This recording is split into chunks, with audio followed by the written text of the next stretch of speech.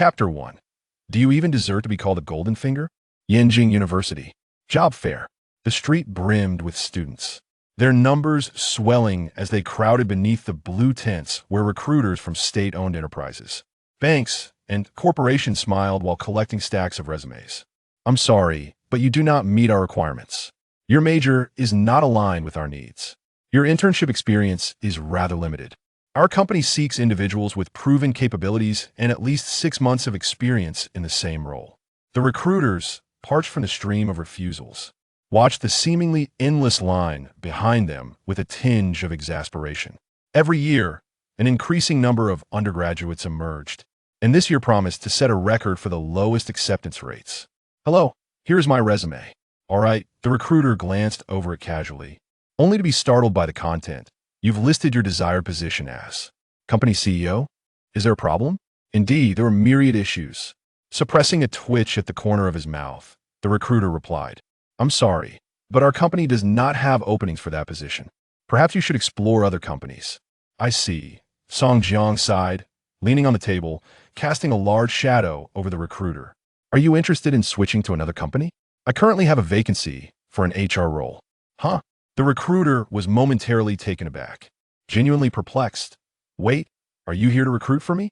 Correct. Full marks for comprehension. The recruiter was at a loss, unsure whether to be annoyed or amused, and waved his hand dismissively. This is not a place for games. I am rather busy. I am not joking. You really should consider switching companies. My benefits are excellent. Student. The recruiter's expression turned serious. Please do not disrupt the recruitment process. Next, please hand in your resume. Escorted out of the line, Song Jiang wandered away with his thin resume, bewildered. System. Perhaps we should abandon this company. Please, host, expedite the search for employees. Are you truly not considering switching hosts? Please, host, expedite the search for employees. Fine. Is it not permissible for me to search? Song Jiang chuckled in frustration, recalling 3 days prior when the grand entrepreneur system made its dazzling entrance. He had anticipated a swift ascent to the pinnacle of success. Yet, the screen was filled with a plethora of stipulations. Only one clause was tied to his income. Formula for calculating the salary of an enterprise founder, total employee salaries, *1 profit from the enterprise, *1. What does 1 signify? If they earn 5,000, I earn 50. This exploitation eclipses even the harshest of ancient practices. Do you even deserve to be called a golden finger? The system could not endure such an affront and responded with confidence. The system will provide operational funds for the enterprise, covering rent, employee expenses, benefits, construction costs, production costs, and 321 other expenditures. Enterprise funds are exclusively for business development and cannot be used for personal investments, misappropriation, money laundering, or any of the 87 other prohibited expenditures. As the enterprise founder, the system will offer you a free perspective to discern exceptional talent, categorized by ability from 1 to 5 stars. High-star talents will contribute significantly to your enterprise. Please, host, expedite the search for your first employee. The official journey begins now. As the voice resonated in his mind, Song Jiang exhaled deeply. Regardless of his inner grievances, the system's emergence undoubtedly provided him with a newfound sense of assurance. Now, how might he entice a naive, good-hearted individual to join his company? Song Jiang pondered. They all have stalls. Should I have one too? Upon uttering those words, a faint glimmer sparked in his eyes. Actions speak louder than words. He immediately commenced his search for a target. The streets flanked by countless blue tents housed several companies that had either withdrawn or were seeking to attract attention. These businesses, either diminutive in size or awaiting a bidding war, had become unexpectedly available to Song Jiang. Finding a corner stall, Song Jiang sat down earnestly, surveying the empty table before placing his resume at the center. It still appeared somewhat meager. He borrowed some paper and pens from the neighboring stall, along with a promotional brochure. Under the bemused gaze of the neighboring female vendor, Song Jiang meticulously arranged his materials. And indeed, the booth began to resemble something substantial. Excellent. Let the recruitment commence. True to the nature of a seller's market, students soon approached, inquiring about the positions available. All positions available. We have everything. weekends off, and legal working hours. What is the scale of the company? We are a startup. The moment those words escaped his lips, the expressions of the students shifted, revealing polite smiles as they promptly reclaimed their resumes. I'm sorry, but I have other commitments. Wait. Song Jiang raised his hand, helplessly watching their determined retreat. He continued the same routine, and upon mentioning the company's scale, prospective candidates displayed disdainful expressions. Some went so far as to mock. What sort of fly-by-night company is trying to recruit at Yanda? Senior, I advise you to leave as soon as possible. This place will fold eventually. Are you the only one here recruiting? How pitiful. Even those who expressed concern for Song Jiang offered sincere suggestions that felt like daggers aimed at him. 2 hours later, Song Jiang's gaze grew unfocused. Didn't they say finding a job is difficult? Finding employees is even harder. Amidst his frustration, the sun neared its descent, casting shadows over the clouds. The recruitment booths along the street began to dismantle, leaving behind only undesirable positions. Unappealing even to students who planned to cast their nets wide in hopes of better luck. Seated at his post, Song Jiang's head drooped. Hello, are you hiring here? A deep voice interrupted, as a middle-aged man in a suit tightened his grip on his resume, embodying an air of awkwardness.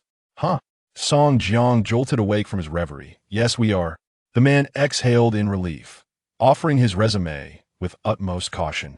Here, please take a look. The glossy paper was handed over, and Song Jiang took it, glancing over it before shifting his gaze to the middle-aged man. A sense of despair washed over the man as he sensed the recruiter's discontent. It seemed this recruitment officer was not impressed with him. At that moment, Song Jiang began scanning attributes. Name, Zhao Mingxian. Age, 38. Star rating, 2 stars. Traits, workhorse, master of time management. Skills, reporting level 1, management level 6, coordination level 3, sales level 3, 8. 2-star character. Quite rare. Yet, workhorse. Song Jiang squinted, catching sight of the detailed description. Workhorse. The owner of this trait will voluntarily take on more work and dedicate personal time to complete tasks. Such diligence truly exists. Master of time management. The owner of this trait possesses a keen awareness of time allocation, enabling better task distribution and timely completion. Goodness. These 2 traits together are formidable. Song Jiang could not help but regard him with a tinge of sympathy. Brother, life must be tough for you. Zhao Mingxian, enveloped in an inexplicable gaze, felt increasingly despondent. It appeared this encounter would also. How much do you want? Zhao Mingxian was taken aback. Just give me a number. Song Jiang crossed his arms, exuding confidence. Zhao Mingxian swallowed hard. Aren't you going to ask me what position I'm applying for? Oh, well said. Brother, what position are you applying for? Why does it feel like the person across from me is rather unreliable? Zhao Mingxian felt a moment of hesitation within, yet having faced rejection for an entire afternoon, he recognized the rarity of any opportunity. Taking a deep breath, he endeavored to present himself persuasively. I wish to apply for the position of sales director. I have served as a sales director in my previous company for 5 years, accumulating a wealth of experience. I have led a team. Excellent. Song Jiang exclaimed with a hearty clap.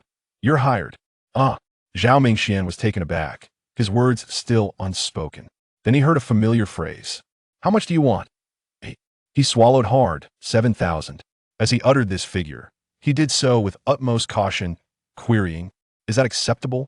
Despite his previous salary of 8,000 before being let go, he had anticipated securing a higher position, only to be harshly awakened by reality. At 38, he no longer had the luxury of being selective. Song Jiang furrowed his brow. 7,000? 70? Zhao Mingxian scrutinized the expression of the other person and offered a wry smile. Indeed, was it too high? The individual across from him appeared to be from a small startup, just as he suspected. Are you begging for alms? Is 10,000 sufficient? Is 10,000 sufficient? Zhao Mingxian nearly thought he had misheard. How much? He watched as the young man continued to extend his fingers, patiently calculating for him. At your age, you should be married. Most people at this stage have children, and your parents are likely approaching retirement. With dependents above and below, how will 7,000 suffice? Add 1,000 for your family. You need to cover tuition for your child. Another 1,000 for your parents. How old are they? It's time they enjoyed life. And another 1,000, Song Jiang raised his head. Besides sustenance and work, you ought to have some surplus for a hobby. Don't you agree? Don't you agree? That simple phrase nearly brought this seasoned man to tears. Before he could discreetly wipe away the moisture from his eyes, the young man before him snapped his fingers. Therefore, Mr. Zhao, your salary will be 10,000 plus performance bonuses and commissions. Accompanied by the crisp sound, a line of text appeared on the screen before him. Application reasonable. Approval granted. Zhao Mingxuan salary updated to 10,000. Congratulations on hiring your first employee. Company funds unlocked. Company panel unlocked. Employee panel unlocked. Please name your enterprise. Mr. Zhao, welcome aboard. Song Jiang paused. Tengsheng, your enterprise has been updated to Tengsheng Enterprises. Chapter 2. Registering a company tomorrow at 8 o'clock. We shall gather here. Having confirmed the employment relationship, Song Jiang waved cheerfully while Zhao Mingxian, in a daze, nodded and drifted away like a dream. Thus, I had successfully secured the position. A salary of 10,000. This was something he had never dared to even contemplate before, yet it was undeniably happening to him. It was only on his way back to his dilapidated and cramped rental apartment that Zhao Mingxian regained his composure. At that moment, his phone vibrated. It was a message from the colleague group of his previous company. Damn it, I am truly exasperated. That newly appointed CEO's nephew knows nothing yet insists on directing everything. When problems arise, I am the one who gets blamed. Get lost. Sigh. One must get accustomed to such nonsense. After all, leadership is utterly disappointing. Every year they pressure us with performance metrics, yet the workload remains unchanged. Bah. Just this morning, they spoke of shared hardships, as if they were sharing the wealth with me when profits roll in. Amidst the barrage of complaints, Zhao Mingxian could sense their irritable emotions. Most had vented their frustrations, only to return to work the next day, holding their noses. He had once been among them until he was laid off. By the way, Zhao Gu was previously dismissed. Has he found new employment yet? I would love to join him. Being bossed around by that dimwit is driving me up the wall. Jobs are not easy to come by nowadays. Indeed, it's tough for everyone. In the midst of this sentiment, Zhao Mingxian could no longer contain himself and declared, I found a job. Upon hearing this, those who knew him erupted with excitement. You finally surfaced. Zhao Gu, what job is it? As expected of Zhao Gu, you were snatched up by a company so quickly. Amidst the envious remarks, a faint smile graced Zhao Mingxuan's face until someone inquired, which company is it? Tengsheng. Tengsheng? I haven't heard of it. Someone swiftly searched it on Baidu but found nothing, then turned to a specialized app for corporate inquiries, only to receive the final result. No such company found. Zhao Gu, you haven't been scammed, have you? Someone hurriedly shared a screenshot. Did you sign a contract? Zhao Mingxian hesitated. No. Then you've definitely encountered a scammer. Even the official search yields no results for this company. Be careful, Zhao Gu. There are all sorts of scams out there nowadays. Yes. Amidst the numerous well-meaning warnings, Zhao Mingxian held his phone, lost in contemplation. Have I been deceived? The youthful voice echoed in his mind, eventually morphing into a bitter smile. What company would hire so casually? They must be toying with me. Family, nurturing hobbies? Just sweet talk. He silently exited the group chat and began refreshing the job recruitment app repeatedly. The next day, the alarm clock rang promptly at 7 o'clock. He instinctively arose, freshened up, and gazed at his relatively presentable reflection in the mirror. Today, I must secure a position. Bolstering his resolve, he set off towards Tengsheng University, where the job fair was to continue for 3 full days, with today being the final opportunity. If he could not find anything, he would have to try his luck. In the youthful crowd, a mature figure swiftly blended in. The interviewer cast a peculiar glance his way and remarked, You are also a student, yet you appear quite mature. Zhao Mingxian had been smiling for over 30 years, yet when he sought to inquire further, the interviewer's expression turned frigid. We do not hire individuals in their 30s. What business do you have competing with recent graduates in the job market? Apologies escaped Zhao Mingxuan's lips as he managed a stiff smile before turning away in despair. He continued to queue, only to face rejection once more. The prior company's layoffs were attributed to optimization? Surely, there must have been shortcomings on your part. A sales director? You hardly present the eloquent demeanor suitable for such a role. Regrettably, I do not believe you are fit for this position. We exclusively recruit fresh graduates. A cacophony of similar phrases echoed around him, each one a reminder of his plight. As Zhao Mingxian turned down the street, He unknowingly passed the same corner again, where yesterday's seemingly indifferent stall now attracted a long line of eager applicants. An exhilarating impulse drove him forward, only to be met with a notice board proclaiming, "Red Dust Visuals." Was this not Tengsheng? What Tengsheng? The recruitment officer from Red Dust Visuals appeared perplexed. "This stall belongs to us. By the way, are you here to apply? We are in dire need of sales personnel." "No, thank you." Zhao Mingxuan's clarity was chilling as he turned away without hesitation. There are no free lunches in this world. At that moment, a hand suddenly landed on his shoulder, producing a crisp sound. "I wondered where you had gone. Here you are." Song Jiang smiled at the bewildered Zhao Mingxian. "You are late, Mr. Zhao." Zhao Mingxuan's pupils widened in surprise. "Tengsheng?" "Indeed." Song Jiang raised his arm to display the watch on his wrist, indicating that they were running a bit behind schedule. "Prepare yourself. We have work today." "What?" Zhao Mingxian was momentarily stunned as the man pulled him forward. By the time he regained his senses, he was already seated in a taxi. Song Jiang lounged back, casually observing the navigation. "Driver, as a local, please do not take detours. Go straight to the Industrial and Commercial Bureau." "Sure thing." Amidst the flowing stream of vehicles and the traffic lights flashing behind them, half an hour later, Song Jiang and Zhao Mingxian stood before the entrance of the bureau. "What are we doing here?" Zhao Mingxian finally voiced his first question. "Registering a company." "What?" Song Jiang turned to him. "And then we will sign your employment contract." "What?" Zhao Mingxuan's pupils constricted, his posture stiffening. "You are not a fraud, are you?" Song Jiang paused, then burst into laughter. "Ha! I knew you would be late this morning."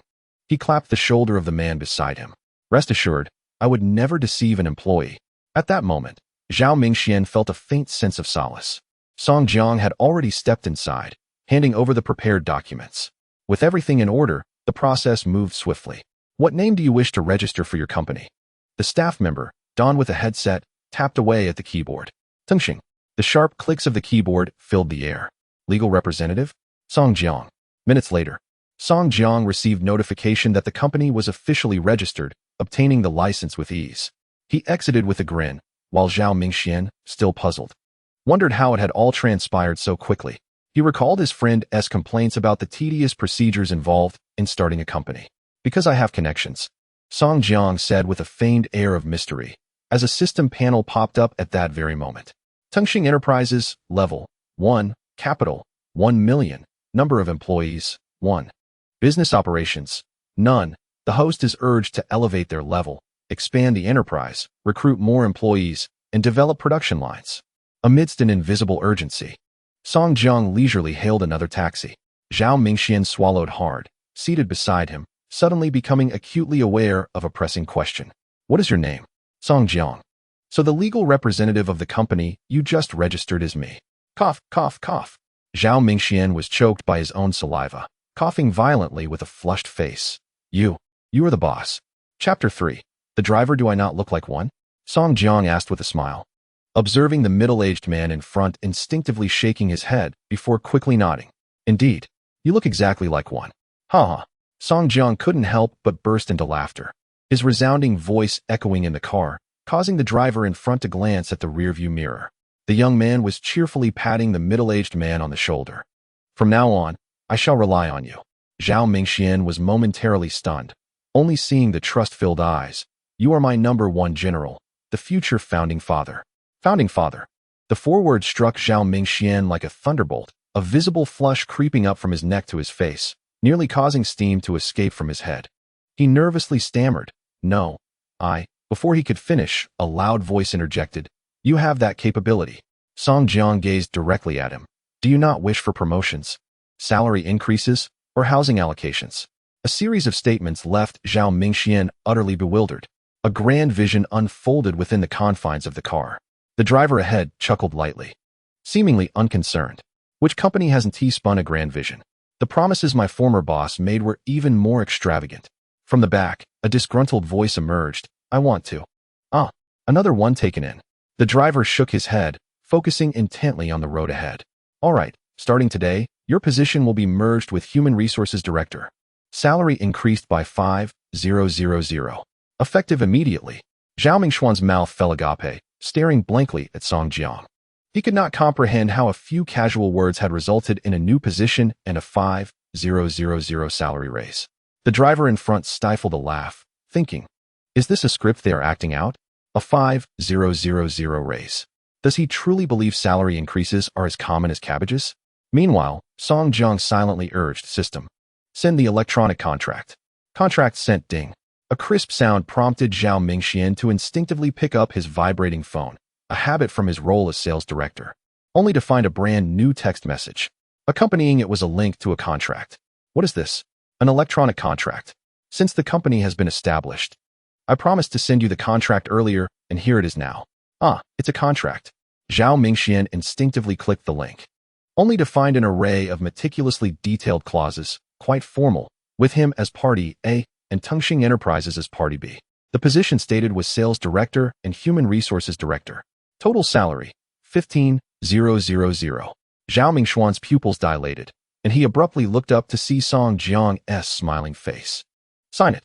With trembling hands, Zhao Mingxian carefully inscribed his name. Do not forget to write down the bank card number, Song Jiang reminded, observing the middle-aged man before him as he deftly entered a string of digits into his phone. Impressive memory, indeed. He can even recall his bank card number. At the instant he clicked submit, the system approved his request instantaneously. Simultaneously, a transfer was accurately made to the account. Your account has been credited with 15,000 yuan. A crisp female voice announced, plunging the car into silence. Zhao Mingxian stared vacantly at the text message that popped up on his phone. What is this? My first salary. He stammered, taking a deep breath. Is it really sent this early? Normally, salaries are disbursed on the 15th of the following month, and in lesser companies, it might be delayed until the 25th, dragging on for an entire month. At Tengsheng, however, a tradition prevailed where every new employee received their first month's salary promptly, with subsequent payments also being made on the same day without fail. Of course, when your salary is disbursed, mine will be as well. Song Jiang cast a glance at his own silent message. Your account has been credited with 150 yuan. Damn. After cursing the system's ancestors in frustration, Song Jiang managed to regain his composure. Just you wait. I will eventually reap 1,000,000, with 15,000 for one, and recruiting 65 more employees. I too shall join the ranks of high-income individuals earning over 10,000 a month. Setting a modest personal goal, Song Jiang confidently declared, as a startup, the pressure on you as the Human Resources Director must be considerable. After we return to Yanda, let us recruit a few more employees. The more, the merrier. Just as Zhao Mingxian was about to nod solemnly in agreement, the car suddenly came to a halt, causing Song Jiang to lurch forward due to inertia. Fortunately, Zhao Mingxian reacted quickly, grabbing him. What happened? Both men, still shaken, turned to see the driver, who appeared somewhat embarrassed, leaning forward. Is Tengsheng still hiring? What? Song Jiang and Zhao Mingxian exclaimed in unison, witnessing the man with a small mustache grin. Actually, my driving skills are quite exceptional. Do you need a driver? The two exchanged glances, replying in unison again. Naturally, we need one. No, we don't. Zhao Mingxian hesitated momentarily before quickly correcting himself. Yes, we do. The driver's eyes brightened at once, and he instinctively rubbed his hands together. So, what salary can I expect? Zhao Mingxian scrutinized him intently, instantly adopting the persona of the Human Resources Director, ready to negotiate the salary down. 6,000 with weekends off. Can you drive a bus? A clear voice chimed in from the side, prompting Zhao Mingxian to quietly remind. With more bosses around, these drivers have it easy, working only a bit in the morning and a bit in the afternoon. Offering 4,000 would be quite generous. No worries. You don't need to skimp on my behalf, Song Jiang replied, a smirk playing on his lips as he observed the driver, who appeared both interested and hesitant. He then intensified his tone. 6,000 specifically pertains to the driver position. However, if you possess additional skills, that can be discussed further. What does that mean? The driver blinked. Somewhat suspicious. Our company employs a cumulative system. The more responsibilities you can handle, the higher your salary will be. Song Jiang cited an example, referring to the founding figure Zhao Mingxian. 15,000. The master paused momentarily. What is his position? Sales Director. Sales Director. The master widened his eyes in disbelief. Him? Zhao Mingxuan's expression darkened. What do you mean, him? Am I not capable? I have been diligent and exemplary in my previous company. The master scoffed, with that gullible appearance. How could he possibly be in sales? If he could, I would be the boss myself. You think he is unworthy? Of course. The master exclaimed, raising his head. If he can earn 15,000, then give me that amount. I assure you, I would perform far better. Then I'll give you 15,000, Song Jiang replied decisively. Fixing his gaze on the middle-aged man with a small tuft of beard. Prove to me why you deserve this salary. The master hesitated momentarily. You're not pulling my leg, are you? Provide your card number, and I'll transfer the money. The man's eyes sharpened as he regarded the audacious young man. Is this for real? He quickly pondered the situation. Chapter 4. The strategy? To dare to offer such a sum, one must either be well-established or quite foolish. Regardless of which, he would neither lose nor gain by participating. All right, 75423, Song Jiang stated plainly, taking out his phone to transfer the funds. Name, Huang Bowen. What if he takes the money and doesn't work? Zhao Mingxian anxiously interjected, eager to counsel Song Jiang against potential folly. What if it turns out to be a wild goose chase? Besides, we haven't even seen what he is capable of. How can we justify such a high salary? Amidst his frantic thoughts, Huang Bowen observed a message pop up on his phone and smiled broadly. Done. I won't waste time with you. He turned and ignited the ignition, pressing the accelerator. With a whoosh, the taxi surged forward. Song Jiang quickly grasped the handle beside him. They heard Huang Bohan's voice ahead, reassuringly chattering, rest assured, once your money is in, my work will be impeccable. You need not worry about anything else. No one knows this city better than I do. I can name a dozen prominent business owners in Tengsheng without breaking a sweat. As he spun the steering wheel, his eyes gleamed. On the streets, they call me the go-to informant. Bragging. Zhao Mingxian retorted, skeptical. What does a driver really understand? Song Jiang, sitting beside him, chuckled. I can accomplish far more than you can. Huang Bohan dismissed him disdainfully. You as a sales director? It'd be a miracle if you don't get devoured whole. Zhao Mingxian scoffed. I won't suffer any losses. I can lead a team, can you? I can present data to persuade customers, can you? I can memorize every product attribute. Can you? His elevated tone was deliberately directed at Song Jiang, as he aimed to assert his worth of 15,000. Huang Bohan glanced at him through the rearview mirror. This individual did not appear entirely foolish. Yet, he still retorted, what you claim is something any ordinary person could memorize with a little effort. You, Zhao Mingxian exclaimed, flustered. Song Jiang patted his shoulder reassuringly. No worries. It's just a salary of 15,000. If he proves unworthy, it simply means I misjudged. I can afford to lose this amount. With a voice brimming with confidence, Song Jiang radiated an exuberance that was rarely seen among others. The two individuals couldn't help but gaze at him, their eyes reflecting a sense of yearning and nostalgia, reminiscent of their own once vibrant selves, who believed that nothing was insurmountable. However, life had ultimately worn them down to an unrecognizable state. The quarrel within the car gradually subsided as the swiftly moving vehicle arrived in Tengsheng. After parking, Huang Bohan requested Song Jiang's phone number, indicating that he should call directly if anything arose. Meanwhile, Zhao Mingxian had already opened the car door, intending to swiftly circle around to the other side and open the door for Song Jiang, only to find that Song Jiang had already exited the vehicle. Slightly disappointed by the missed opportunity for flattery, Zhao Mingxian approached him closely. Boss, are we heading to the recruitment event next? Indeed. Zhao Mingxian instinctively rubbed his hands together. Where is our company's booth? Song Jiang fell silent, letting out a sigh. He had intended to maintain a better image. But with so many unforeseen circumstances, it was necessary for Zhao Mingxian to accompany him. Zhao Mingxian nodded eagerly, following closely behind. After several turns, they quickly arrived at the recruitment fair.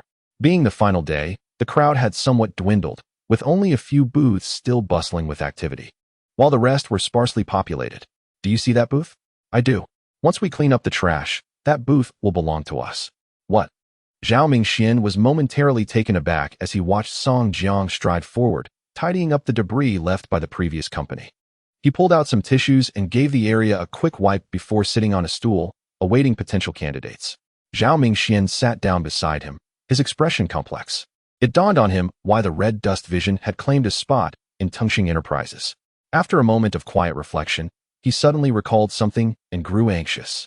Boss, what positions are we looking to fill? Being a first-time human resources director, he was unfamiliar with the process and felt the pressure of needing to prepare materials in advance. Anyone willing to come? Song Jiang looked at Zhao Mingxian's perplexed expression and reaffirmed, our company has numerous vacancies. Everyone who interviews will be considered. Zhao Mingxian hesitated. As for salaries, let's be a bit more generous. Don't try to save costs on my behalf. Zhao Mingxian paused again, thinking. Even if the boss is a wealthy heir, can we really afford to operate this way? Is such a company sustainable in the long run? No. Suddenly, a fire ignited within him. The boss was young and perhaps lacked experience, but he was different. He felt the weight of responsibility on his shoulders. As the sales director and human resources director, he must ensure stringent standards. Boss, rest assured, I will absolutely recruit outstanding employees. Zhao Mingxian spoke earnestly, his face serious. All right. Song Jiang felt somewhat stiff, observing the suddenly invigorated Zhao Mingxian, whose determined gaze swept over the passing crowd. Although he was unsure of the reason behind Zhao Mingxian's newfound zeal, he felt reassured in trusting the task to him. Simultaneously, people began to approach, inquiring about positions. And Zhao Mingxian handled the interactions with ease. Could I see your resume? What prompted you to consider this position in your field? I apologize, but as a startup company, we may not meet your salary expectations. I'm sorry, dear student. You deserve to work for a more prestigious company. As Zhao Mingxian gazed at the resumes he had collected, a sense of disappointment washed over him as he recalled the many candidates he had turned away, their repetitive chatter echoing in his mind. Among the final batch of job seekers, most boasted conventional academic backgrounds, accompanied by a near absence of practical experience, leaving little to distinguish them. Boss, Song Jiang, startled awake by the voice, looked up to find Zhao Mingxian's serious countenance before him. The quality of these students is dismal. If we were to recruit them and then train them, it would be more prudent to hire experienced employees directly. He inhaled deeply, pondering another pressing question. What exactly does our company do? What does our company do? A simple query, yet Song Jiang's gaze wandered. Perhaps we sell something? Maybe? Zhao Mingxian's tone grew grave. Are you implying that you have yet to determine the industry direction? A bead of cold sweat trickled down Song Jiang's forehead. You can relax a bit. Tengsheng is focused on diversification, which may encompass various sectors. Upon hearing this, Zhao Mingxian's tense posture eased slightly, although his eyes remained keenly alert. Do you have any plans in place? Plans? Does exploiting system loopholes count? Song Jiang's mind raced as he sought to devise a response, his thoughts darting to the neighboring company recruiting welders. In an instant, inspiration struck. Do you know why our company is named Tengsheng? Zhao Mingxian hesitated, then shook his head, only to be met with a resolute voice. Tengsheng. The Teng represents this thriving market. Chapter 5. Is there such a feature? Our mission is not to deliver hollow promises, but to integrate our services into every aspect of daily life, providing tangible benefits to citizens, conquering them with our products, and ensuring that all feel fortunate to be part of our enterprise. Song Jiang paused, observing the increasingly bewildered expression on Zhao Mingxian's face. Taking a deep breath, he refrained from further trivialities. In essence, we profit where others dare not. We innovate where others fear to tread. We offer benefits that others shy away from. We grant leave that others withhold. Do you understand? I understand. Zhao Mingxian's eyes sparkled with clarity, a single thought resonating in his mind. Bodhisattva? However, boss, doesn't this seem unwise? Unwise? Song Jiang scoffed with a dismissive smile. My salary is fixed. No matter the losses, they won't affect me. He patted Zhao Mingxian on the shoulder. Old Zhao, although I was gaming just now, I was also keeping an eye on your side. When it comes to recruitment, don't be too demanding. Finding the right fit is sufficient. He paused for emphasis. Though university students may seem foolish, they adapt quickly. But no buts. Allow me to set an example. As he spoke, Song Jiang turned and waved to a male student not far away. The innocent-looking male student glanced around, ensuring the gesture was indeed directed at him. Me? Yes. You. The young man quickly jogged over, while Zhao Mingxian observed the situation with a complex expression as he watched his boss beckon the newcomer. What is your major? Business administration. A soft major. Is it? Indeed. I was foolish to choose this useless field.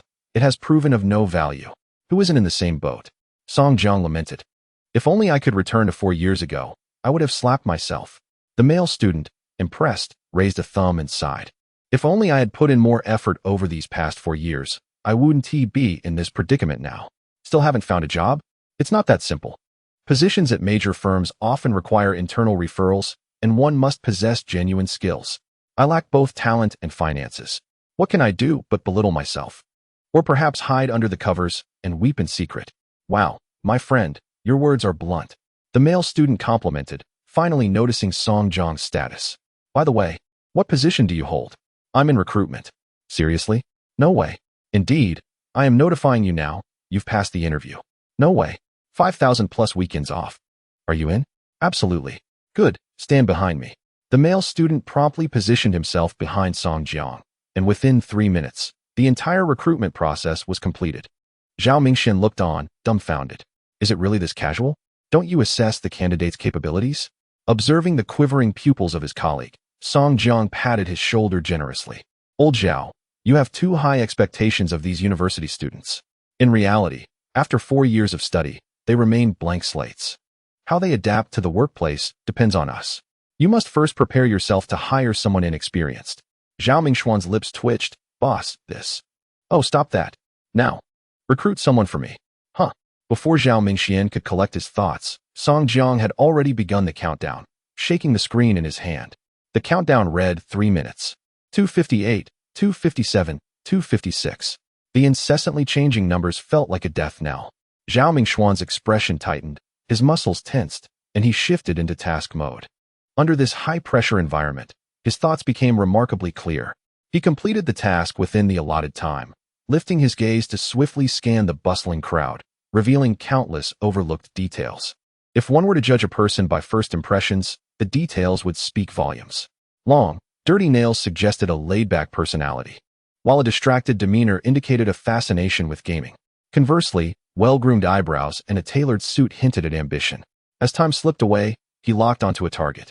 Before making his move, he cast one last glance at the countdown. 0:36. In the final 30 seconds, Zhao Mingxian, with a stern expression, launched into action. Song Jiang followed closely behind, observing as he approached a bespectacled female student.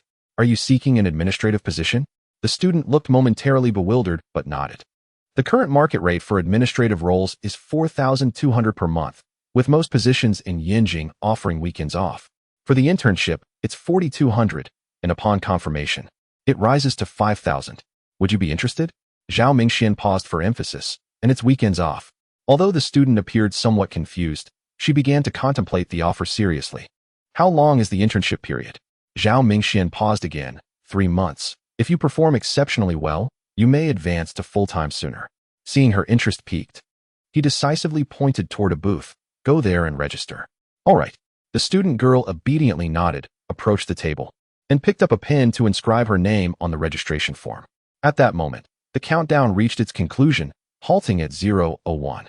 Song Jiang observed Zhao Mingxian, who exhaled in relief and revealed a smile, lost in contemplation as he stroked his chin. Was this individual truly fond of thriving in high-pressure environments? It seemed his efficiency had surged dramatically just moments ago. At that instant, Song Jiang recalled the employee summoning panel.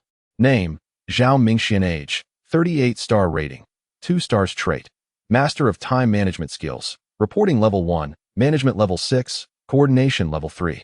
Sales Level 3 Master of Time Management? Could this be related to his trait? While he pondered this, Song Jiang heard a voice calling out. Boss, my salary is 5,000. With an internship wage of 4,200. Is that acceptable? Zhao Mingxuan's expression was tense, as this remuneration was indeed above market standards. That works. Even a bit higher is no issue. Song Jiang understood the concerns weighing on the man and reassuringly patted his shoulder. I have said that I shall provide what others dare not. This nonchalant statement resonated like a celestial melody in the ears of the 3 listeners. Money is akin to a paternal figure. The newly joined student girl sparkled with delight in her eyes and quietly inquired, Can my salary increase? Perform well, and it shall rise. All right, thank you. The student girl, eyes shimmering with anticipation, felt as though she had already tasted the sweetness of her reward. Meanwhile, Zhao Mingxian began to worry whether the company could sustain itself under such conditions or risk collapsing within months. At that moment, Song Jiang, meanwhile, scanned the newly acquired bargain employees.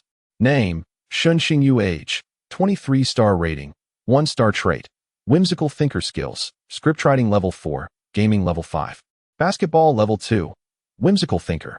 Those possessing this trait have erratic thoughts and can conceive ideas that others might overlook. Another individual was name, Zhang. Age, 23-star rating, 1-star trait, star chaser skills, WPS Level 5. Editing Level 5. Star Chaser.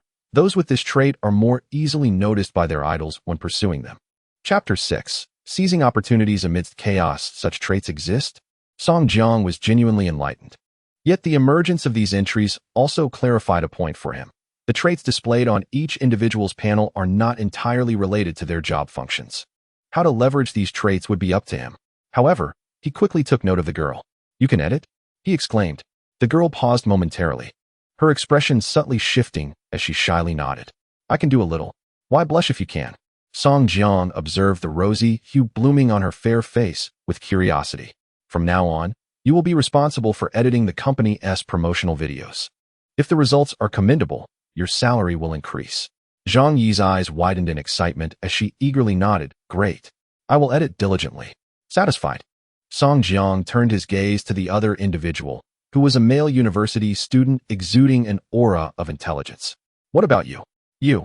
He regarded the overly entertainment-focused skills and traits of the young man. You can take it easy for now." "Huh." Shun Xingyu opened his mouth wide. "Is this the kind of idleness I am thinking of?" "Just as you imagined." As the words fell, Song Jiang settled into a chair, crossing his legs. "Do you play video games? Let us form a team." "Of course. Come on." Shun Xingyu quickly responded, comfortably pulling a chair beside him. Seeing this, Zhang Yi also dragged a chair over, watching the two men engrossed in their game. Only Zhao Mingxian remained, observing the young men with their heads close together, suddenly feeling a wave of fatigue. Am I getting old? Am I falling behind the times? Shouldn't the early days of a startup be the most stressful? Why is everyone so relaxed? In his reflection, he turned to gaze at the sparse crowd. It was nearing dusk. Most had returned to their dormitories, leaving only a few misfits still seeking a company to embrace them. Sighing, Zhao Mingxian was filled with concerns for Tengsheng's future as he continued to wait for interviewees. Despite lowering his standards, inquiries remained scarce. Meanwhile, Song Jiang, buoyed by his ongoing success, gazed at the 5 consecutive victories, feeling a sense of loss. Level 5 skills are surprisingly potent. Estimating the strength of the skills, Song Jiang mentally tagged the system. "Last night, you mentioned the upgrade conditions. Could you remind me?" 12 upgrade requirements. Company employees must reach 10, 510, possess a company premises 01, initiate a business activity 01. The employee count is manageable, but securing a premises and launching a business activity poses challenges. Let us start with the simpler tasks. Lao Zhao, Shun Xingyu, Zhang Yi. The 3 individuals named turned their attention to Song Jiang, who paused, glancing at the dimming sky. "That's enough for today. Let us head to the copy shop to finalize a contract, and I'll show you the company tomorrow." "Great. A company?" Zhao Mingxian perked up, still unaware of what the company looked like. Was it in an office building or a residential one? With anticipation, Shun Xingyu and Zhang Yi reviewed the contract and promptly signed it. Their roles were clearly defined. Shun Xingyu, tester; Zhang Yi, editor. As the day drew to a close, the 4 bid farewell at the school gate, with Zhao Mingxian stepping out and waving back. Only the 3 at the gate remained, exchanging puzzled glances. "Why aren't you leaving?" "Why should I?" Song Jiang retorted. "Aren't you going home?" Zhang Yi asked softly. "I'm your classmate." "Classmate?" Shun Xingyu was taken aback, exclaiming, "No way. You just graduated too." Home. "No way. Brother, you should have said so earlier. In the future, we'll be dining together as colleagues." Shun Xingyu grinned, knowing that building relationships in a new company is paramount. Zhang Yi, being a girl, maintained a respectful distance. Clearly, only Song Jiang, who graduated alongside them, remained. "By the way, brother, enlighten me about our company, will you?" Shun Xingyu eagerly queried. "The department heads aren't intimidating, right? They won't be working us to the bone, will they?" "Not at all. Tengsheng promotes a no-overtime culture." "That's a relief," Shun Xingyu sighed, wrapping an arm around Song Jiang's shoulder. "We're colleagues now. What is your position?" "My position?" Song Jiang's expression was subtle. Indeed, it seemed he had not uttered a word. He gazed at the oblivious and candid Shun Xingyu, pondering for a moment before teasingly remarking, "Tomorrow, you shall meet the CEO of Tengsheng." "What is our CEO like?" Shun inquired. Song Jiang paused, responding earnestly, "Rather handsome." "Handsome indeed?" Zhang Yi's eyes sparkled, her imagination already taking flight. The 3 bid farewell swiftly, parting ways along the campus path. Beneath the streetlights, the warm glow illuminated the gravel road as Song Jiang strolled with his hands in his pockets. In moments of tranquility, contemplation flourished. Presently, it appeared that a level 5 skill was already formidable, sufficiently categorized within the realm of expertise. Zhao Mingxian managed at level 6. Yet his sales prowess was merely at level 3. Previously, he had served as the sales director. This realization troubled Song Jiang. From a skills perspective, it was abundantly clear that Zhao Mingxian was ill-suited for the role of sales director. However, this aspect required further testing. One could not merely take the attributes at face value. Gaining entry into the company was no easy feat with his thoughts finally organized. Song Jiang opened the door to his dormitory, surveying the empty beds of his 3 roommates. Were it not for family wealth or early entrance into examinations, the remaining workers had already departed the previous week. Here I remained, a mere employee with a meager salary, burdened with the responsibilities of a faux boss. What a true corporate drone. One day, I shall reclaim all that you owe me. With a heavy heart, Song Jiang slowly drifted into slumber. The following day, Song Jiang awoke early, making a call to Bao to inquire about Huang Bohan. A mere 10 minutes later, a taxi halted at the campus gate, where Huang Bohan, smoking a cigarette, quickly extinguished it upon noticing Song Jiang's approach, simultaneously opening the door. Once Song Jiang fastened his seatbelt, Huang Bohan pressed the accelerator, the force thrusting Song Jiang back into his seat. Where to? Huang inquired. Struggling to sit upright, Song Jiang asked, are there any affordable venues for rent? Perhaps a company with old equipment? You certainly pose a challenge from the outset. Huang Bohan exhaled, responding straightforwardly, yes. Oh, Song Jiang was taken aback. I was merely asking casually, and there truly is? You are fortunate. A few days ago, I spoke with a man who mentioned it. The factory owner fled abroad with his mistress, leaving behind a mess. The manager has vanished, and only a few old employees remain. This factory produces mattresses, though they are unsold. Now, there's a surplus of goods. Huang Bohan paused, adding, what? Are you looking to take advantage of the situation?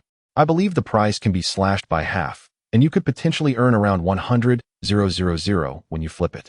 The more Song Jiang listened, the more uneasy he became. Really, what was your previous occupation? Sales champion. Chapter 7. I buy employee. Song Jiang widened his eyes, swiftly scanning ahead. To this day, he remained unaware of Huang Bohan's attributes. Name: Huang Bohan. Age: 34-star rating, 4 stars. Traits: observant and perceptive, numerically astute. Skills: sales level 6, driving level 5, drinking level 5, guitar level 3, eavesdropping level 8. Wow. A golden legend. Observing the surroundings. The possessor of this trait can perceive more information and notice subtle details. Listening intently. The holder of this characteristic can discern more messages from spoken words, organizing and summarizing them into accurate information. Numerical sensitivity. The individual endowed with this trait possesses a clearer understanding and memory of numbers. Along with these 3 attributes, there are salesmanship at level 7 and eavesdropping at level 8. By heavens, what a remarkable person. Song Jiang fixed his gaze on Huang Bohan, whose eyes narrowed slightly as he stared ahead. What's the matter? Don't you believe me? I was quite impressive when I was in sales. I believe. Taking a deep breath, Song Jiang declared with unwavering certainty, I am contemplating whether to increase your salary. Huang Bohan's expression turned peculiar. He glanced at him from the corner of his eye before swiftly returning his attention to the road, steering into a side street. Is this young man out of his mind? While others are eager to cut salaries, he speaks of raises. Even if he is dreaming big, it is rather crude. It sounds utterly implausible. You don't believe me? This time, it was Song Jiang's turn to pose a question. I believe, Huang Bohan responded lightly, clearly insincerely. If this endeavor succeeds, I shall grant you an increase of 1,000. 1,000? Who do you think you are looking down upon? Huang Bohan raised an eyebrow. Can you even handle that batch of goods? Even at a reduced price, it requires a cash flow of 400,000 to 500,000. What I desire is not goods. Not goods. What do you want? Song Jiang smiled, choosing to remain silent, planting a seed of curiosity in the mind of the driving Huang Bohan, who pondered inwardly. Not goods, could it be land? Lost in thought, the taxi had arrived outside a remote factory, where a large yellow dog, tethered by a rope, began barking furiously at the sight of the unfamiliar vehicle. Woof, woof, woof, woof. What is that dog barking about? The people gathered inside the factory exchanged puzzled glances. And soon a tall, slender young man stepped out. He opened the door and saw 2 individuals descending from the taxi. One had disheveled hair, a cigarette pinched between his fingers, and stubble on his chin. The other was tall and handsome, with striking features, particularly his remarkably spirited eyes. Who are you? The slender young man inquired with a hint of caution. Huang Bohan turned to Song Jiang, who stepped forward and decisively patted the young man's shoulder, saying, "You have worked hard." Huh. The slender young man paused, looking bewildered at Song Jiang's words, then bypassed him and walked toward the factory. "Wait, who are you?" The young man hurriedly chased after him, while Song Jiang, with a push of his hand, swung open the unlocked iron gate, allowing sunlight to stream in through the widening gap until it enveloped the entire factory. The workers, who had formed a circle engaged in intense discussion, were taken aback, all turning to gaze at the entrance, where a shadowy figure appeared against the light. Accompanied by a resounding voice, he proclaimed, "I am taking over your factory." Before everyone could comprehend the unfolding events, Song Jiang had already taken the initiative, confidently stepping to the front of the crowd and directly asking, "Who is the person in charge of this factory?" The crowd exchanged glances, and in the absence of knowledge about his background, they quickly pushed forward one individual, the temporary factory manager. The elderly supervisor sighed, "Young lad, our factory is on the brink of closure. If you are in the market for a mattress, we can offer you a considerable discount. Otherwise, you might as well leave. I have no intention of purchasing a mattress." At this, the employees who had gathered began to shake their heads and disperse. Just as they took a step away, the unexpected words caught their ears. "I am here to buy people." "Excuse me? What did he just say?" The employees turned back, bewildered. "Did he just mention buying people?" "You heard correctly. I am indeed looking to buy people." Song Jiang smiled, his eyes curving slightly, and for a moment, the old man felt an uncanny resemblance to a fox. "Buy people?" A wave of astonishment rippled through the crowd. "Are you out of your mind? Buying people is illegal. Is that even possible? Are you trying to make a mockery of us?" Amidst the hostile gazes, Song Jiang laughed heartily, radiating an infectious cheerfulness. "To be precise, I am looking to buy employees."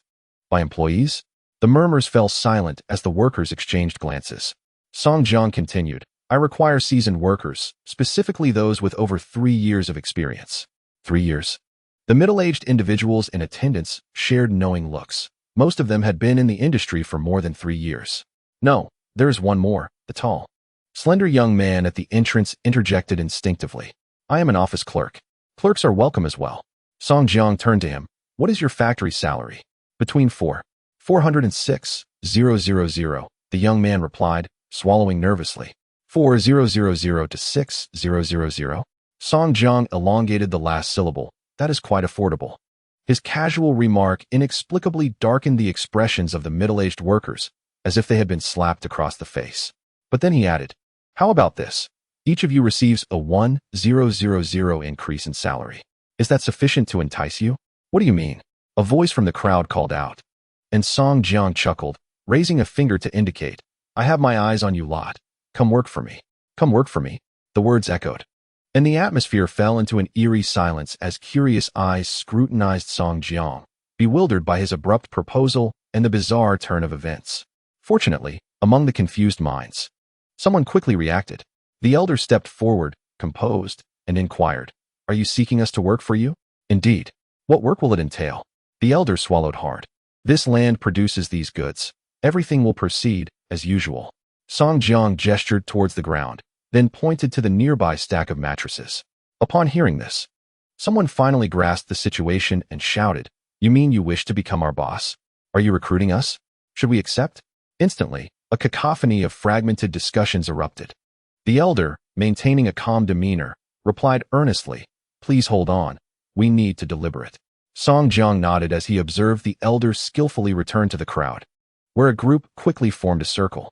"Should we work for him?" "Absolutely, of course. Besides, our salary would increase by 1,000.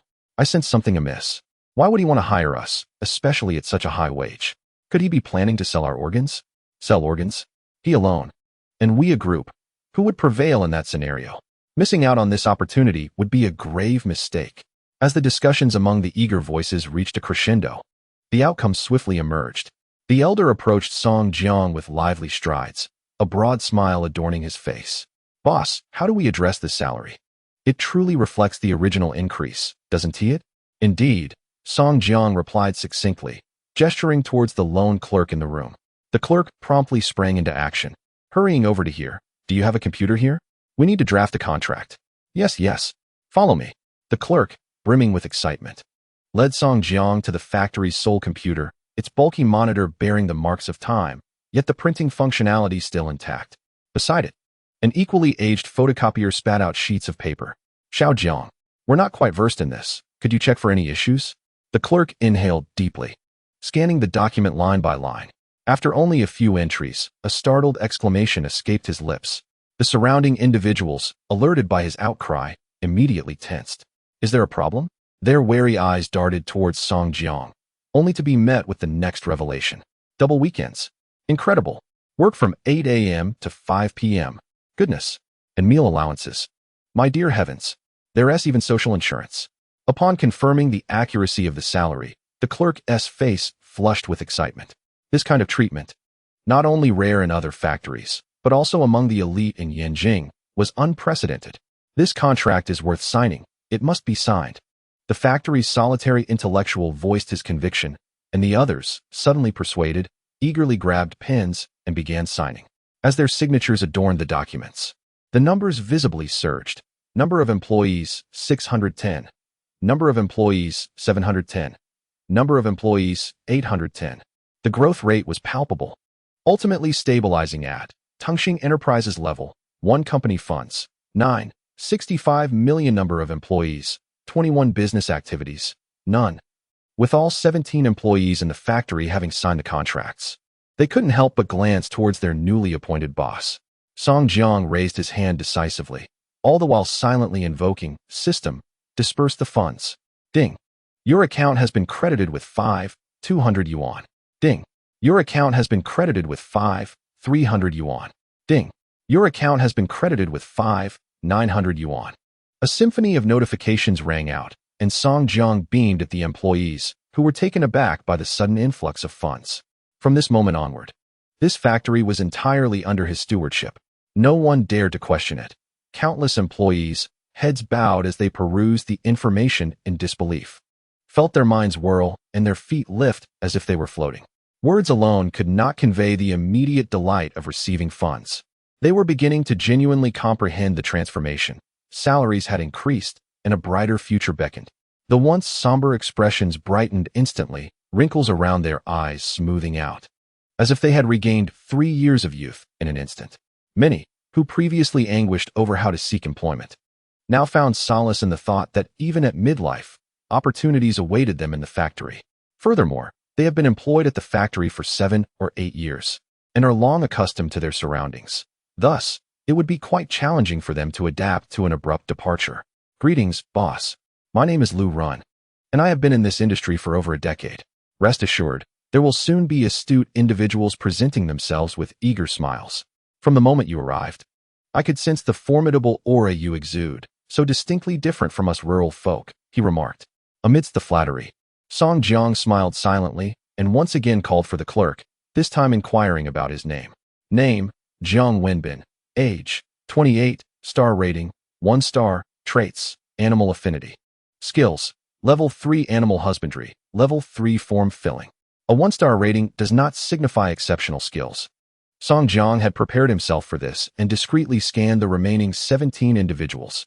Regrettably, the majority were also 1 star. Only a rare few boasted a 2-star rating, with traits such as focus. Individuals possessing this trait exhibit greater concentration in their tasks than the average person, and chess expert. Those endowed with this trait possess an exceptional capacity for strategic thinking in chess. These 2 traits corresponded to a 2-star rating.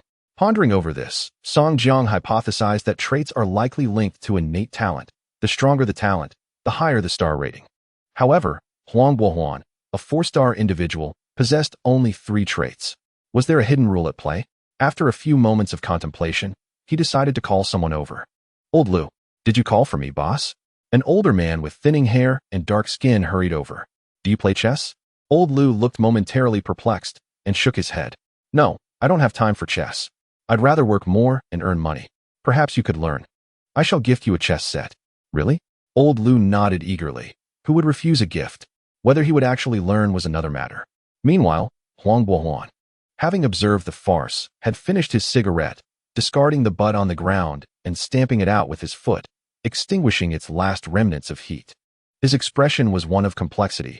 He had initially thought the endeavor was to acquire land, only to discover it was about acquiring personnel. He strode up to Song Jiang and offered a rare critique. Your business acumen is lacking. These employees are quite aged, and I doubt this factory can be sustained. The money you have invested will not be recouped. It is unnecessary to recoup it. Just as Song Jiang uttered this, the clerk responsible for the factory's documentation approached with great enthusiasm, clutching a stack of papers. He needed to relay some information to the new owner. Boss, please take a look. This is the current status of our factory. We have 3 sets of equipment, but the previous owner withdrew all the funds. That scoundrel still owes us 2 months' wages. Upon realizing his indiscretion, the clerk continued to deliver the documents. Here are the remaining raw materials, as well as our inventory. We have 327 finished mattresses, including 87 latex mattresses, 112 spring mattresses, and 128 memory foam mattresses. If we continue to work with the current materials, we could produce around 200 more units over the next 7 days. Song Jiang perused the documents. The entries were relatively clear, allowing him to discern the costs involved. The cost of a mattress ranged from 600 to 800. The burden was quite substantial. I decided to gather a few friends to sell part of it at a low price. Song Jiang paused for a moment and turned to the clerk. Have your salaries been overdue for 2 months? The clerk nodded. Then the proceeds from this batch of inventory will be used to supplement your wages. Thank you, boss. The clerk's voice rose exuberantly, filled with gratitude. Meanwhile, Huang Bohan, who had been smoking, had unknowingly put his cigarette down. He gaped in disbelief at the elated clerk, astonished by the unexpected turn of events. This batch of goods was not originally supposed to be in Song Jiang's possession. Yet, it appeared as though the goods had somehow become his. He watched in amazement as the clerk excitedly rushed to inform the long-serving employees of this joyous news. The atmosphere quickly became electrified. Thank you, boss. You're the best. Thank you, boss. Many men, overcome with emotion, found tears streaming down their faces. In today's society, money holds immense significance, and 2 months of unpaid wages had weighed heavily on many. Now, not only had they encountered a benevolent boss, but he was also taking care of the mess left behind. They couldn't help but wonder if their ancestors were smiling down upon them. Huang Bohan observed their reaction, bemused by their apparent folly, as they tossed aside their grievances over small matters. This fellow was earning double their wages, provided the goods sold. With a cheerful smile, Song Jiang placed a hand on Huang Bohan's shoulder. Brother Huang, this batch of goods depends on you. Huang Bohan grunted in acknowledgement. Sales come with commissions. How much are you willing to offer me? The profit from this batch is all yours, Song Jiang replied. Huang Bohan's hand trembled, quickly returning the fallen cigarette to his mouth. Are you serious? All of it. You will earn whatever price you can sell them for, Song Jiang whispered. This was never ours to begin with. Huang Bohan burst into laughter. Rest assured, I will clear out every single item from this batch. With the funds in place, there was no limit to what could be achieved. Contemplating the potential profits, Huang Bohan's mouth went dry. He estimated a minimum gain of 50,000, assuming everything sold. Enough talk. I need to get moving. Huang Bohan wasted no time departing. Once he entered a taxi and closed the door, pressing the accelerator as he sped away, he suddenly realized the brilliance of his situation. This young man was no fool. He was quite astute, a master of leveraging opportunities. The conventional procedure involves purchasing inventory at a low price and reselling it at a higher price, with the risks borne by oneself. Yet, in this exchange, he held the authority to dispose of the goods while bearing none of the risk. A perfect arrangement. However, what did he need the others for? Chapter 9. Upgrade. The following day, the rhythmic clanking of machinery echoed throughout the factory, interspersed with shouts of "Don't let him escape. Dianwei is low on health. Damn it. Is he in a frenzy?" Song Jiang's eyes twitched as he watched the slain Lanling Wang on the dim screen, with the insufferable Dianwei refusing to leave, repeatedly taunting beside his corpse. Shun Xingyu maneuvered Li Bai swiftly onto the scene, executing a devastating ultimate move. The opposing team erupted in rage. Damn it. Li Bai is unstoppable. Can you not stay at a distance? Song Jiang retorted. Practice more if you're struggling. Did I ask you? Level 27 Lanling Wang? For heaven's sake. I demand a pentakill. Song Jiang bellowed in frustration. Beside the battlefield, Zhang Yu chuckled softly as Shun Xingyu laughed heartily. Rest assured, I shall leave their remaining health for you to finish off. Step aside, Song Jiang replied with a roll of his eyes. Allow me to showcase my skills. Your skills? Shun Xingyu shook his head with a smile. Truly, You are lacking. Soon, following yet another quintuple kill by Li Bai, the opposing team hastily surrendered. The crystal shattered. Song Jiang exhaled, let's go again. Shen Xingyu shook his head in refusal. Brother Song, if we continue to slack off, will we not be dismissed? No way. Song Jiang replied. Shen Xingyu rolled his eyes. You are not the boss. Song Jiang raised an eyebrow. I am. I do not believe it. A melodious voice chimed in. Zhang Yu's eyes crinkled with a grin. Shen Xingyu quickly nodded in agreement. Brother Song, do not speak nonsense. Look, Zhao Gu has gone off to be busy. He pointed towards the workers reinforcing the steel framework, each skillfully wielding their nail guns. By the way, no one has come over to assign us any tasks. With a troubled sigh, Shen Xingyu stood up to stretch, feeling an inexplicable sense of guilt. Guilt? Song Jiang gazed at Shen Xingyu in perplexity. In this day and age, how can one feel guilty about slacking off at work? Work is all nonsense. Zhang Yu laughed lightly. I feel I can find something to do myself. After all, I am in charge of editing videos. Should I not capture some footage? Sure, I will assist you. Shen Xingyu perked up, turning to Song Jiang. Brother Song, will you join us? No, Song Jiang decisively declined. What a joke. What salary corresponds to what work? No one can hinder my leisure. Even with a workforce of 22 employees, it hardly compensated for his salary. 1,312. Is there still a salary at the beginning of the month? Song Jiang resolved. His work would solely consist of gaming. He swiftly initiated a match, defeating Milady. The crisp sounds of the game echoed in his ears, and as time slipped away unnoticed.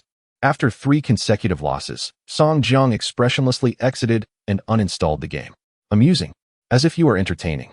He scoffed, raising his head, intending to find someone to vent. But observed the diligent employees, each engrossed in their tasks. For a moment, there was not a soul to converse with. Among the crowd, Zhao Mingxian stood out in a suit, adjusting the production processes, while the middle-aged workers in orange uniforms listened intently, nodding occasionally. Zhang Yu, with her own DSLR, stood nearby, focused on capturing the moment. Shen Xingyu was buried in taking notes. The atmosphere was one of flourishing productivity. Song Jiang shuffled his feet on the ground, ultimately resigned to stand up. As the boss, he still had to attend to some serious matters. With a wave of his finger, he summoned the screen. Tengsheng Enterprises Level 1 Funds. 871,235 Number of employees. 22 Business operations. Mattress production. 12 Upgrade conditions. Number of employees. 2210. Business location. 01. Business operations. 11. Business location? Indeed. One cannot simply slack off in this murky water. After a brief contemplation, Song Jiang realized where the obstacle lay. The land and buildings of this factory, nominally, did not belong to him. However, the former employer is currently abroad, and the specifics remain unclear. Frustrated, Song Jiang promptly took out his phone and searched for information. Deciding to consult the government, he decisively dialed Huang Bohan's number, only to find that the line was busy. Resolute, he opted for a taxi, spending a staggering 43 yuan to travel from the remote factory to the city government's entrance. Upon arrival, Song Jiang confidently approached the security guard and inquired about the land management and resources department. Renting land? The bespectacled staff member checked the records and replied knowingly. In the suburban area, it's 2,000 yuan per acre. How much? Song Jiang instinctively raised his voice, prompting the staff member to assume he was dissatisfied with the price. With a serious expression, the staff member clarified, this price is quite reasonable. Although it is a bit remote and lacking basic infrastructure, let us start with 100 acres. The staff member hesitated. Rent? Yes. Song Jiang eagerly produced his card, exclaiming, what a bargain. Bargain. The staff member's lips twitched. He was the first person to ever inquire about the price being cheap. That land is desolate. Anyone who goes there will have to clear it. Please hold on. I'll submit the application. Efficiently, the staff member opened the system, located the form, and began inputting information while questioning. What do you intend to do with the land? Build a factory. A factory? The staff member raised his head. What is your anticipated investment? How large is the project?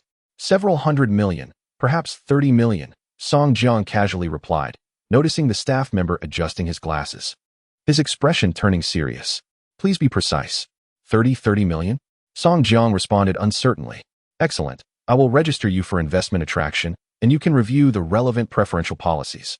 The staff member's demeanor suddenly became warm and welcoming as he retrieved a document from his drawer and placed it on the table. What industry will your factory belong to? Manufacturing. Manufacturing. That could create numerous job opportunities, the staff member pondered, then pulled out another form. Please fill this out. There are policies available. Before Song Jiang could react, the staff member began rummaging through a towering stack of documents, pulling out several at a time. As the paperwork multiplied, Song Jiang numbly signed and filled out the forms. Wasn't I just renting land? What are all these documents for?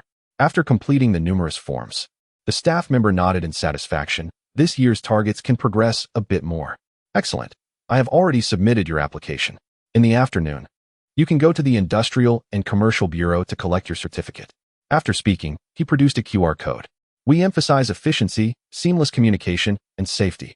Please assist by filling out this questionnaire. Thank you.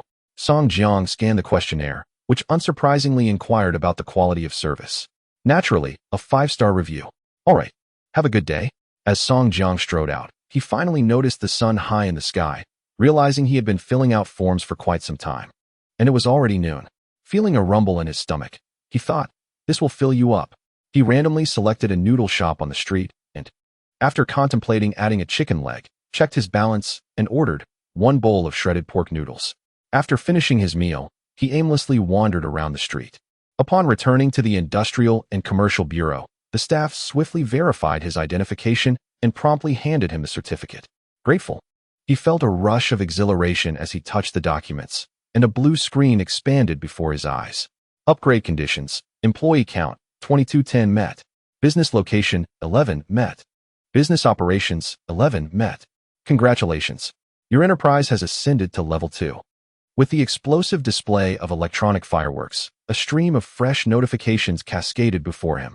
Marketplace opened. Employee training initiated. Corporate funds updated. Reputation system activated. Research and development commenced. Countless new modules loaded, leaving Song Jiang dazzled.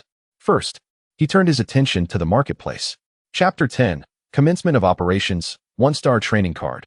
100,000. 1-star RD card. 100,000. Talent scanning card. 100,000. He clicked for further details. 1-star training card. Enhances mild comprehension, cognitive ability, and practical skills of employees in training. 1-star RD card. Enhances slight logical reasoning and boosts intelligence for employees in research and development. Talent scanning card. Detects individuals within a 50-meter radius.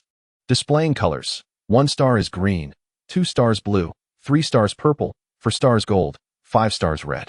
Is this what they call paying to become stronger? Song Jiang wore a complex expression. These training and RD cards appeared beneficial, but were exorbitantly priced. A staggering 100,000 each. And they were limited to a single individual. By the way, it seemed the corporate funds had indeed refreshed. System, display the panel. Tengsheng Corporation level, 2 corporate funds, 5,000,000 employee count, 22 corporate reputation, 36 business location, 100 acres operations, mattress production, upgrade conditions, employee count, 22, 100 corporate reputation, 36. 1,000, business location, 66600,1000 square meters. Revenue, 0 to 10 million. The fund skyrocketed to 5 million. Moreover, the conditions for the business location were easily met for upgrades. It seems you didn't anticipate my aggressive leasing strategy, he chuckled. This 100 acres of land would serve him well for quite some time. Laughing heartily, Song Jiang decided to close the screen. Compared to these matters, he was far more concerned about one thing. System, will my salary remain as before? The founder's salary is the total employee salary divided by 2, plus corporate profit divided by 2. Ha ha ha, my salary has doubled. Standing on the street, he laughed maniacally, attracting odd glances from passers-by, some hesitating to report him to a mental institution. His previous salary of $13.12 had surged to $2,624. I can afford an extra chicken leg with my noodles now. In a euphoric state, Song Jiang hopped onto a shared bicycle and joyfully pedaled against the wind towards the factory. Woof woof, the big yellow dog barked, only to be playfully petted by the excited man moments later. The dog whimpered, fearful and tucking its tail. But the man's affectionate strokes soon elicited a cheerful laugh as he entered the door. Family, I have returned. As soon as he called out, he was met with a multitude of piercing gazes. Song Jiang, alert, halted his steps, observing the employees arrayed in rows as if in a conference. What transpired during my absence? Boss, you have finally returned. Zhao Mingxian exclaimed, as though he had found a pillar of support, hastily approaching. Boss, we secured an order. Song Jiang was momentarily taken aback. How did this come about? Brother Huang negotiated a significant deal. Zhao Mingxian gestured toward the nearby Huang Bohan, who stood casually, a cigarette dangling from his lips. The two men exchanged glances, and the middle-aged man with a slight mustache smiled. Song Jiang reciprocated with a smile, but his expression soon turned serious. What is the situation? Enlighten me. Zhao Mingxian took a deep breath. A client has ordered 1,000 sets. Not only will this clear our inventory, but we must also expedite production. The pressing issue now is our capacity. Even with overtime, it will be a challenge. They are in a hurry? Song Jiang grasped the crux of the matter. Yes, they expect delivery in 7 days. Zhao Mingxian quickly calculated. If we allocate our entire stock, we will still be short by 700 sets. With our current production speed of 50 sets per day, we will have completed only 350 sets in 7 days, leaving us with half the requirement. He paused. My suggestion is to work overtime. Overtime? Song Jiang frowned. How long would that be? Just 7 hours, Zhao Mingxian replied. Just 7 hours? Song Jiang's lips twitched. How did that phrase escape your lips? Observing his expression, Zhao Mingxian reassured him. We normally finish at 5. Adding 7 hours means we would leave around midnight. It's merely working until dawn. Merely working until dawn? Song Jiang's voice rose. Can you truly manage that? I typically work until this hour, Zhao Mingxian said earnestly. Song Jiang fell silent, taking a deep breath. Yet they may not be able to comply. I will persuade them, Zhao Mingxian assured confidently. In work, diligence is the key to success. Who could possibly outwork you? Song Jiang turned to the crowd, noting the apprehensive expressions on their faces, betraying that they had already received the news. Have you informed them? I have. Boss, rest assured, we will meet the deadline. As he spoke, Zhao Mingxuan's eyes sparkled with determination. Song Jiang raised his gaze, striding past him. In the future, please inform me in advance when undertaking such matters. Zhao Mingxian was momentarily taken aback, turning to see only a resolute figure departing. He suddenly raised his hand. The task is upon us, and I shall not waste words. Zhao, although your plans may seem impractical, I believe in your capabilities. Numerous eyes glared at him coldly. Song Jiang chuckled softly. Now then, we have 7 days. Who among you volunteers for overtime? 1,000 per day. The resounding call instantly drowned out all other sounds. In that moment, no one pondered fatigue. Their minds resonated only with the echo of 1,000. 1,000. Without hesitation, hands shot up. I volunteer for overtime. I volunteer. I will sleep at the factory today. Boss, rest assured, we will complete the task.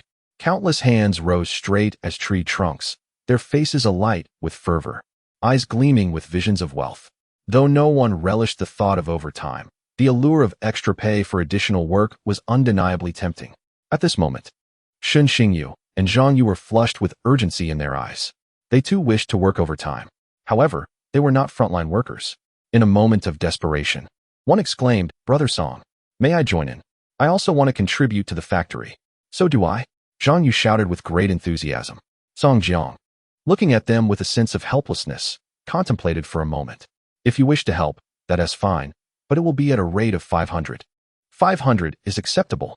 The two young individuals eagerly agreed, feeling as though they had stumbled upon a great bargain, their smiles nearly reaching their ears.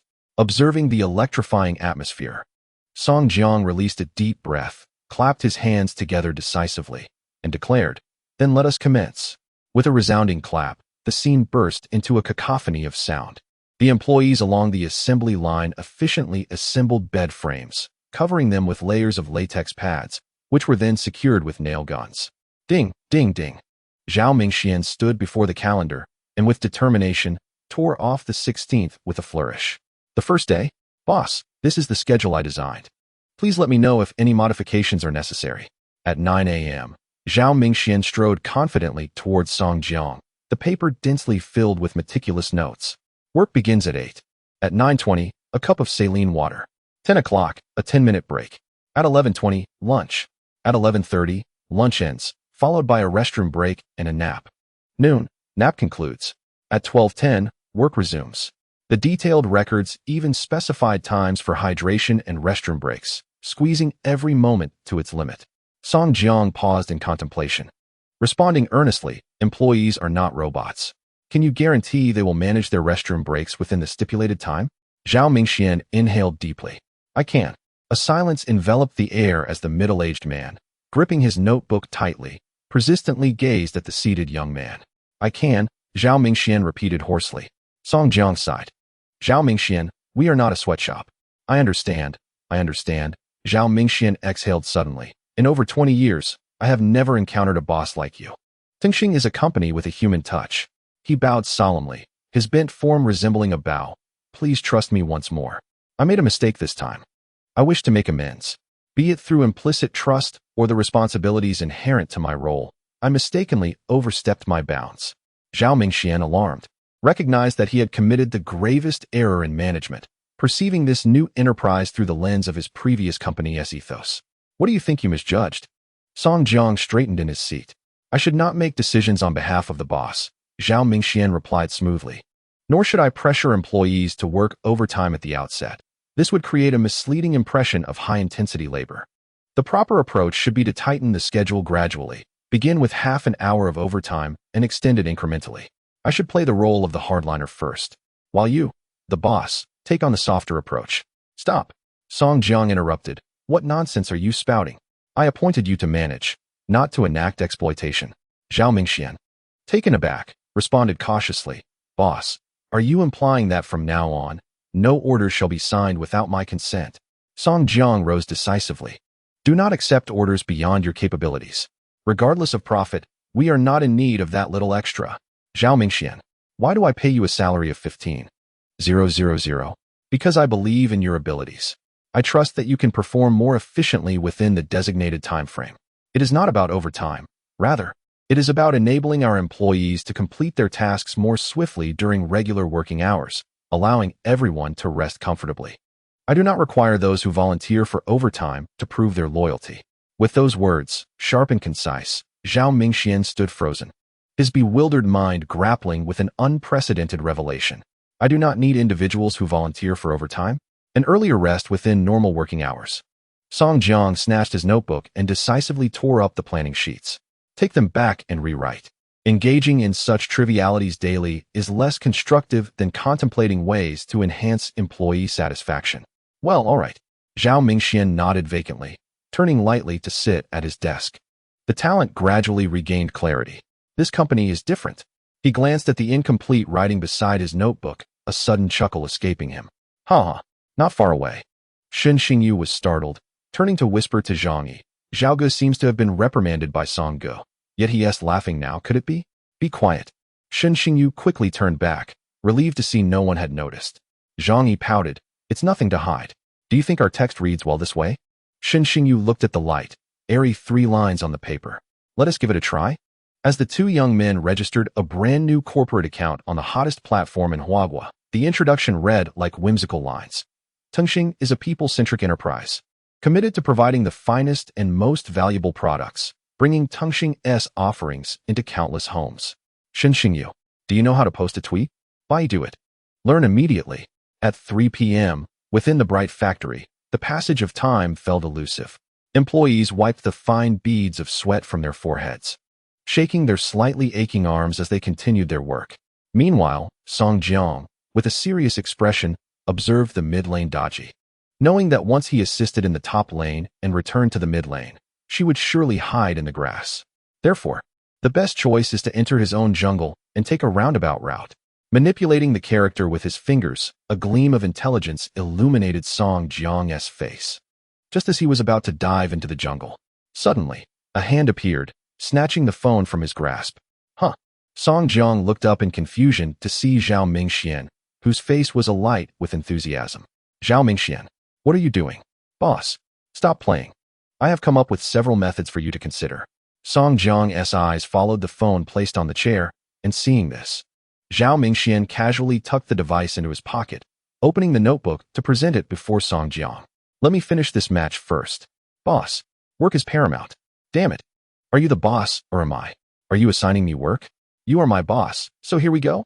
Zhao Mingxian disregarded the needs of those across from him and began to speak directly. I have 3 proposals. First, enhance the meals. Second, improve the environment. And third, implement cash incentives. What does this mean? I inquired. Previously, the meal standard in the factory was 10 yuan, and during overtime, it could be adjusted accordingly. By the time it reaches the early hours, everyone is bound to be hungry. At that moment, a late-night snack should be provided, such as barbecued skewers, crayfish, and spicy hot pot. As for improving the environment, Zhao Mingxian paused briefly and pointed to several aging air conditioners around us. These units are far too old. They fail to cool the space adequately, and I've also noticed some ventilation issues, as indicated in the table in the lower left corner. The estimated budget for replacement is approximately 12,582 yuan. As for the cash incentive, it's quite straightforward. You must distribute it personally. Song Jiang nodded in agreement. Then go ahead and arrange it. Zhao Mingxian squinted his eyes. We must go together. I am you, and you are my boss. Zhao Mingxian earnestly grasped Song Jiang's hands. Boss, this is a splendid opportunity, a chance to build your image. You must be there. Chapter 12. Being a boss is exhausting.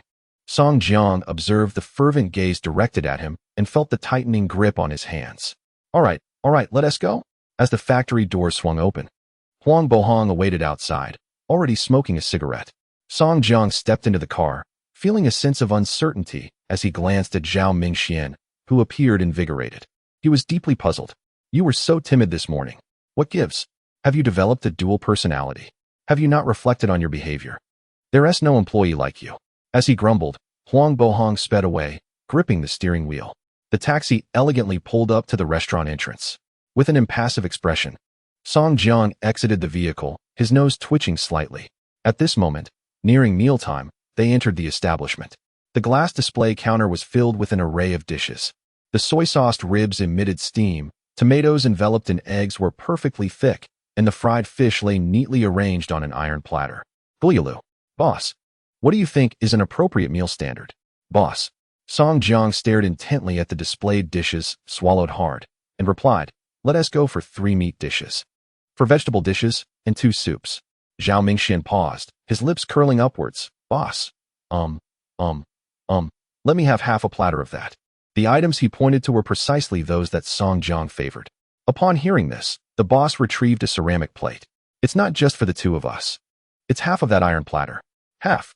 The boss hesitated, surveying the 2 of them, contemplating if they could finish it. For the factory, we'll take it back. If your dishes are satisfactory, we can establish a long-term partnership. The boss immediately brightened. All right, I'll give you a few more scoops. Our flavors are renowned on this street. Large portions that are both filling and delicious. All right. Zhao Mingxian concluded the order with the remaining vegetable dishes. Do you have takeout? Of course. The boss swiftly produced a thermal box. If you order for a longer period, we also offer delivery. For the next few days, we'll pick it up ourselves. After that, we'll need you to deliver. Sure. Enjoy your meal. A few minutes later, 2 large boxes were placed before them. Song Jiang carried a box and sat in the back, puzzled. If they offer delivery, why are we taking it ourselves?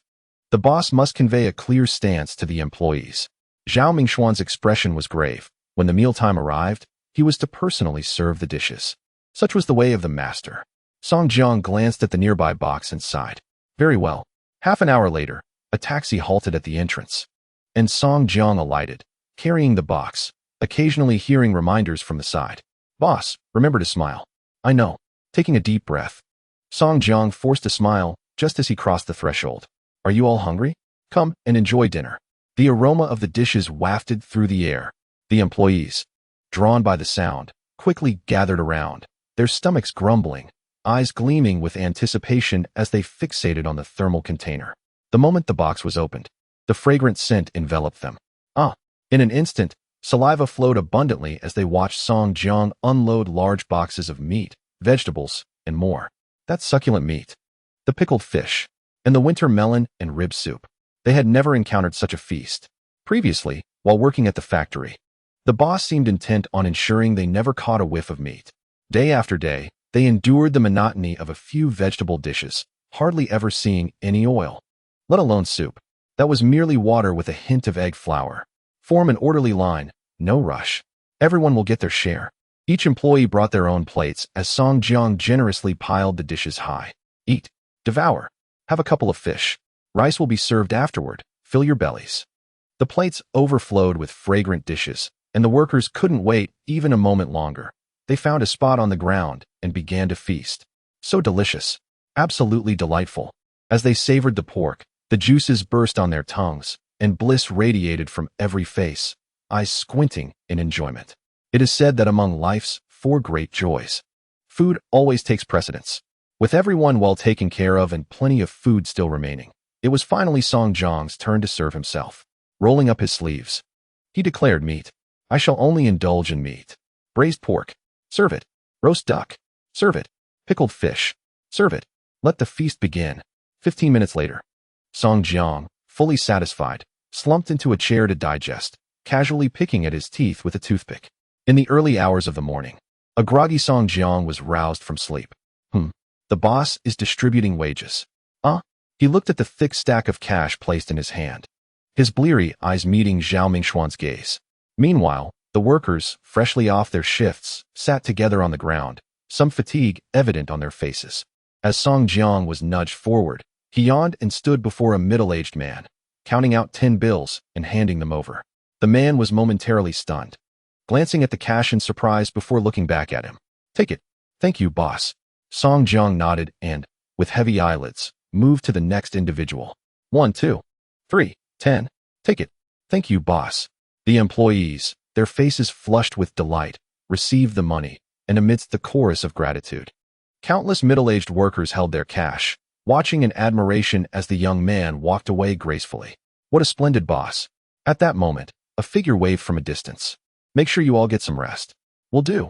In the stillness of the night, employees clutching their hard-earned wages drifted into slumber upon their mattresses, smiles gracing their lips, as if they were enveloped in delightful dreams. The following day, the calendar page was torn away with a crisp sound. On the 3rd day, Song Jiang diligently noted the employees' preferences. On the 4th day, greetings echoed through the air. "Good day, boss." "Good day, General Song. Have you eaten yet?" Employees would greet him as he passed by. On the 5th day, someone eagerly exclaimed, "Brother Song, take a look." The promotional video is edited. 2 diligent individuals, bearing the marks of late nights, excitedly showcased a 3-minute promotional video. After watching, Song Jiang nodded in approval. "Upload it. It's quite good." "All right." On the 6th day, after distributing the wages late at night, Song Jiang stared at Zhao Mingxian, somewhat bewildered. "You said production is complete?" "Indeed," Zhao Mingxian replied, his complexion radiant. "We have produced all 700 units. I have conducted quality checks, and they meet the submission standards. We can deliver ahead of schedule." In just 6 days, 17 individuals managed to produce 700 units. Any professional present would surely marvel at this miracle. Such basic equipment and manual labor, and yet you actually managed to accomplish it? Song Jiang scratched his head, pondering whether to grant them a day off tomorrow. Zhao Mingxian shook his head gently, saying, "While they still have this momentum, it would be wise to complete tomorrow's tasks." "Very well, you take charge." With that, Song Jiang finally exhaled in relief. After all, this was their first order, and a successful completion was indeed commendable. As he settled into a chair, he suddenly straightened, recalling something. "Should I bring lunch tomorrow?" "Yes," Zhao Mingxian replied earnestly, "Boss. We must maintain consistency from start to finish." Sigh. Being a boss is truly exhausting. Chapter 13. Continued collaboration the next day, at 5 p.m. The tirelessly working employees took a moment to catch their breath. Someone lowered the air conditioning temperature by another 2 degrees, providing slight relief from the sweltering heat. The floorboard patches soaked in sweat, and after observing for a while, Song Jiang felt ready to speak. "Everyone halt." His booming voice commanded the attention of all, with countless bewildered eyes fixed upon him. "Let me share some news." He raised the inventory report high. "I have just heard some splendid news. Our warehouse currently holds 123 finished products. What does this signify?" Song Jiang gestured with his fingers, raising his voice significantly. "Who can tell me what this means?" A young man shouted. "We did it." Song Jiang chuckled heartily. "Indeed, we accomplished it. From the 16th to the 22nd, in just 7 days, we tackled 1,000 orders with fierce determination. More vigorous than a mule." This vivid metaphor elicited laughter from the crowd. Yet, soon after, a single question shifted the mood. "I ask you all, are you tired? Are you exhausted?" After a brief pause, Two contrasting responses rang out. Not tired.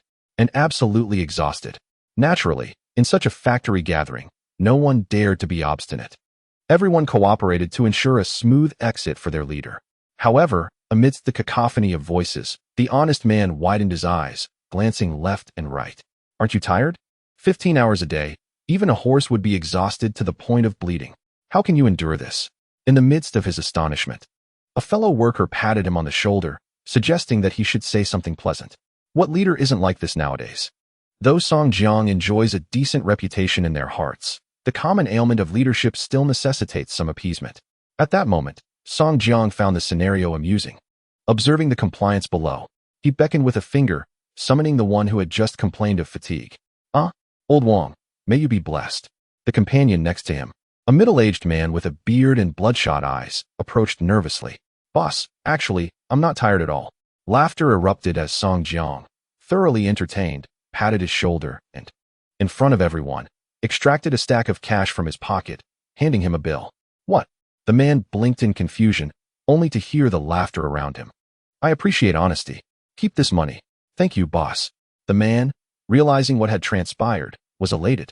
Clutching the money tightly while casting a disdainful glance at his chattering colleagues below. I told you, can Song General be like other bosses? He is a true benevolent ruler. At that moment, the employee, filled with regret, stared intently at the cash in the man's hand. If only I had known, I would have complained of fatigue too. Why bother pretending? Fortunately, Song Jiang raised his hand once more. I will ask again. Are you tired? Tired. Ready to drop dead. So exhausted my legs are weak. Tired. This time, the responses were heartfelt and earnest, as the employees expressed their true feelings. In the next instant, Song Jiang beckoned them with a finger. Those who are tired, come up to collect your money. All right. Without hesitation, the employees, their faces flushed with excitement, gathered around. Song Jiang observed the outstretched hands before him, distributing the cash while playfully swatting at an insincere hand. Those who have received, step back. Are you trying to fish in troubled waters? The employee chuckled, promptly retracting his hand. Before long, the employees, having reformed into a line, looked at him with renewed vigor. With arms crossed and a slight smile, Song Jiang declared, Today, there will be no overtime. Upon hearing this, the crowd felt a mix of sorrow and joy. While the prospect of not working extra hours meant rest after a period of relentless toil, many lamented the loss of the promised 1,000 yuan. However, Song Jiang tossed a bundle of cash high into the air and effortlessly caught it as it descended. A client will be arriving shortly, and I require a team capable of moving stock. Who will volunteer? Promptly, hands shot up, accompanied by a query, is there money involved? Without uttering a word, Song Jiang merely licked his finger and began counting the bills before the eager eyes of the crowd. As the notes cascaded, everyone raised their hands in unison. With a hearty laugh, Song Jiang exclaimed, Now, head to the warehouse. Move all the goods to the open space. The people will arrive soon. Understood, boss. No problem. A dozen individuals swiftly dispersed. As the mattresses, each meticulously packaged, were hoisted onto the open ground, they formed a small mountain. Soon, the sound of wheels crushing against the concrete drew nearer, accompanied by the distinct beeping of several red metal trucks. With the cargo doors swinging open, skilled workers commenced loading the mattresses onto the vehicles. A disheveled man in a suit emerged from the driver's cabin, and at first glance, he rushed towards the pile of mattresses. Approaching decisively, he inspected several items, testing their softness and resilience, and instantly sighed in relief, his face breaking into a broad smile. Wonderful. We've finally made it. Who would have thought that a simple taxi ride could resolve such a significant issue? Truly, experts are among the populace. By the way, where is your boss? He inquired. An employee pointed towards Song Jiang's location. The middle-aged man gazed over with delight, momentarily taken aback. He is so young. He is nearly the same age as my child. With a sense of nostalgia, the man approached with open arms. You are the owner of this factory? Remarkably youthful and accomplished. Song Jiang paused for a moment, but quickly collected himself. Indeed, you are the client. Hello. The two shared a brief embrace before parting swiftly. The man's eyes sparkled with joy. Had it not been for your product manager, I would have been at a loss. Product manager? Song Jiang's gaze flickered momentarily before he heard the man continue to laud. I've heard that your factory has a 6S certification, along with international patents. Quite impressive. Huh. Indeed, Song Jiang replied, feigning sincerity. Our factory employs advanced equipment, ensuring high efficiency alongside quality assurance. Very impressive. The man nodded vigorously. We might collaborate in the future. It must be said that the man's initial impression was exceedingly favorable. By the way, what is the name of your company? Tengsheng, Song Jiang replied. To which the man nodded repeatedly. That's a splendid name. It sounds grand. After exchanging a few more pleasantries, the truck driver began to urge the man. I must be off. The payment will be sent to you tomorrow. Rest assured, there will be no delays. The man hastily climbed aboard, waving goodbye. All right. Make sure to send the payment promptly, Song Jiang called out, watching the truck depart before turning back inside without hesitation. Phew, it's finally over. He squinted, ready to collapse onto the lounge chair when a shadow fell over him. Upon opening his eyes, he discovered it was Zhao Mingxian. Oh. Chapter 14. I do not profit without effort, he thought, wary of the tasks that might be assigned to him again. Zhao Mingxian, accustomed to it, opened his notebook. But before he could speak, Song Jiang interrupted. Zhao Mingxian, you've worked hard during this period. You should head home and rest. Look at those red veins in your eyes. You need to sleep. Boss. Zhao Mingxian was momentarily stunned, feeling a wave of emotion. After years of being overworked, Song Jiang was the first to express concern for his well-being. However, it was precisely for this reason that he felt compelled to share the burden. His expression turned serious. Boss, once this order is completed, the factory is likely to face a standstill. If we do not develop new clientele, the upcoming days will be quite challenging. Moreover, the factory's basic facilities and equipment necessitate the procurement of new items, as the current operational efficiency is woefully inadequate. Relying solely on Brother Huang for customer acquisition is insufficient. We must recruit several more individuals, whose incessant chatter leaves Song Jiang feeling dizzy, as if he were listening to a monotonous chant. Zhao Mingxian's plans have even extended to a year ahead. Stop! Stop! Zhao Mingxian interjected, silencing himself.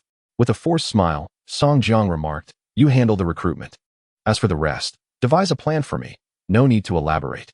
Let me become a casual business owner. All right, Zhao Mingxian replied, promptly turning to leave. By the way, inform them of a 3-day holiday. Understood. You too. Very well. Watching the retreating figure, Song Jiang finally felt a profound sense of relaxation, sinking into a chaise lounge, akin to a boneless insect. His eyes barely closed before he drifted into slumber. In this taxing period, he was not the only one exhausted. Zhao Mingxian and Shen Xingyu, along with Zhang Yi, had all endured sleepless nights until dawn, a night devoid of dreams. Gugu, perched atop a white surface resembling a sparrow donning a hat, curiously peered through the glass with its small black eyes, occasionally pecking at it. Ding ding ding. Gugu. The crystalline light filtered through the window, illuminating the man's face on the lounge chair. Under the dappled sunlight, his thick eyelashes fluttered slightly before slowly opening.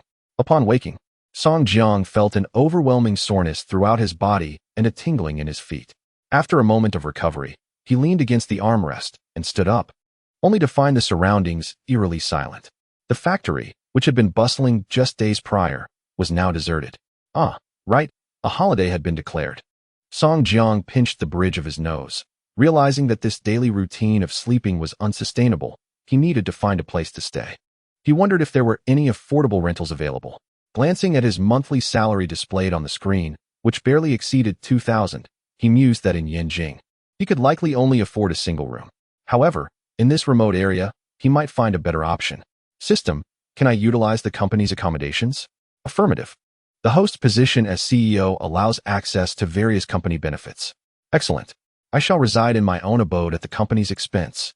Resolute in his decision, Song Jiang intended to set out immediately, but hesitated upon seeing the lush greenery outside, eventually walking outdoors.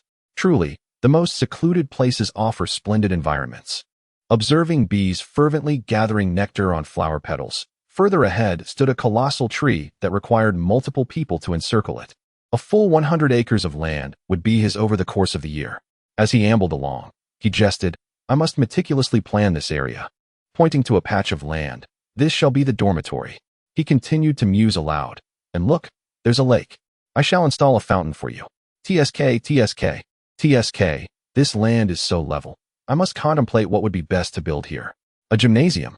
Yes, my employees must excel in both intellect and martial prowess. You shall be extraordinary, Song Jiang declared, gesturing toward the towering tree. The happiness of my future employees rests upon you. You shall be named the tree of matchmaking. Tengsheng's marriage corner. Ha ha. A burst of laughter echoed from afar, causing Song Jiang's expression to stiffen as he lowered his arm, feigning nonchalance while slipping his hands into his pockets, whistling a tune. The familiar scent of smoke wafted closer, and today, Huang Bohan unusually donned a pristine suit. Yet he resembled an insurance salesman. What's the plan? He inquired, maintaining a serious demeanor. I am assessing the factory, determining what is still needed. Huang Bohan elongated his tone, chuckling as he extinguished his cigarette. Boss, may I ask you something? What is it? How is the commission calculated? After a moment of contemplation, Song Jiang promptly responded. You will earn the price difference from the inventory as we previously agreed, and I will allocate 5% for you on the remainder. Generous.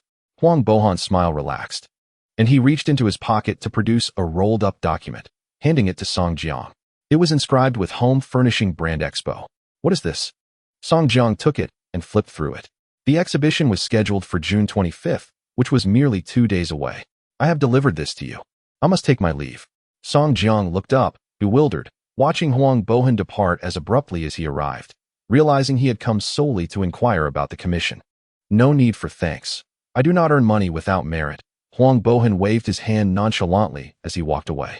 Chapter 15. See you next year, June 25th. Hang City, Dongxia Building. The venue of the Home Furnishing Brand Expo. Countless visitors and prospective buyers, eager to renovate, entered with smiles as they scanned their tickets. A long queue mingled with several live streamers wielding long-handled cameras, all chattering joyfully. Dear audience, behind me lies the largest home furnishing expo in our nation. The official promotion boasted not only 37 renowned international brands, but also 128 domestic brands. You may just spot some familiar names that we often encounter in our daily lives. Please present your tickets, a staff member in a suit and tie quietly instructed. The streamer chuckled, handing over their ticket while addressing the camera. I won't waste time. Let us venture inside to explore this home furnishings exhibition. As the camera panned through the revolving door, the expansive interior was revealed, captivating everyone's attention. Wow! Ethereal fish-shaped lights cascaded from the ceiling, shimmering like stars throughout the venue. Thousands of translucent, breathable fish-shaped fixtures emitted a gentle glow, as if one were submerged in an underwater realm. Complementing them were jellyfish-inspired lamps radiating a spectrum of colors. On the illuminated floor rested sofas resembling blossoming flowers, echoing the structure of coral. This is a renowned lighting brand. How beautiful! Exclaimed a viewer. These fish are so dazzling. I wish to have one in my home. Streamer, get a closer look and show us the details. In a live stream room with over 5,000 viewers, new comments flooded the screen every second. The streamer, grinning from ear to ear at the rapidly increasing likes, hurried to capture the lighting fixtures on video. Meanwhile, in the staff passage, Song Jiang followed a colleague, listening to their reprimand. What is wrong with your company? Other furniture brands have arrived early and set up their displays, yet you, a small enterprise, are the last to arrive and come empty-handed. Song Jiang nodded humbly, internally lamenting. If only you had informed me in advance that this was a booth ticket, I wouldn't have arrived empty-handed. You are the one being scolded, Huang Bohan. Feeling betrayed by his teammates, Song Jiang maintained a humble smile as he was guided by the staff to a secluded corner on the 3rd floor. This is your space. Take advantage of it before the visitors reach this level. All right, thank you, miss. As he awaited the staff to leave, Song Jiang found himself alone in the empty area, with each exhibition booth distinctly marked by bright blue tape on the floor. He estimated the space to be roughly the size of half a classroom, not overly large, yet not insignificant either. For him, at this point, it felt overwhelmingly spacious, ample enough for him to lie down comfortably. How am I supposed to manage this? He pondered, gazing at the several flat spaces. After standing quietly for a moment, he resolved to explore the exhibition. It was impractical to call the factory to have items delivered. The distance from Tengsheng to Yanjing was 380 kilometers, a drive requiring 4.5 hours, and transporting a mattress would necessitate a truck, which would take even longer. Instead of waiting, he might as well enjoy the exhibition. This exhibition hall is indeed vast. Song Jiang couldn't help but compare the various brand displays. Noticing the stark contrast in size, the more renowned the brand, the larger the exhibition area. Passing by Heyer's booth, he observed an array of air conditioners and refrigerators, complemented by dedicated staff providing live explanations. Visitors frequently gasped in delight, nodding in satisfaction or raising their phones to make instant purchases. Countless lesser-known brands aspired to penetrate this grand affair, drawn by the promise of numerous customers and prestige. Procurement personnel from various companies compared their price lists, while factory owners approached with hopeful inquiries about collaboration. High-tech integrated water dispensers, only $699 on-site. The official retail price is $899. Act fast for discounts. Translucent ice flower floor tiles, embedded with gravity-sensing chips to illuminate with each step, alleviating midnight restroom concerns. Waltz, an indulgence reserved for the nobility. The amplified promotional sounds resonated throughout the space, and Song Jiang noticed that the lesser-known brands were the most fervent in their pitches, while familiar names merely floated by with casual remarks. Many introductions bore little relevance to the products themselves. Nevertheless, their booths remained bustling with visitors. A throng of customers surged in, confidently selecting their goods based solely on the logos. This was the essence of pure commercial warfare, a genuine display of competitive spirit. Visitors would reveal which brands were more favored. Watching the bustling crowd, Song Jiang suddenly recalled his empty booth, envisioning a day when it would be filled to capacity. With this thought, he hesitated no longer and pushed through the throng. "Ah, one air conditioner, please. And a washing machine? I need that too." Song Jiang swiped his bank card at the payment terminal. Payment successful. Payment successful. The crisp notification sound made the salesperson's smile even more genuine. "Is there anything else you require? Tell me, what makes this machine superior to others?" His eyes sparkled with eagerness. The salesperson paused momentarily, then, with a confident smile, opened the instruction manual. "Please take a look." The 51 model washing machine employs a dual-direction spiral technology, contrasting with the commonly found pulsator washing machines, which utilize a belt-driven spiral rotation. The salesperson articulated the principles with remarkable clarity, referencing the diagrams printed in the manual. With just a few understated remarks, Song Jiang grasped the underlying mechanics. "Allow me to share with you about this new air conditioner." After several minutes, the salesperson, parched, opened a bottle of mineral water and, after taking a sip, was met with an expression of admiration. "You are truly remarkable." The salesperson, rarely receiving such compliments, couldn't help but smile, his voice becoming more sincere. "This is merely a fundamental quality. Is there anything else you wish to know? I am curious. Do you have thoughts of changing jobs?" Song Jiang inquired earnestly, retrieving a business card from his bag and extending it toward him. "If you do, please give me a call." All right." The bespectacled salesperson gazed at the thin card in his palm, which simply read, "Song Jiang, CEO of Tengsheng," with a phone number. Having never encountered such a name, he tucked the card into his pocket, watching as the young client provided a delivery address before departing. "A peculiar customer," he mused, as he turned to assist the next patron. "Hello, how may I help you?" With a soft voice accompanying earnest discussions, Song Jiang melded into the throng of visitors. He reclined on a sofa, savoring the softness of the leather, stood before a vending machine, eager to make a selection, and squatted in awe at the ingenuity of a folding chair. "Our brand seeks innovation, integrating the trendiest elements. Our exquisite ergonomics aim to conform to human anatomy, producing the most comfortable chairs. Not only do we prioritize comfort, but we also strive to alleviate ailments. Maybole aims to bring the freshest air into every household, allowing urban dwellers to experience the fragrance of the prairie." Countless slogans and myriad home brands coalesce, embodying the essence of the physical industry. From his vantage point on the third floor, Song Jiang surveyed the multitude of enterprises below. New technology, addressing customer pain points, trends, and health coalesce to create a vivid landscape. He seemingly understood the path Tengsheng intended to take. It aims to stand at the pinnacle of technology, continuously advancing, to tailor its offerings around customer needs, to seize the opportunities of the era, never ceasing its momentum. Factories, as the foundational tier of the logistics chain, are undeniably subject to layers of exploitation, yet they truly construct the economy, much like a heart that perpetually pumps blood to various organs. What I aspire to create is the heart of the world. On June 25th, at the Home Brand Expo, in a secluded corner on the third floor, a clean sheet of paper lay on the ground, inscribed with a single phrase, "See you next year." Chapter 16. The visit the following day. People gazed in surprise at Song Jiang, impeccably dressed in a suit. "Boss, why do you look so dashing today?" Zhang Yi exclaimed, wielding a DSLR, infatuated. Song Jiang chuckled lightly. "Perhaps it's a moment of enlightenment, a boost in charm." "Enlightenment?" Shen Xingyu queried, scratching his head. "Were you dumped?" "Not at all." Song Jiang rolled his eyes and remarked, "Even my girlfriend doesn't speak properly." "Hurry up and get ready." "Ready for what?" came the confused reply. "For a long trip." "What?" With a hint of a smile, Song Jiang glanced at his watch and announced, "You have half an hour to explain to your families. Those who need to use the restroom should hurry." "Wait, Brother Song, could you clarify where we are going?" "To Gantao Port." The unfamiliar name left Shen Xingyu with little time for questions as he quickly grabbed his phone to inform his family. "Mom, I want to be coming home today. There's some work to attend to." "Yes, our boss mentioned something about a long trip. When will I be back?" "Let me check."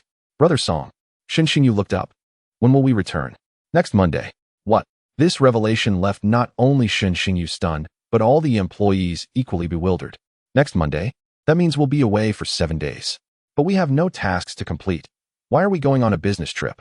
In response to their confusion, Song Jiang simply stated, "Training for 7 days, during which you will receive triple your salary."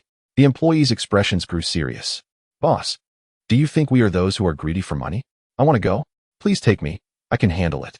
I was a top performer in my past life. No need to compete. Everyone can go." With the enthusiastic responses, Song Jiang felt reassured, a smile creeping onto his face. "Is everyone informed?" "Yes." "Good." Turning to push open the door, he shouted into the blazing sunlight, "Let us depart." The bus, already prepared, swiftly moved once all members boarded, transforming into a vibrant scene as it navigated the streets. For hours later, upon arriving at Gantao Port, the driver's horn sounded twice, waking the drowsy passengers. Just as they began to take in their surroundings, their stomachs growled in unison. "Hold it." Song Jiang raised his hand toward the massive cruise ship docked nearby. "Everyone aboard. We'll eat once we're on the ship." On board, the untraveled rural folks stared wide-eyed at the colossal vessel. What supports this thing beneath? If not, it would have sunk long ago. It must be substantial. A few middle-aged men exchanged idle chatter before following Song Jiang onto the ship. Once they reached their assigned rooms, excitement bubbled within them.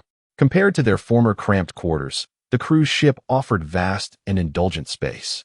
After finishing a buffet meal, all 22 members gathered in Song Jiang's presidential suite. He wasted no time. This trip is to procure equipment abroad.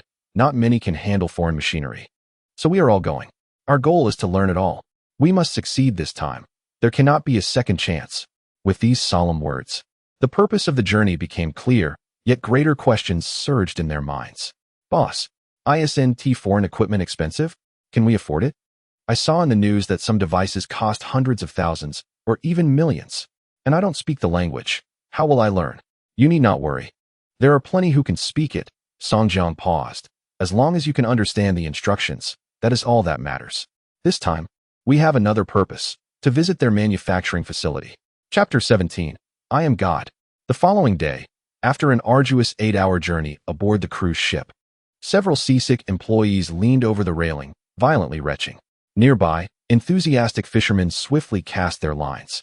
The fish caught from the sea were hauled in one after another, filling their buckets. When a few of them were called away by Song Jiang, they were graciously gifted a hefty salmon weighing 27 pounds by the eager fishermen. What a splendid catch! Shen Xingyu's eyes sparkled with excitement, almost wishing to slice it open and indulge in its freshness. Beside him, Zhang Yi quietly remarked, "Shouldn't you first check what it has been feeding on? What could it be? Corn kernels?" Shen Xingyu laughed dismissively, while Song Jiang raised an eyebrow. "Digested matter." "Digested matter? How fresh.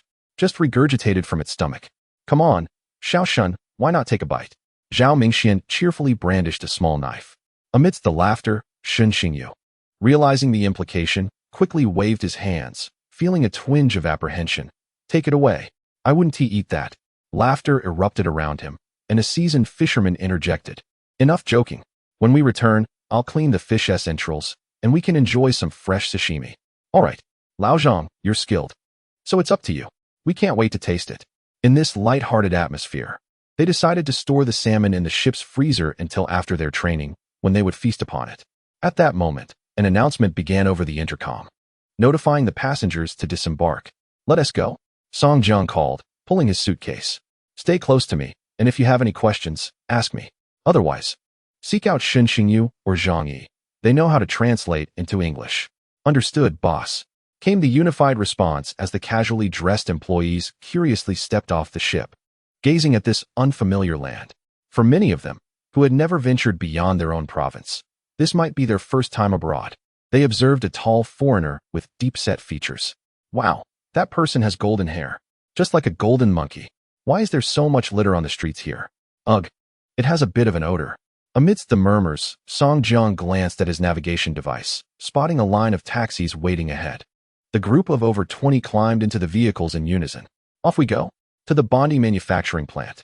After 2 hours, they arrived at the entrance of the Bondi manufacturing plant, and a chorus of astonished exclamations filled the air. This factory is enormous. It must cover several thousand square meters. In this foreign land, vast expanses of construction land were abundant. Nearly every factory was quite spacious. The security guard at the entrance watched the gathering crowd of foreigners with vigilance. His left hand hovered cautiously behind his back, ready to act should any of these foreigners make a suspicious move. Song Jiang felt a twitch in his left eyelid. Truly, this is the friendly America. They dare to be bold. Is the guard really that intimidating? Song, did you make a reservation in advance? Huang Bohan asked, cold sweat trickling down his back as he eyed the guard's bulging waistline, which surely concealed a weapon. Who makes a reservation to shop? The customer is king, Song Jiang asserted. If you don't clarify things, we'll be meeting our makers soon. Taking a deep breath, Song Jiang forced a smile and reached into his pocket. The guard's gaze sharpened, and he partially drew his weapon. In the next moment, a few lightweight banknotes fluttered to the ground, revealing the endearing smile of a certain president. The security guard cleared his throat, contemplating the cunning scheme at play. His gaze fixated on Song Jiang, who, upon noticing, offered a friendly grin and retrieved additional banknotes from his pocket. Here you are, he exclaimed. The guard's expression transformed from skepticism to appreciation, then to cordiality. Oh my goodness. All right, my friend, what is it that you desire? He tucked his firearm back into his pocket, smiling as he extended his arms, leading to a friendly handshake. Song Jiang seized the opportunity to slip the money into the guard's palm, eliciting an even warmer smile from him. Is there anything I can assist you with? I wish to purchase some machinery. I have heard marvelous things about your factory's products. Do you have any insider information? Song Jiang inquired while counting the bills. The guard's eyes widened, his voice slightly airy with excitement as he responded, of course. No one knows better than I do. Come on, follow me. The amiable guard draped his arm over Song Jiang's shoulder and began to walk forward, only to be interrupted by faint calls from behind. Boss, may I bring these companions along? They are eager to broaden their horizons. Certainly. The robust security guard, with dark skin, enthusiastically waved them over. Come on, brothers. This is my domain. As a group of 20 or so individuals followed the guard on a tour, he exerted himself to cater to the crowd's enthusiasm, determined to justify the hundreds of dollars exchanged. Be cautious when making purchases. The hefty fellow, Wendy, loves to take advantage of Asians. He also enjoys pocketing commissions. And do watch out for after-sales service. The guard's face was filled with disdain as he lamented how they always sought to extract more money from you, time and again. Damn, they ought to be hanged by capitalists. Brother, do elaborate. A $50 bill was handed over, and the guard swiftly tucked it into his pocket, his tone becoming lighter. Once you acquire the equipment, be sure to maintain it well. Otherwise, if it breaks down, Wendy offers no after-sales service. Repairs can cost you thousands of dollars, and you'll even have to bear the travel expenses. Thousands of dollars? Song Jiang's eyebrows twitched, taken aback by the steep charges. Meanwhile, Zhao Mingxian, standing behind, quickly noted down these profit-making tactics, knowing they might come in handy in the future. As they continued their conversation, the guard shared every detail about Wendy without reservation. Upon reaching the manager's office, the two embraced in farewell. Thanks, my friend.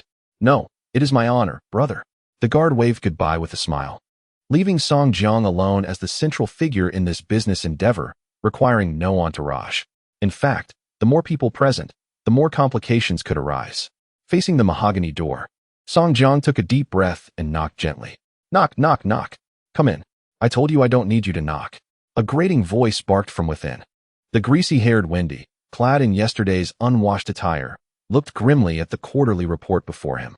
A 23 decline compared to last year, a 7 drop from last quarter. Bondi sales were plummeting, Yet the ever-expanding upper management remained oblivious, merely shouting, without contributing anything of worth to the company. Damn it, when will those people be removed? Let me take my seat. The irritation and pent-up resentment reached their peak at the sound of a knock on the door, and upon seeing the person who entered, Wendy's prepared tirade abruptly ceased. Who are you? Good heavens! Song Jiang declared with an air of authority. Wendy, exasperated to the point of laughter, rose and said, All right, if you wish to avoid being shown the door, you'd best kneel. I'm here to make a purchase. Would you like something to drink? Wendy awkwardly shifted the topic, forcing a smile. Perhaps you would enjoy some pu'er tea from Huagua? Give it a try. Chapter 18. I cannot make sense of this. Song Jiang nonchalantly settled onto the sofa, exhibiting no signs of being an outsider. What a joke.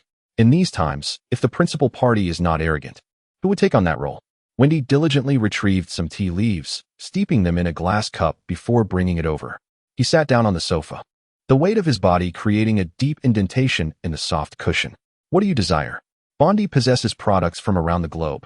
A latex foaming machine. Wendy recalled this slightly, realizing with a grin, Yes, we have the most exquisite latex foaming machines stored in our warehouse. How many do you need? His slender eyes sparkled with excitement. Song Jiang calmly lifted his cup. First, tell me the price. We only offer the most affordable products, each priced at 128,000. Wendy exclaimed, his tone exaggerated. You can scarcely fathom how cost-effective it is. With just a simple press, the latex products of your dreams will materialize. Its efficiency can yield 100 pieces in a single day. 100 pieces? Song Jiang mused, estimating that this was approximately what 15 workers could produce in a day. It must be said, the efficiency of machinery is remarkable. That's the price. 128,000 translates to around 920,000 RMB, nearly equivalent to a year's wages for 15 workers. If utilized for an additional year, the remainder is pure profit. No wonder high-tech, labor-saving solutions are in vogue. Song Jiang commented, taking a sip of water. However, I am quite the opposite. We in Huagua uphold a traditional virtue. A traditional virtue? It's called bargaining. Song Jiang gestured with his fingers, 60,000. When he gasped, who comes in swinging a dragon-slaying sword right off the bat?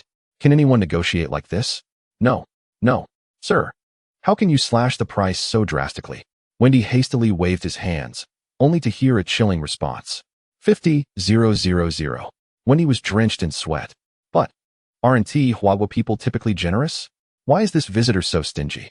Noticing Song Jiang's finger poised to lower the offer further, Wendy quickly raised his hand and exclaimed, The lowest I can go is 80,000. Song Jiang frowned, 75,000. No. Wendy pulled out a clear data chart from his drawer, attempting to persuade him. Song Jiang was unmoved, merely retorting, I cannot make sense of this. What the hell do you mean you can't understand? What are you here to buy? Wendy was nearly propelled to his feet in frustration. As the purchaser, I am the boss. Wendy was at a loss for words, growing even more irritated. 80,000 is my bottom line. 70,000 is mine. Two pairs of piercing eyes locked in a silent confrontation, thunderous tension crackling in the air. After 3 seconds of stillness, both individuals spoke simultaneously. The price, the equipment, their words flew like arrows, punctuated by the incessant thumping of fists upon the table, their voices hoarse from the fervor of their dispute. Half an hour later, Song Jiang lifted the now lukewarm cup from the table and drank it with a clatter.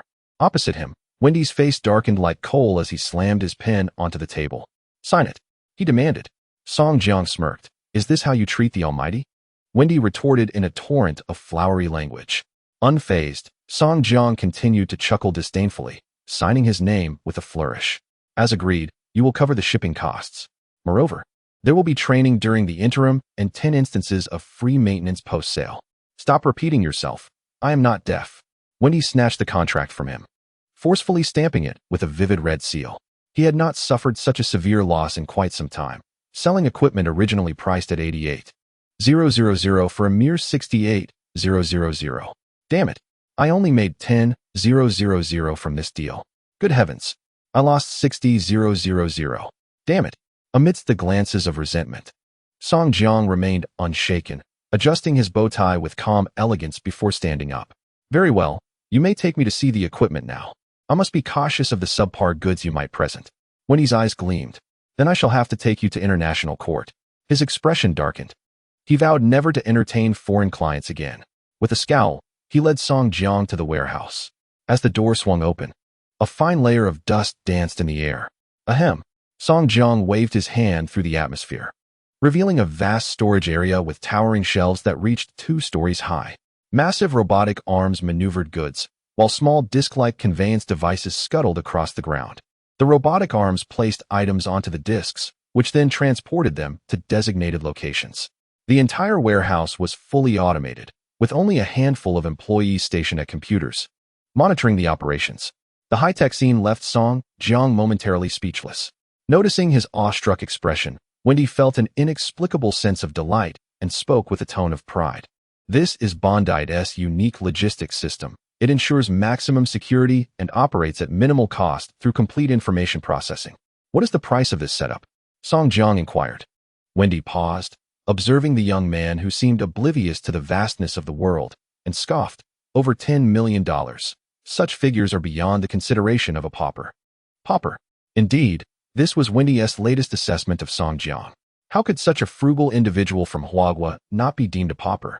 Though insulted, a glimmer of hope sparked in Song Jiang's eyes. So, this kind of warehouse could indeed be established for just $10 million. All right, let me take you to see the latex foaming machine you requested.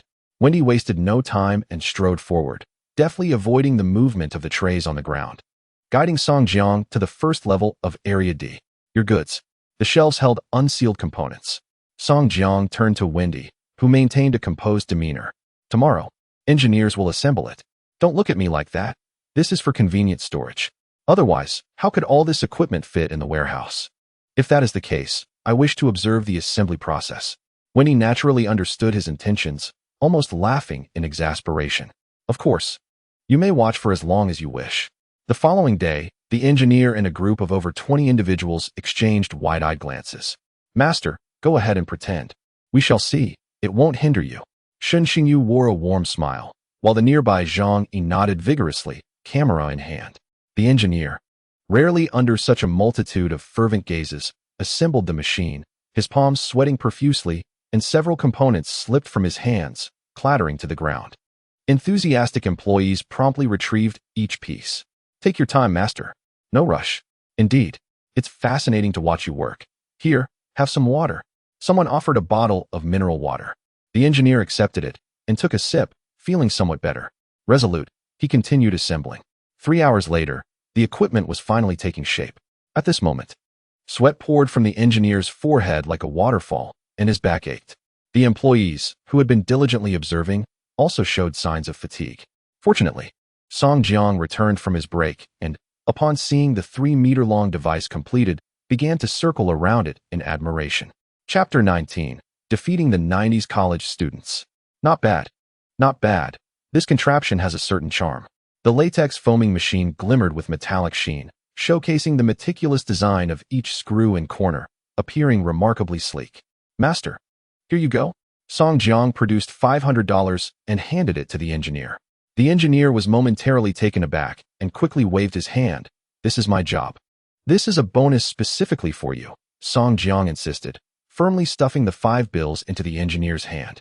In our country, we have an old saying, courtesy demands reciprocity. My employees greatly appreciate your attitude. The engineer intended to decline, but the bills felt too hot to resist. So he reluctantly placed them into his cool pocket to temper their warmth. In the coming days, I may trouble you to teach these foolish ones, Song Jiang said, enthusiastically shaking his hand. The engineer, his face slightly flushed, nodded. I will. It is my duty. 7 days later, the returning employees sat aboard the ship, enjoying the sea breeze, while 3 machines stood neatly in the cargo hold, ready to arrive in their homeland. This creation from Jinsi Ho is quite intriguing. Intriguing? Oh, how my hair has thinned out. With 7 or 8 modes, my head is spinning. Amidst the grumbling, someone chuckled. It's a bit tough now. But won't it be easier later? Just press a button, and the mattress pops out. Plus, it saves materials. Indeed, it does save money, someone worriedly remarked. But with such convenience, do we still need people like us? The crowd fell silent for a moment until an elder admonished. Why speak such ominous words? The boss is not the same as that Zhao Poppy of old. Have some faith. Upon hearing this, The group's expressions slightly relaxed, though a hint of apprehension lingered in their eyes. Despite the reassurances, the reality remained. With the return of these 3 machines, they could produce 300 items in a single day. If I were the boss, I wouldn't need employees either. A palpable gloom settled over the atmosphere as 2 young individuals exchanged glances, uncertain whether to voice their concerns. After all, mechanization is the prevailing trend over manual labor. Even if there are no layoffs now, one can never be sure about the future. In silence, Song Jiang approached, each hand holding a plate of salmon sashimi. Give it a try? I just had the kitchen prepare this fresh batch. As his words resonated, he noticed the subdued expressions of the employees. A look of confusion crossing his face. What's the matter? The crowd remained silent, none daring to respond, only managing forced smiles. I assure you, the fish is fresh. Old Wang, do taste it, you adore fish. What is going on here? Song Jiang observed the overly theatrical reactions of the staff and finally turned his gaze to Zhao Mingxian. Zhao stepped forward and whispered, "They are concerned about being replaced by machines." Replaced by machines? Song Jiang chuckled, causing the employees who had been paying attention to tense up, their eyes darting towards him. Why didn't you mention this concern earlier? He offered the tray to the staff. After freeing his hands, he casually clapped them together, producing a soft sound. Can you guess why I want you to undergo training? Am I merely looking to pass the time? Faced with the bewildered expressions of the middle-aged employees, Song Jiang smiled. It is to enhance your value. The worth of a skilled technician is vastly different from that of an operator. I do not wish for my employees to remain confined to a replaceable status. His gaze swept across the room, his voice steady. Tengsheng is an emerging enterprise, with ample vacancies awaiting occupants and numerous paths for advancement ready to be traversed. I wonder if any of you have ever contemplated the prospect of promotion? I merely wish to convey that if you are willing to learn, your salary will increase and your benefits will improve. Addressing the older employees, he dispensed with platitudes, focusing instead on the monetary aspect that directly affected them. Here, a salary of 5,000 is merely the baseline. If you aspire to a raise, then dedicate yourselves to your studies. 5,000 is the baseline. If any owner from Huaguo were present, they would surely erupt in outrage. What nonsense are you spouting? 5,000 is the upper limit. Don't undermine the market. Unfortunately, the audience was composed solely of employees who felt no need to empathize with the boss. Shen Xingyu took a deep breath. Song Gu, or rather, Song Zong, may I inquire if there are pathways for advancement? How can I increase my salary? Song Jiang pondered briefly before providing an answer. Aren't you and Zhang Yi recently managing the official blog? If your follower count reaches 10,000, both of you will receive a raise of 1,000. Zhang Yi's eyes widened in surprise, excitement flooding her as she nodded vigorously. Rest assured, boss. I will strive to enhance the account. With her current salary plus the additional 1,000, it would amount to 6,000, surpassing 90 of university graduates. Chapter 20. Do not allow misconceptions about the company. The 2 young individuals could hardly contain their eagerness, eagerly discussing promotional strategies. Meanwhile, the middle-aged employees, witnessing the unfolding opportunity, could no longer hold back their anticipation, looking expectantly at Song Jiang. With a smile, Song Jiang instructed, "You all should return and familiarize yourselves with the equipment." At this, he raised his chin, directing his attention to Zhao Mingxian. Instantly, Zhao straightened his back, pulling out a notebook, ready to take notes. When the time comes, let us create some questions, categorized into 3 levels of difficulty. A, B, and C, A being the most challenging, and C the simplest, combining practical and theoretical aspects. Song Jiang paused for a moment, stating that those who had passed the C-level examination would have their salaries set at 6,000, 7,000, and 8,000 respectively. Let us establish this for now, he declared. As he spoke, the employees held their breath, their faces flushed with disbelief, nearly overwhelmed by the prospect of such lofty wages. Previously, they had toilingly scraped by on an average of just over 4,000. The figures of 7,000 and 8,000 seemed astronomical to them. With such salaries, they would be esteemed individuals in their locality. Instantly, an intense fervor for learning surged within them.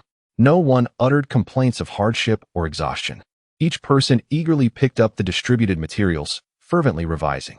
During the fulfilling journey back home, Song Jiang felt a twinge of regret. Had he known they would be this enthusiastic, he would have delayed the announcement. No one was left to play games with him. Cursed be the day. Beset by the annoyance of inept teammates. 3 days later, the latex foaming machine was installed in the factory, surrounded by a group of workers who were diligently examining and tinkering with the apparatus. They poured in the raw materials, watching as the milky liquid oozed from the openings, smoothly covering the entire square cavity amidst the heat. The latex gradually took shape. A gentle press revealed its fresh stickiness, already hinting at its softness. Too soft. Let us add some gypsum powder, an elder remarked while rubbing his hands. This stuff is quite useful, though the formula wasn't provided. We'll have to figure it out. Xiaoshen, you take notes. All right, replied the tall, slender clerk with a serious nod. In the following days, the factory remained idle, filled only with the cacophony of machinery. As a dozen workers researched new mixtures, this endeavor lasted for half a month. Meanwhile, the promotional video edited by Shun Xingyu and Zhang Yi was launched, breaking from traditional advertising to incorporate contemporary memes. Its central theme was clear: what's trending is what will follow. My surname is Teng. Your tongue has arrived. Little did they know, upon joining the factory, the boss had tasked them with gaining 10,000 followers in 7 days. The amusing video, featuring a lively cat and light-hearted captions, quickly garnered its first wave of traction. As they observed the rising data in the back end, Shun Xingyu and Zhang Yi exchanged glances. It works.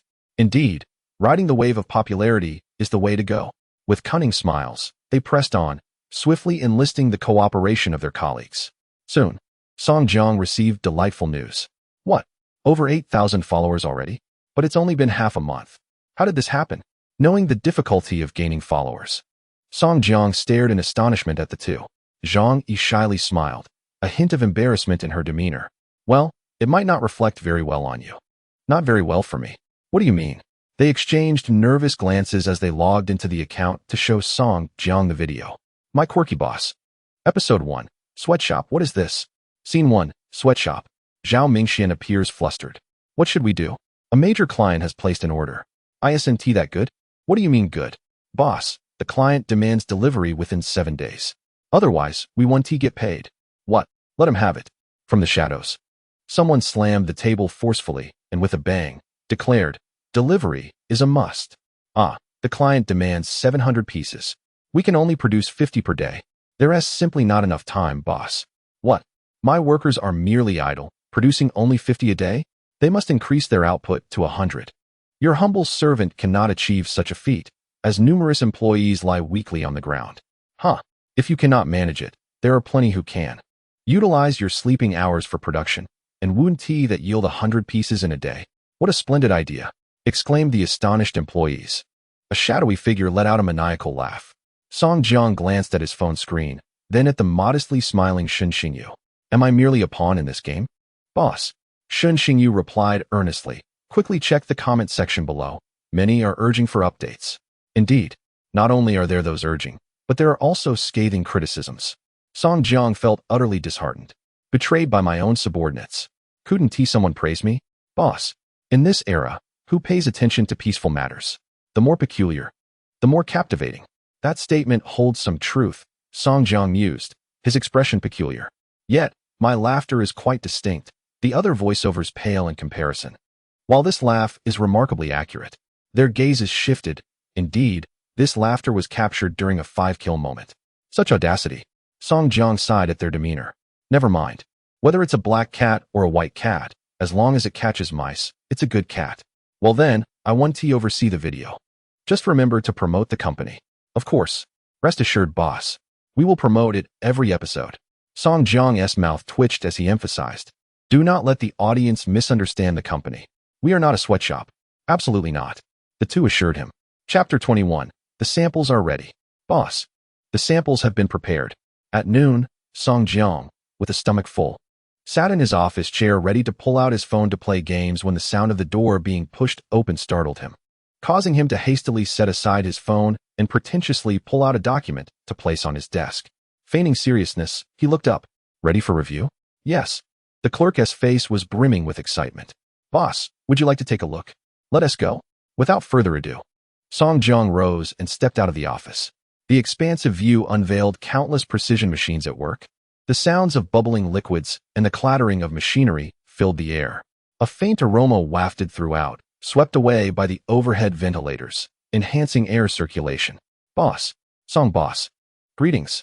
As he approached, a chorus of voices rang out. Song Jiang waved his hand, directing his gaze toward a row of latex mattresses against the wall. Are these all? Indeed. We have crafted 8 models with varying degrees of firmness based on different formulations. The elder in charge of the materials hurried forward, pointing to the first mattress against the wall. This one is the softest. A person sinks right into it. As he spoke, he pressed his hand against the side, and instantly, 5 fingers sank into the surface. When he lifted his hand, the indentation quickly rebounded to its original shape. Without hesitation, Song Jiang sat down and lay back. It is one thing to observe. It is another to experience firsthand. He felt as though his back was cradled by feathers.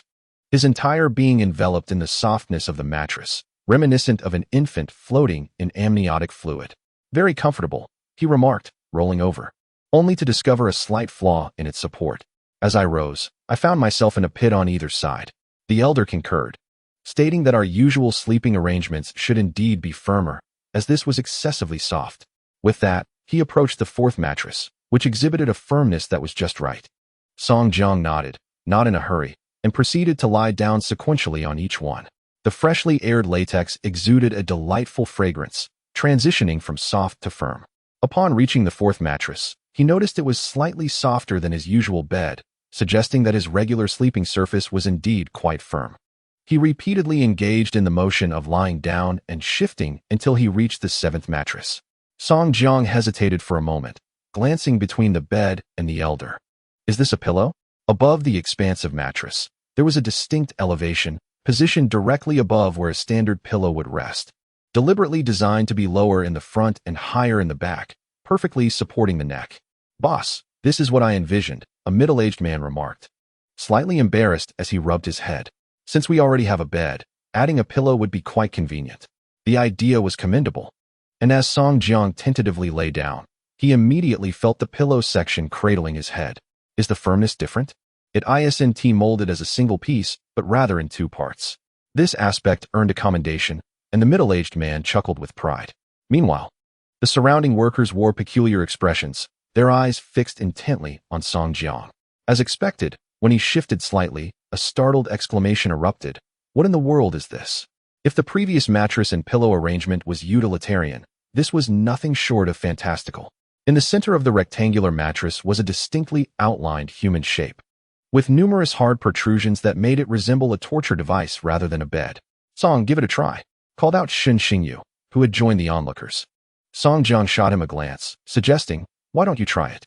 With a silly grin, Shen Xingyu replied, I've tried it. Song, you'll really understand its merits once you experience it. Nearby, Zhang Yan nodded eagerly, unable to suppress a smile, his eyes sparkling with anticipation. Could this contraption truly be comfortable? As Song Jiang voiced his skepticism while climbing onto it, he spent some time aligning himself with the contours of the mattress. Suddenly, a middle-aged man exclaimed, Boss, you need to scoot up a bit more, or it won't align properly. Align properly? What do you mean? He questioned, puzzled, yet complied. He lifted his hips and inched forward, as the hard points on the mattress precisely targeted his acupoints. 30 seconds later, zzz, observing Song Jiang peacefully asleep, resembling an infant. The crowd couldn't help but smile. I told you, the acupoint placement is flawless. We all tried it yesterday, aside from old Chun, who suffers severe insomnia and took longer. Everyone else was able to sleep soundly.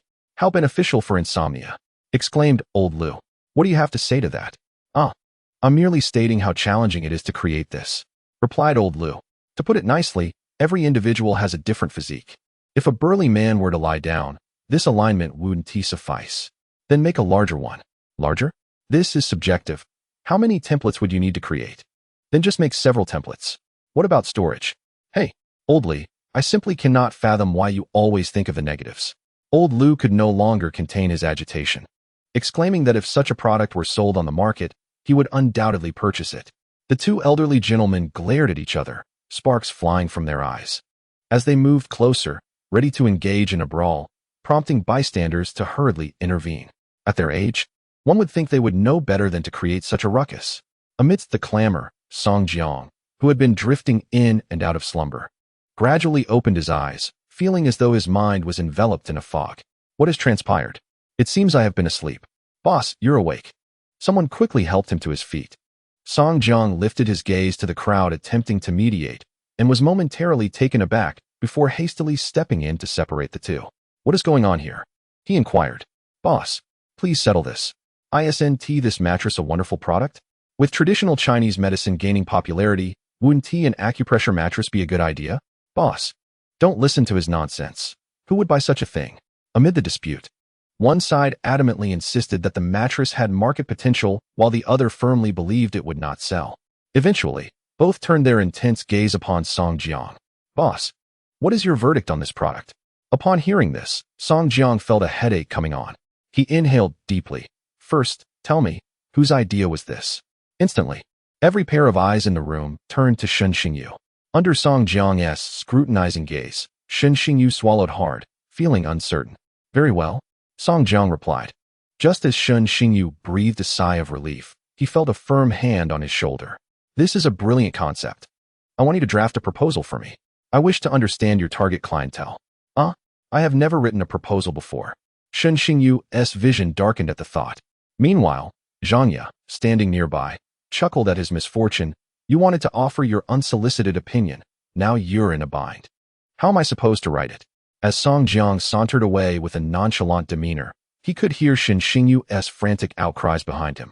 Returning to his office with a smile, he was met by the serious expression of Zhao Mingxian, who declared, Boss, I wish to go on a business trip for a while. Song Jiang was taken aback. You wish to travel for work? Yes, Zhao Mingxian responded. Taking a deep breath, I have organized the previous data we retained. There are several old clients whose contact details have become obsolete, and some have found new suppliers. If this continues, our factory will soon face the same fate as before. Concern flickered in his eyes. For a factory, orders were paramount, and without them, there would be no profit. As someone who had immersed himself in this industry without prior knowledge or accumulated resources, Song Jiang found himself in a precarious situation. His previous experience in a different field rendered his contacts utterly useless, leading to the current awkward scenario where they relied solely on waiting for orders. Chapter 22. Business trip. Zhao Mingxian had never been one to wait idly, and he wished for the company to endure longer.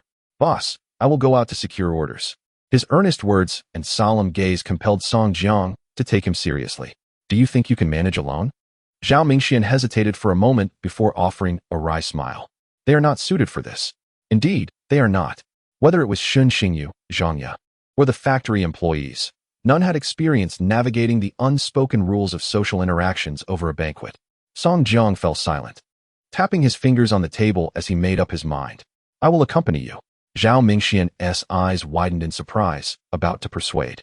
When he heard, you must understand all this sooner rather than later. Song Jiang rose and declared, do not worry about me becoming a burden. This time, I shall be your subordinate. Startled, Zhao hastily shook his head. Boss, you jest. How could you be my subordinate? Even if you said so, I wouldn't believe it. In the workplace, it is taboo to place a superior and oneself on equal footing. Enough talk. When do we depart? Zhao fell silent, seeking confirmation. Are you truly determined to go? This is no easy task. Let us go, came the unequivocal reply. Observing Song Jiang's youthful, innocent face, seemingly so easy to deceive, Zhao could only smile wryly. Then I must warn you in advance, he said, stepping back and bowing at a 90-degree angle. If you retreat, I shall have no choice but to take offense. The solemn gesture momentarily stunned Song Jiang. The next instant, Zhao turned and hurried away, returning shortly with a thick stack of documents. With a heavy thud, he set them down. Boss, please review these thoroughly. He placed a notebook in the center. These contain the most critical data. You must memorize them. A cold sweat appeared on Song Jiang's brow. Is there really that much? I recall the factory's production process being quite simple. Zhao's tone softened. You may choose not to go. Taking a deep breath, Song Jiang responded. I will memorize it. It's just documents. Isn't it? How hard can it be? Painfully, he tucked his phone into the drawer and opened the first file. Studying it intently, Zhao lingered for a few minutes before quietly departing, closing the door behind him.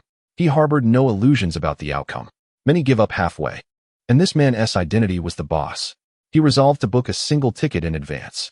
One rubber tree yields only 300 milliliters of natural latex daily.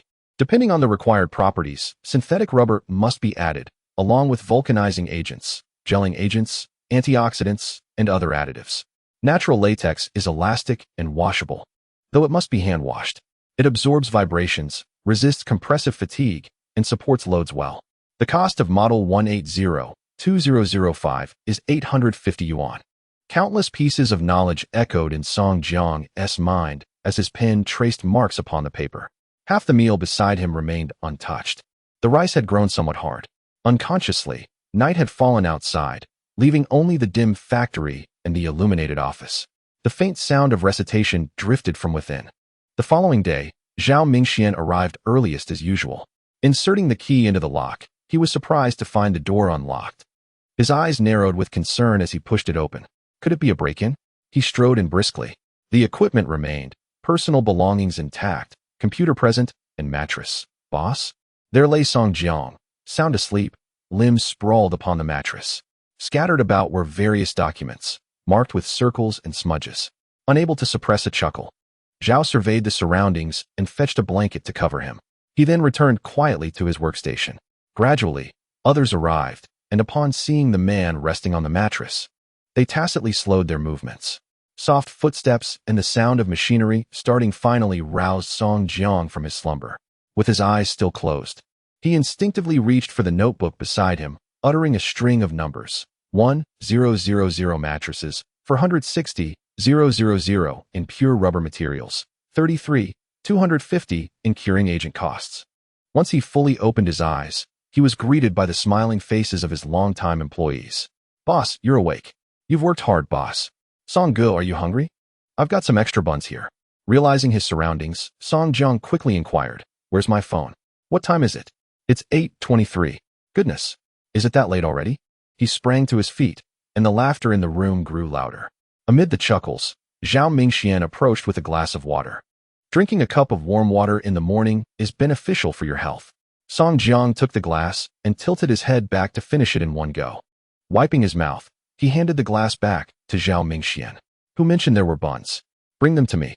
Soon, fluffy white buns were tossed his way, which he caught effortlessly, munching as he walked toward the office, waving goodbye. You all keep up the good work. Yes, boss. No problem, boss. As he entered the office, he swiftly closed the door behind him.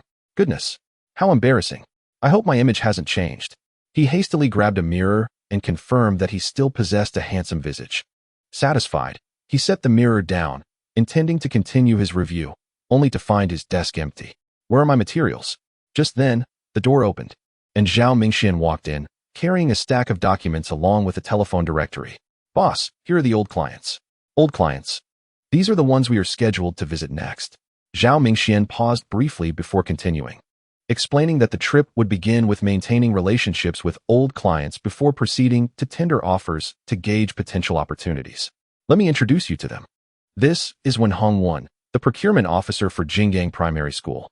As he spoke, he placed a printed document on the desk. The top left corner bore a vacant photo space, while the lower section clearly listed details, including home address. I confirmed his basic information via phone.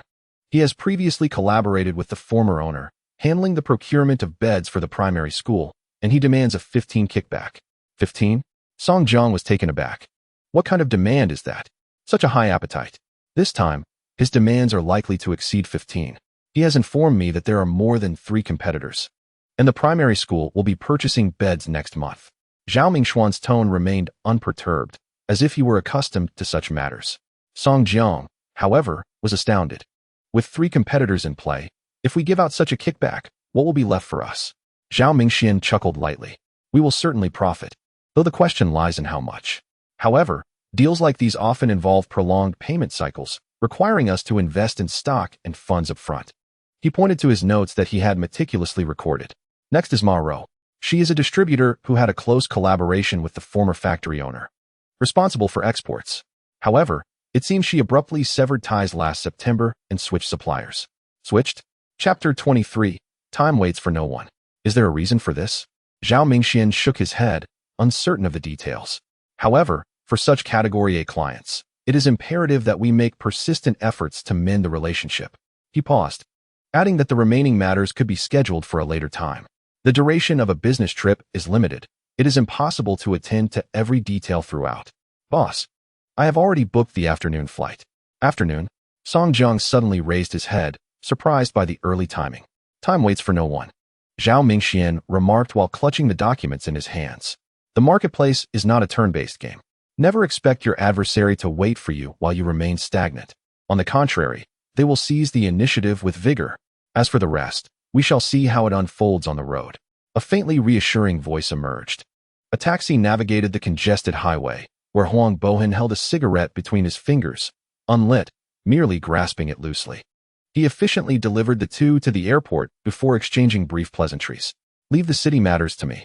Thank you, Zhao Mingxian responded solemnly.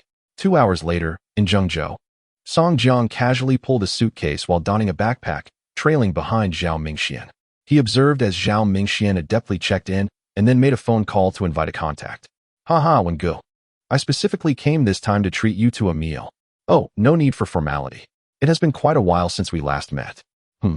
You're at Wenhao Hotel. What a coincidence. How did you know? I intended to invite you here. Oh, someone is organizing a gathering. Zhao Mingxuan's tone lifted, filled with enthusiasm, though his expression remained somewhat somber. Haha, Wengu. You must wait for me. As his words fell, the response from the other end of the line echoed back. All right, I'll wait for you to drink. The call ended abruptly, leaving no time for contemplation as Zhao Mingxian turned to Song Jiang. Boss, there's no time to tidy up. We must leave immediately. Song Jiang, avoiding further chatter, promptly summoned a server to store their luggage. The two hurriedly exited the hotel, hailed a taxi, and directed it to Wenhao Hotel. Zhao Mingxian pulled out his phone to search for the establishment's specifications and menu offerings. As he perused, Song Jiang pondered their earlier conversation. Both parties exhibited swift reactions. Zhao Mingxian, though absent, confidently asserted his presence at Wenhao Hotel, leaving himself an opportunity for engagement. The other party, already orchestrating a gathering, had openly agreed, indicating that this was not merely a casual reunion of friends or colleagues, but rather a matter of mutual interests, with the terms presented to him being evidently unsatisfactory. It seemed he required the other party's involvement to elevate his own standing. As expected, upon their arrival at the hotel, the other party had already sent a text message with the location of the private room. Zhao Mingxian took a deep breath at the entrance. Watching as a server delivering dishes passed by, he quickly intercepted the server, engaging in a hushed conversation before taking a plate of fish. Boss, refrain from speaking hastily. First, observe the expressions of the others. With that, he pushed open the door with a firm hand. As light flooded in, the occupants of the private room instinctively turned to look. 3 men and 1 woman were present, a well-dressed middle-aged man wearing glasses, seated beside a woman adorned with extravagant earrings and vibrant makeup. Next to them sat a portly man alongside a tall, slender individual. In an instant, the gaze of 4 individuals converged on Song Jiang, filled with scrutiny, suspicion, vigilance, and also relaxation. How could such a young man dare to come alone? Thinking he could seize my opportunities? Sneering glances coalesced upon him. Song Jiang offered a smile, while Zhao Mingxian, who had been overlooked with his dish, stepped forward boldly, placing the fish before Wen Hongwen. Ah, Wengu, I have missed you dearly, Zhao Mingxian exclaimed.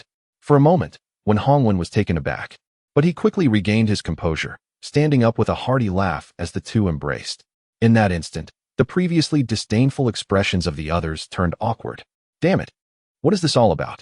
They swiftly cast wary glances at Zhao Mingxian, their hearts brimming with apprehension. He was not to be trifled with. Amidst the exchange of glances, Zhao Mingxian cheerfully extended his hand toward a nearby woman. This lady is quite beautiful. Are you perhaps the sister-in-law? No. Wen Hongwen quickly interjected. Do not speak such nonsense. My partner would tear me apart. Ha. Wengu, you were not like this before, Zhao Mingxian chuckled. Back then, you said you wanted a charming kitchen maid and a lovely sister-in-law. Alas, Wen Hongwen couldn't help but smile. Such good women are indeed rare. Just as Zhao Mingxian was about to continue, his arm was suddenly grasped by the heavily made-up woman, who grinned. Wengu, is this your brother? I do not recognize him. Could he also be a teacher? Zhao Mingxian glanced at her and replied, Oh, I lack such education. I am merely a small business owner. As he spoke, he scanned the surroundings. Alas, there are no seats. I shall have to sit here. The two took their seats opposite Wen Hongwen. Zhao Mingxian deftly poured himself a glass of liquor, stating, I arrived a bit late, so I must apologize to everyone. He downed it in one gulp. Song Jiang, slightly slower to respond, raised his glass and followed suit. This young brother, are you also in business? I am working with Zhao Gu, Song Jiang replied. Flashing a bright smile, I am his assistant. Zhao Mingxian raised an eyebrow and laughed heartily. Do not let his youth fool you. Xiao Song is quite knowledgeable. A true scholar. What is your academic background? Wen Hongwen, being a teacher himself, was particularly intrigued. I attended Yin University. Yin University, a prestigious institution, quite commendable. Wen Hongwen remarked, his gaze softening. Meanwhile, the man next to him clenched his teeth in frustration. Damn it, what good is a degree in this society?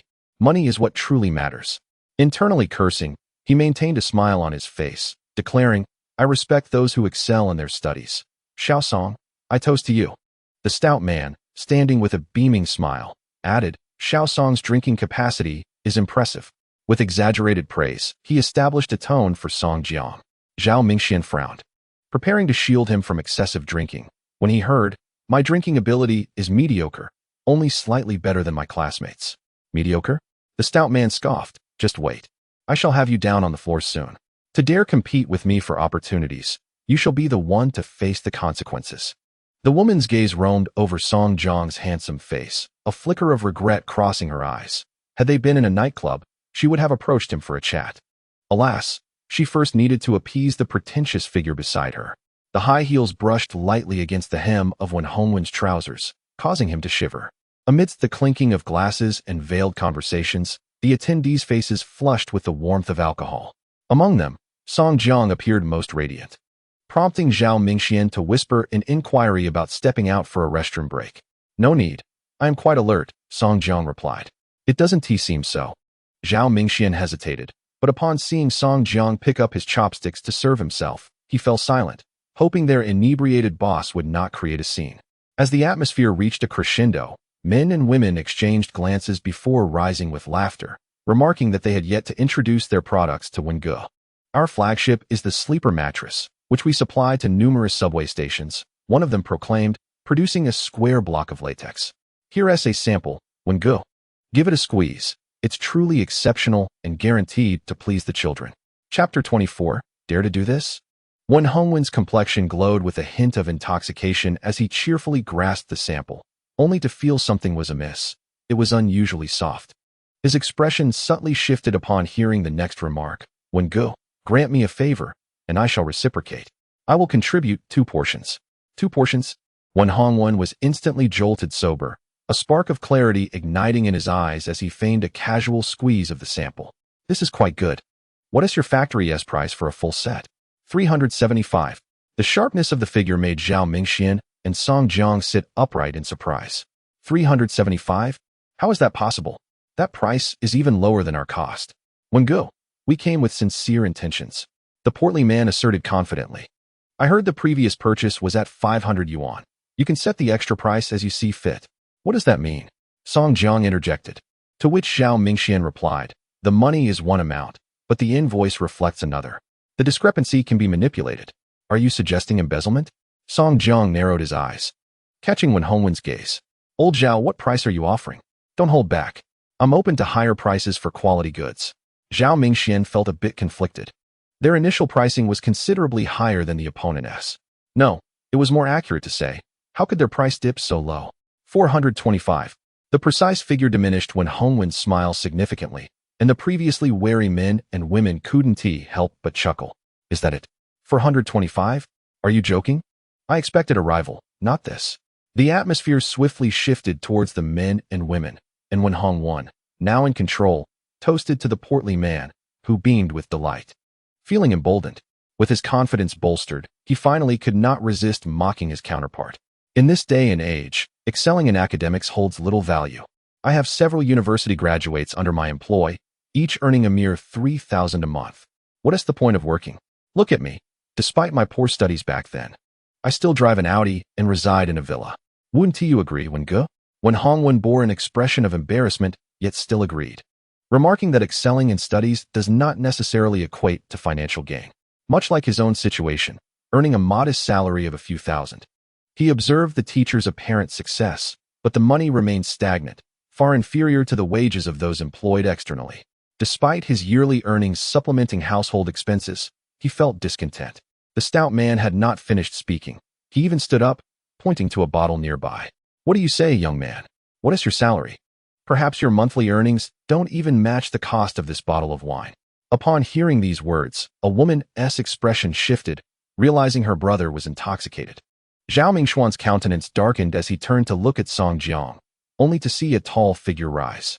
Have you considered that this is your own issue? The crowd was momentarily taken aback. The stout man, incensed yet mocking, retorted, What? Are you blaming your lack of earnings on me? What a pitiful fool. Brother, could you please calm down? The woman attempted to grasp his hand, but he shrugged it off. Song Jiang regarded him with cold disdain. It is common knowledge that the wage corresponds to the work performed. If you deem them worth 3,000, then that is the value they will deliver to you. Their worth is not determined by your words. Every individual possesses intrinsic value. While education can be enhanced, elevating one's mindset is far more challenging. If a business owner thinks like you, their enterprise is destined for failure. Utter nonsense. The stout man bellowed, slamming his hand on the table with a resounding crash. My business is thriving. You small factories, all you do is pose. You have no real business and will inevitably collapse. Such eloquence. Pray tell, what value do you possess? He sneered, 3,000 for 1,000. As he spoke, he directed his gaze towards Zhao Mingxian, mocking, You, the one who runs errands? How much do you earn in a month? What can your boss possibly pay you? A mere few bucks. By the time this errand is done, you might as well have lost all your money. With his biting sarcasm, Zhao Mingxian sighed, glancing at the upright figure of the boss, and decided to stand as well. Is that so? Do you not reimburse your employees for their expenses? Expenses? The stout man laughed heartily. If no business is secured, why should I be a fool and give them money? He pointed menacingly across the table, his eyes brimming with malice. Here's an idea. Drink this entire bottle, and I'll do you the favor of offering you a salary of 6,000 a month to work with me. It's better than your current situation. 6,000? Zhao Mingxian's expression turned peculiar as he suddenly turned to the boss. Boss, is he trying to poach me for 6,000?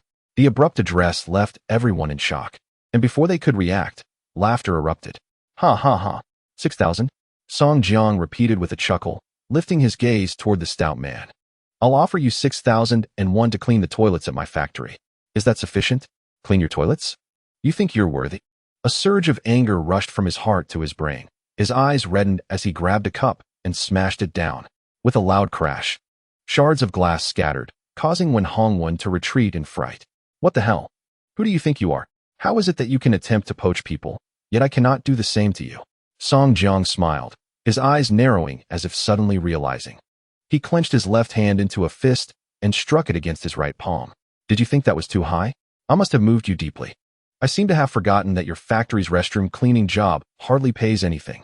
How about this? Song Jiang raised 2 fingers, reluctantly offering you 2,000 to clean the toilets. An affront. A blatant insult. The stout man trembled violently, seizing a nearby wine bottle, while the girl beside him discerned his intent and swiftly intervened. Brother, it's unwise to resort to violence. Before she could finish, he was shoved aside. Get lost. You harlot. The woman stood frozen momentarily, then trembled with rage, delivering a sharp slap to the stout man's face.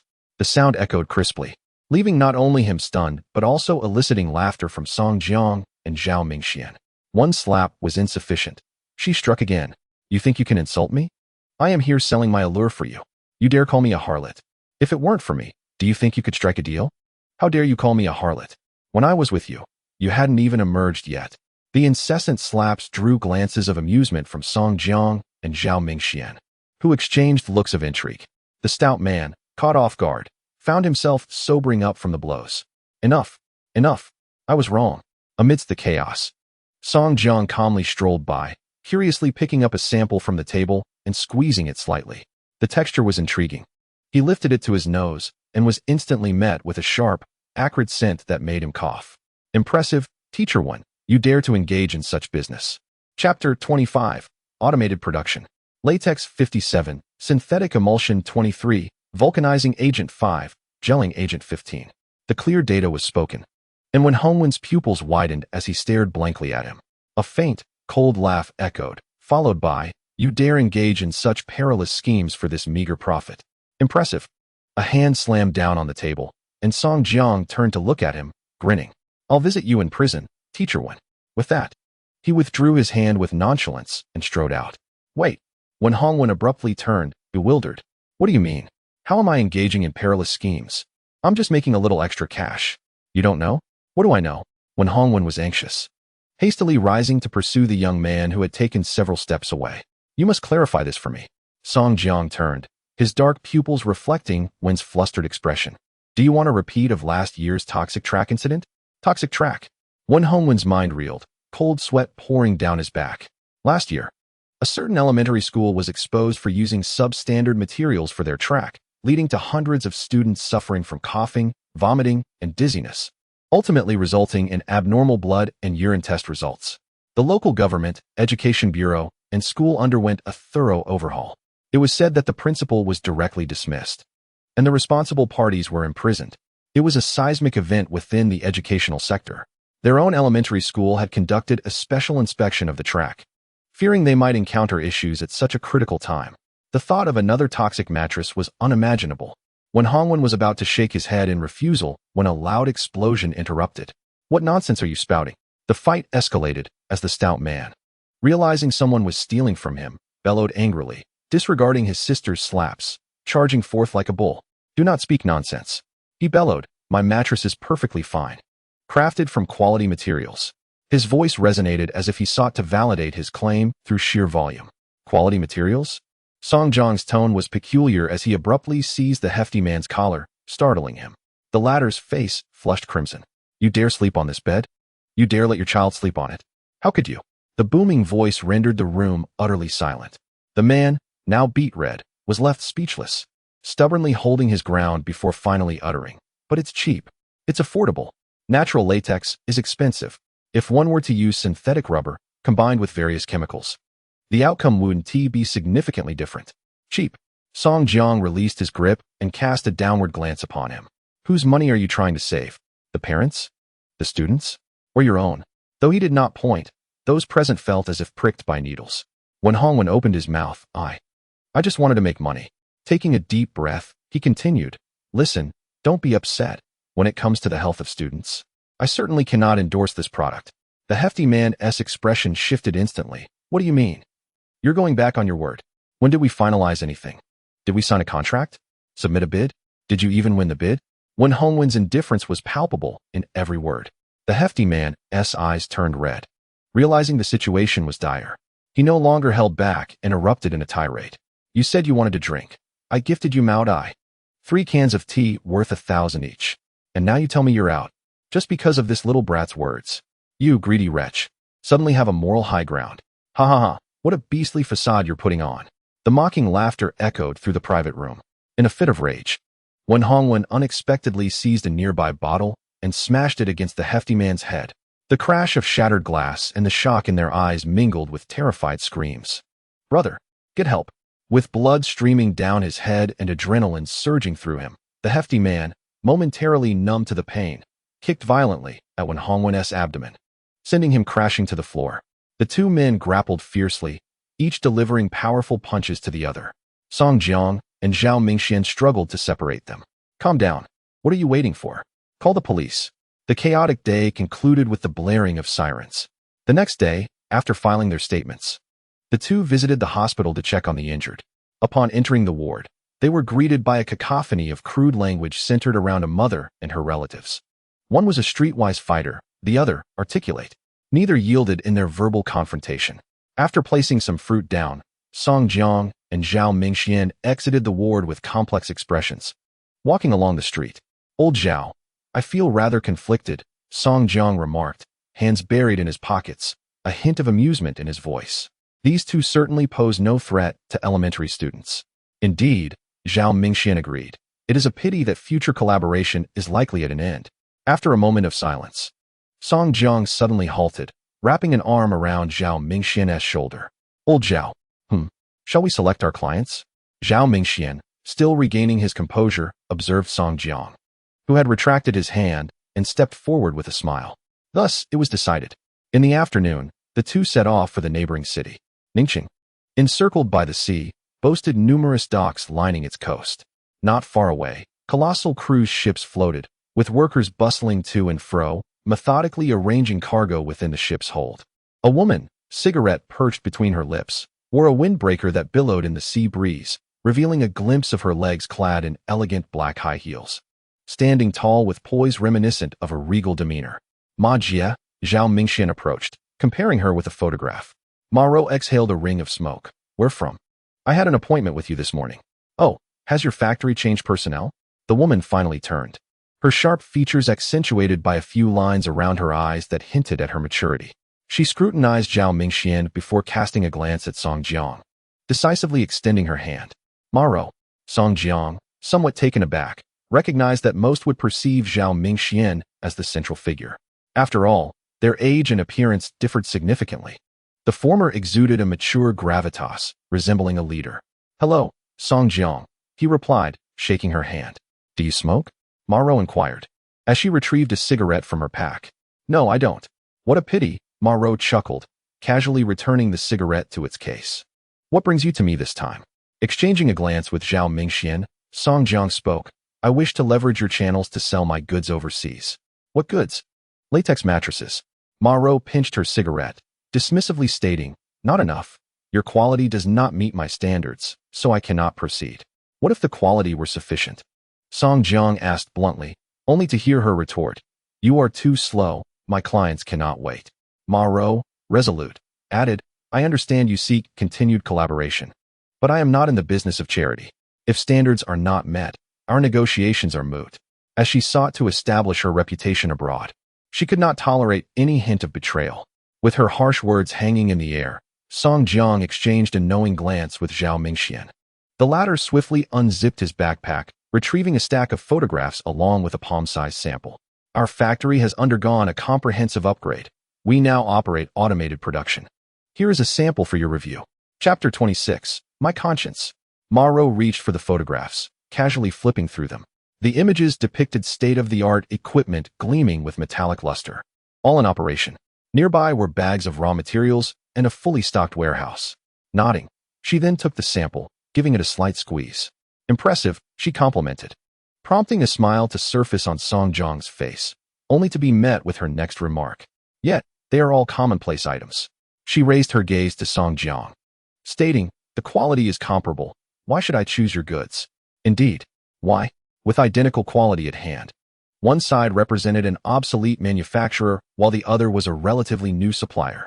What justification do you have for joining my portfolio? Her arched brow awaited a response. A query that would establish the foundation for future collaboration. Zhao Mingxian felt the tension mount, his palms growing clammy as he nervously observed his young boss. The question posed is a challenging one for him to answer.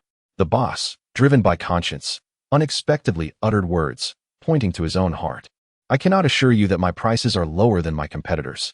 I can only guarantee that all the materials used are of the highest quality and that we provide the best after-sales service. If you doubt this, feel free to test it. His words resonated with conviction, yet a smile crept onto Ma Rou's lips. How will you test this? Tomorrow. I will have 100 sets of mattresses delivered. You may sell them. If they sell, consider it a success for me.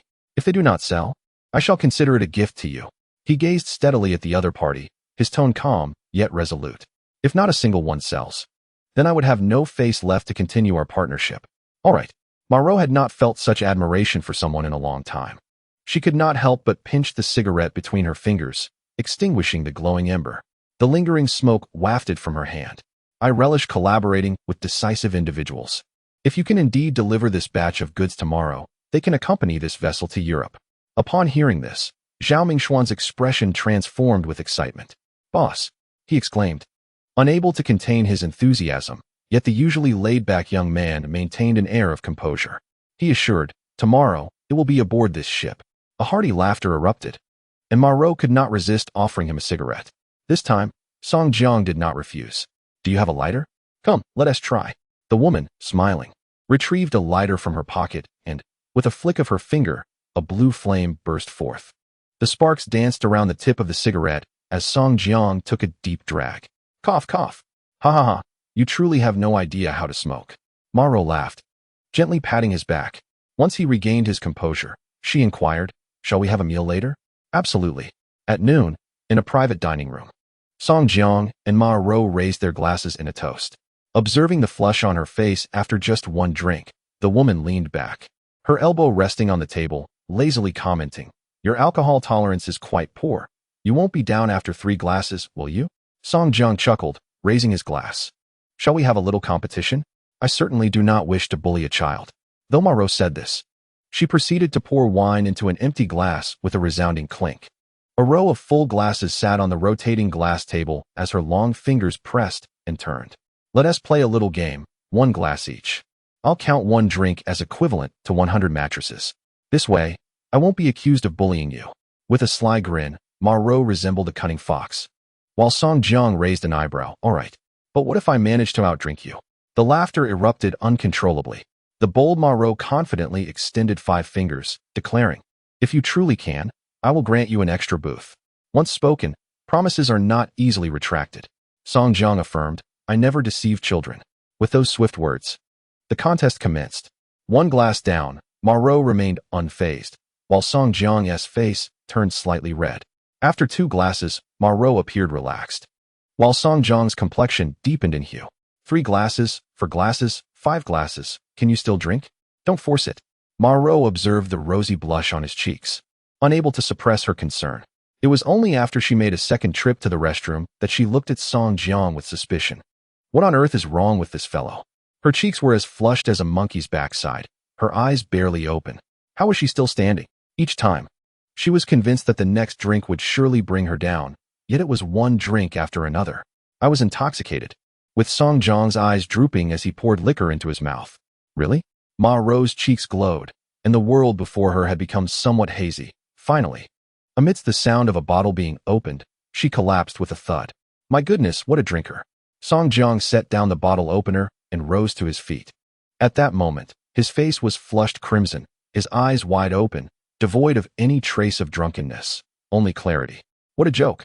After serving as a logistics officer for 4 years at university, he had transported his inebriated roommates home countless times, and his capacity for alcohol was boundless. Each time someone was incapacitated, they would exclaim that Song Jiang had deceived them. "You're not even drunk. Why the rosy cheeks?" He perpetually instilled hope. The aftermath was a mess. Zhao Mingxian, count the glasses. Turning his head, he only saw Zhao Mingxian slumped in a chair, fast asleep. "Fine, I shall count." Arranging the glasses in a row, he then took a group photo, flashing a peace sign with a radiant smile. Click. In the middle of the night, Marot awoke from the hotel bed, her head throbbing as she sat up. Where am I? Bewildered by the unfamiliar surroundings, she froze momentarily before quickly checking herself. It was 3 a.m. A new message on WeChat caught her attention. Empty cup, JPG, Song Jiang. Smile JPG, Song Jiang. 900 mattress exhibition spots. Should the ship fit? This rascal finally recalled yesterday's events, and Marot felt both amused and helpless, realizing she had been played. Marot, it will fit. Marot, let us compete again next time. Song Jiang. Welcome, Song Jiang, who replied instantly, let out a long sigh. Leaning against the hotel window, he gazed at the vibrant scene of lights and revelry, filled with hope. Beep beep. The sound of new messages kept coming in.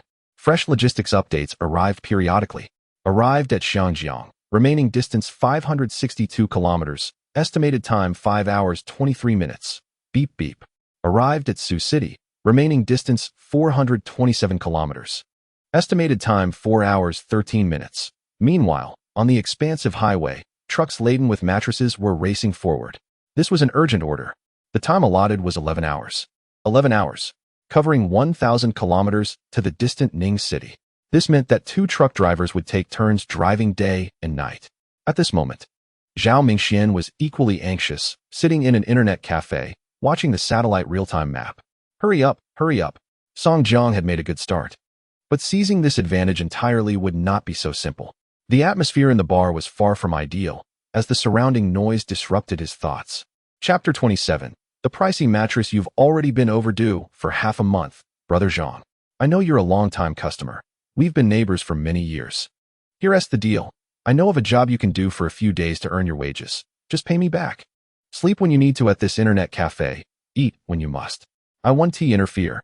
The boss, filled with anguish, implored fervently, but the middle-aged man beside him, clad in a coat and slurping instant noodles, dismissed him with disdain. I won't listen to you. The last job you recommended paid only 120 for a day's work. After toiling all day, I received such a meager sum. Come on, how much do you expect to earn?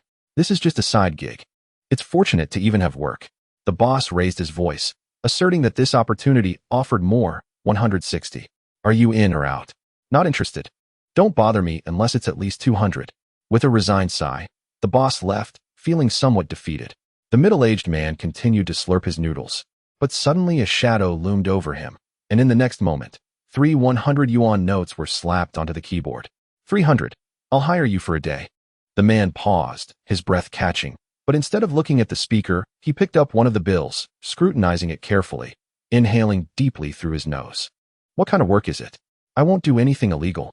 It's not illegal, just moving some items, Zhao Mingxian replied with a smile. Do you know anyone else like you? I'll pay the same rate. Tomorrow. No, today at 8 o'clock. Come to the dock to help me with the cargo. All right. The middle-aged man stuffed the money into his pocket. How many people do you need for lifting? 16. Fine. Give me your number. Have the money ready by tomorrow morning. After exchanging contact details, the man quickly walked away without uttering another word. Zhao Mingxian clenched his fist, confident that the final piece of his plan had been put into place. Now, only the successful delivery remained. At the dock, at 7:47 a.m., the two men, having gone a night without sleep, bore the shadows of fatigue under their eyes. They watched as the temporary workers efficiently transported one mattress after another onto the ship, placing them in the designated area. Marot stood nearby, directing the operations. Yes, you. Insert it at an angle. The rest, keep stacking on top. Layer upon layer of mattresses densely packed the cargo hold, reaching the ceiling. After a while of overseeing the loading, Marot turned to Song Jiang, offering praise. You've done quite well, bringing in so many workers overnight. Impressive. Song Jiang chuckled, replying, this isn't my doing. He patted Zhao Mingxian's shoulder. His attention to detail far surpasses mine. Unbeknownst to Song Jiang, as they unloaded, Zhao Mingxian had already prepared everything necessary. Zhao Mingxian smiled modestly. Marot glanced at him, then at Song Jiang, and suddenly proposed, why don't you both work with me? She recognized their potential. Song Jiang's smile faltered, and he quickly shook his head. No way, I want to be my own boss. I'll stick with the boss, Zhao Mingxian replied with ease. All right, Marot conceded, feeling a twinge of regret. It's rare to find someone so compatible, but she believed that such individuals would only continue to thrive. At that moment, a siren signaled the need for expedited loading. Marot glanced up and hurriedly bid farewell to the two before rushing toward the cabin. Observing her departure, the two men disembarked as well. Approximately an hour later, all cargo from the trucks had been transferred onto the ship. The announcement began. Check the cargo, routes, and crew. Set sail in 10 minutes. The colossal vessel, with a thunderous roar, glided across the sea, gradually disappearing from view. After observing for a while, Song Jiang turned to Zhao Mingxian and inquired if he believed the merchandise could be sold. Zhao Mingxian, glancing at the anxious proprietor, responded with a smile. It will undoubtedly sell. He emphasized the point by pointing to his heart, proclaiming, because of conscience. Ha ha. Song Jiang chuckled at his mimicry, expressing anticipation. However, as soon as he finished speaking, his expression abruptly fell, and he yawned. Let's go. I need to return to sleep. I'm utterly exhausted. He strode forward, and Zhao Mingxian laughed and hurriedly followed suit. Once the two men lay on the hotel bed, their eyelids barely closed before they drifted into a deep slumber. 3 days later, upon returning to the factory, Song Jiang and Zhao Mingxian appeared travel-worn. Family, have you missed me? Song Jiang, with slightly greasy hair, laughed heartily, spreading his arms wide, reveling in the comfort of being home. Damn, running a business is incredibly exhausting. At that moment, the employees who spotted Song Jiang were momentarily taken aback, then erupted with joy. The boss is back. Shun, hurry out. Soon, a crowd gathered around Song Jiang, who was taken aback by such enthusiastic reception. Am I really this popular? While he was secretly pleased, Shun Xingyu approached with heavy steps. Song, brother. Just that one address made Song Jiang tense up. What's wrong? There is something I need to tell you. Go ahead. Shun Xingyu, unable to help himself, glanced at the ceiling. In a few days, a popular internet celebrity will be coming over. What? What do you mean? Song Jiang was momentarily stunned, observing Shun Xingyu's fingers nervously scratching his arm, and finally forced a smile. Brother Song, it's actually a good thing. I managed to sell a mattress. Shut up. Song Jiang, noticing his stammering demeanor, had no desire to listen further. He turned and pointed to a middle-aged man. You explain what happened. The middle-aged man glanced at Shen Xingyu and stated plainly, Shen sold a mattress for 660,000. Oh, what? Song Jiang's eyes widened in disbelief. How much? Shen Xingyu, with a solemn expression, held up 2 fingers. You need to accompany me to the office to clarify this. Half an hour later, Song Jiang took a deep breath and reiterated. So you're saying you filmed a video, created an effect, and posted a link, and as a result, someone actually bought it, and the buyer is a major internet celebrity with 1.3 million followers, who will be coming to livestream. Exactly. How dare you? Shen Xingyu, who had just received a scolding, fell silent, looking pitiful. What kind of factory sells a mattress for 660,000? If it's not the top seller, you can take the lead. That's not out of the question. Song Jiang's eyes widened, while Shen Xingyu offered a tentative smile, gesturing for silence with his lips. Song Jiang pressed his fingers to his temples, feeling a wave of frustration. Should we consider a refund? The buyer has already announced it to their followers, Shen Xingyu murmured. 128,000 likes. The video could go viral. So you mean they are definitely coming? Song Jiang narrowed his eyes. Shen Xingyu slowly nodded and pulled out his phone. Boss, why don't you take a look at their video? With practiced ease, he opened it. Blood, sweat, and tears factory. Exorbitantly priced mattress. Who on earth is buying this? Oh, it turns out that unfortunate soul is me. Dear family, yesterday I was browsing online, intending to spare you from any potential pitfalls. I recalled my recent struggles with back pain and insomnia, which seem to be worsening. Perhaps it is time to consider a new mattress. To my surprise, during my search, I stumbled upon an extraordinary item priced at 660,000. Can you believe that figure? I have already made the purchase, and in 7 days, I shall present a live demonstration to determine whether this exorbitantly priced mattress is truly worth it. With an astonishing 1.45 million likes, the excitement is palpable. Chapter 28, Speed and Passion, exclaimed Shen Xingyu, his enthusiasm evident as the likes continued to soar. However, Song Jiang cast a wary glance at him, concerned about the potential embarrassment this could bring on a national scale. Don't fret, Song-gu, Shen Xingyu reassured him. If things go awry, we can always salvage the situation. I have a brilliant idea. We could buy 1 mattress and give away 100 more. Wouldn't that make it worthwhile?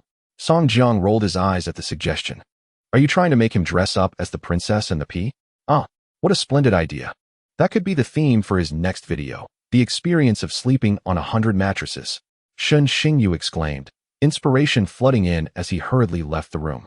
Watching him vanish through the door, Song Jiang sighed, contemplating the complexities of life and the necessity of being discerning in future hiring processes to avoid peculiar personalities.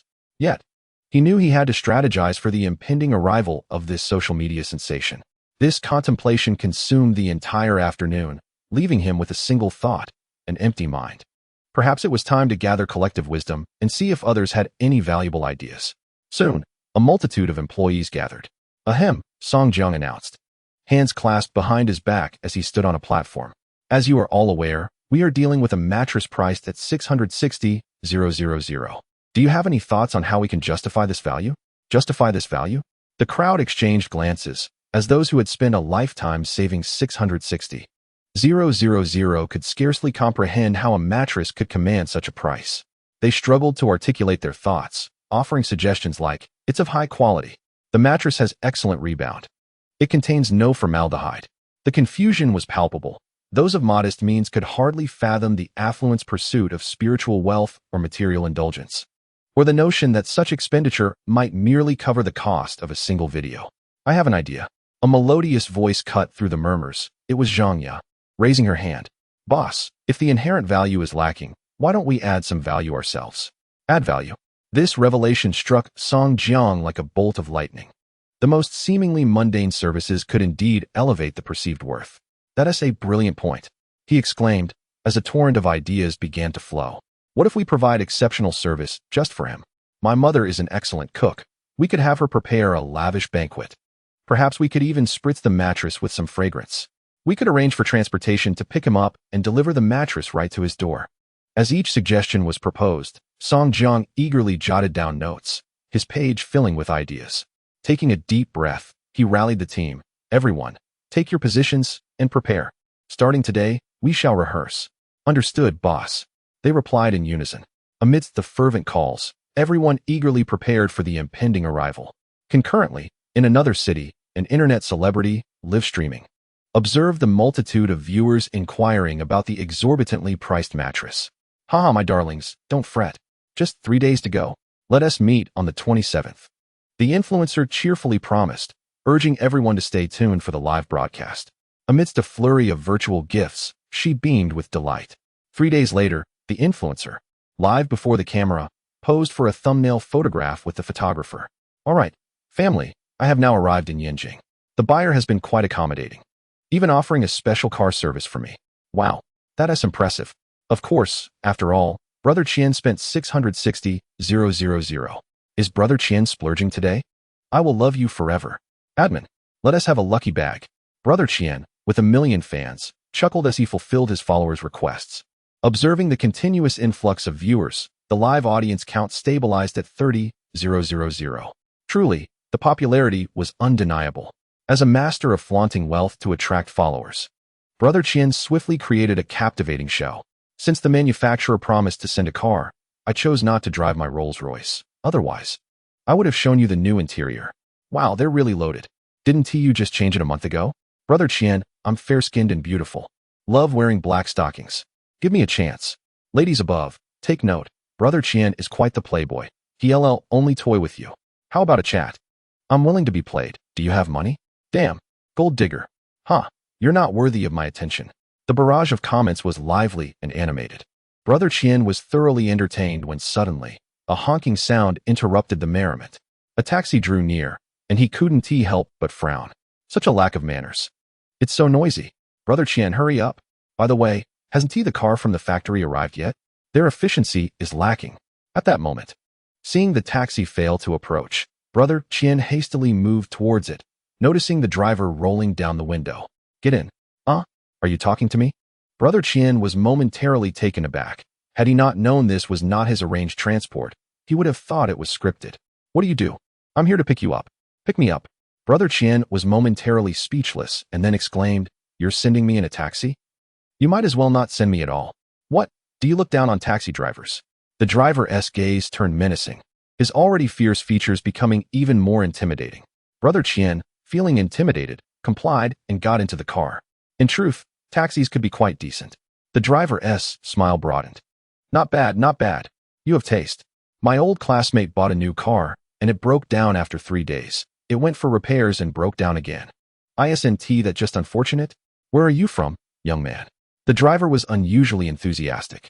Brother Qian found it curious, but answered obediently, Shenzhen. That is a great place. Quite prosperous. The driver expressed a hint of envy and finally made a turn, stopping on a small road.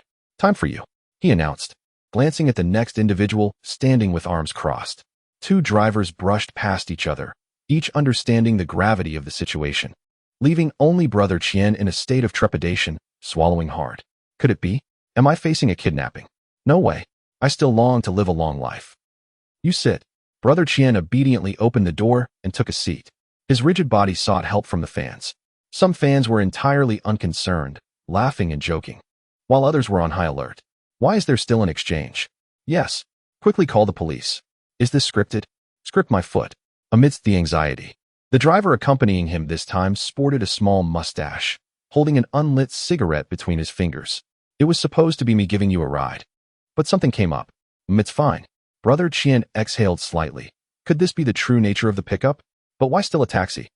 I'm in charge of the pickups, and I don't have any other talents to showcase. Just letting you experience a bit of speed and passion. Speed and passion?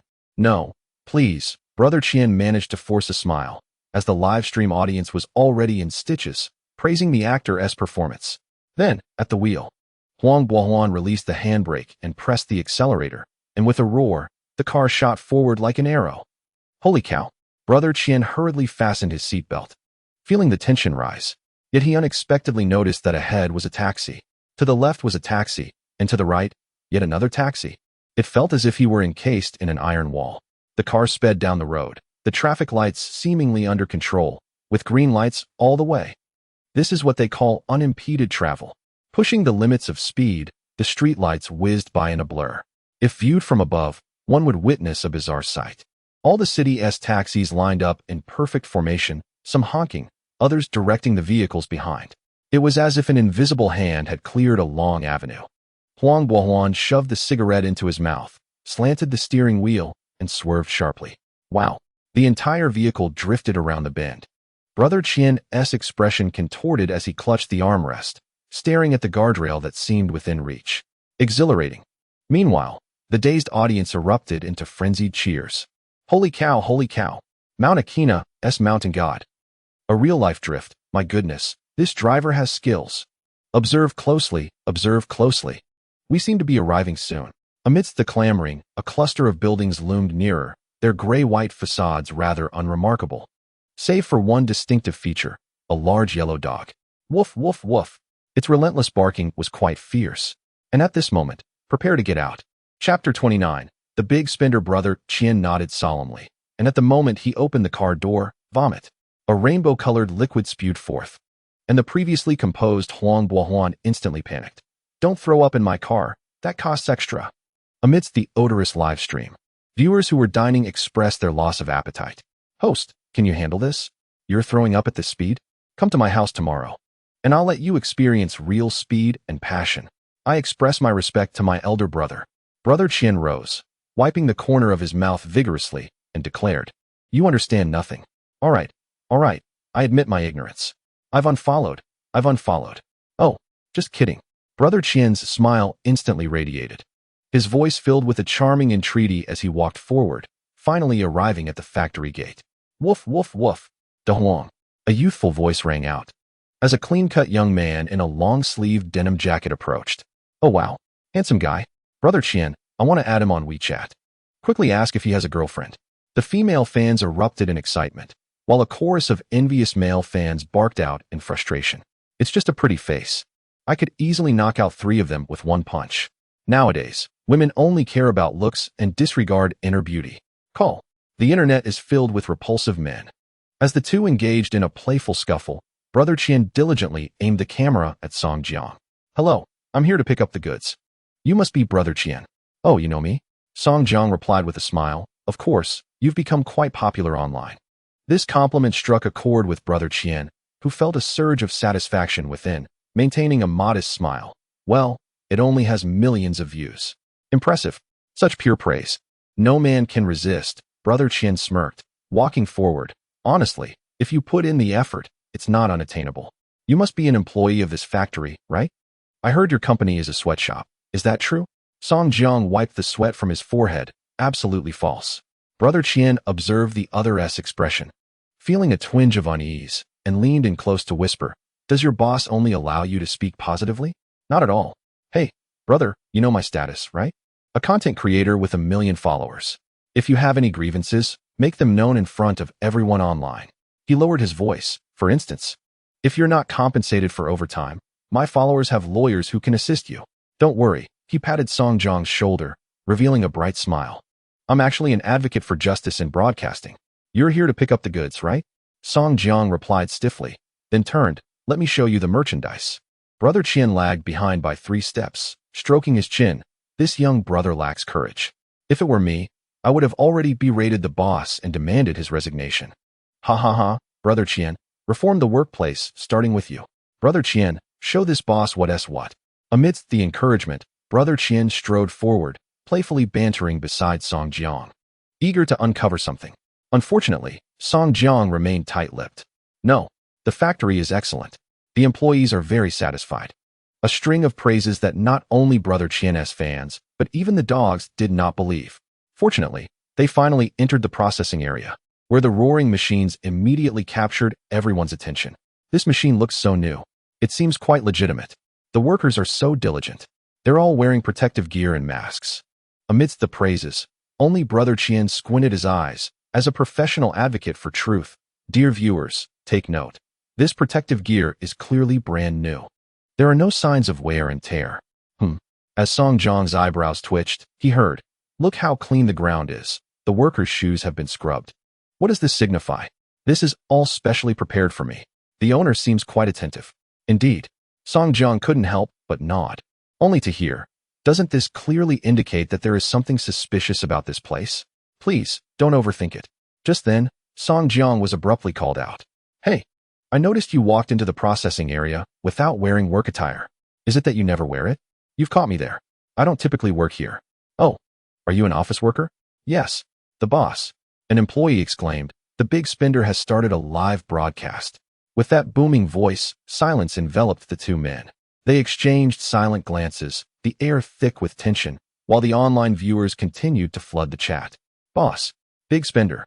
Ha ha ha, that cracks me up. Yes, I'm an office worker. Young man, I won't pretend anymore. Indeed, I am the boss. Brother Qian has become the big spender. The excitement in the live stream surged to an astonishing 30,000 viewers, while the two present remained oblivious, feeling somewhat awkward. Brother Qian's attention was quickly drawn to the big spender. Big spender? Me? No. Song Jiang hastily waved his hand, signaling the employee to step aside. But the other party appeared pensive. Boss, is your eye injured? You should head to the hospital. The concern was genuine, yet the scene was quite mismatched. Ha! I'm dying of laughter. Did you see my expression? The other party refused to take the hint and sent a medical request. The most rebellious employee. Now, I somewhat believe this factory is quite good. Ha ha ha, what kind of employee is this dense? This employee was utterly unafraid of the boss. Among the many viewers enjoying the spectacle, Shun Xingyu and Zhang Yi, who were also adhering to the live stream, exchanged anxious glances towards the door, contemplating whether to assist the boss. Just then, the scene on screen shifted slightly. Song Jiang, feeling somewhat helpless, softly said, I'm fine. You should go feed Da Huang. I just fed Da Huang. It had meat and fish. Then feed it again. Song Jiang persisted patiently. The burly man shook his head vigorously, stating, It's too hot now. Da Huang is full and want to eat. By the time it's afternoon, the food will spoil. A sharp intake of breath followed. The big spender is beside me. Wait, buddy, are you involved too? Brother Qian gazed incredulously at Song Jiang, only to see the burly man eyeing him intently, murmuring quietly, How come you have two eyes and a mouth, just like us? If I look different, would that mean I'm disabled? And, can you keep your voice down? Amidst expressions that alternated between fierce and astonished, the viewers exclaimed how entertaining it was. Streamer, quickly transform and show the other side. Brother Qian found himself as a lone entity. He listened to the commentary in his earpiece, glancing at the burly man, and decided to take the offensive. What do you mean by calling me the big spender? Do you think my 66,000 is a waste? Chapter 30. I just want to show you. The stout man was momentarily taken aback, but soon regained his composure. No, the flowers are indeed valuable. Although he often struggled with quick thinking, he was not one to falter at crucial moments. After a brief contemplation, he added, I did not call you a fool. Oh, then who did you call a fool? Me, Song Jiang exclaimed, gazing at Brother Qian's astonished and incredulous expression. You two are playing me for a fool? No, Song Jiang adamantly insisted. Brother Qian raised his arm. I heard you. You also called me a fool, didn't you? How could you think so poorly of yourself? Song Jiang lamented, Brother Qian. I have always been your fan. I will not allow you to speak of yourself in such a manner. Ha ha ha. This is too hilarious. You all have me in stitches. Goodness. This boss is quite the character. Amidst the laughter, Brother Qian clutched his chest in mock pain, as a fan. How can you not seek justice for me? Justice. I assure you justice. Believing he was conversing with himself, Song Jiang quickly gestured, whether this is worth it. Follow me, and you shall see. As he spoke, he led Brother Qian to the innermost part of the establishment. Unlike the other equipment, which was in constant operation, only this particular machine was paused, beside which sat a computer desk displaying complex software that remained on the homepage. This 660,000 package includes a bespoke service master session. Bespoke service? Master session sounds intriguing. I guarantee your satisfaction. Now it's time to disrobe. What? Brother Qian stood there, shocked as he gazed at the immaculate man across from him. Disrobe? Here? Yes. What? The audience erupted in laughter, clutching their stomachs in mirth. Some even writhing on the floor. This is utterly ridiculous. Brother Qian swallowed hard, looking at the pristine gentleman before him. Actually, I'm not fond of men. Neither am I, Song Jiang replied with a smirk. All right, hurry and strip. I need to customize a mattress based on your body sample. Oh. You should have mentioned that sooner. Brother Qian swiftly removed his shirt, feigning modesty halfway through. I want to get reported, will I? Ugh. Ugly men cause trouble. Brother Qian grimaced as he tugged at his shirt, revealing his slight belly. Old Lu, come here, Song Jiang called out, and soon an elderly man hurried over. He curiously observed Brother Qian, exclaiming, "So this is the fool." Efficiently, he retrieved a marker from his belongings. "Lie down on the mattress. I will draw a meridian chart for you." The man quickly reclined on the mattress, exclaiming, "This mattress is quite warm." As he spoke, the cool tip of the marker made contact with his skin, meticulously sketching inch by inch. At first, there were playful jests about his arousal. However, as the meridian chart became increasingly detailed, exclamations of astonishment arose. "Wow, this old man has some skill.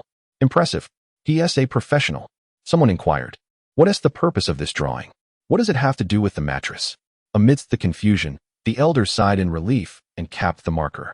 "All right, I will fetch Old Li." Before long, another elderly man approached, squinting at Brother Qian's back before understanding and moving toward the machine. As the inflated latex mattress slowly rises from the machine, the pale yellow acupressure points are meticulously positioned in their designated spots, outlining a human form. Half an hour later, it is complete. "Lie down and give it a try." The host eagerly urges, "Quick, lie down." What a miraculous mattress. Astonished, he exclaims, "Wow, I've never seen a mattress like this before. How intriguing." In a moment of anticipation, Qian Gu carefully aligns himself with the human contour, lying down with caution, and is instantly enveloped in a wave of comfort that elicits a sound of contentment. The tension in his pelvis eases as the mattress snugly supports his lower back, adding a delicate elevation beneath his knees. More importantly, the calming acupressure points align perfectly with his body. The sensation is subtle yet profound, reminiscent of the soothing embrace of amniotic fluid from infancy. Gradually, his eyelids grow heavy. The sound of deep, resonant snoring fills the air, and the livestream audience falls silent for a moment before the comments flood in. "No way, he is asleep. What the heck? Didn't Qian Gu always claim to be an insomniac?" To fall asleep this quickly is a boon for those with insomnia. Excitement mounts. "I can't take it anymore. I'm tempted." "Me too, but 660,000 is just too expensive. I simply can't afford it." Previously dismissing the value, they now believe it to be worth every penny. This just shows how our country can't match the high-end customization abroad. "If I had the money, I'd definitely give it a try." Amidst the frenzy of comments, Shun Xingyu, crouched in the live stream, is overtaken by impulse and promptly calls Song Jiang. "Boss, shall we activate the link?"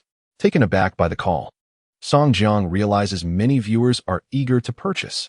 "Boss, let us get the link up." The audience erupts with excitement. "Yes, yes, yes." Song Jiang seems to hear their fervor and responds, "All right, what should the price be?" Taking a deep breath while gazing into the camera, he declares, "Not 660,000. We're offering a special deal this time. Only 66,000.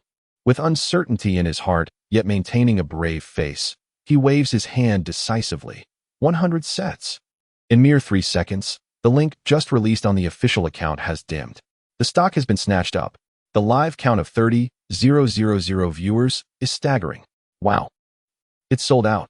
Shun Xingyu stands up in shock, while Song Jiang, in front of the camera, trembles slightly. 660,000 for a set sold out? Yet, the live stream remains unsatisfied. With the host asleep, it is now Song Jiang's domain. "Boss, they're saying it's not enough." "Not enough?" Song Jiang gasps. "Then let us offer another 100 sets." Again, within 3 seconds. "Boss, it's gone. Gone." Song Jiang pauses, incredulous. It's really gone. The audience, now frantic, laments. "No way. Who can snag 100 sets?" "Exactly. I didn't even have the page open. Who are these beasts that got them?" "Brothers, I managed to snag 2 sets." "No way. Share one with me." Amidst the rapidly refreshing comments, Song Jiang cannot perceive the virtual chaos unraveling. Relying solely on Shun Xingyu's anxious tone, the fervor among the audience is palpable. However, dear viewers, I understand that you were unable to seize the opportunity, which is indeed regrettable.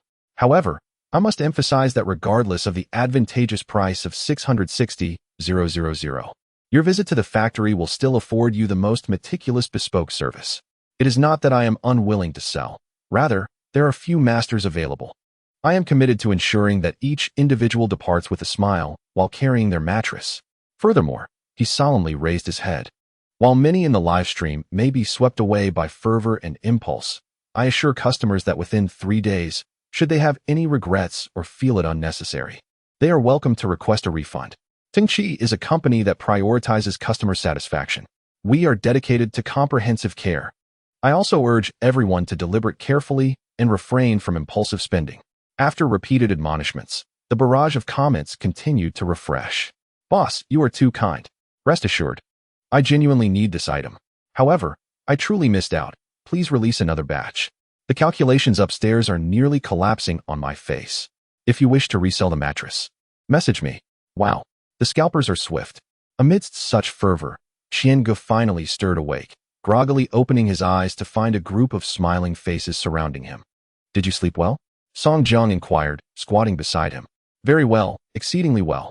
Qiangu stretched, finally comprehending why it was so expensive. Brother, I previously misunderstood you. This item is indeed worth the price. Rest assured, you will be satisfied, Song Jiang replied with a smile. We offer home delivery.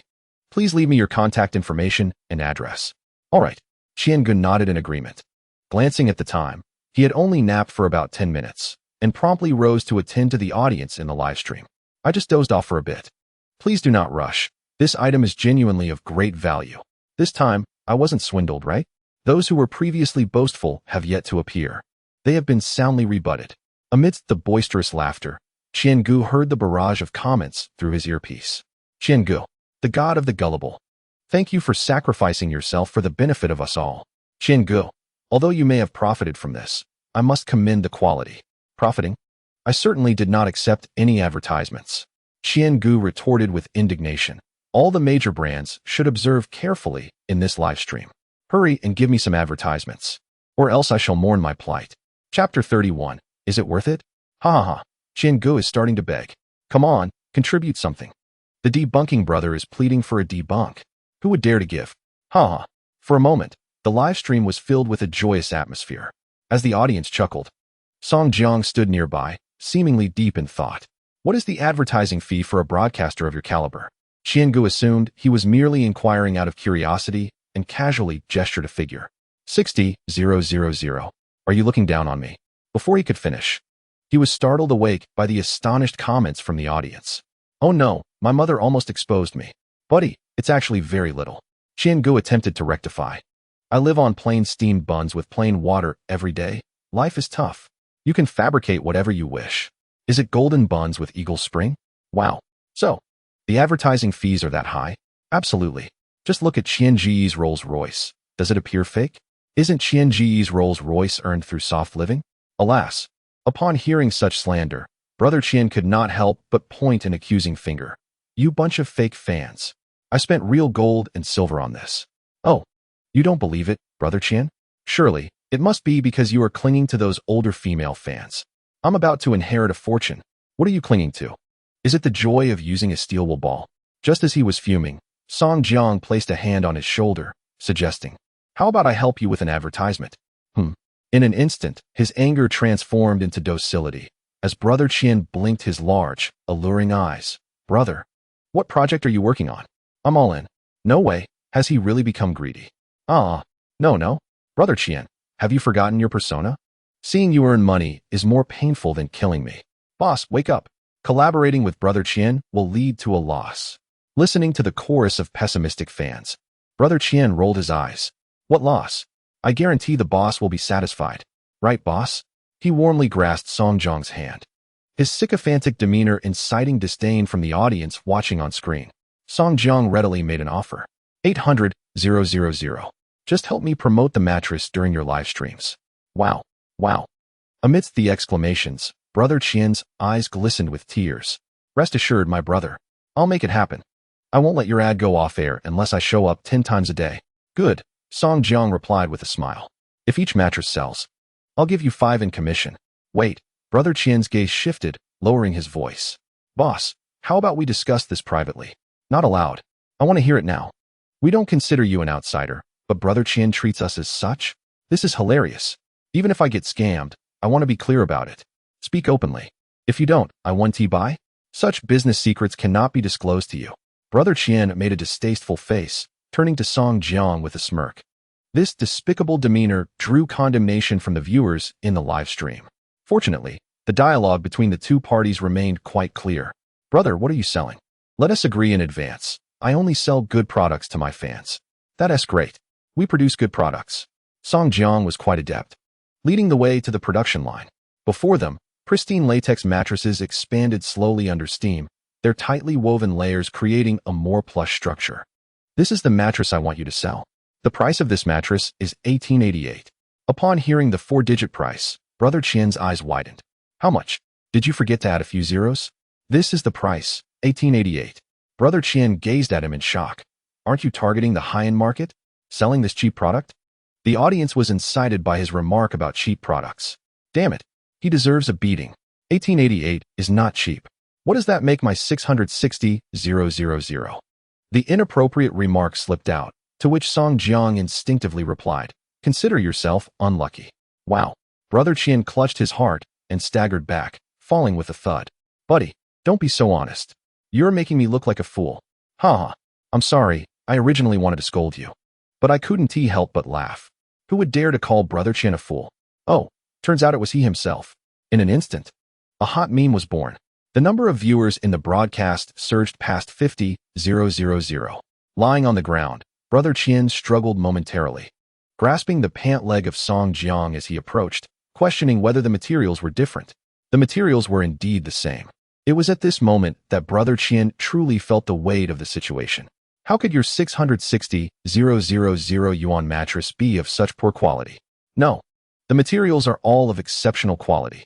Song Jiang pointed to the stacks of raw material barrels lined against the wall. Our factory only procures the finest and most expensive. The warehouse is filled with such. Therefore, the products are all quite similar. But how can you not make a profit? Brother Qian was genuinely astonished. The quality of the materials was evident from the packaging alone, and the design of the packaging here looked quite luxurious. The profit margin isn't substantial, Song Jiang explained. For instance, I sell this mattress for 1,888 yuan, and after deducting the material costs, my net profit is 800. Bro, come on. Don't disclose everything with so many people watching. Let him speak. Only earning 800, I found a strange sense of comfort. The boss is so sincere. I was somewhat tempted to buy. Amidst the chorus of voices, Shen Xingyu had already begun to establish connections, awaiting the boss's command to swiftly launch the product. Brother Qian reached out and squeezed the mattress. His palms sank into its softness. Is this thing really this soft? There are 6 levels of softness, and everyone can choose according to their preference. Song Jiang smiled, instantly attracting a flurry of hearts from female fans.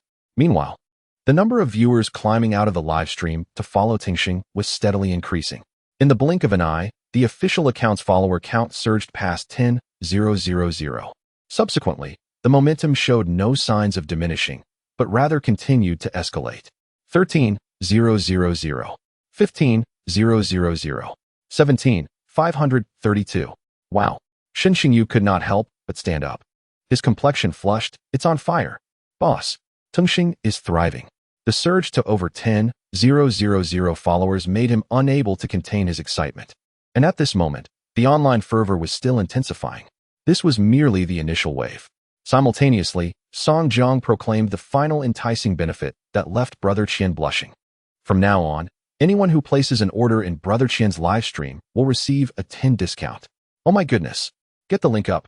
I can't hold back for a second. I want to buy right now. Hurry. Damn. I couldn't afford the previous 66,000. But I can easily manage the current 1888. No more talking. I need to arrange purchases for my mother and wife. Quickly get the link up. An open transaction. Witnessing the quality of the goods firsthand. This is tangible trust. Not to mention, the 660,000 yuan mattress uses the same materials as my 1880 yuan mattress. Who dares to say it's not worth it? It's simply a bargain. Amid the uproar, the viewer who had initially paid 66,000 could not restrain himself from speaking up. Chapter 34. Adjusting compensation. If you continue like this, won't I become the fool? At the mention of this keyword, a flurry of laughter filled the screen. A group of envy-driven individuals began to mock. Who would have thought that your products are on par with ours? As this statement floated through, both Shen Xingyu and Brother Qian tensed up. This was a tricky situation. Mishandling it could lead to a total loss. Such is the consequence of a significant price disparity. My friend, Your factory engages in both low-end and high-end production, which may lead to a lack of harmony. Realizing that Song Jiang was unaware of the barrage of comments, Brother Qian promptly reminded him. Song Jiang pondered for a moment and shook his head. Our factory does not produce low-end or high-end items. We solely focus on the utility of our products. The price point of 18,888 makes it accessible for the majority, while the AcuPoint mattress is specially customized for unique situations. To speak candidly, Song Jiang chuckled wryly. I am a bit concerned about how to manage the sale of those 200 sets. 200 sets are not excessive, Brother Qian remarked, curious. I see your production of these mattresses is quite rapid. Not quite. Song Jiang shook his head in denial. With the current equipment, we can produce 100 mattresses a day. But for the AcuPoint mattresses, we may only manage 3 in a day. Such a disparity? Each AcuPoint mattress is meticulously designed by a specialist based on individual body conditions, analyzing the most suitable shape and pressure points for each person. He inhaled deeply. Only one master in our factory is capable of this, the very one who assisted you earlier. Impressive. Brother Qian could not help but feel a newfound respect. Can others in the industry replicate this? Song Jiang replied, shaking his head calmly. Before us, no one had manufactured such mattresses. We are pioneers. We are pioneers. His understated declaration struck the live stream like a thunderclap. Oh my goodness. Why didn't you mention this sooner? 66,000 is an absolute steal. Does this mean only your factory offers such mattresses? Only 3 can be produced in a day, my word. How long will it take to get to me? Did that gentleman manage to secure one? If you're unable to wait, please transfer your order to me. Thank you. I lament. Why did I foolishly withdraw my order earlier? Boss, I implore you to let me have another chance to seize one. Ha ha ha, this is hilarious. Amidst the laughter, Song Jiang added. Due to the high level of difficulty and limited production, 660,000 is indeed a preferential price. Henceforth, the AcuPoint mattress will be permanently priced at 660,000. Upon hearing this, the audience that secured the 66,000 price point erupted in excitement, instantly becoming fans of Song Jiang. Boss, I am your devoted fan. Goodness. This is my first purchase, and I feel as if I've struck gold. The generosity of the boss is astounding.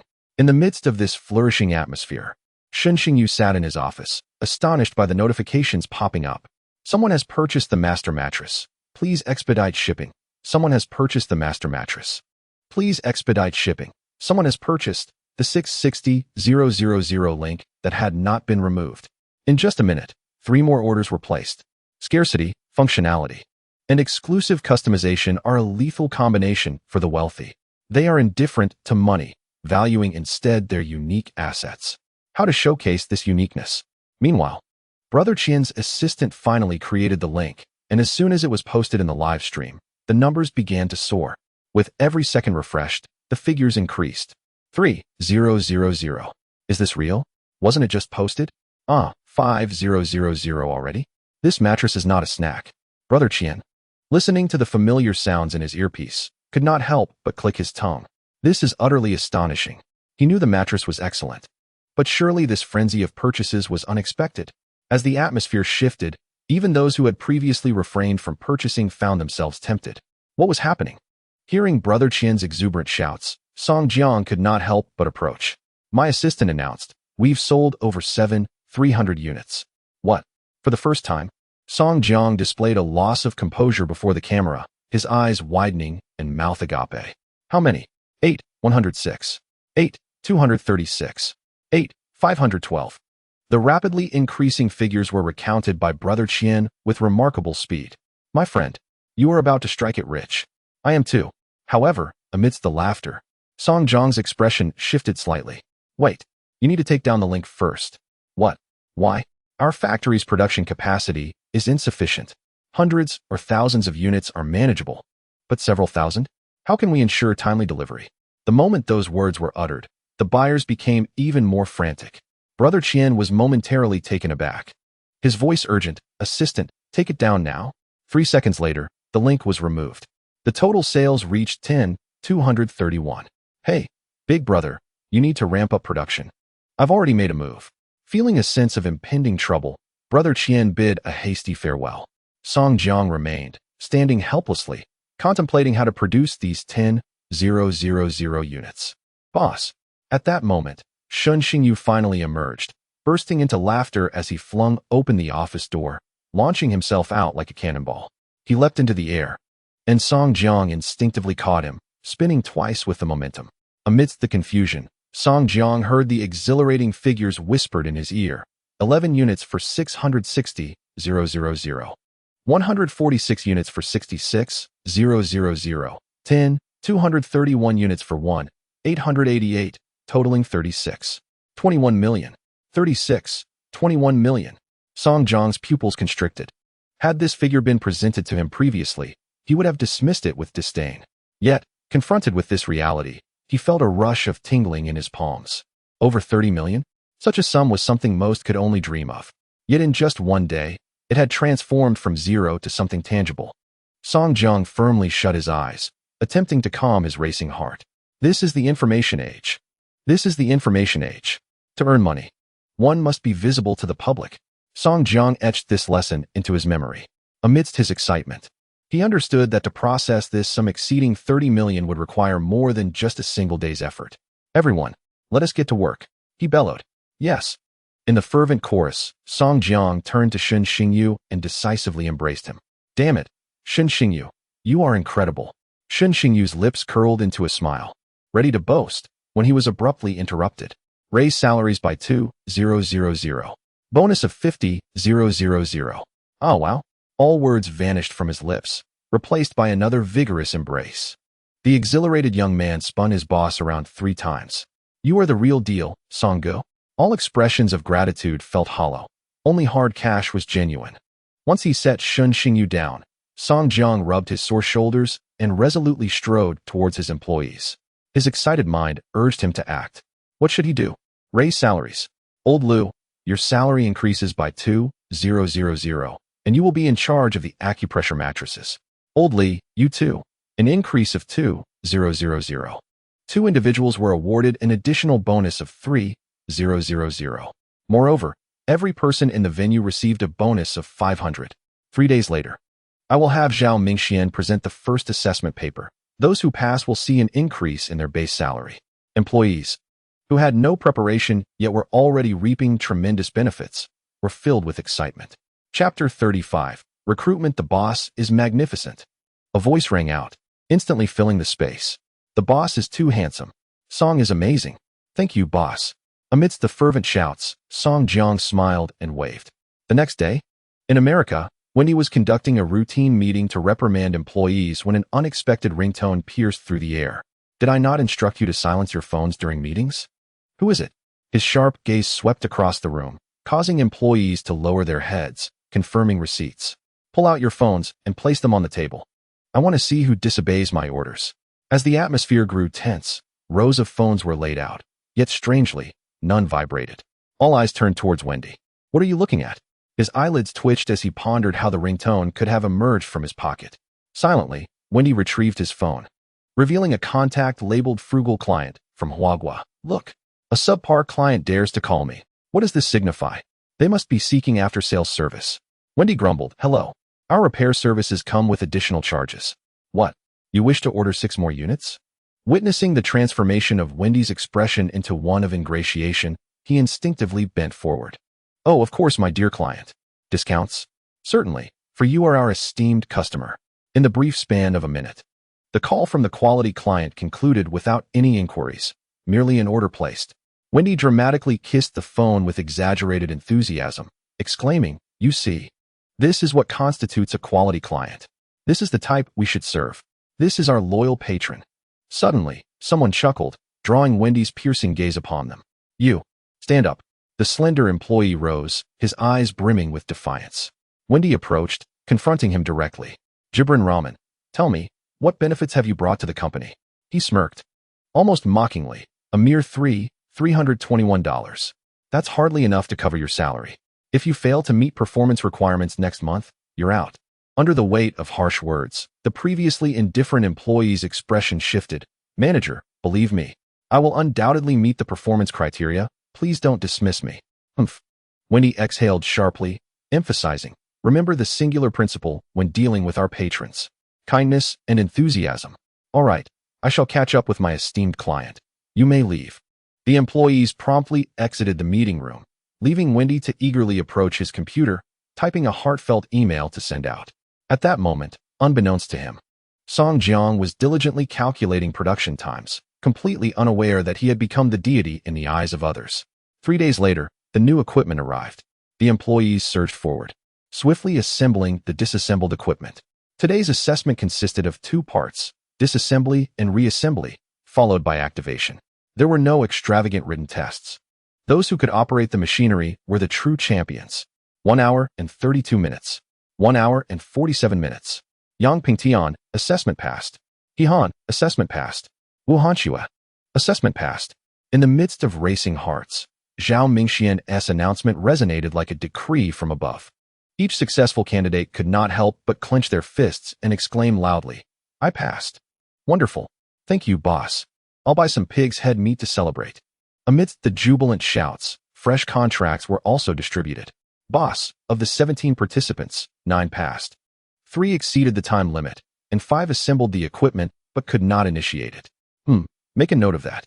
Encourage those who did not pass. The next assessment will be in 3 months." "All right." Zhao Mingxian nodded and swiftly typed out the report. The bright red paper was affixed to the wall, signifying the results of the first assessment. Those who did not pass lingered, begrudgingly gazing at the names above with envy. Why did they all pass while I did not? They resolved to review the videos thoroughly. Next time, I must pass. Fueled by frustration and motivation, everyone secretly vowed to master the necessary skills. Song Jiang observed the rows of employees and the newly acquired skills displayed on their attribute panels. Mechanical Assembly Level 1, excellent. Employees capable of advancement are valuable. In high spirits, Song Jiang promptly assigned production tasks. With 6 newly added machines, alongside the existing 3, the production rate soared to 900 items per day, sufficient to fulfill all orders within 12 days. We must hasten to secure that 30 million for the company. Failure to deliver equates to no profit. A principle Song Jiang understood all too well. Meanwhile, the incident brewing online was rapidly garnering original fans for Tengsheng. Due to shipping issues, Shun Xingyu temporarily removed the link to the official blog. Many new fans clamored below. "Are you still a factory? What do you call it if you don't sell goods? Where's the link? I want to make a purchase." In the midst of the uproar, Tengsheng reluctantly issued an announcement. "Tengsheng is currently ramping up production. We kindly ask all customers for a brief wait. Those with urgent needs may prioritize purchasing from other vendors." "My heavens, you're sending me to buy from others," they exclaimed. "Is their merchandise as good as yours? If there are problems with their products, are they cheaper? How can you be so irresponsible?" Amidst the criticisms, Shun Xingyu and Zhang Yi were bewildered by the unexpected backlash from irrational detractors. "Wait, I'm not selling and still getting scolded?" Truly a testament to the peculiarities of the internet. A man and a woman, observing the nonsensical remarks, grew increasingly incensed. Simultaneously, a multitude of previously purchasing customers were inquiring about various details. In just 1 minute, dozens of clients spoke up simultaneously. Yes, guaranteed to be genuine. We do not engage in private labeling. How could we do so? Trust in Tengsheng. Apologies for my earlier neglect. The crowd is rather overwhelming. The keyboard's clatter resonates loudly while my thoughts struggle to keep pace. Under duress, I find myself dining in haste, placing my plate directly across from Song Jiang. "Boss, we need to hire," I exclaim, feeling utterly overwhelmed. Having never endured the trials of customer service, Shun Xingyu's complexion appears dull and his gaze weary. Song Jiang, momentarily taken aback while picking up a piece of broccoli, consents, "Then let us proceed with hiring." Relieved to receive the desired affirmation, Shun Xingyu returns with a sense of ease. However, as he spends the entire afternoon typing away, a sudden realization strikes him. Hiring requires time. And what will transpire in the interim? Panic ensues. Simultaneously, Song Jiang is reminded of the necessity to recruit. The factory has begun its ascent, and given the current momentum, it appears that orders will continue for some time to come. In Chapter 36, titled Custom Work Attire, it becomes evident that not only customer service personnel must be hired, but also cafeteria staff, employees, and even renovations for the factory premises. An array of challenges floods Song Jiang's mind as he returns to his office, his expression grave. He picks up his pen and begins drafting a plan, starting with the positions to be filled: cafeteria staff, customer service, and front desk personnel. As he composes line after line of fresh text, it dawns on him that he will likely be quite busy in the days ahead. Upon opening his office door, he intends to consult with Zhao Mingxian, only to find him engaged in a discussion with employees about production methods and strategies to achieve targets more swiftly. Not a single person appears to be free. It seems he must rely solely on himself. Taking a deep breath, Song Jiang dials a number. Huang Bohan, come pick me up. We're heading to the talent market. 20 minutes later, seated in a pale yellow taxi with his seatbelt fastened, he experiences a powerful jolt as the car accelerates. Mr. Song, are you planning to recruit? Huang Bohan inquires. Yes, Song Jiang replies. Going empty-handed? Taken aback, Song Jiang contemplates.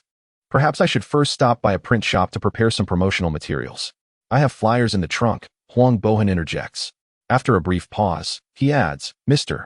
Song, your status is now quite distinguished. Perhaps you ought to consider acquiring a more suitable attire. Attire? Indeed, people do judge by appearances. He instinctively rubs his fingers together, suppressing the urge to smoke. Our factory standards are not easily met by just anyone. Zhang Li's confident assertion leaves Song Jiang feeling somewhat unsettled. The factory is doing reasonably well, he admits. Huang Bohan smirks. A factory with daily sales of 30 million is not commonplace, especially one that has only just begun operations. Mr. Song, we could very well become the leading enterprise in the province. Leading enterprise? Huang Bohan's optimistic vision for their factory's future ignites a flicker of hope in Song Jiang, albeit with a hint of skepticism. Do not doubt it, Mr. Song. What factory currently offers such generous benefits? Whose boss is as exceptional as you? If you were to post a recruitment notice online, hundreds would flock to apply. Huang Bohan's enthusiasm stirs a sense of excitement within Song Jiang. Clearing his throat, he feels a flush of pride. I suppose I am rather impressive, aren't I? Among the myriad of bosses I have encountered, you are the one who truly inspires my unwavering belief. Song Jiang's lips could not suppress a rising smile. Such delightful words. Do continue. I must confess, it was merely a few months ago that I began to truly embrace life. Now, under your guidance, I see a promising future ahead. At last, Song Jiang comprehends why those who flatter in dramas often ascend to prominence. Who wouldn't appreciate such charm? With a radiant smile, Song Jiang maintained his buoyant spirit as he ventured into a brand clothing store, only to be jolted awake by the price tag of $3,999. Goodness, so exorbitant. The attendant, drawn by his exclamation, offered a bright smile that slightly quelled his astonishment. With a pleasing appearance, he initially assumed she hailed from wealth. As it turns out, she was simply an ordinary person. This customer might do well to check the discount section next door, suggested the attendant, pointing to a separately delineated area filled with older styles, which he might afford. I cannot even purchase those outdated styles, Song Jiang replied earnestly. Might you recommend any stores offering quality pieces for a few hundred? The attendant, taken aback by such an inquiry, momentarily hesitated but ultimately responded obediently. Do visit the shop at the corner of the 3rd floor. The quality is commendable. Thank you. In response to his genuine smile, the attendant could not help but reply with a grin. It's no trouble. I adore shopping there as well. As Song Jiang exited the store, Huang Bohan followed closely, his expression a mixture of complexity, bracing himself for a potential confrontation. He anticipated conflict, but was surprised at how effortlessly matters resolved. Suddenly, he felt a tinge of admiration for the newly appointed boss. Not everyone retains a commendable demeanor while reaping substantial profits. Many allow their rising status to cloud their judgment. Their eyes fixated on the ascent, they adopt a critical stance towards everything, interpreting even the slightest discontent as provocation. Such individuals are destined for a fleeting existence. Soon, the two arrived at the corner of the 3rd floor, where the simple decor of the shop was easily overlooked. A woman clad in a white dress was organizing the shelves, methodically categorizing items. Upon noticing customers, she quickly tidied her hands and approached with a light stride, her eyes sparkling with a warm smile. What can I assist you with? Custom clothing, she chirped, ensuring a perfect fit that is comfortable to wear. At this point, she paused, adding, though it may be a tad pricey, would you be able to accept that? Upon hearing this, Song Jiang tensed, only to hear her say, 400900. Is that truly expensive? That's cheaper than my mattress. Song Jiang's expression relaxed instantly. After all, the price of custom attire differs significantly from the ordinary. However, what I need most at this moment is to wear it today. Is that possible? The woman assessed his physique before inquiring. Could you specify the type of clothing you desire? A suit. Certainly. The woman's demeanor softened, and a radiant smile graced her face. I can modify a suit from the warehouse. It will take approximately half an hour. Is that acceptable? Just half an hour? Indeed. With a confident smile, she swiftly entered the warehouse, rummaging through the stock before retrieving a set of exquisite suit. Approaching the sewing machine nestled against the wall, he set down his suit and took a seat. As the gears whirred into motion, the steel needle descended rapidly, leaving behind a series of discrete stitches. The shoulder seams elongated while the waistline was trimmed. Half an hour later, after finishing a game of Honor of Kings, Song Jiang beheld a brand new suit hanging before him. A woman, beaming with delight, held the garment and urged him to try it on to see if it fit well. Upon entering the fitting room, as the curtain was drawn open, he felt as though he could hear a flurry of quickened breaths. Immediately, she exclaimed, "Mr. Song, the company no longer needs to hire spokespeople. You are already handsome enough. Truly dashing." The woman beside her affirmed, "With your broad shoulders and narrow waist, you possess a natural frame. It's a pity your features are too traditionally Chinese. Otherwise, you could easily become a model." Traditionally Chinese? Song Jiang gazed at his reflection, with his prominent brows and large eyes, and smiled slightly, exuding an air of confidence. "Then I shall ensure that the future of the fashion world is filled with Chinese models." "Bravo!" Huang Bohan clapped in agreement. The woman joined in the applause. And amidst their enthusiastic support, Song Jiang's smile could not be contained. After the lively exchange, he settled the bill. Pleasantly surprised by the affordable price of 560 for a custom-made alteration. Turning to the shopkeeper, he inquired, "Can you handle large orders? I wish to commission a batch of work uniforms." "Work uniforms?" The woman paused, questioning if the quality would be the same, given the average pricing in her shop. "Wouldn't that be excessively luxurious?" "Indeed. 22 pieces," he replied, then paused. "Actually, no. I may need to recruit even more people today." "Do you have fabric that is both comfortable and durable, resistant to pilling?" "Yes." The woman's complexion flushed slightly. For her, an order of 20-some pieces was already a significant task. "Do you have a specific style in mind?" "You decide. Just ensure it isn't unattractive. Comfort is paramount." "I get to decide." After a moment of contemplation, she suggested, "How about we add each other on WeChat? I can draft a few designs for you to choose from." They exchanged contact information, and she assured him that she would provide templates within 3 days. Any dissatisfaction could be addressed, or he could offer alternatives. Upon leaving the shop, Song Jiang exchanged glances with Huang Bohan, and they promptly headed towards the talent market. The Yenjing job fair was bustling. As Song Jiang surveyed the venue, he found it to be far more crowded than he had anticipated, an absolute sea of people. The wide pathways teemed with a dense throng, countless individuals clutching their resumes. Unlike the school recruitment fairs, this gathering skewed older, with faces marked by tension and confusion, their vacant eyes scanning the various booths. Passing by several stalls, he overheard candidates introducing themselves. "I served as a deputy manager at my previous company for 9 years, overseeing over 100 projects. I demand a salary of 20,000. I'm sorry, our maximum offer is 12,000. Can you accept that?"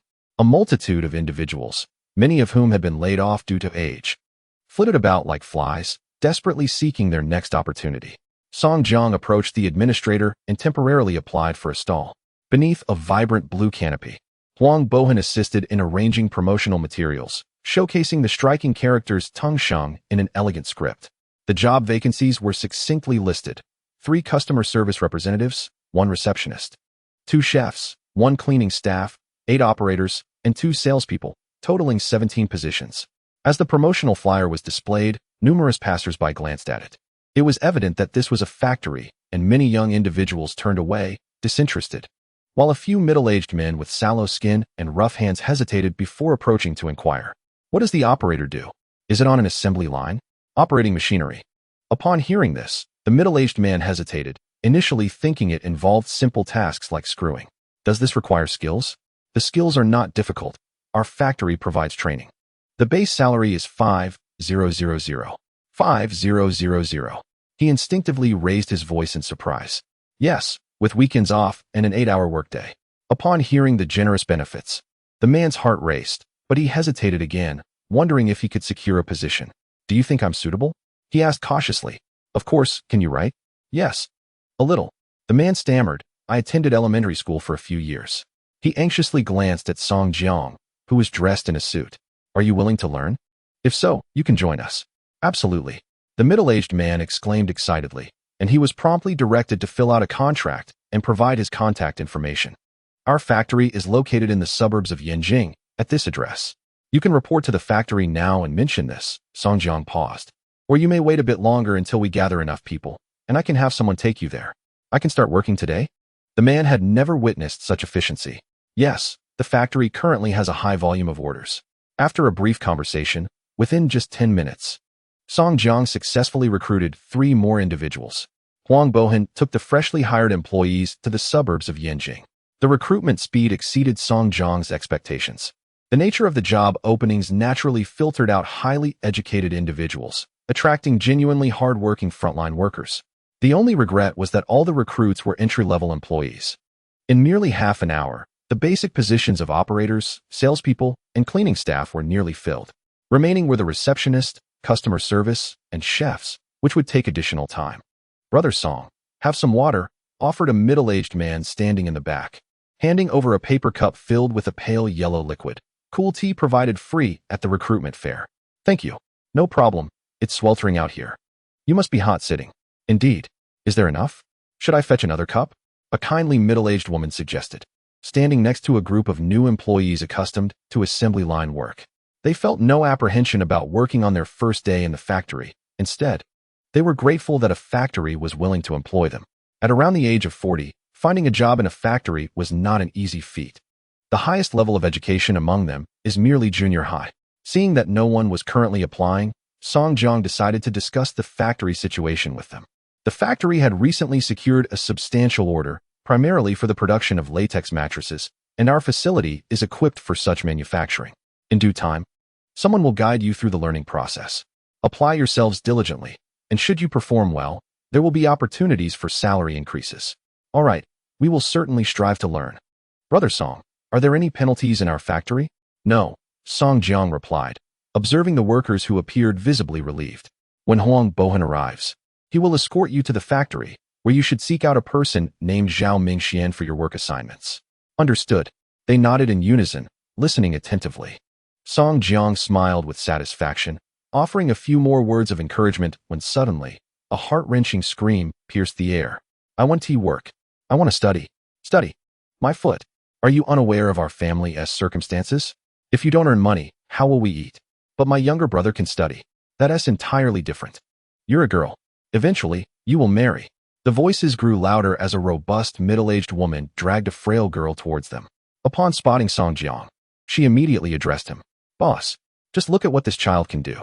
The woman forced a smile, insisting, this girl is quite capable. She can handle screws. A little hardship one tea hurt her. I want to study. The girl cried out, struggling against her mother. Stop making trouble. The woman's expression darkened as she struck the girl sharply on the backside. Turning back to Song Jiang, she resumed her ingratiating smile. Boss, you see, her wages can be directly deposited into my account. Isn't that inappropriate? Song Jiang scrutinized the girl and then glanced at the woman. Alas, what does a child understand? I'm doing this for her own good. The sooner she starts working and earning, the sooner she can find a wealthy husband. The woman's words dripped with false nobility. Do you provide accommodation and meals? Currently, we only provide meals. Just meals? The woman furrowed her brow in dissatisfaction, but quickly resolved to accept it. Well, this child is quite bright. She consistently ranks among the top 3 in her class. Boss, if she works under you, you certainly won't suffer any losses. Chapter 38. The commencement of construction. The girl had fallen silent, merely gazing at Song Jiang with her red-rimmed eyes. Song Jiang contemplated for a moment, then nodded. Is she of age? She is indeed. She is of age. The woman replied excitedly. You need not worry. She is already in high school. Quite mature. The girl remained silent, biting her lip as she heard the cold words of the recruiter. Then you can join my factory. Very well. I entrust my daughter to you. The woman appeared relieved, as if she had accomplished a monumental task. When Song Jiang interjected, my factory will commence work today, so there is no need for her to return home. She will stay. Very well. Here is my bank account number. She swiftly jotted down a series of digits and departed without a backward glance. Only the girl remained, staring at her mother's retreating figure as it vanished into the crowd. After a moment's hesitation, she bit her lip and dashed off in the opposite direction. Hey, you. Song Jiang slammed his hand on the table and turned around. Don't run off. Listening to the sounds of pursuit behind her, the girl quickened her pace. As a small figure and a larger one burst forth, the employees remaining in the shed exchanged bewildered glances, uncertain of what to do. What now? Don't run. With the shouts echoing in the air, the distance between the two gradually diminished. As an adult male, catching up to the girl was effortless. However, she proved to be quite elusive, skillfully maneuvering with her height advantage. It was only when Song Jiang cornered her into a dead end that he managed to block her escape. The girl stepped back, pressing her back against the wall, her eyes wide with panic as she gazed at Song Jiang. Only when he was merely 3 steps away did she suddenly crouch down, cradling her head like an ostrich, seemingly rejecting reality. Soft sobs escaped her. Standing before her, Song Jiang sighed deeply and crouched down. Enough now, stop crying. I will accompany you to the bank shortly to open a bank account. Your salary will be deposited there. It's summer vacation now, right? Work for 2 months and save up for your tuition. Her sobs gradually subsided, and she maintained her position for 3 minutes before finally uttering a muffled response. Really? Yes. Did you bring your ID? She nodded, lifting her head, her face still marked with tears and snot, looking quite disheveled, her nose flushed. Song Jiang, resembling a guardian, stood tall beside her fragile form. Half an hour later, the girl clutched a brand new bank card, still warm from production, gripping it tightly as if holding on to her future. What is your name? Shilanwei. Study well. She replied softly, hesitating briefly before reaching out to grasp Song Jiang's hand. The warmth passed between their hands, one large and one small. Upon their return to the stall, Huang Bohan was already waiting there, smoking, surrounded by a crowd. Mr. Song. He paused, casting a glance at Shilanwei. Who is this? Shilanwei, Song Jiang replied, patting her head. She will start as an operator. The salary is good. Huang Bohan nodded, retrieving an operator's contract from the table and handing it to her. The girl earnestly bent down, carefully inscribing her name. Just as the final stroke was completed, a firework erupted before Song Jiang. Congratulations on recruiting the first 5-star employee. Would you like to view the attribute panel? Not interested, Song Jiang quietly declined, though he felt a mix of surprise and calm. He reached out once more, gently tousling her fluffy hair. You must study diligently. With solemnity, Shilanwei lifted her gaze, her pupils reflecting the blurred visage of the man before her. Sunlight filtering through his hair, a sacred sight that nearly brought her to tears. I will. I want to learn. Continue learning. I want to be like other children. Song Jiang smiled at her before turning away. Let us go back to the factory. Okay. Huang Bohan decisively extinguished his cigarette. A throng of people made their way to the roadside, where a line of taxis awaited. Song Jiang looked at Huang Bohan with mild surprise, who simply replied, a friend of mine. Taxi fare will be reimbursed. Song Jiang chuckled softly. Huang Bohan swiftly raised a thumbs up, as a multitude of individuals boarded the taxis. They formed a long line, all heading in the same direction. Shilanhui sat by the window, watching the rapidly flashing streetlights, welcoming her new future. Boss, these are. Zhao Mingxian gazed in astonishment at the neatly arranged individuals. They are all newly recruited. Song Jiang grinned. You need to assign them tasks. The factory could use some additional hands. Boss, do you have anyone to manage them? No. Zhao Mingxian took a deep breath and smiled wryly. Well then, you should go rest. You've worked hard all day. Song Jiang nodded quickly, feeling somewhat guilty as he turned away. He nearly forgot that Zhao Mingxian was also juggling 2 roles. With the factory's recent busyness, it seemed imperative to hire an assistant for him. I will definitely remember this for next time. Song Jiang firmly noted the matter. Meanwhile, the group of new employees listened attentively to Zhao Mingxuan's instructions. A serious-looking middle-aged man spoke first. The person who just led you is our top authority. Song Jiang. Boss Song. From now on, when you see him, address him properly. Do you understand? The crowd nodded hastily, their expressions revealing a hint of apprehension. Was that young man really the boss? They had assumed he was merely an HR representative. Observing the assembled individuals, Zhao Mingxian nodded with satisfaction and began to call out names, matching them with their respective positions. Shilanwei. Here. Shilanwei exclaimed, jolted into attention. Zhao Mingxian frowned. Are you of age? 18. 18? That is rather young. Seeing Zhao Mingxuan's shifting expression, Shilanhui could not help but advocate for herself. I am willing to do anything. Zhao Mingxuan's brow remained furrowed, but considering she had been recruited by the boss, he assumed there must be a rationale behind it. For now, you will work alongside me. Shi Lanhui paused for a moment before enthusiastically nodding. Regardless of the circumstances, all she desired was to stay. Following an urgent training session for the newly recruited employees, they soon became operational. Shi Lanhui trailed behind Zhao Mingxian, learning to manage some relatively simple yet tedious tasks. When the workday ended, she waited for everyone to leave before sneaking back to the factory, lying down on a mattress in the sample area to sleep. The next day, upon awakening, she curiously discovered a blanket draped over her. Who could it be? Intrigued, she quickly immersed herself in the work of the day. At this time, Zhao Mingxian noticed that the young lady was learning quickly and performing her tasks with commendable efficiency. He truly began to entertain the idea of appointing her as his assistant. Days passed by. 2 weeks later, 231 items, all accounted for. Song Jiang, his eyes bloodshot, gazed at the inventory records from the past month. Working overtime had finally yielded results. Now, only 39 acupoint mattresses and 4 sets of high-priced mattresses remained. Exhaling deeply, he acknowledged that these items had been purchased by individuals who lacked the time to visit the factory. Fortunately, the buyers were not in a hurry. Thanks to the swift processing of online transactions, the company account now boasted a cash flow of 19 million. It was nearly time to open for purchases. Upon this realization, Song Jiang swiftly sent a message to Shun Xingyu, who responded almost instantaneously with an OK gesture. The official social media account promptly posted a brand new link. The eager fans were nearly moved to tears, having endured 2 arduous weeks. Can you fathom the struggles I have faced? In merely 5 minutes, hundreds of orders surged in. Shun Xingyu excitedly reported the good news, while at that moment, Song Jiang had already accessed the official website of the design company. The vast expanse of over 100 acres he at least warranted meticulous planning. It was time to construct something substantial. Chapter 39. A call from Ma Ro. Hello. How may I assist you? What is your property type? On this day, the customer service representative mechanically issued a pop-up, awaiting a response from the other end. 1 second. 2 seconds. 100 acres.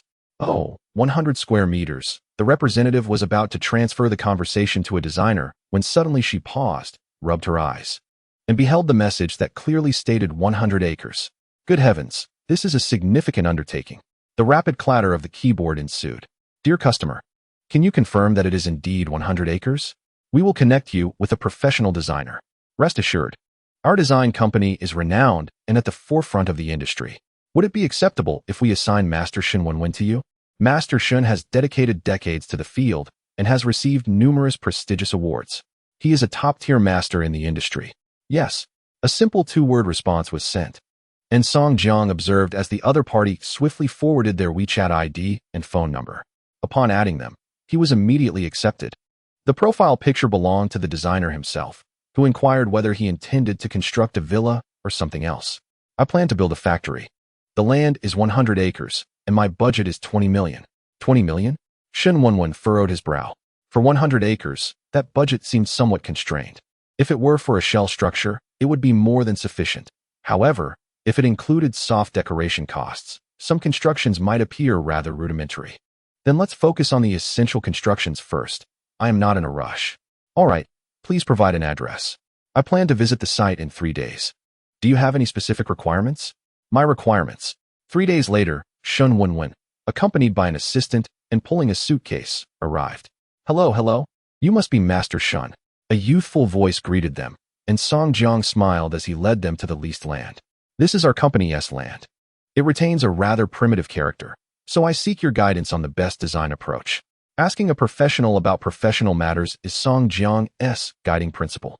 Shun Wenwen, naturally not one to shy away from addressing the client, meticulously examined the barren land, including the towering trees that required a person to embrace them fully. This poses a bit of a challenge. These trees must be relocated. Master? Song Jiang stood nearby, and after surveying the area, Shun Wenwen returned to the discussion. First, tell me about the style you desire or any specific requirements you have. I want a cafeteria, dormitory building, cinema, gymnasium, swimming pool, and office building. He uttered in a torrent of words, having envisioned this scenario long before. Shun Wenwen's mouth twitched in disbelief. A factory with a cinema and gymnasium? Yes. Your requirements are unattainable. In a concise and decisive manner, without the slightest pause, he stated that the cost of constructing a small home theater would amount to approximately 200,000, with larger setups incurring even greater expenses. Furthermore, he adeptly extracted a palm-sized notebook from his pocket to calculate the costs of gym equipment. Within mere minutes, he pinned a series of figures at the end. Subsequently, he swiftly tore off the page and handed it to Song Jiang. Merely these entertainment facilities could represent an investment of several million. For the factory, however, the existence of such equipment could be deemed trivial. He advised that the 20 million funds would be better allocated towards the expenses of the factory building, dormitories, and canteens. Shen Wenwen earnestly cautioned, while the assistant beside him felt a drop of cold sweat trickle down his forehead. He was aware that his mentor had a penchant for advising clients, a habit that had drawn numerous complaints. It is often said that the one who pays is the true master. How could one dare to dictate to the master? All right, I shall heed your words. Huh. The assistant gazed incredulously at the young man. Is he really that accommodating? At that moment, Song Jiang articulated his requirements. I hope the factory premises prioritize employee comfort, with designated break rooms, ample ventilation, and spaciousness as much as possible. If feasible, I wish to design pathways similar to those used for forklifts. No problem, Shen Wenwen replied attentively, jotting down the requests meticulously before closing the notebook with resolve. The budget is approximately 5 million. Is that acceptable? The expenditure for the factory alone would consume 14 of the total budget. Song Jiang nodded decisively. That works. I want to ensure that each individual structure is constructed to the highest standard. Subsequent constructions can follow suit, if funds are insufficient. I would prefer to forego construction altogether rather than settle for subpar work. His words garnered Shen Wenwen's agreement. Very well. Is there anything else you require?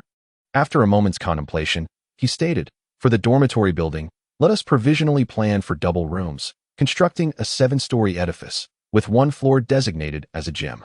Shen Wenwen instinctively looked up, and before he could speak, he heard, in this matter, I am not averse to spending a bit more. He then added, for the canteen, let us initially plan for a capacity of over 1,000 people. Upon finishing, Song Jiang smiled and said, I look forward to welcoming more workers. Shen Wenwen did not respond, but merely glanced at the scattered employees around, estimating that they had yet to reach even 100. The prospect of reaching 1,000 seemed a daunting challenge. This time, he remained silent and simply recorded the requests. Perhaps in the future, he would have the opportunity to revisit and admire his work. Yet, he pondered, would the factory still be operational by then? As the designers commenced hastily drafting plans and contacting construction companies, Song Jiang returned to his office in a relaxed manner. No sooner had he sat down than a phone call came through. Hello? A somewhat hoarse female voice resonated from the other end. Song Jiang paused for a moment. Maro, it's me. The woman, far away in another country, bore a face charred by smoke as she gazed at the raging inferno engulfing the warehouse. How do you price that batch of goods? I will compensate you. What happened? Song Jiang's tone softened. I had the misfortune of being undermined by some petty thugs. In any case, your batch of goods sold quite well. Maro suppressed her anger. I will transfer the proceeds shortly, and we can continue our collaboration. Do not worry about the money. First, tell me what happened. She inhaled deeply and succinctly recounted the situation. It was nothing more than the rampant lawlessness abroad, where local mattress vendors were disgruntled by Ma Ro's encroachment on their market and took advantage of the cover of night to incinerate her warehouse.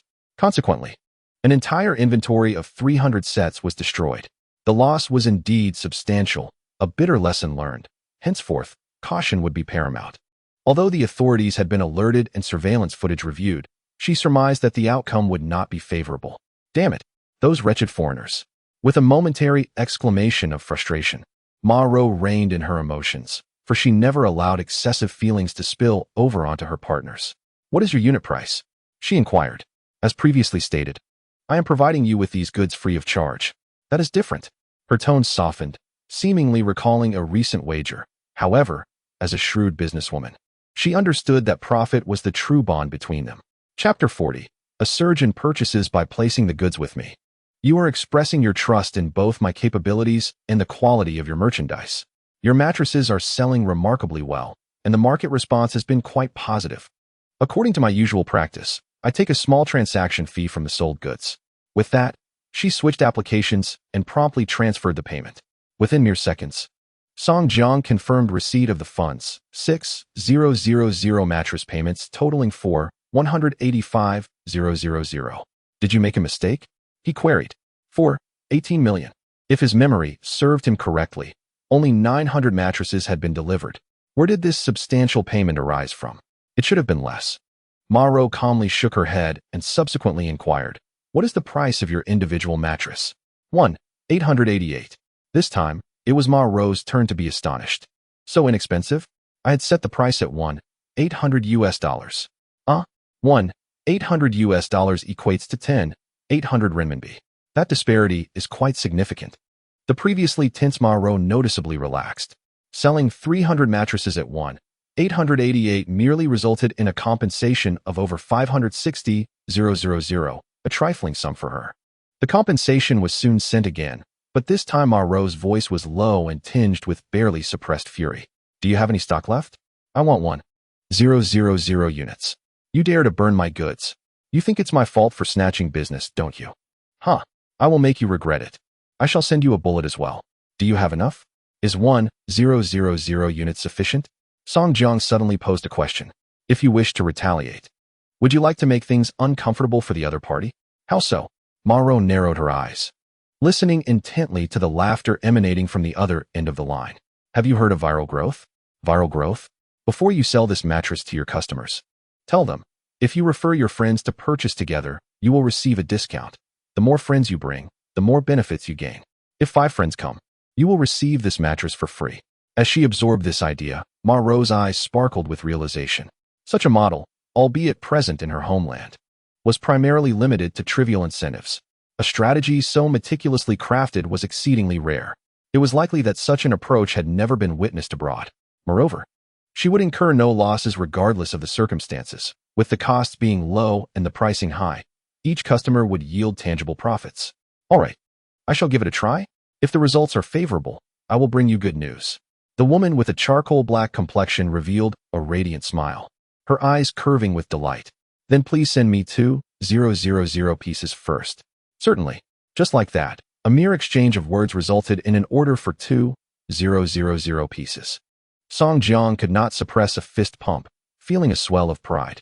Meanwhile, outside the window, Shun Wenwen and his assistant had already set up the basic lines, eagerly awaiting the excavator's arrival for the digging. After work, a group of middle-aged men gathered around, watching the excavator scoop up the earth. Isn't it fascinating? Song Jiang stood with his arms crossed, a hint of amusement gracing his features, watching for half an hour. Not far from the window, Shi Lanhui patiently sat on a stool, listening to Zhao Mingxian's instruction. Days turned into weeks, and the workers gradually became accustomed to the excavator's presence, as well as to observing the laborers incrementally reinforcing the steel bars, layer by layer, with the structure enveloped in a vibrant red cover. Simultaneously, in Gary, Indiana, oh brother, I know of a mattress that offers unparalleled comfort. It is said that even the burly Antonio Bell purchased one from that company. He even remarked, I cannot fathom how sorrowful I would be without it. The moment these words were uttered, it struck Antonio's fans like a thunderbolt. With a friend leaping to his feet, quick, tell me. I can hardly wait to buy the same item as my idol. Ha ha ha, I knew you would love it. Follow me.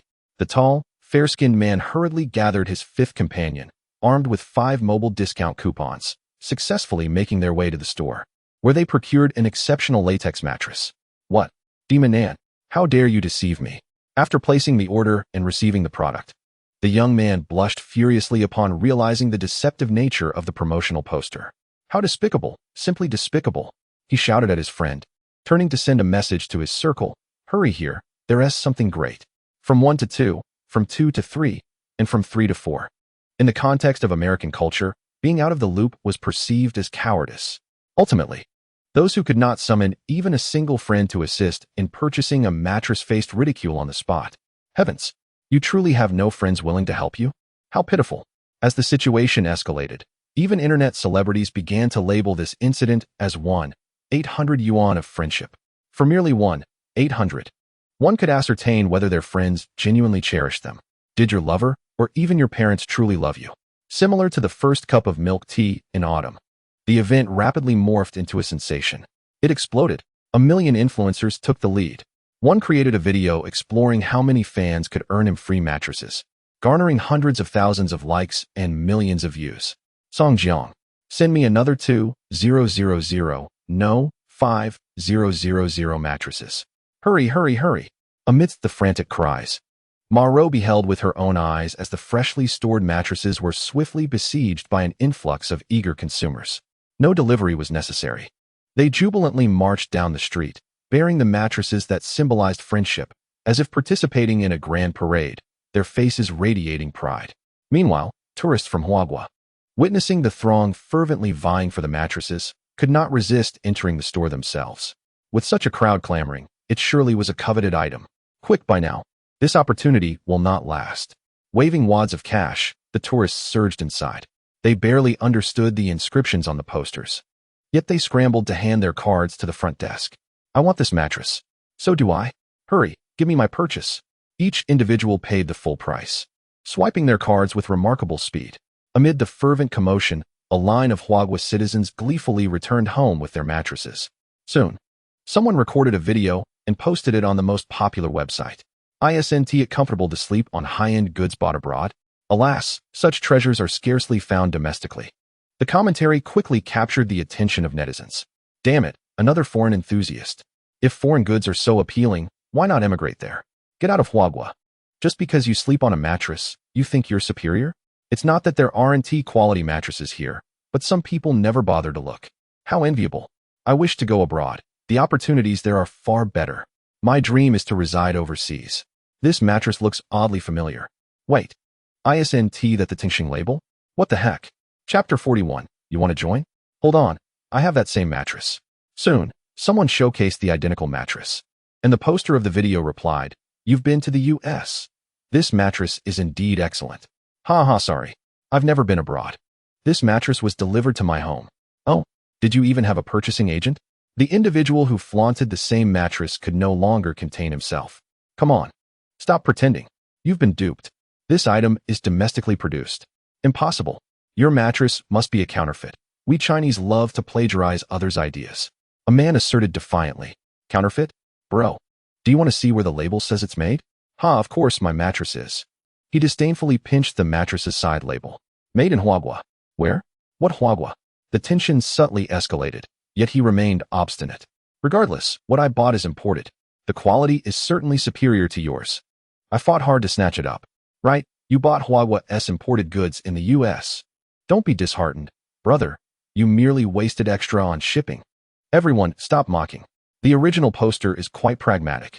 He even thought of contributing to our national GDP while abroad. Such patriotic individuals are rare these days. With each teasing remark, it felt as though invisible slaps struck his face. His complexion grew increasingly flushed, and his trembling fingers intended to exit the comment section when a particular comment caught his eye. This mattress, without further ado, is indeed quite comfortable. The 1888 spent is truly worth it. 1888. I only spent 1800. I saved 88 compared to them. Instantly, he perked up, as if regaining his confidence. Those who mocked me just now, step forward. This thing cost me merely 1800. How much did you pay? The reiteration of his words seemed to dissolve the previous humiliation. The items I purchased abroad are undeniably cheaper and more worthwhile than yours. The air overseas even smells better than at home. The things I bought are more affordable. You impoverished souls who have never ventured outside your country. What are you barking for? Bark. Bark with all your might. A torrent of self-assured declarations filled the air as the man exhaled deeply, reclining on the mattress with his legs crossed, only to see a line of netizens applauding. Clap, clap, clap. Clap, clap, clap. Well said. What currency did you use to purchase it? Obviously, overseas purchases are made with dollars. The man puffed up with pride. Wow, brother, you're really wealthy. I'm in awe. By the way, why is Tengsheng's export so expensive? I can't take it anymore. Let me calculate the price. According to the exchange rate, 16,180,061, 888, 8912, and I'll estimate the international shipping at 200. In total, that's 9112. So, brother, you only lost about 10,000, right? Brother, do you still need a mattress? How about I assist you in purchasing one? I guarantee it's the same model and quality, and it's genuine merchandise. You can't go wrong with this. Only $888. This video has been deleted. The netizens watching from all over the country couldn't help but burst into laughter. Brother, cry all you want. It's not tears. Meanwhile, the man in the room was already on edge. He raised his fist and slammed it down onto the mattress, creating a dent. Once he regained his composure, he hurriedly smoothed it out, his heart aching. This mattress cost me over 10,000. The next day, the man woke as usual, though the financial loss from yesterday kept him awake until midnight. Yet, life must go on. Picking up his phone, he was delighted to scroll through short videos, only to be astonished by the notification in the lower right corner, 99. He clicked on his homepage and watched his followers surge from 23 to 3312. In just one night, he gained 3,000 followers. Numerous private messages poured in. Don't be sad. Send me 50, wealthy brother. Bro, my mattress only costs 1,200 renminbi. Just passing through. What is happening? In a daze, he finally realized that his incident was trending on the hot list. Which scoundrel edited and uploaded this? How terrifying is Huawei's export trade? Returning tourists discover that their hard-earned goods actually come from their own country? After a trip abroad, I lost 9,000 yuan. Adoring foreign goods is unwise. Shocking. A certain tourist found that traveling abroad actually boosts the domestic GDP. How outrageous. This is utterly outrageous. The publicly shamed brother was filled with rage. Meanwhile, Shun Xingyu sat at his workstation, opened his computer, and as soon as he logged into his account, he noticed the order printer beside him, clattering away, spewing out orders. What? Orders were cascading to the ground like snowflakes, piling up continuously, akin to a tidal wave. Zhao, the printer is broken. As the maintenance worker journeyed a great distance to the factory, a towering stack of completed orders awaited him. The pace of production showing no signs of abating, perhaps even accelerating. A mere glance was enough for the technician to discern that the machinery was functioning perfectly. It was not a malfunction, but rather an overwhelming surge of orders. Time to seize the opportunity for profit. With that, he slung his bag over his shoulder and departed, reluctantly accepting 100 yuan for travel expenses before vanishing from sight. Watching the technician fade into the distance, Shun Xingyu and Zhao Mingxian exhaled in relief, turning to gaze at the overflowing orders with sparkling eyes. Could this be 1,000? No, perhaps even 2,000. Meanwhile, the buzz generated by the news showed no signs of waning. In fact, it seemed to reach new heights. A foreign exchange student who had taken to live streaming discussed the popular friendship game that had swept the campus, declaring it nearly impossible to obtain. The mattress was flying off the shelves. Initially, it had sold like hotcakes thanks to the friendship game, but due to supply shortages, it had transitioned to limited sales at original prices. Speculators were even marking up the prices. The streamer chuckled wryly, lamenting, "Had I known it was this affordable domestically, I would have purchased it there. No more talk. I'm placing an order to become a purchasing agent right now." With this viral video gaining traction, a fresh headline claimed the top spot. Tengsheng mattress takes the world by storm. Taking the world by storm? In the office, Song Jiang couldn't help but laugh at the news. That was a bit of an exaggeration. Meanwhile, in an unremarkable residential building situated 300 miles from Yanjing, a bespectacled young man sat in an old corridor, a notebook resting on his lap, perusing information about Tengsheng. After scouring through hundreds of web pages, he compiled a 17-page document. The previous owner had fled, and a new one had taken the reins. The mattress was on fire, expanding into overseas markets. This individual was impressive. He pondered whether their strategic vision could align with his own. Just then, his phone vibrated with a notification. It was from Haoxing Technology, informing him that he had passed the interview. An enticing offer of 8,000 yuan, weekends off, overtime pay, and annual salary increases. Such temptations held little weight in his eyes. After all, these were merely the most basic benefits offered by a large corporation. Bathed in the glow of the Azure screen, Xi Jinping made a decisive choice. He resolved to visit Tengsheng and assess whether this burgeoning enterprise was worthy of his involvement. Despite Tengsheng's current shortcomings compared to the well-capitalized Haoxing Technology, there were advantages to being part of a developing company. The upper echelons of Haoxing had solidified, even if he were to join and toil diligently. Climbing to mid-level management after 5 or 7 years might still leave him stymied. Moreover, opportunities for advancement in a large corporation were seldom easily attained. There were benefits to being smaller as well. Xi Jinping closed his notebook and turned to ascend the stairs, determined to ensure he was asleep by 10 o'clock. Chapter 42. Are you a relative of the boss? The following day, at the factory entrance, a young man dragging luggage boldly introduced himself. You're here for an interview? The veteran employee, puzzled, scratched his head. He hadn't heard of any job openings announced by the boss. He scrutinized the short-haired, bespectacled young man who appeared somewhat dazed. Then allow me to escort you to the office. You can address any questions there. As he spoke, he turned to lead G zipping down the corridor toward the office. Boss, this young man is here for an interview. An interview? Raising his head from the renovation materials, Song Jiang gazed at G zipping in astonishment. You are here for an interview? Indeed. I believe I did not issue any announcements. I consider Tengsheng to have significant growth potential. A simple statement piqued Song Jiang's interest, prompting him to glance at G zipping's attributes panel. Name, G zipping. Age, 23. Star rating, 5 stars. Traits, iron-willed, frugal, pragmatic. Forecasting, numerically keen. Investment management skills, investment level 6. Calculation level 6. A moment's hesitation would be a disservice to a 5-star candidate. Let us proceed with the contract. G zipping was momentarily taken aback, still processing the situation, when he saw Song Jiang pull a contract from the drawer, pointing to the signature line with an oddly gentle expression. Come, sign here. G zipping fell silent, questioning. Have I already passed the interview? Yes, sign here. But you are not even. Yes, sign here. Song Jiang's unwavering gaze felt somewhat piercing to G zipping. Is this the usual procedure? Have you already made your decision? Is this boss truly as formidable as I imagined, or does this seem somewhat dubious? After a brief pause, he accepted the black pen, deciding to take a chance. If this factory proved to be irreparable, he would resign at the earliest opportunity. Resolute, he boldly inscribed his name, G zipping. With a sigh of relief, Song Jiang smiled and extended his hand. Welcome to Tengsheng. I am Song Jiang, G zipping, from Hangzhou University. Deliberately mentioning his alma mater, G zipping observed Song Jiang's expression, noticing no trace of disdain or envy, only joy, especially in those eyes reflecting his own image, shimmering with an inexplicable brilliance. Difficult to decipher. Now that you are employed, I shall give you a tour. You will accompany me? Indeed. G zipping fell silent, wondering if a supervisor should not be the one to guide him. He then remembered a detail he had overlooked and picked up the contract to discover. Position, blank. Salary, blank. Song Jiang, realizing the oversight, exclaimed, I nearly forgot to stamp it.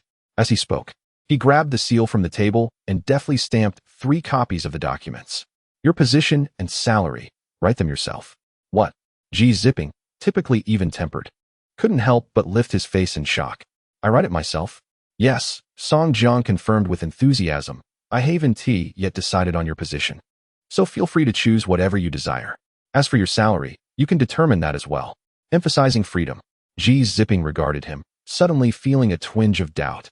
I am beginning to feel that this company may be a bit unreliable, and this president might be somewhat untrustworthy. Perhaps I should consider Haoxing Technology instead? In his hesitation, Song Jiang was already cheerfully pulling him outside. Come, let me introduce you to the factory. We are currently renovating the premises, and in a few months, the dormitory building will be completed. I will arrange for you a larger room. G zipping followed closely, watching as workers passing by greeted them warmly. Good morning, President Song. Boss, is this the new employee? Yes, please take good care of him. Good morning, Song Gu. Song Jiang first led the individuals to the factory, then took a turn into the office of Shun Xingyu and Zhang Yi. The floor was strewn with orders, leaving little room to maneuver. The sound of rapid keystrokes filled the air as the newly hired customer service representatives diligently attended to their tasks. Brother Song, recently, we've been inundated with orders. I feel we still lack sufficient manpower. Could you find a few more when you have the chance? He readily agreed, while G zipping observed the subtle dynamics of the exchange, which felt naturally harmonious. This might resemble a rapport between friends, but it was certainly not the relationship one would expect between a superior and a subordinate. The proximity was disconcerting, and in Shun Xingyu's eyes, there was a distinct absence of reverence for Song Jiang. This was troubling. This is Zhao Mingxian, the leader of our factory, he introduced with a cheerful demeanor. As G zipping looked up at the slightly portly figure of Zhao Mingxian, whose eyes bore shadows of fatigue. Sales Director and Human Resources Director. Zhao Mingxian briefly introduced himself before extending a friendly hand. At that moment, G zipping found himself at a loss for words. Dual roles, he noted. Are there any managers here besides the frontline employees? That would be me, Zhao Mingxian replied, narrowing his eyes. Just you? Zhao Mingxian squinted, seemingly satisfied. Suddenly, he looked up. Boss, I'll take this person to learn more. All right, just don't let him slip away. Each word felt like a scene straight from a gangster film. Ji Ziping's expression was inscrutable. You follow me. The synergy between Zhao Mingxian, who hailed from a large corporation, and Ji Ziping was seamless. What is your educational background? And what are your career aspirations? As they stepped into a familiar environment, Ji Ziping let out a sigh of relief, engaging in conversation as they walked. Although Zhao Mingxian was merely a part-time human resources director with limited interviewing experience, he was well-versed in the process. Upon confirming that Ji Ziping was a graduate of a prestigious university, he decisively stated, if you're interested in joining, you can directly assume a management position. We currently have 50 employees, with 25 in operational roles. I will assign you some tasks. Our factory offers a base salary of 5,000 as a high-achieving graduate. You would receive an additional 1,500, totaling 6,500, with an 8-hour workday and weekends off. Is that acceptable? This was somewhat unexpected, in terms of factory standards. The basic benefits surpassed Ji Ziping's expectations. Is the 5,000 base salary applicable to operational workers, customer service, and front desk staff? Yes, Zhao Mingxian replied succinctly. You're aware of the factory's landscape. Most employees are middle-aged, with relatively few young faces. If you join, you will certainly be a key focus for development. Despite the factory's structural issues, as long as enough newcomers are brought in, balance can be restored. Zhao Mingxian had long anticipated a rejuvenation of energy, and before him stood a promising candidate. If you can accept the terms, we can sign the contract immediately. Zhao Mingxian swiftly produced a contract. But just as he set it down, Ji Ziping revealed another one. Your boss just mentioned I could fill in my own salary and position. What? Zhao Mingxian's brow furrowed as he immediately called Song Jiang. After confirming, he set down the phone and scrutinized Ji Ziping once more. Are you related to the boss? No. Ji Ziping paused. I should say this is our first meeting. Chapter 43, The Brand Manager. Our first meeting? I am uncertain of the methods you employ to persuade the boss, but do proceed. He pushed the pen towards the other party. Regardless, within the realm of Tengsheng, Song Jiang's decisions reigned supreme. The young man effortlessly inscribed 4 digits, 9,000.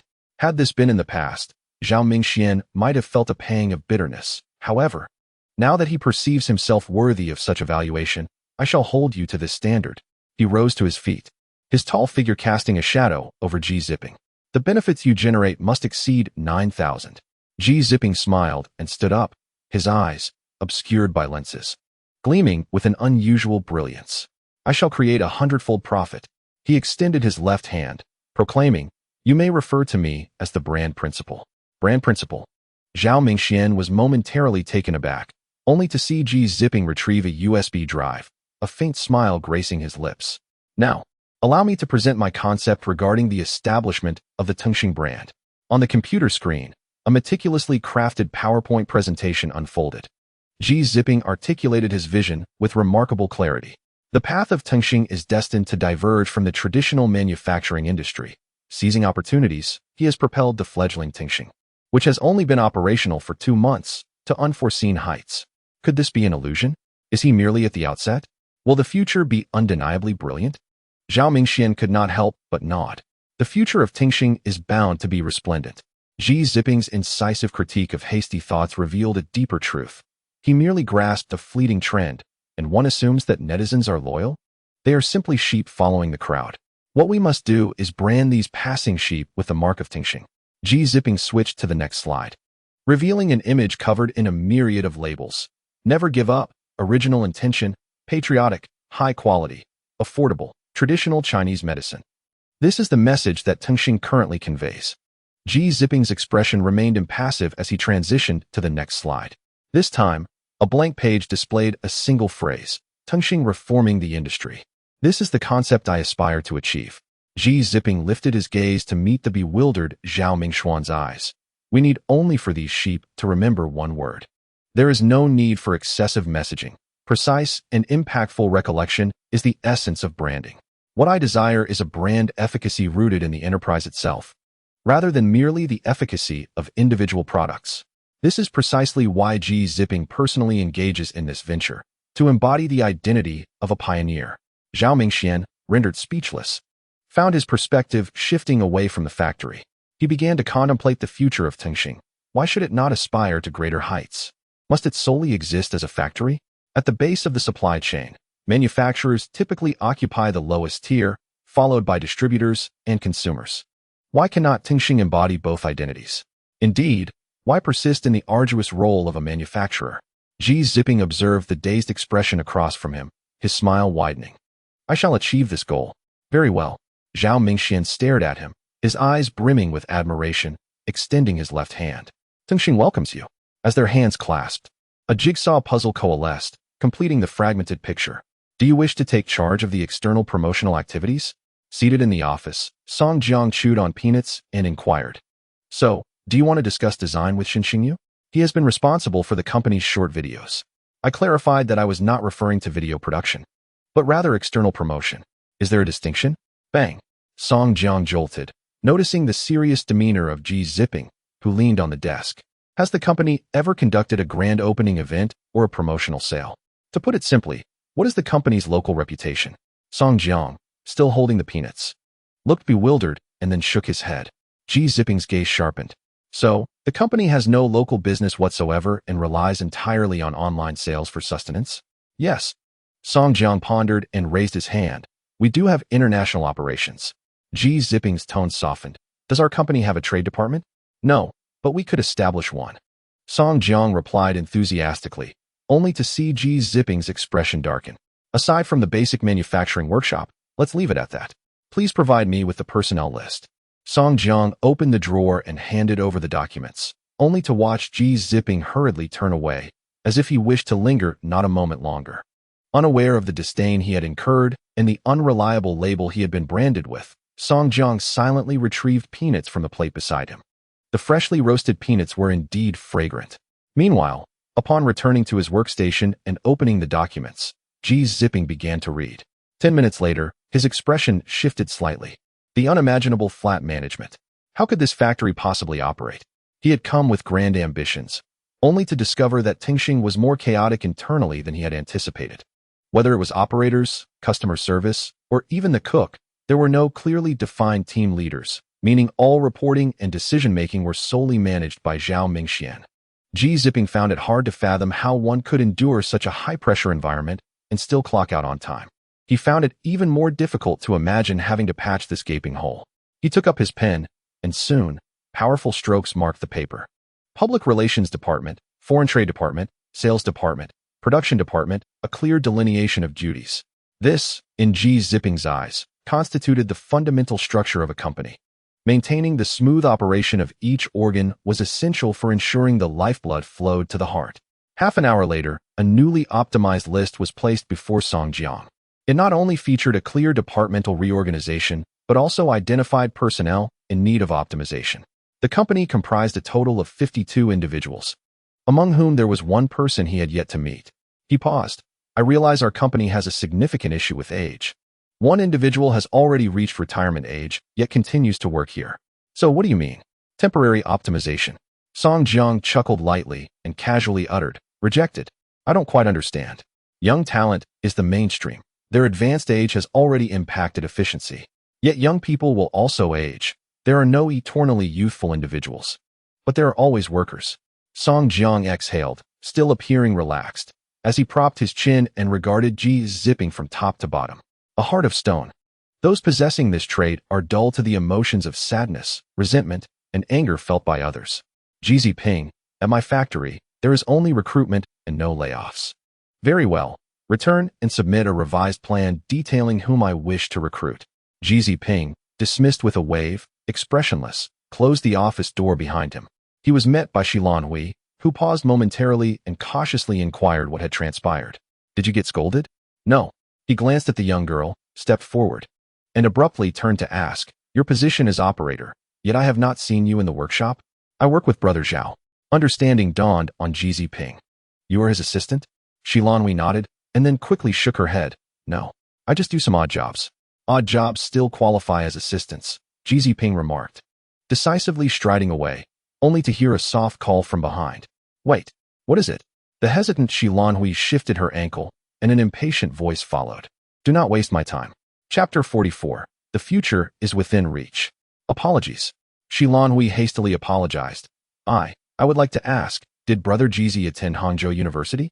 I am curious about the reputation of this institution. He examined the girl before him. If one traveled to Hangzhou by train, it would take 5 hours. While a flight would be an hour, though factoring in waiting time, the train might be quicker. You cannot possibly be a high school student, can you? Yes. Shi Lanhui instinctively replied, her complexion flushing slightly. I would like to know which majors have better employment prospects. Following her sincere inquiry, Jizi Ping paused, then turned away. After work, I will send you some information. Shi Lanhui bowed in gratitude. Thank you, Brother Jizi. Her plump cheeks radiated a healthy glow reminiscent of ripe apples. At 5 p.m., Jizi Ping concluded his first day at work punctually. He glanced at his wristwatch, surprised at how early it felt, as though he had just begun. Observing the employees leaving the factory, chattering and laughing, each expression starkly contrasted with the weary, irritable demeanor he had encountered among other laborers. Upon returning to his rented room, Jizi Ping penned his reflections in his diary. Tengsheng is different from what I expected. It is an unusual company with an eccentric boss. After completing his entry, he watched the clock's hands settle into place before climbing into bed and peacefully drifting off to sleep. Brother Jizi.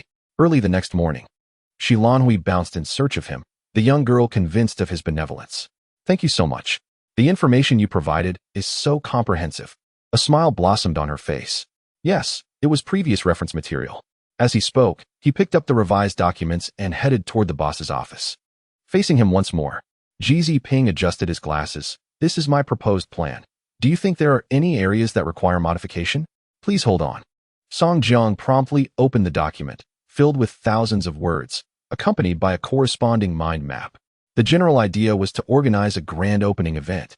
Strive to enhance Tengsheng's visibility while simultaneously generating buzz around its declining popularity. Go ahead and execute it, he declared, stamping his seal in the bottom right corner, signifying its approval. Jizi Ping silently accepted the documents, gazing at the relaxed Song Jiang, and could not help but speak. There is one more matter that requires the boss's consent. What is it? The trademark for Tengsheng. The trademark? Song Jiang paused momentarily, realizing that he had forgotten about it. Tengsheng indeed lacked a trademark.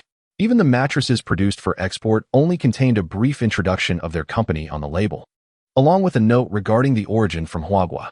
Shall we register one first? As soon as the words left his mouth, Jizi Ping swiftly produced a stack of papers and placed them before Song Jiang, seemingly prepared in advance. These are several designs I prepared earlier. Please take a look. The two spent the entire morning reviewing the designs. Initially, Jizi Ping expected a quick selection, but Song Jiang proved more meticulous than anticipated, scrutinizing every detail. This one is too ugly. It's too similar. It doesn't capture Tengsheng's uniqueness. Your taste is rather poor. Jizi Ping replied expressionlessly. Have you made your decision? Yes. Song Jiang exclaimed as he picked up a black pen and began sketching on the blank page. What emerged was a galloping horse depicted with simple black lines. This one. Jizi Ping glanced at it, slightly perplexed. A comb? It's a horse. Their eyes locked, each holding firm in their conviction. Ultimately, Jizi Ping conceded, taking the design back to refine it further. The final presentation on the poster would depict a silhouette-like figure painted in black, framed in gold, exuding a subtle sense of nobility, with the horse's head raised, as if disdainfully mocking the onlookers. This would become the trademark of Tengsheng. This is handsome. It seems as if the boss designed it himself. The boss is truly impressive. In the future, they plan to incorporate this mark onto the mattresses as well. Oldley had already begun contemplating the creation of a custom stamp. Once the latex mattresses were inflated, it would blend seamlessly. As the new batch of mattresses reached consumers, some quickly noticed the addition. This mattress seems to have an extra label. I hope I didn't buy a counterfeit. You're not mistaken. It's an added label. This is the new official trademark. Wait. Everyone look. Tengsheng's official blog has updated its profile picture. Now it seems so serious. It doesn't feel as lively as before. Amidst the murmurs of astonishment, the factory bustled with activity. Bring the flowers to the front. Arrange them in a row. If anyone has dropped their wallet, pick it up. Otherwise, I'll throw it away as trash. How long has it been since we had a thorough cleaning? Damn. It's all dust. A cigarette butt? Who the hell is smoking? I've told you all before, no smoking in the workspace. Zhao Mingxian, bustling about, reprimanded the crowd.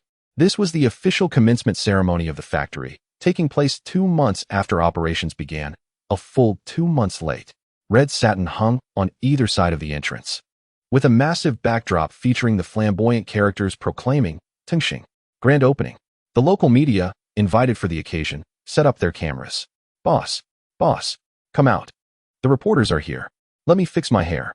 Excited yet slightly trembling, Song Jiang styled his thick black hair, revealing his handsome features, and finally felt prepared to take the stage. A long lens was trained upon him, and all the employees held their breath, watching as Song Jiang approached the crimson cloth. The only young woman in the factory, Shi Lanhui, carried a tray upon which lay a pair of golden scissors. What followed was the ceremonial cutting. The progress of Tengsheng could not have reached this stage without multifaceted support. Song Jiang had anticipated feeling anxious, yet upon witnessing the palpable tension among his employees, he found himself surprisingly at ease. I must first express my gratitude to my staff, who have tolerated my inexperience as a leader. He chuckled lightly before beginning to recite names. Zhao Mingxian. Zhao Mingxian flinched slightly, glancing at the man on stage who beckoned him. Come. The seemingly casual invitation brought moisture to his eyes, and he stepped forward, following the man's lead. More names followed. Huang Bohan, Xu Mao, Shen Xingyu, Zhang He, and Lu Qiuhui. To his astonishment, the man remembered each name with remarkable clarity. Even when Ji Ziping's name was called, he felt a sense of bewilderment. Do I deserve to go up as well? Come. The gentle voice bore an irresistible warmth. Ji Ziping positioned himself behind him, watching as the wind danced with the red ribbon, which was severed by the sharp golden scissors. The remnants of the ribbon floated away on the breeze. The man seemed somewhat taken aback, reaching out as the reporter's shutter clicked. The following day, local news reported, Song Jiang. The future is as easy as pie. What nonsense. Damn it. Chapter 45. Is this all? Song Jiang stared in disbelief at the photograph of himself, recalling that his expression had been quite different the day before. Captured from a low angle, the man at the center of the image appeared with narrowed eyes, radiating disdain, his palm raised towards the audience, as if to say, is this all? The Tengsheng company, located on the outskirts of Yanjing City, has seen its rubber mattresses receive enthusiastic acclaim online. They held a grand commencement ceremony on July 23rd. In interviews, employees attributed the company's current success to its owner, Song Jiang, under whose leadership Tengsheng has flourished, attracting an ever-increasing number of customers who favor their products. Many consumers candidly stated that Tengsheng's mattresses not only boast excellent quality, but also utilize superior materials. When comparing similar price points, they will prioritize Tengsheng. The company's president remarked that achieving this success was not particularly challenging for him. Tengsheng's future holds even greater promise. I believe that in the near future, you will witness new breakthroughs. Its future is as effortless as this palm. A lengthy article, rich in eloquence, was crafted by the editor, all thanks to a few complimentary mattresses gifted by Tengsheng before their departure. Well written, though perhaps a tad exaggerated. Song Jiang's lips twitched, reminiscent of being subjected to a poor editing job. Nevertheless, he appeared on the front page of the newspaper. As he set down the paper, numerous hands across Yanjing reached for it, the majority of which bore signs of dryness, pallor, and age. Swept away by the currents of modernity, the elderly, unable to keep pace, find their daily amusement in reading newspapers. Those young folks can be quite audacious. This company appears commendable. Wasn't it said that the outskirts had become desolate? Now, development is underway. The quality is excellent. The materials are superb, truly fine mattresses. Recently, I've also been experiencing discomfort while lying down. Oh dear, I must purchase one of these. As the elderly, whose gait falters, clumsily attempt to make phone calls, a persistent ringing fills the air. Ding ding ding, what sound is that? Seated in his office, Shen Xingyu scans his surroundings. Bewildered by the unfamiliar tone, neither a computer notification nor the vibration of a mobile phone. At last, his gaze lands on the landline mounted on the wall. Ding ding ding. Goodness, is that contraption ringing? Shen Xingyu, encountering such an antiquated device for the first time, cautiously lifts the cumbersome receiver. Hello? In the next instant, a flood of fluent local dialect greets him. Is this Tengsheng? I wish to make a purchase. How much is it? Shen Xingyu pauses momentarily, switching to the local dialect. You wish to buy a mattress, sir? Here, it's 1888 per set. Are you interested? Absolutely. I'm at Pojiangku. When can it be delivered? Please provide a specific address. Shun Xingyu hastily retrieves a piece of paper, jotting down a lengthy address with a black pen. After confirming, the elderly gentleman hangs up, leaving Shun Xingyu momentarily dazed. Is this considered placing an order? However, no payment has been made. Could it be cash on delivery? Unfamiliar with the purchasing processes from decades past, Shun Xingyu scratches his head in confusion, hardly having time to ponder. Ding ding ding, another call? In shock, he answers the phone, receiving yet another order. After concluding the call, the caller praises Tengsheng. You are a commendable company. Bring glory to Yanjing. Phew. Ding. Enough with the ringing already. Half an hour later, staring at his notebook filled with 5 addresses and names, Shin Wanwen can no longer endure the situation. He calls a colleague to take over and hurriedly strides into Song Jiang's office, bursting through the door. Boss, we have a serious situation. What? Song Jiang's demeanor instantly shifts to concern. After all, the last significant issue was that exorbitantly priced mattress costing 660,000. Did you cause another problem? It wasn't me. It was the phone. Song Jiang breathes a sigh of relief, but remains puzzled. What phone? Isn't there a couple of landlines hanging on the wall? I always thought they were merely decorative, but they've been ringing nonstop, and several individuals placed orders. Look. Spreading the records before him, Song Jiang ponders. All the orders originate from the old city. Yes, I observed that as well, but they haven't made any payments. How do we address this? Boss, should we simply ignore it? Song Jiang contemplates, his finger resting on a nearby newspaper. This requires attention. He can surmise that the majority of these orders stem from local newspaper circulation. Regardless, as Yanjing stands as the foundation for Tengsheng, it would be unreasonable to abandon local customers. But how to manage it? Even if we dispatch the items, I doubt they can handle it on their end.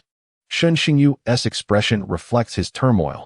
And what if they refuse to purchase upon delivery? Payment hasn't been secured in advance. Then we can opt for cash on delivery. Song Jiang raised his head with unwavering determination and declared, even if the customer declines, we shall bear the losses.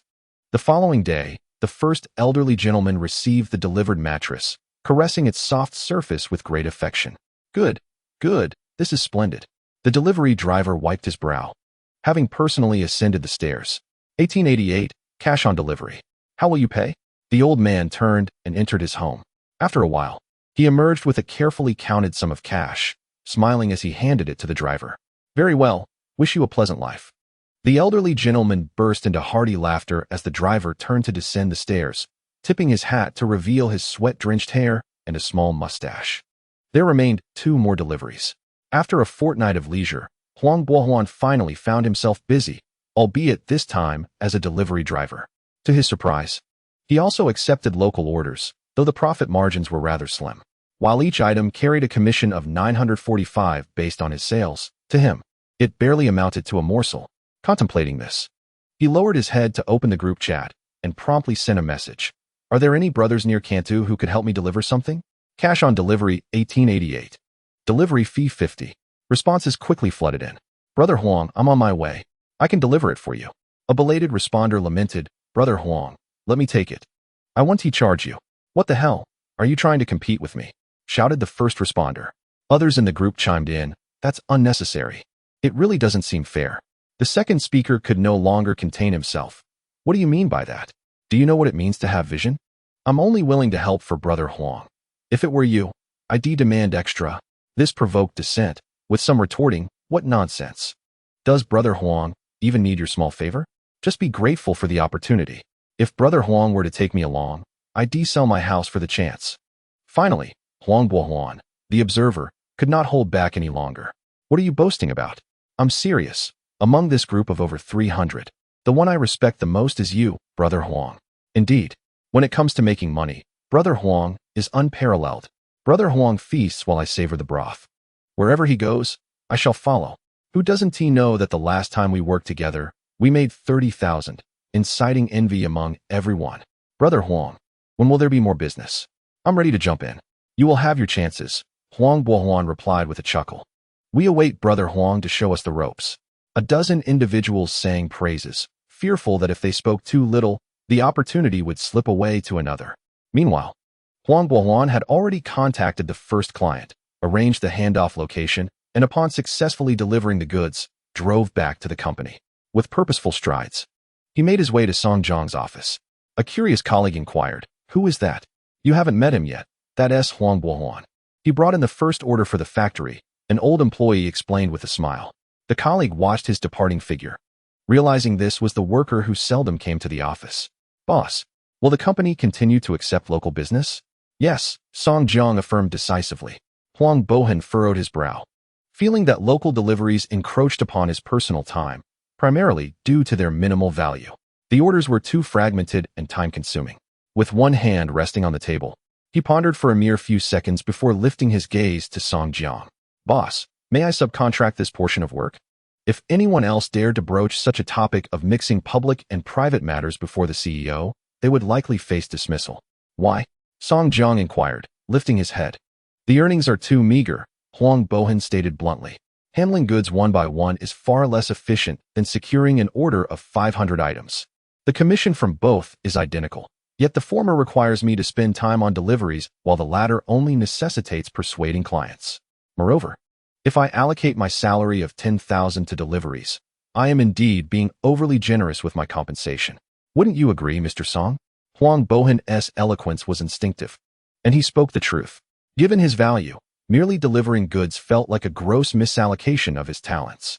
Tap, tap, tap. Song Jiang's fingers drummed on the table as he fell into contemplation. Huang Bohan stood quietly beside him, awaiting a decision. After a dozen breaths, Song Jiang broke the silence.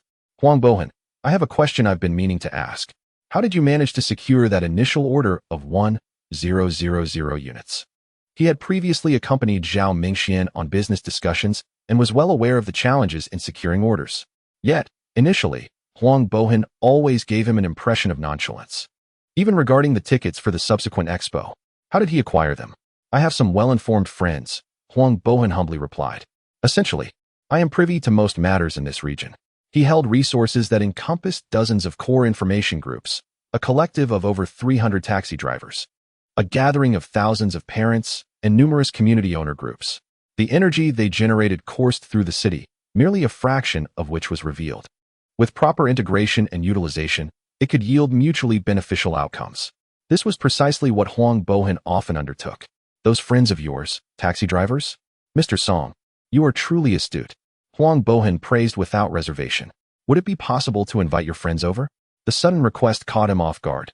"Invite my friends?" Meeting Song Jiang's dark eyes, Huang Bohan fell into contemplation. His agile mind quickly conjured a hypothesis, but it was too far-fetched, leading him to instinctively dismiss it. Instead, he voiced, "Are you suggesting my dismissal?" "No, I desire them."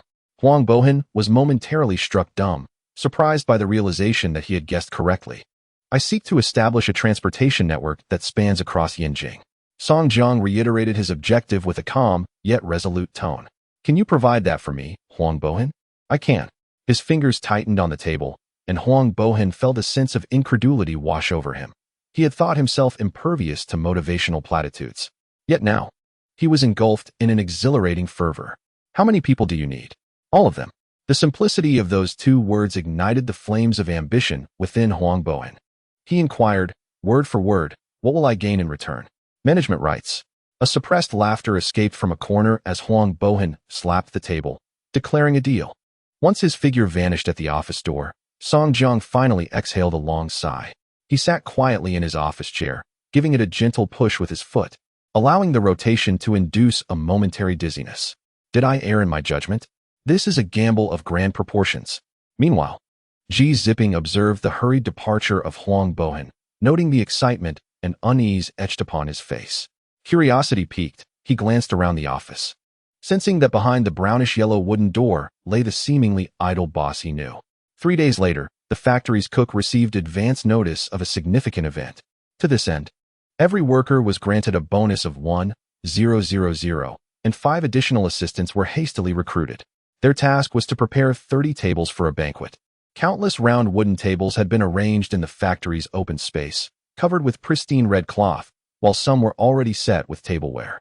However, there remained an hour until the agreed time. What is happening? Was there any mention of a wedding? Or perhaps an audacious second marriage? This banquet isn't meant for us. It has certainly whetted my appetite.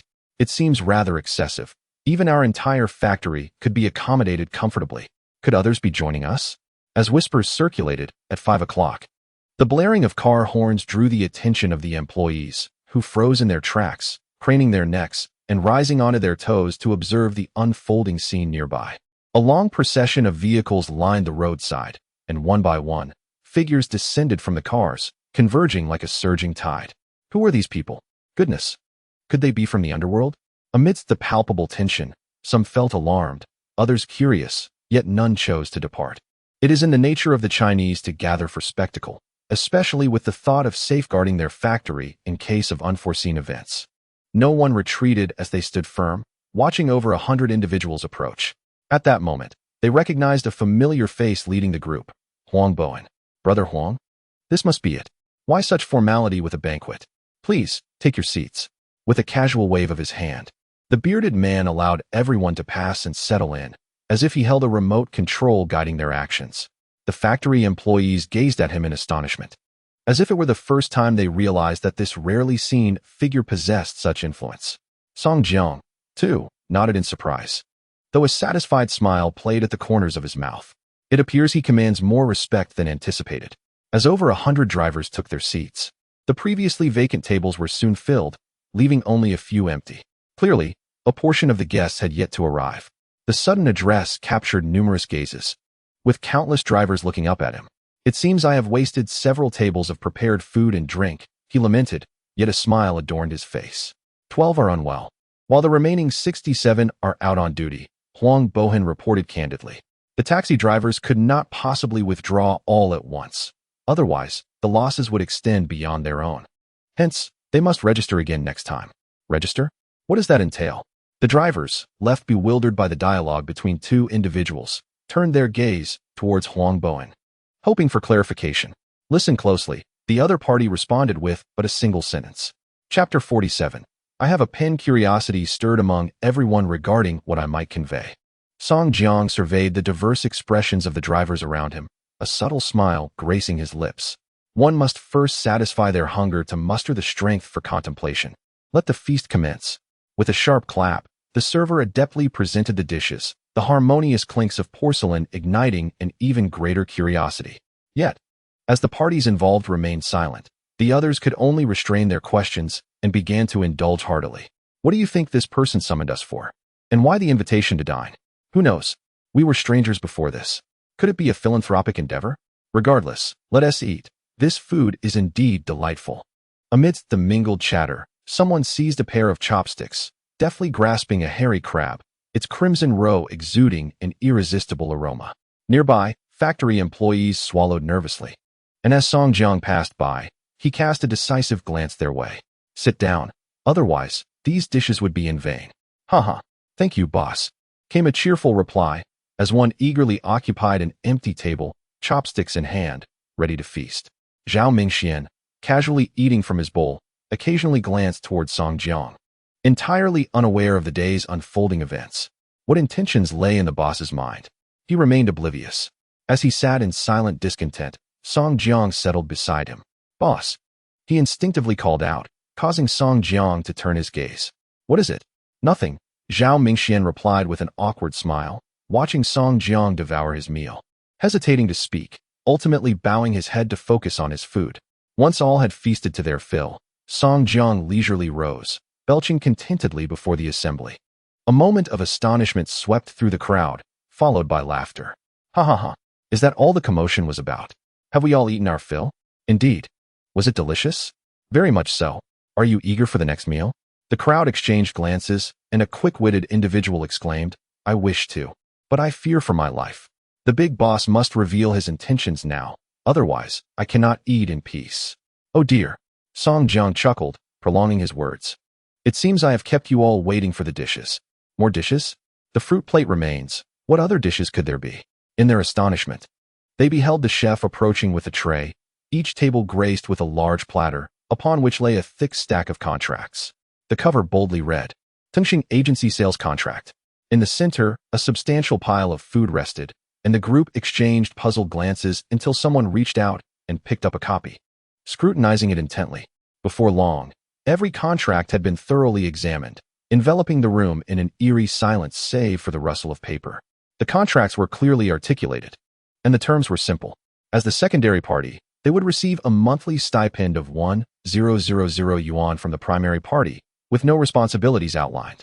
Upon reading this clause, many gasped in disbelief. How was this any different from receiving money for nothing? No need to clock in, no need to heed commands. The contract solely delineates the profitable aspects. Beyond the base salary, each individual earns a commission calculated at 5% of the product price for every item sold. Should customers request on-site delivery, the second party must independently fulfill this requirement. Concurrently, Tengsheng will issue certain delivery orders, which can be accepted. Those who take on these orders and ensure safe transport will also be regarded as having completed a sale and will earn a commission accordingly.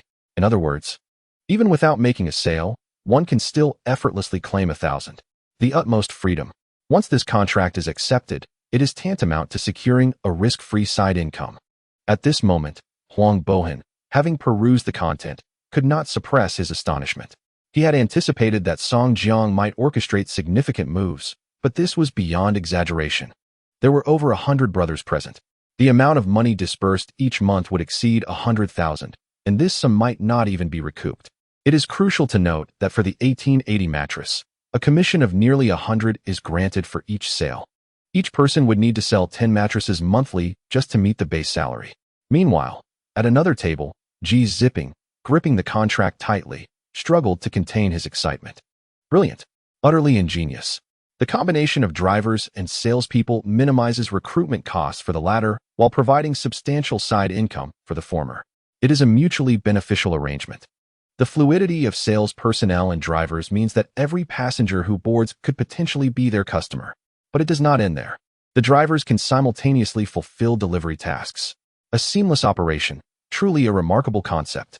Ji Zipping, Shi Lanhui whispered, glancing apprehensively at the unusually youthful individual beside her, whose face was flushed. Ji Zipping took a deep breath and reassured himself. I'm merely contemplating. He raised his gaze once more, locking eyes with Song Jiang, who stood beside the table, smiling as he snapped his fingers. Next course. Is there more? The same ceramic plates returned, but this time adorned with various product information. The crowd hesitated for a moment before reaching out to examine the details. While claiming 1,000 for free was delightful, earning more was certainly appealing. 1888. The latex mattress with a honeycomb design is more comfortable. Some read intently, committing the information to memory, while others merely skimmed through, feigning interest. Wait. There's one priced at 660,000. Who would be foolish enough to buy that? The driver, who had inadvertently offended the wealthy with his blunt remark, chuckled as he scrutinized the exorbitant mattress, wondering if anyone would actually make a purchase. Who knows? If I sell one at a 5% commission. That would be. He extended his finger to calculate, astonished when he arrived at a figure. 33,000. That's an impressive commission. But who would buy it? A colleague interjected skeptically, subsequently setting aside the introduction for the lofty mattress. The 1880 model is worth further consideration. As everyone perused the offerings, a familiar voice resonated once more. Next course. Next course. As the chef presented the dish, every pair of eyes fixated on the platter, without exception. There lay a pile of crimson bills, mesmerizing all hearts like a devil's charm. With bated breath, they watched as it settled at the center of the table.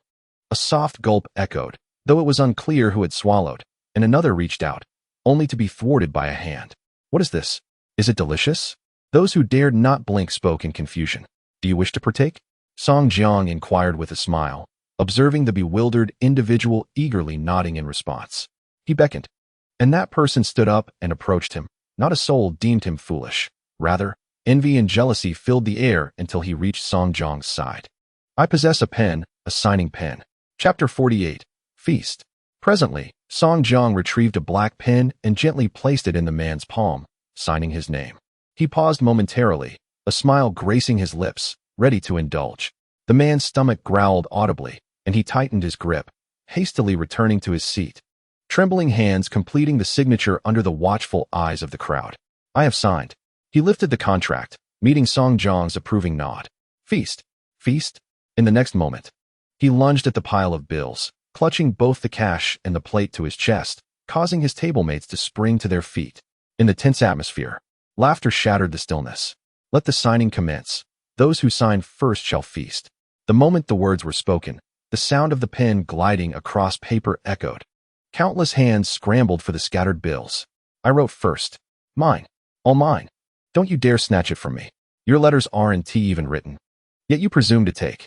I'm illiterate. Voices rose defiantly as the frenzy nearly ignited into conflict. Song Jiang stood calmly, observing as the bills were swiftly snatched away before finally raising his hand. One more round. The mere phrase resonated like celestial music. It was as if everyone glimpsed divine light behind the young man. A generous platter of dishes was placed upon the table, each person panting, hands tingling with excitement. Eyes bloodshot. Within mere seconds, the table was devoid of even the plates. At that moment, Song Jiang took his seat amidst the multitude's gaze. Silence enveloped the room as they watched him intently. Song Jiang casually picked up a peanut and tossed it into his mouth, the crunching sound resonating. After a full minute, realization dawned upon him. Why is everyone staring at me? Eat your fill and head home. Eat your fill and head home. His light-hearted tone stirred tumultuous waves in their hearts. Some quietly rose, taking a deep breath. Boss, could you leave a name? The seated individuals raised their chopsticks. Just call me Song Jiang. Long live Song Jiang. An unknown voice erupted into a loud cheer. The entire room echoed like a chorus reborn. Long live Song Jiang. Long live Song Jiang. May Song Jiang enjoy eternal longevity, akin to the heavens. Amidst the strange mixture of shouts, Song Jiang chuckled heartily. All right. The meal has been consumed, and the conversations have been exchanged. It is time to return home for a well-deserved slumber. With this sentiment, everyone nodded solemnly and exited in an orderly fashion, their excitement palpable as they walked briskly. Once they crossed the factory gates, they could no longer contain their exuberance. My goodness, after living for over 40 years, I have never encountered anything like this. Absolutely incredible. The money just flows so freely.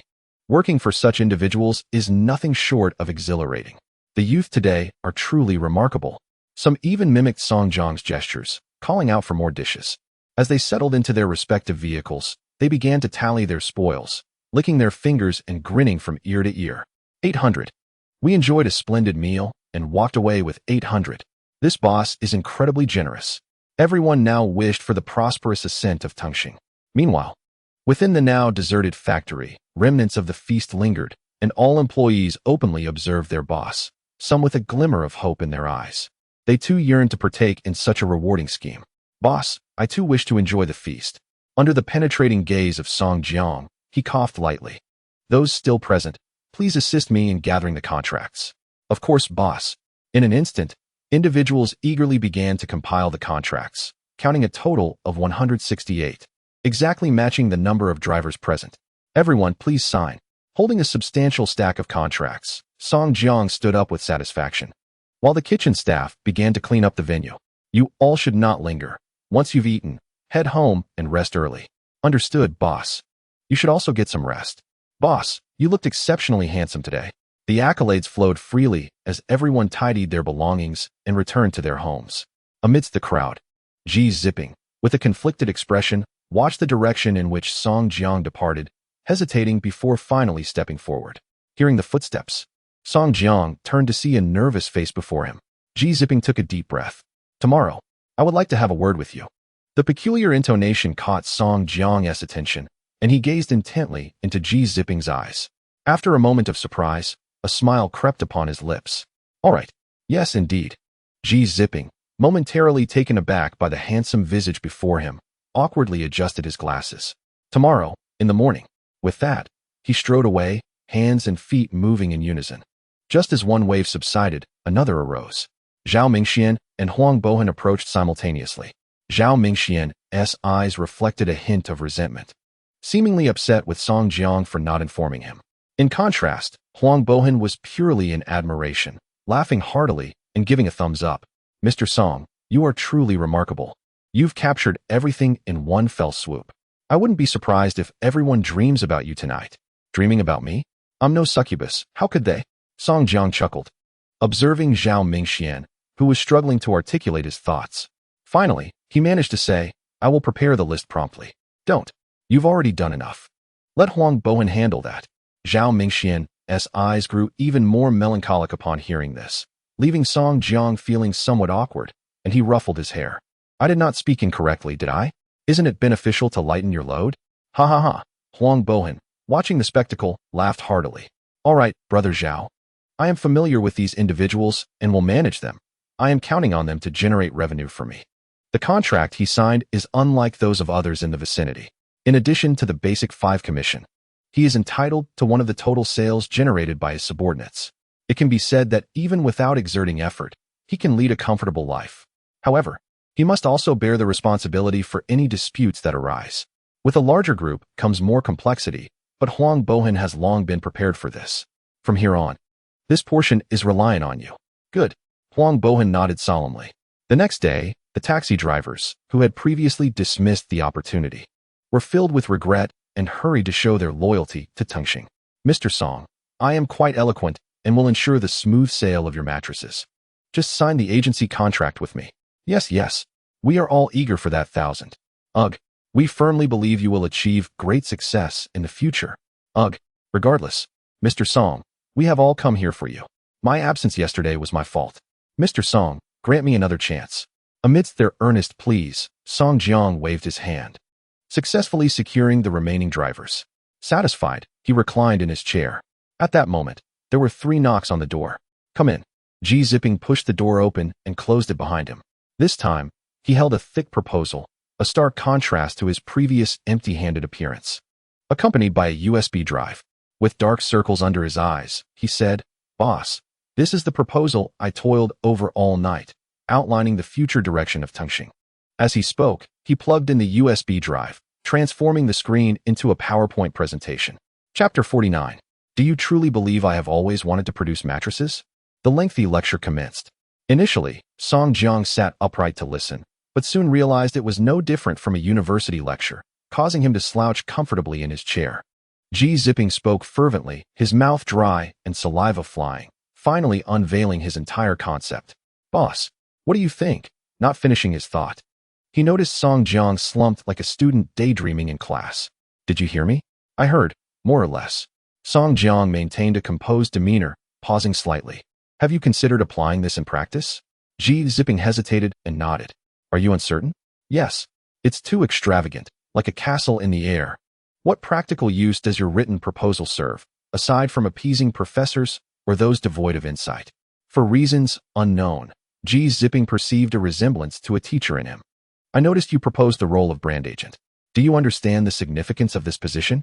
He spoke with considerable confidence about building a brand and enhancing customer loyalty. Correct, yet also incorrect. Correct and incorrect?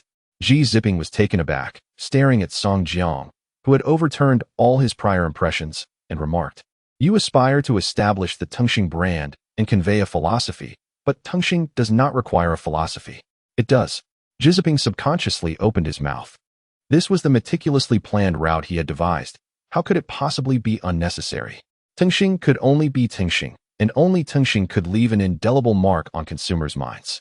Song Jiang spoke decisively, stating that their goal was to ensure that, at the moment of purchase, consumers would have but one option in their minds, not Tengsheng for its superior quality, affordability, or cost-effectiveness, but rather the desire to purchase solely because of Tengsheng. We are the architects of desire. The architects of desire? Not mere shepherds, but those who guide the flock to verdant pastures, allowing them the freedom to graze. Ji Zipping's mind jolted.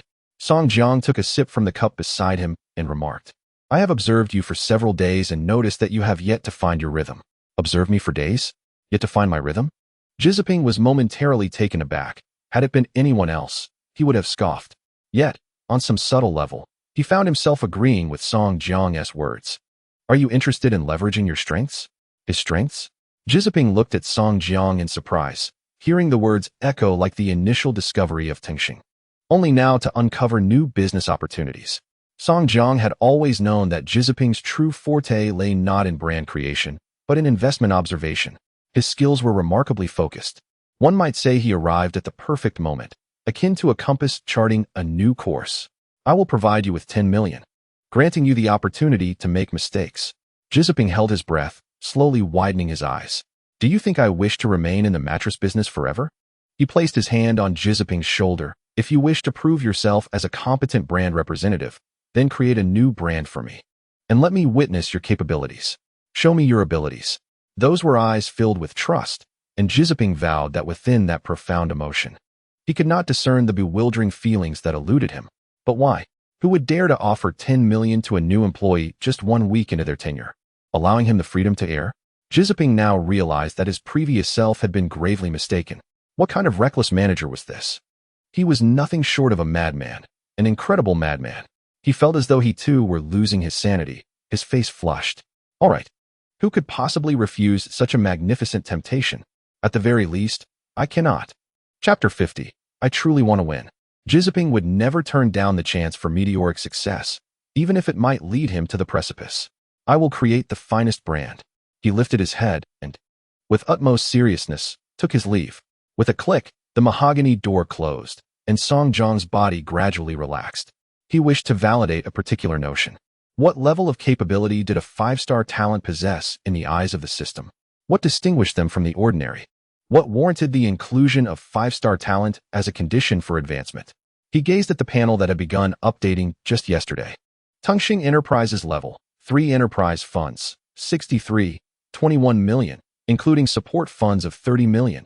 Employee count, 239 business operations, mattress production and sales. Transportation not only had the support funds surged to 30 million. If we factor in the self-sustaining profit aspect, Tengsheng can indeed be described as affluent. The market has also updated the intermediate training card and research card, merely altering slight to mild. To this day, there has been no redemption, and Song Jiang is uncertain about the distinction between the two. However, the challenge of advancing from level 3 to level 4 has left him utterly astonished. 34 number of employees, 2, 391, 000, corporate reputation, 130, 874, 100. 000, corporate premises, 100 acres, 5-star employees, 23. The tenfold increase in the workforce highlights the vast disparity between 101, 000. This is merely level 1. Must I recruit 10, 000 employees to reach level 5? Song Jiang inhaled deeply. Among the 4 challenges, the final one regarding 5-star employees is what troubles him the most. It is well known that hiring employees is a matter of quantity, while acquiring 5-star employees hinges on probability. What if he continuously fails to recruit any? Are they deliberately obstructing him? Are 5-star employees truly formidable? With a fleeting thought, Song Jiang extinguished the screen and glanced at his vibrating phone. It bore the latest construction speed report. The cafeteria, factory, and dormitory buildings have completed their frameworks, with an estimated total construction time of 2 months. The installation of plumbing and wiring will require an additional month, including the renovations. Completion is anticipated by March of next year. March of next year? Song Jiang narrowed his eyes and decisively called the construction team. With such minimal construction, do you really require 6 months? Boss, slow work yields fine results. You certainly do not wish for any issues to arise. The voice on the other end began to lament skillfully, and Song Jiang interjected with a simple phrase, increase the payment. The previous document I sent was erroneous. Please review this one. The newly issued document has reduced the timeline to 4 months. I can transfer the funds immediately. The other party gasped, their voice trembling slightly. What percentage? All of it. Silence ensued on the other end. Song Jiang remained quiet, listening to the heavy breathing. How long do you require? 2 months, ensuring quality. Is that feasible? With the funds in place, it is absolutely achievable. The sum of 20 million was transferred directly, and that afternoon, the developer arrived bearing Maotai to propose a toast. Despite his efforts to dissuade them, Song Jiang ultimately succeeded in sending them away. Consequently, Tengsheng secured a place on the green list of major real estate developers. In this era, there are far too many who delay payments or refuse to settle. Conscientious clients are becoming increasingly rare. Encountering one is akin to finding a gem. Song Jiang remains blissfully unaware of how much goodwill he has garnered through his swift payments. All he knows is that in just 2 months, the dormitory he has longed for will take shape. Simultaneously, Xi Jinping began his initial investment endeavors. The first project, Crystal Cups. The complete business plan lay before him, crafted in a single night. Song Jiang lifted his gaze to meet Xi's, then glanced back at the document, gently inquiring, have you given it further consideration? No. The domestic market for crystal cups is entirely vacant. The high-end crystal cups imported from abroad come at exorbitant prices. Not to mention, their quantities are exceedingly scarce. We can fully explore this niche market. Beneath the confident rhetoric lies a staggering application for funding amounting to 1.3 million. Song Jiang, no longer hesitating, promptly affixed the official seal. The substantial sum was swiftly divided into three major categories: customization fees, advertising expenses, and distribution costs, all amounting to 1.3 million. The revenue stood at 6,525. The solitary product information lingering on the official account featured a crystal glass priced at 75 each, with a total sales volume of 87, of which 3 were purchased by factory personnel as a friendly gesture. The evaporated investment of 1.3 million weighed heavily upon Ji Ziping, prompting him to tread cautiously within the factory. Fortunately, Song Jiang bestowed upon him ample encouragement, assuring him that if one attempt failed, a second might succeed. There was still a potential 8.7 million at stake. Yes, indeed, 8.7 million. Seemingly intent on rectifying past mistakes, Ji Ziping devoted a full fortnight to solidifying his next investment, fishing rods. This time, he presented Song Jiang with a compendium of materials as thick as a dictionary. His palm pressed firmly against the table, his eyes bloodshot. This time, it would surely succeed. He sought a funding assistance of 3 million. Step 1. Recruit 3 seasoned craftsmen from the fishing rod industry. Step 2. Invest heavily in researchers to delve into carbon fiber. Step 3. Rally drivers across the city to promote the carbon fiber fishing rods, tying 20-pound fish to the back of their vehicles. This series of maneuvers initially captured the attention of local anglers in Tengsheng. Within a mere fortnight, they recuperated 370,000 in costs. However, another fortnight passed, and due to insufficient funding for carbon fiber research, the project crumbled. The results of this endeavor revealed an expenditure of 3 million against an income of merely 370,000. Ji Ziping grew increasingly taciturn, his hurried steps echoing throughout the factory, and whenever colleagues attempted to greet him, they were met only with his retreating silhouette. Anxiety, gloom, anger, and self-doubt surged within him, overwhelming his thoughts with emotions he could not decipher from the faces of others. Zhao, perhaps you should offer him some guidance? Shen Xingyu observed Ji Ziping, who was engrossed in his materials not far away, surrounded by crumpled scraps of paper filled with jumbled calculations. No one could decipher their meaning. Only the pallor of his face and the dark circles under his eyes were evident.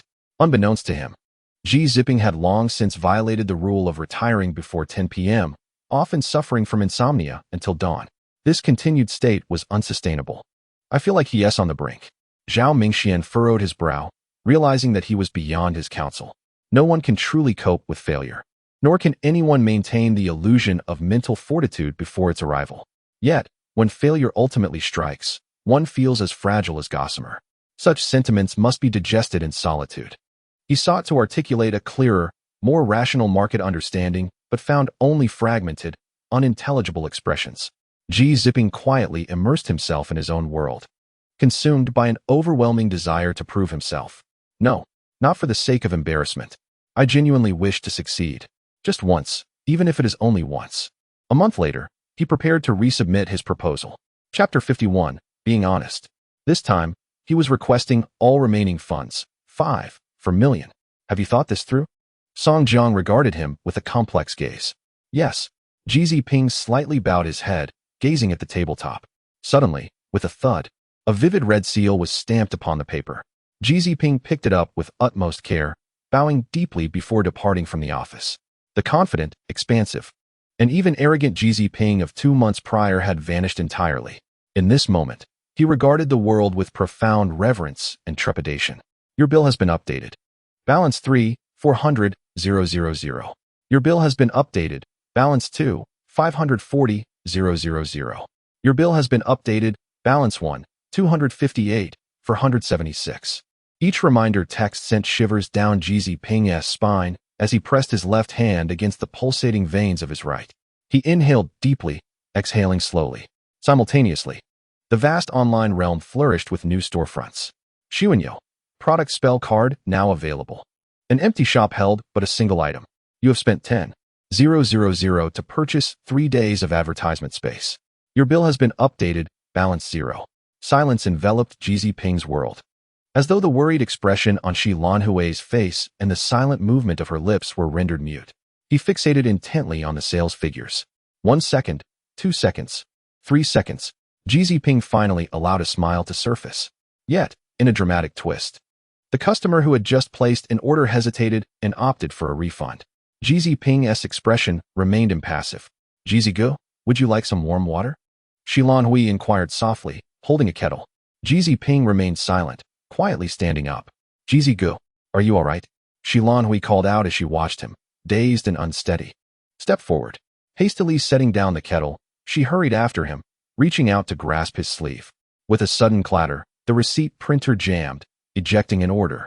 Shilan Hui instinctively glanced over, but the hem of his clothing had already brushed past her fingertips, drifting away. Ji Ziping silently pushed open the office door, fixing his gaze on Song Jiang. The intensity of his stare sent chills down Song Jiang's spine. What's wrong? He asked in a hoarse voice. I've squandered 10 million. A statement so simple, yet it weighed heavily on Ji Ziping's heart. His legs felt increasingly weak until his knees buckled and touched the ground. With a loud thud, he fell. Oh my! Song Jiang exclaimed, quickly springing to his feet to help him up. It's not that serious. Ji Ziping's fingers gripped Song Jiang's clothing tightly, his whole body trembling as he felt the pressure of anxiety overwhelming him.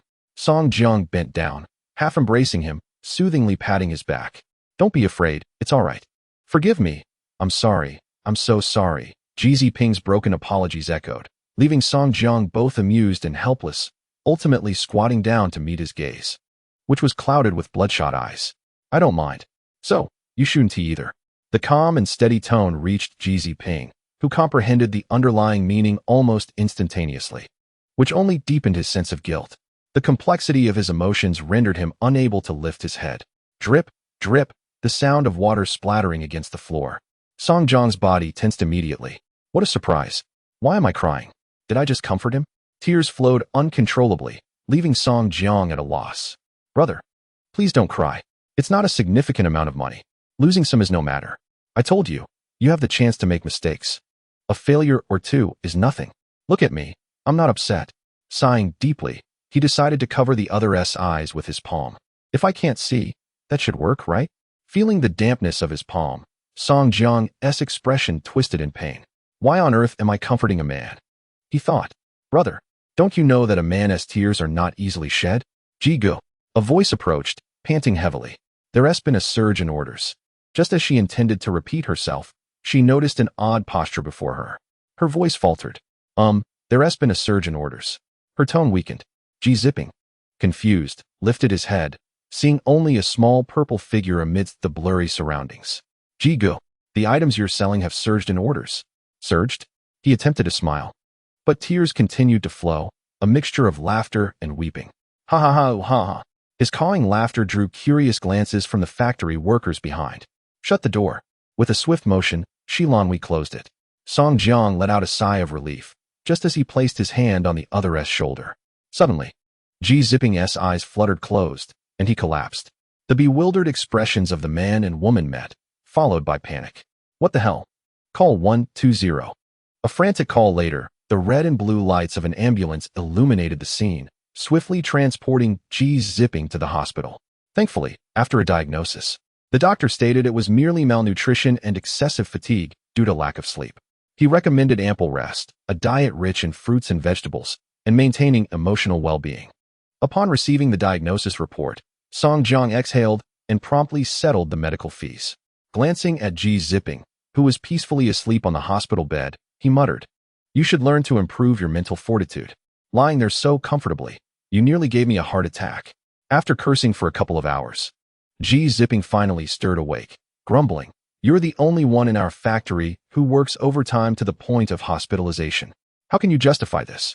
Did I ask you to work overtime? With your performance, you won't even earn a dime in overtime pay. Ji Ziping stared blankly at Song Jiang. What are you looking at? Still want to scold me?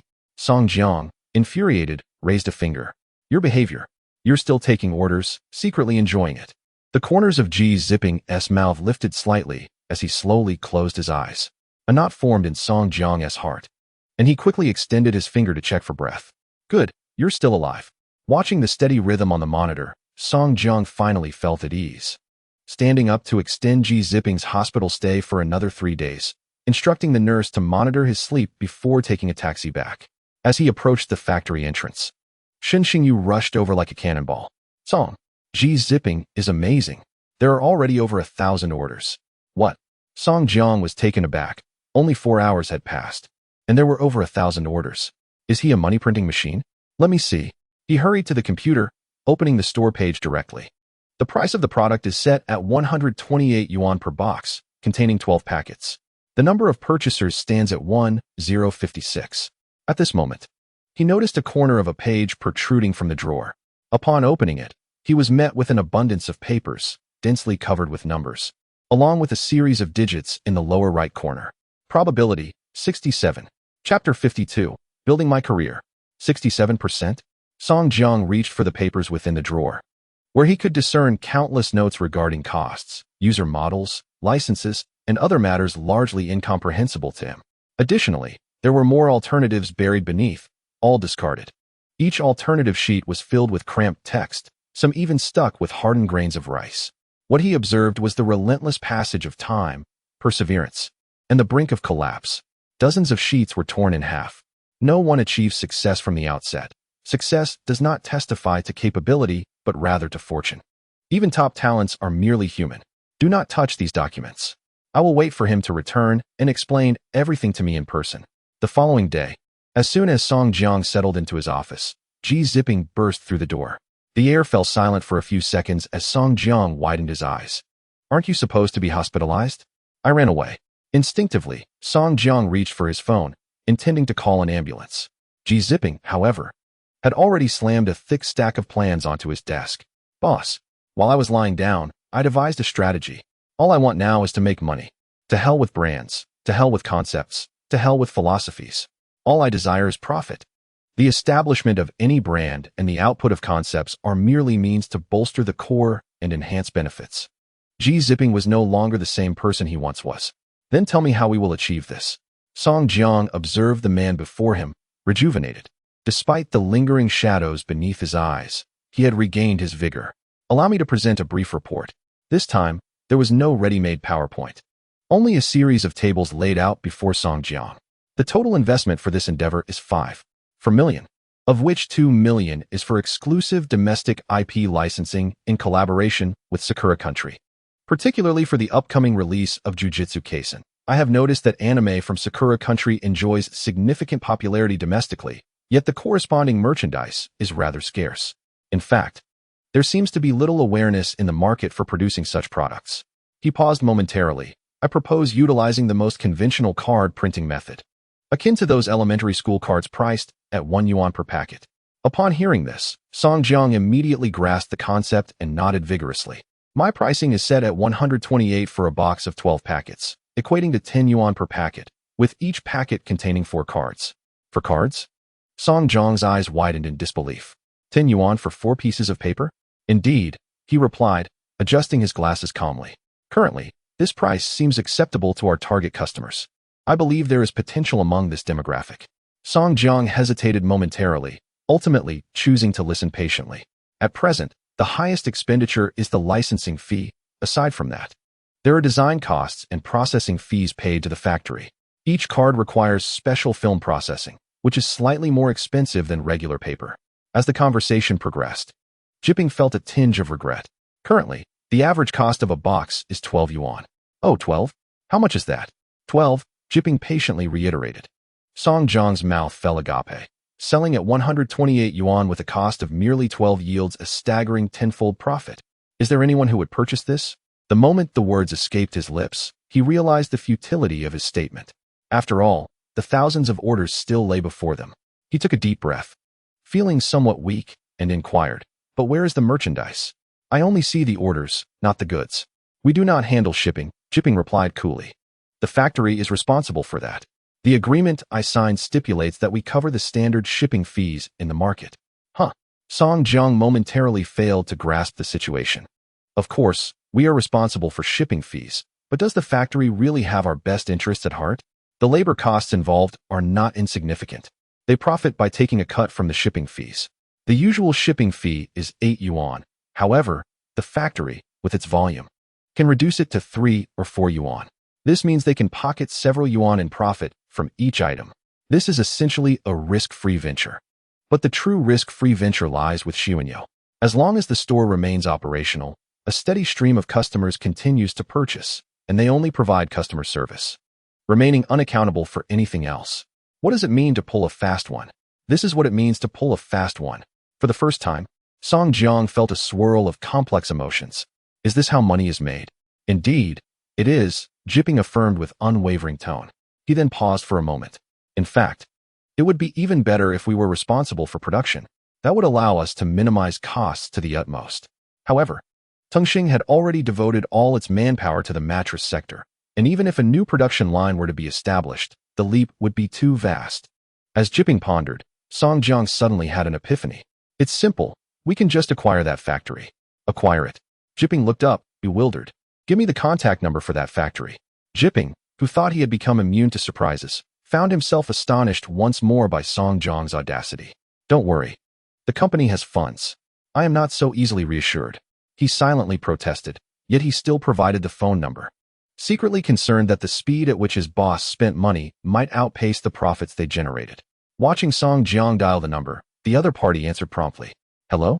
I wish to discuss a significant business opportunity. A significant opportunity? The other party's enthusiasm quickly surged. How much merchandise would you like to order? The quality of our products is exceptional. You will be thoroughly satisfied. All right, what is your factory's asking price? 5 minutes later, Song Jiang successfully expanded their territory by offering 8 million yuan along with securing the employment of the entire staff, including the owner. Great, it's settled. Besides this factory, do you require anything else? Perhaps new employees or designers? Contemplating this, Song Jiang stroked his chin. Indeed, hiring someone to create designs might be less efficient than simply bringing the talent on board. You shall be responsible for the design matters. Jipping, awakened from slumber. Zipping responded with a soft acknowledgement, his Adam's apple subtly shifting. All right, good.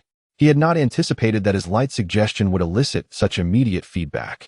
In fact, he still harbored a dreamlike sensation. It seemed that since his employment began, Song Jiang had always been inquiring after him. Could it be that Zipping swallowed hard? Cautiously stepping back to regard his superior's impressive visage, the man's dignity fluctuated within him. Was it possible that, if you are not my boss, why do you place such importance upon me? His palms dampened with perspiration, and his heart raced. Before him, the handsome man flashed a grin. Because you are a great talent. Song Jiang, with his hands crossed beneath his chin, smiled warmly, declaring, my intuition tells me you can contribute significantly to my endeavors. Is that all? Chapter 53. You shall repay 100-fold. Instantly, the tumult in Zipping's heart settled, his expression remaining impassive. Boss, I shall return to the fields. Very well. Best of luck.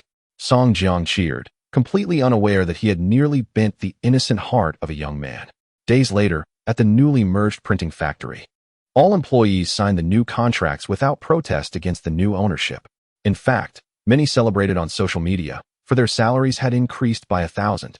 Meanwhile, the performance of Xuanyo was remarkably promising, akin to printing money. In merely 3 days, they had recouped 380,000 in funds. I plan to register another company. As Song Jiang announced this in the conference room, Zhao Mingxian felt a sense of inevitability, while the adept Shilan Hui began researching registration procedures. Zipping was tentatively appointed as the head of this new company. Does anyone have any suggestions?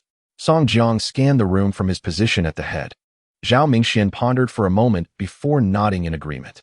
Zipping appeared somewhat tense, clearly anxious about assuming such a significant responsibility. Huang Bohan, meanwhile, nervously pinched a cigarette between his fingers, seemingly grappling with a craving. Amidst the diverse expressions of the crowd, Zipping was confirmed as the CEO of Xuanyo. Simultaneously, in Tianyanka, a branch under the name Tengsheng was established, Xuanyo. With the meeting concluded, attendees dispersed. As Huang Bohan stepped out, he lit a cigarette, glancing at the man passing by, and remarked, your luck is quite favorable. What do you mean? Zipping inquired. Huang Bohan chuckled. Opening a taobao shop is vastly different from running a company. Young man, if you find it overwhelming, seek help sooner rather than later. Zipping narrowed his eyes, retorting coolly, you should mind your own affairs. Such a fiery temperament. Huang Bohan shook his head, turning to pocket his hands, adding, Just don't let your newfound success cloud your judgment. That 10 million you owe must be repaid first.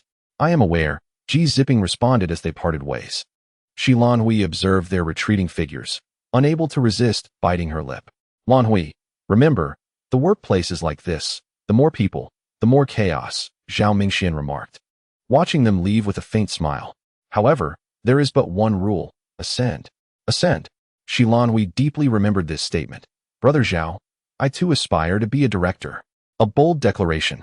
The current director, Zhao Mingxian, paused for a moment, amused yet helpless, as he gently patted her on the head, saying, I haven't even ascended to my position, and you already wish to take my place? Shi Lanhui immediately blushed and smiled shyly. I wish to be as formidable as you. Indeed, in her eyes, Zhao Mingxian was the most impressive person. In those 8 fleeting hours of work, he accomplished a multitude of tasks with remarkable ease. The more she learned, the more her admiration grew. Brother Zhao, you are truly amazing. If possible, I would like to stay by your side and learn until I reach that level as well. However, the thought of the admission letter she received yesterday crossed her mind. Brother Zhao, I am going to school. Zhao Mingxian was taken aback. School? She nodded, a hint of bitterness mixed with anticipation in her expression. I am going to university. I will become a college student. Zhao Mingxian fell silent for a long time, finally sighing, studying is good, studying is good. Having already regarded Shi Lanhui as a potential successor, Zhao Mingxian reached out to ruffle her hair. Remember, in your studies, strive to be the best. Just as I have taught you, whether in work or life, be meticulous and avoid any mistakes.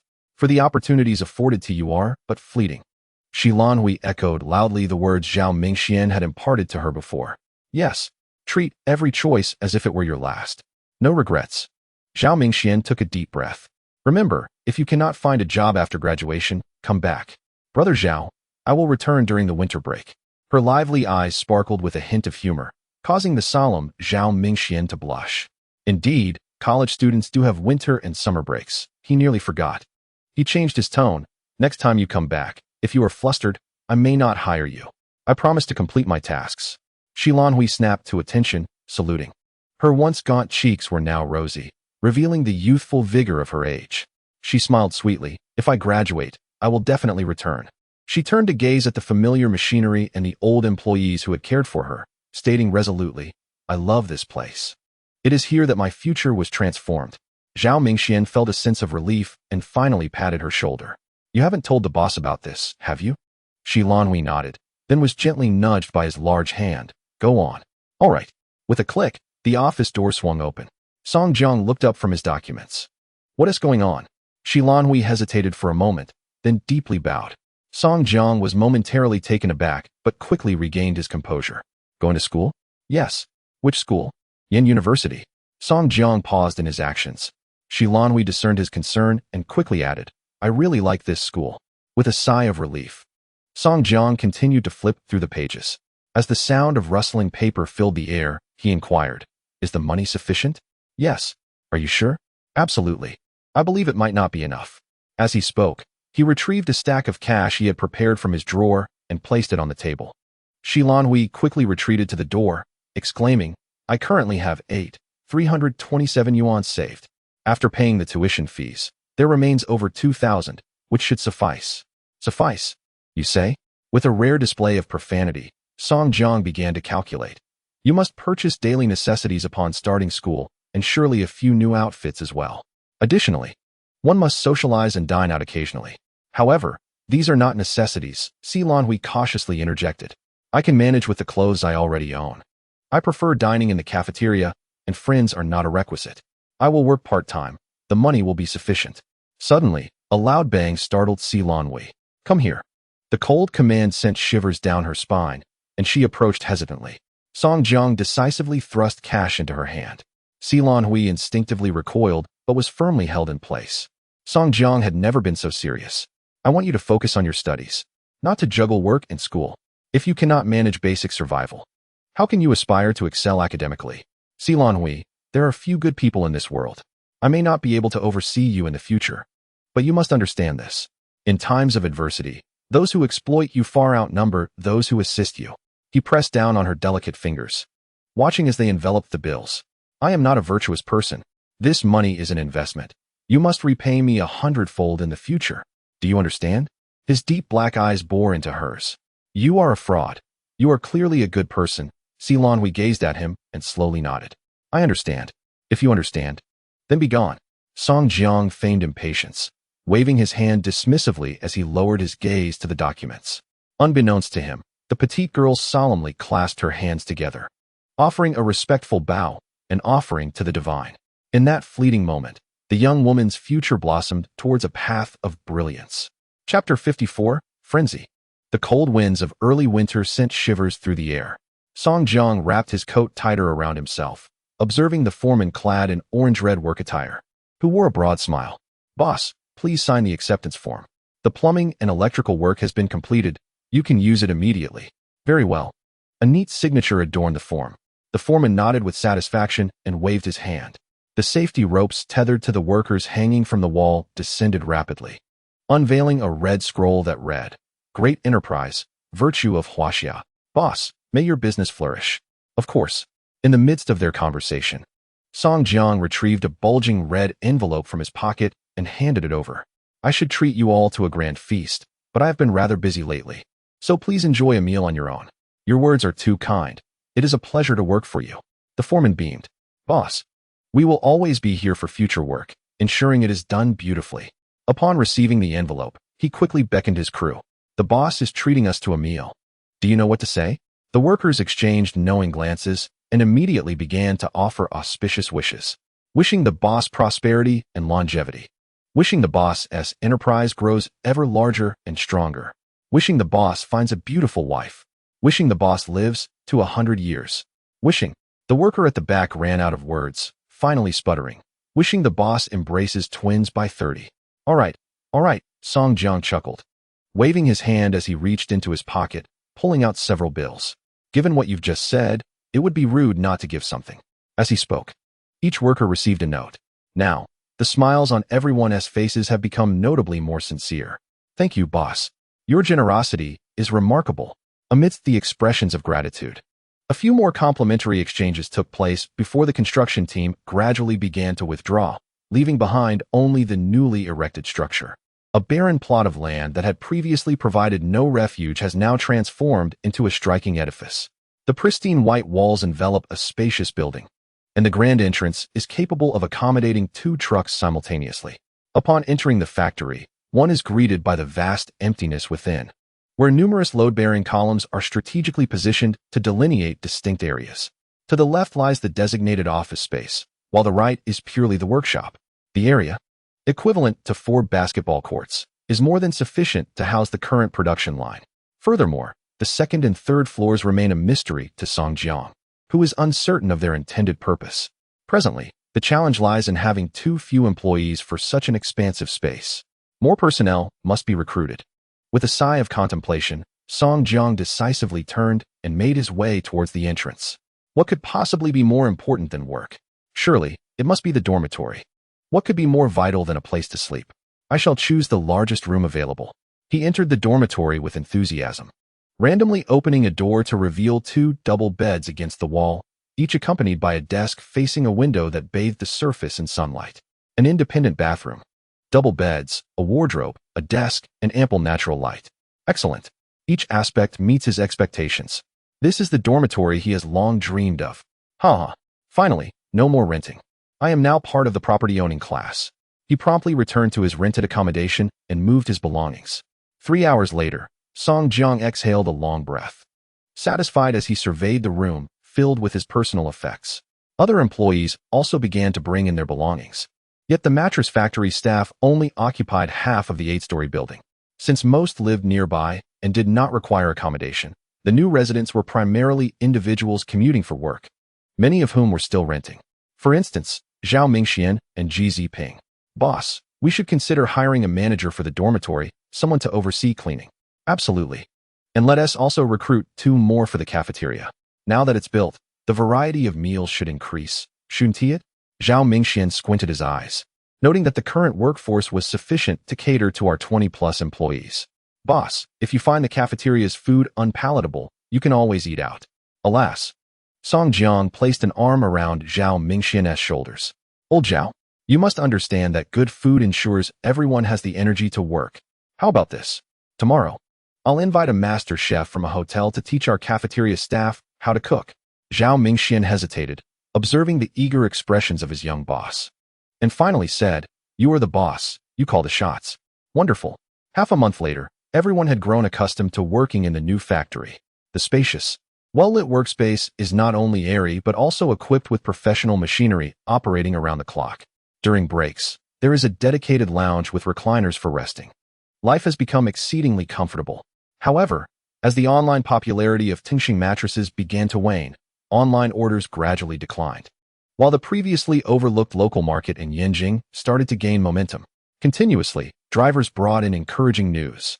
Initially thought to be a challenging sell, the 660,000 mattresses have unexpectedly become a sensation within the group.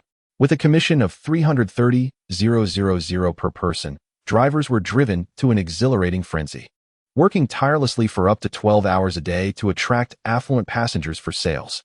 Over the past 2 months, 32 sets of high-priced mattresses and 125 sets of ordinary mattresses have been sold, amassing a staggering revenue of 22.3 million. Any company learning of this would undoubtedly exclaim miracle. Yet, for Tengsheng, this merely serves as an appetizer, as the true lucrative industry lies elsewhere. No one realized how much profit could be garnered from printing cards and creating medals. Xi Jinping only knows that his printing factory has rightfully transformed into a money-making machine. Thin sheets of iron costing merely 0.5 yuan are adorned with designs and coated with a film, priced at 25 yuan on the shelves. Orders fly off the shelves at lightning speed, with 300 transactions completed in an instant. This is a brand new blue ocean market. Xi Jinping had never imagined that this sector had accumulated such a wealth of potential customers. Through relentless efforts of repeated image submissions, sourcing designers, and listing products, Xi Jinping expanded his online store to include over 30 new items. The resulting profits are astonishing, too. 3 million in just half a month. This is in stark contrast to mattresses, which are durable goods with a notably low repurchase rate due to Tengsheng's exceptional quality. Conversely, Zunyu's products boast an incredible 60 repurchase rate. Out of every 10 customers who enter the store, 6 become devoted fans. This phenomenon can only be described as madness. Xi, the owner, has witnessed the average customer spending reach 123 yuan. To further entice customers, a promotion was introduced. Purchases of similar products exceeding 200 yuan would receive a special gift package. 3 newly recruited algorithm specialists swiftly began developing customer models, striving to maximize consumer desire at the brink of indecision. Meanwhile, a team of customer service representatives commenced responses. "Dear customer, we have an exciting new event. If you spend 150 yuan, you will receive a random keychain, and accumulating 200 points allows you to enter a draw for a 300 yuan gift." They added, "We noticed you purchased a 3-pack card. Would you be interested in our newly released 4-pack? Furthermore, don't worry. The merchandise for the Magical Girl series will be launched soon. We are currently negotiating licensing issues. Please be patient." Chapter 55, Loyal Users. Countless chat windows flicker with messages from young boys and girls huddled under their covers, secretly playing on their phones. Some excitedly boast to friends about their new medals, while others nervously cut open the packaging of their card packs, fervently wishing to draw an SR. "Give me Jesse, I want Jesse. May the gods bless me. Grant me one, and I will promote it." Amidst their fervent exclamations, the packaging is torn open, and a series of numbers vanish from accounts, bringing forth a flood of funds into Zunyu's coffers. Xi Jinping smiles as he observes today's influx. At this rate, in just 3 months, I will have repaid the 10 million. The thought causes a smile to curl at the corners of his mouth. "Boss, someone wishes to initiate a refund? Have they opened the package?" "Yes, they have." Inform him of the nature of the blind box, and state that refunds will not be granted. Indeed, the rejected applications resembled children wailing as their parents spank them, crying out, "Mom, I was wrong, I truly was. You are wrong. It is I who erred in bringing forth such a creature." 1,000 yuan spent on these trinkets. You clearly have no understanding of the toil involved in earning money. Smack, smack. The black leather whip crackles with authority, leaving tender bottoms flushed red. Smack. "Ah, please, not anymore, Mom. Wah." The cries of despair reach the ears of the neighbors, who cannot help but shake their heads while cautioning their own children. "Did you hear that? Such items are best avoided. The girl, sitting nonchalantly on the sofa, has the corner of a thin card peeking out from her pocket. The trends among children spread rapidly, akin to an invisible wind, reaching a consensus unbeknownst to the adults. The first to notice this phenomenon was neither the teachers nor the parents, but rather Huang Bowen. He lit a cigarette as he entered the convenience store, saying, "A pack of Huangaloo, please." The store owner, relaxing his brow, handed him a pack. "You seem quite cheerful today. Business is good?" Huang Bowen tore open the packaging, deftly placing a cigarette between his lips and igniting it, the ethereal smoke wafting upwards. The store owner's brow furrowed. "No smoking today. A group of elementary students will be coming shortly." Elementary students? Huang Bowen was taken aback, glancing around the store, which was stocked only with holiday items and kitchenware. The owner's choice of products left much to be desired, and business was typically poor. "Do elementary students really come here? I haven't seen you stock any candy or even 50-cent snacks. The new products I brought in are selling remarkably well." The store owner replied, puffing out his chest with pride. "They come here right after school, though they can be quite noisy. But if it brings in money, I have no complaints." "New products? Do show me." The owner generously produced a card pack from behind the counter and slapped it onto the glass. 8 yuan a pack. It's our best seller. 8 yuan? I can hardly believe my ears. Elementary students would pay that much for this? Of course they would. Mine is the cheapest. Others sell theirs for 10 yuan. I have a conscience. The store owner protested, clearly agitated, knowing his cost price was 5 yuan. Huang Bowen exhaled a puff of smoke, squinting his eyes. "I don't believe it." "You don't believe me?" The owner raised his voice. "Just wait. They'll be out of school soon, and you will witness a throng of them. Fine, let us see how many pennies these little tykes possess." Huang Bowen placed his hands in his pockets, leaning against the counter as he began to wait leisurely. Minutes later, the bell jingled, and soon a cacophony of footsteps echoed, as a swarm of exuberant children rushed toward the counter, chattering excitedly. "Hurry, hurry. I drew a rare one yesterday. I'm sure I can draw another today. Boss, give me a pack." One child slapped 10 yuan onto the counter. "I want one too." A brand new 100 yuan bill was presented. "Give me 10 packs. Big spender. Come, let us make this enjoyable for you." The store owner beamed broadly as he snatched the money, placing the pristine card packs on the counter, only to be snatched away by eager hands. "I want that pack. Give it to me." "No way. I want to open it myself." Crack. The crisp sound of friction accompanied the rough tearing of plastic packaging, revealing vibrant cards within. Suddenly, a sharp cry erupted. "SSR." In an instant, all the children gathered around, gazing at the card in awe, as if worshipping a deity, with some even beginning to make offers. "I'll give you 20 bucks for it." 20? Do you really think I would part with this card? The fortunate little boy rolled his eyes, gleefully clutching the card while admiring the dazzling patterns that reflected a spectrum of colors in the sunlight. How splendid. He had already resolved to showcase it in class the following day. Meanwhile, Huang Bowen had extinguished his cigarette, his darkened gaze lost in contemplation. The next day, Huang Bowen drove to the Xuanyo printing factory. He had visited once before when there was only one production line. Now, 3 had been established. A shrewd-looking supervisor with small eyes approached with a smile. "A distributor, I see. What can I do for you?" "I'm not here for goods. I'd like to see your boss." "The boss?" The supervisor squinted at Huang Bowen, noting his casual and somewhat disheveled appearance. "Our boss isn't someone you can just meet." "What if I know him?" "Oh, if you knew him, you would have set up a meeting already, wouldn't you?" The supervisor's tone dripped with sarcasm. Huang Bowen took a deep breath and decisively bypassed the man, shouting, "G-Zipping, get out here right now." G-Zipping's name echoed through the factory, drawing the attention of the staff. The nearest supervisor widened his eyes and rushed forward to intervene. "Who gave you the right to call out my boss's name? Are you looking to cause trouble?" "Security. Security." Soon, security personnel clad in black uniforms arrived, surrounding Huang Bowen with menacing expressions. "What do you think you're doing here? Have you lost your mind?" A cold voice resonated as Huang Bowen's brow twitched. His gaze fixed on the baton held at his waist, pondering the origin of such burly guards. They certainly looked formidable. "G-Zipping. I am Huang Bowen. What brings you to my territory to act deranged?" A sharp reprimand broke the tension as G-Zipping stepped forward, impeccably dressed in a tailored suit, exuding an air of superiority.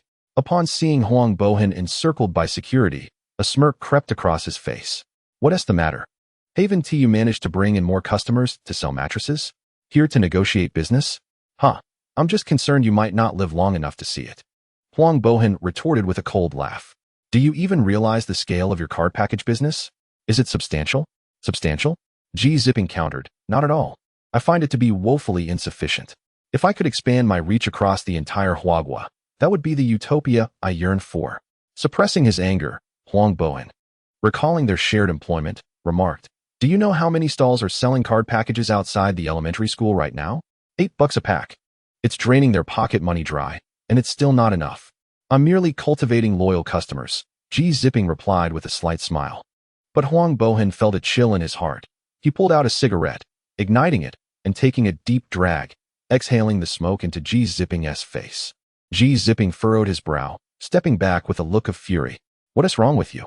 You're acting like an animal, never before subjected to public humiliation. Ji Zipping's eyes widened in astonishment.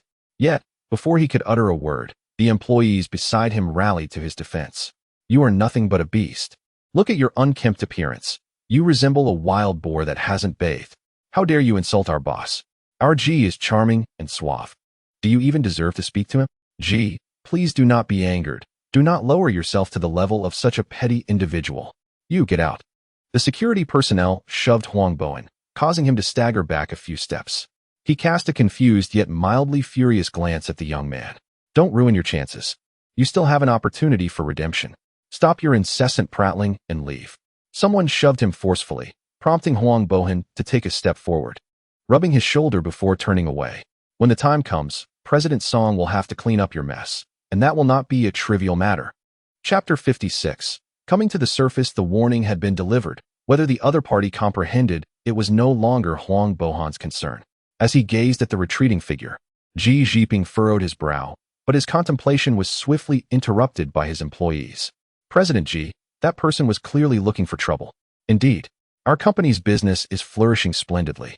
All under your wise leadership. A continuous stream of flattery enveloped him, and the frown that had once graced his brow eased, a smile beginning to form at the corners of his mouth. Just then, an employee rushed in. Boss, a distributor from another province has come to make a purchase. Another province? Ji Zipping instantly perked up, casting aside the earlier incident as he strode forward. Bring them to the tea room. Ensure your attitude is cordial. Yes. The employee turned and dashed off to greet the esteemed client, while Ji Zipping could hardly contain his eagerness to expand his commercial empire further. In the past half-month, he had laid the groundwork primarily around Yanjing, extending to neighboring cities. Once he established a connection with other provinces, the influence of Xuanyo would undoubtedly proliferate. The day he conquers the nation felt tantalizingly close. Within the tea room, the two individuals engaged in light-hearted conversation, finalizing a transaction worth 300,000 in goods. Before departing, the interprovincial distributor grasped Ji Zipping's hand warmly. Boss Ji, you are the most astute businessman I have ever encountered. You can turn a mere slip of paper into profit. Brilliant, simply brilliant. We must collaborate closely in the future. Rest assured, Boss Wang. Ji Zipping squinted. No one can resist my products. Ha ha ha, with your assurance. I am at ease. Amidst their laughter, the two signed the contract. As the distributor departed, a truck laden with goods followed suit. With the introduction of new cities, small vendors in elementary and middle schools began displaying exquisite card packs. A fresh wave of enthusiasm was surging, and a trend was on the rise. As more individuals engaged with the cards, those who did not began to feel out of place. Wow, you don't even know about this? Xiao Xiao doesn't have a single card. How uncool. 10 yuan for a pack is so expensive. Not at all. Wait until your dad is asleep tonight. Rummage through his wallet. He won't even notice if you take one. What a brilliant idea. Amidst their playful banter, parents picking up their children from school passed by, obliviously stepping over the scattered cards on the ground. Days went by, and before long, another half-month had slipped away. The teacher at the school noticed that during class, some students were secretly distracted, bowing their heads, seemingly engrossed in some trivial pursuit. He approached quietly, unaware that danger was looming. As the students busied themselves counting their possessions, 88 ordinary cards, 13 rare ones, and 2 super rare ones. Displeased with one of the rare cards, he planned to trade it with Xiaohong later. Suddenly, a large hand descended from above, swiftly seizing his own. What are you doing? Do you realize we are in class? The stern voice sent a shiver through the student, who trembled slightly in fear of the homeroom teacher. I wasn't he playing. He stammered, but his feeble tone earned him an even harsher glare. Then what is that in your hand? The teacher scolded while prying open his fingers to retrieve the lightweight cards.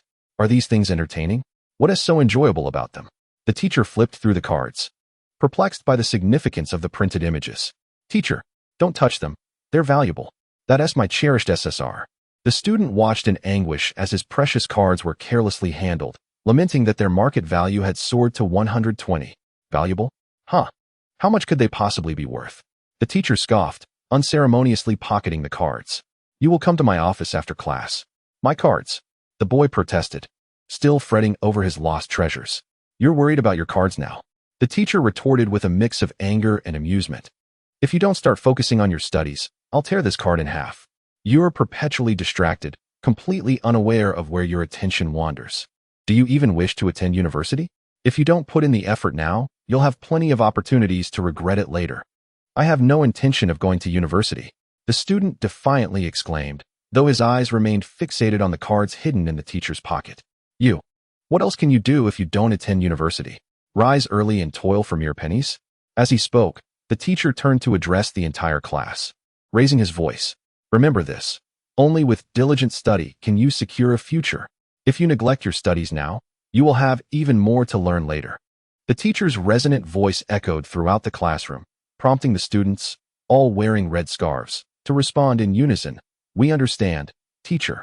Soon, the classroom was filled with a chorus of reading, except for the boy whose cards had been confiscated, who remained sullen and resentful. Before long, the bell rang, signaling the end of class. The boy wasted no time, rushing straight to the teacher's office. Teacher, please give them back. The homeroom teacher shot him a glance, reluctantly slapping the cards onto the desk. Wu Hachong, you barely scored in the 60s on this math test. The class average was 84. What have you been up to lately? The boy remained silent, only exhaling in relief after slipping the cards into his pocket. It's not my fault.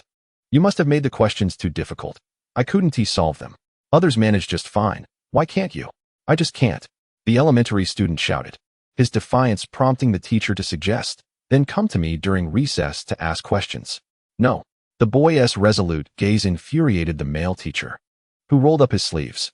You still refuse. Show me your palm. At this, the boy faltered, stepping back. Yet, he was swiftly caught and received 3 firm swats before trudging back to the classroom with a grimace. Meanwhile, the language teacher returned to the office, clutching a thick stack of cards, wearing an expression of anger. Oh, Teacher Wong, you confiscated some too?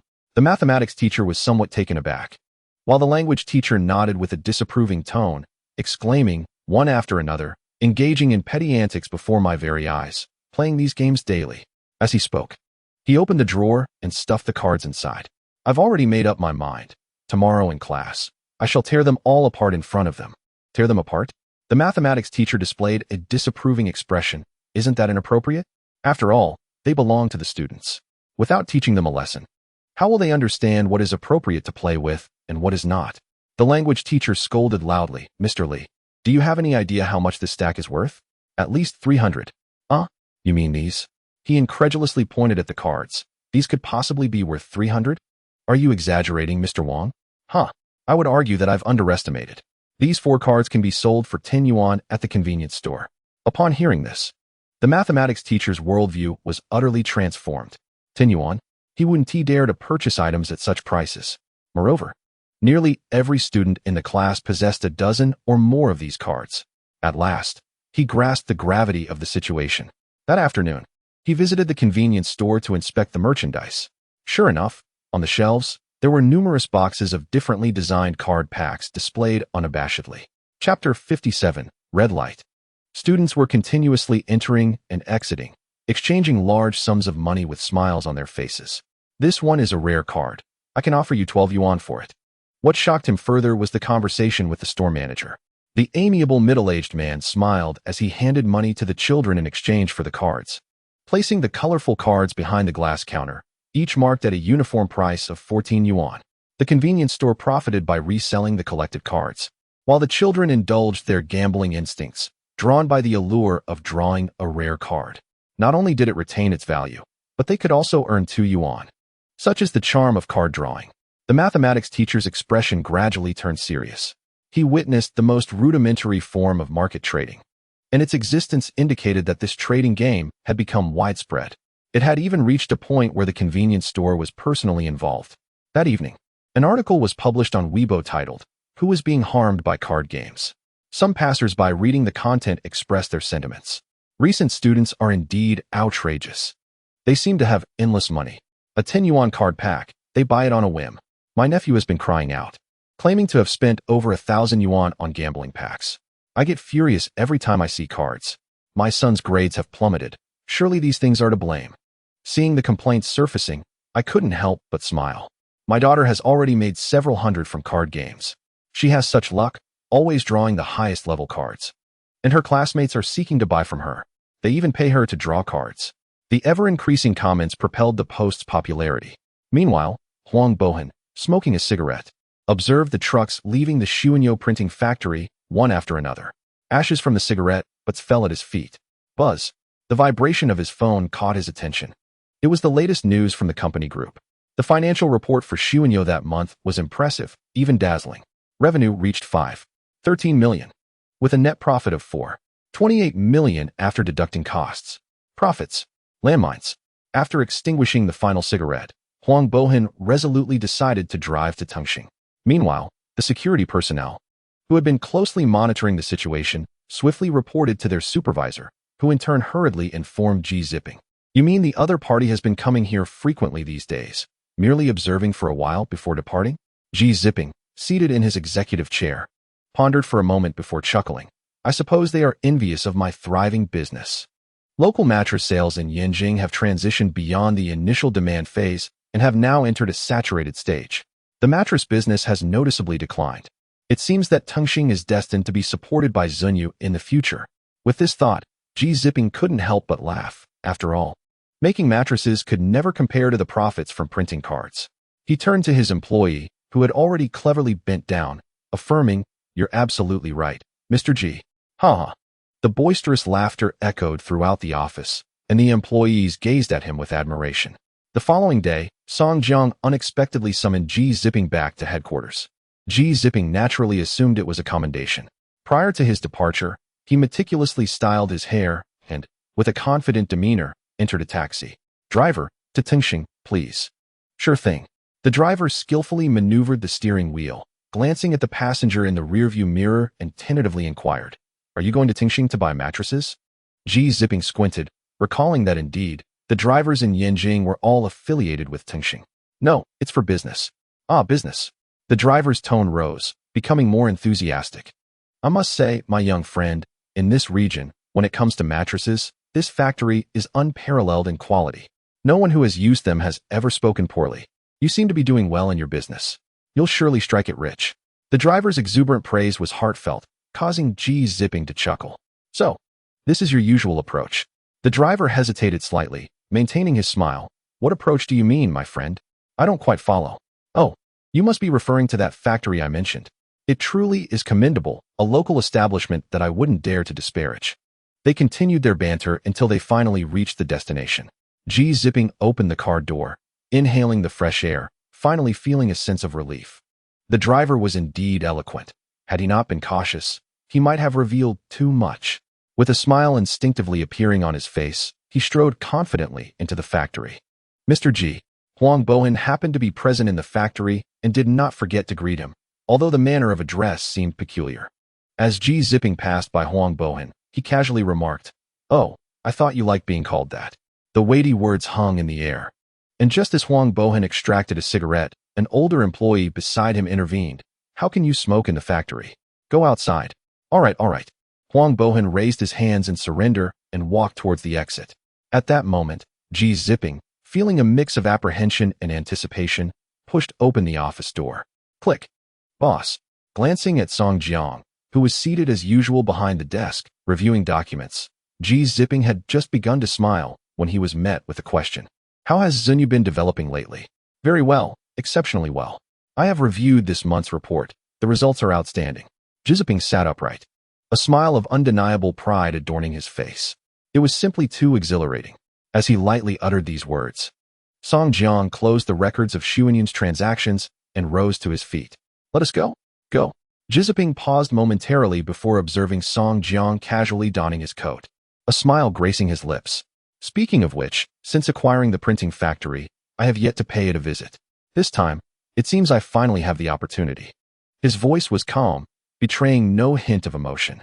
Following Song Jiang, Jiziping felt an inexplicable wave of anxiety wash over him, as if some instinct were cautioning him. Yet, seeing Song Jiang's familiar smile, he suppressed his doubts. Upon arriving at Tengsheng's entrance, Song Jiang and Jiziping took their seats in the back of the car, driven by the seasoned Huang Bowen. Boss. Yes? Jiziping scrutinized him, noting the same demeanor as always. Why the sudden interest in Xuanyun? Because I am the boss. It is my duty to ascertain whether the course of this colossal vessel is correct.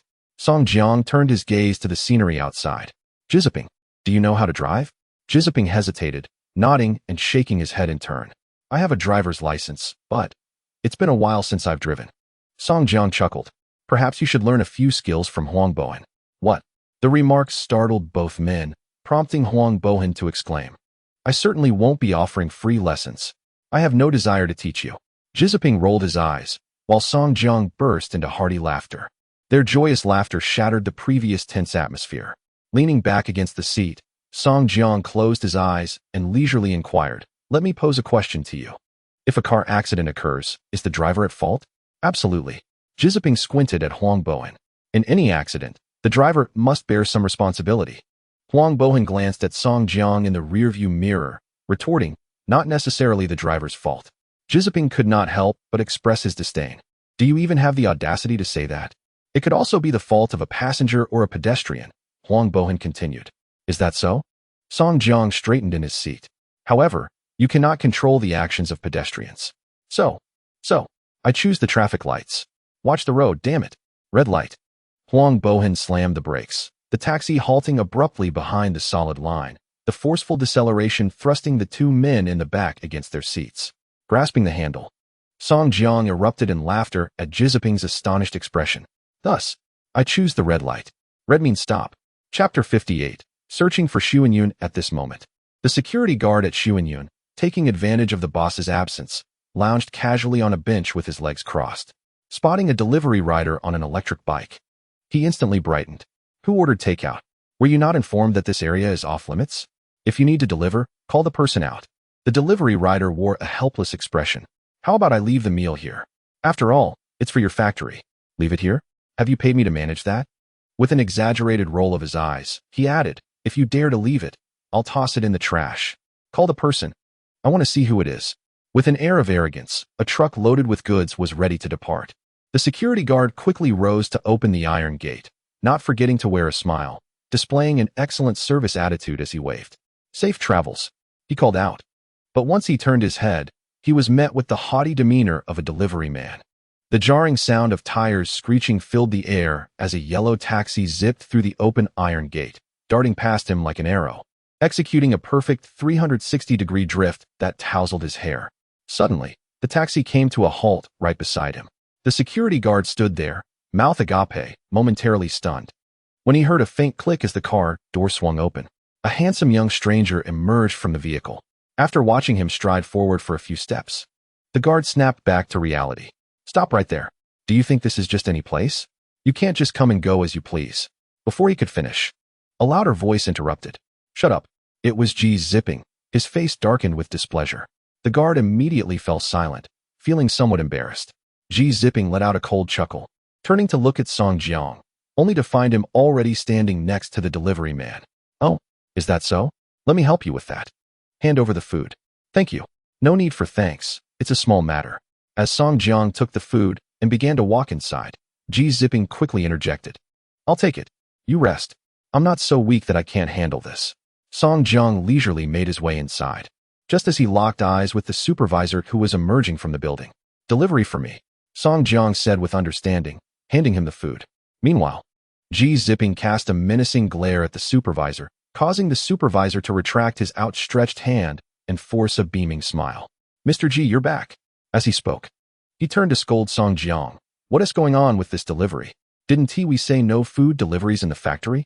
Which employee broke your rules? It's Shuang to you. The supervisor's anger momentarily halted as he looked at the delivery man, repeating the name on his order. Shuang, do you right? Song Jiang smiled brightly at him. The supervisor took a deep breath. Mr. G, let me explain. Is the cafeteria food too unpalatable? Don't interrupt. The supervisor pressed on. Mr. G, what position does he hold? I told you to stop. Before he could finish, a crisp voice interjected, production supervisor. G Zipping paused for a moment. If you don't like it, do you wish to resign? Shuang Diyu fell silent, his expression a mix of fear and confusion as he glanced at Song Jiang. He was a clever man, quickly discerning who held the true authority in the room. This person's standing was even higher than G Zipping's. Why resign? Song Jiang raised an eyebrow, stepping forward to hand over the food to Shuang Diyu, who accepted it with trepidation. This grilled meat rice is quite delicious. Enjoy it while it's hot, he said, patting Shuang Diyu on the shoulder before striding away. His gaze fixed on a corner of the production line that was visible in the distance. What is the current daily output? 3,000 packages. How many distributors have you developed? 8. I've already expanded the distribution to 17 cities. His voice brimmed with a hint of pride as he walked further away. Shuang Diyu stood frozen in place, staring blankly at the retreating figure. Who on earth is this person? Well, he's the boss of your boss.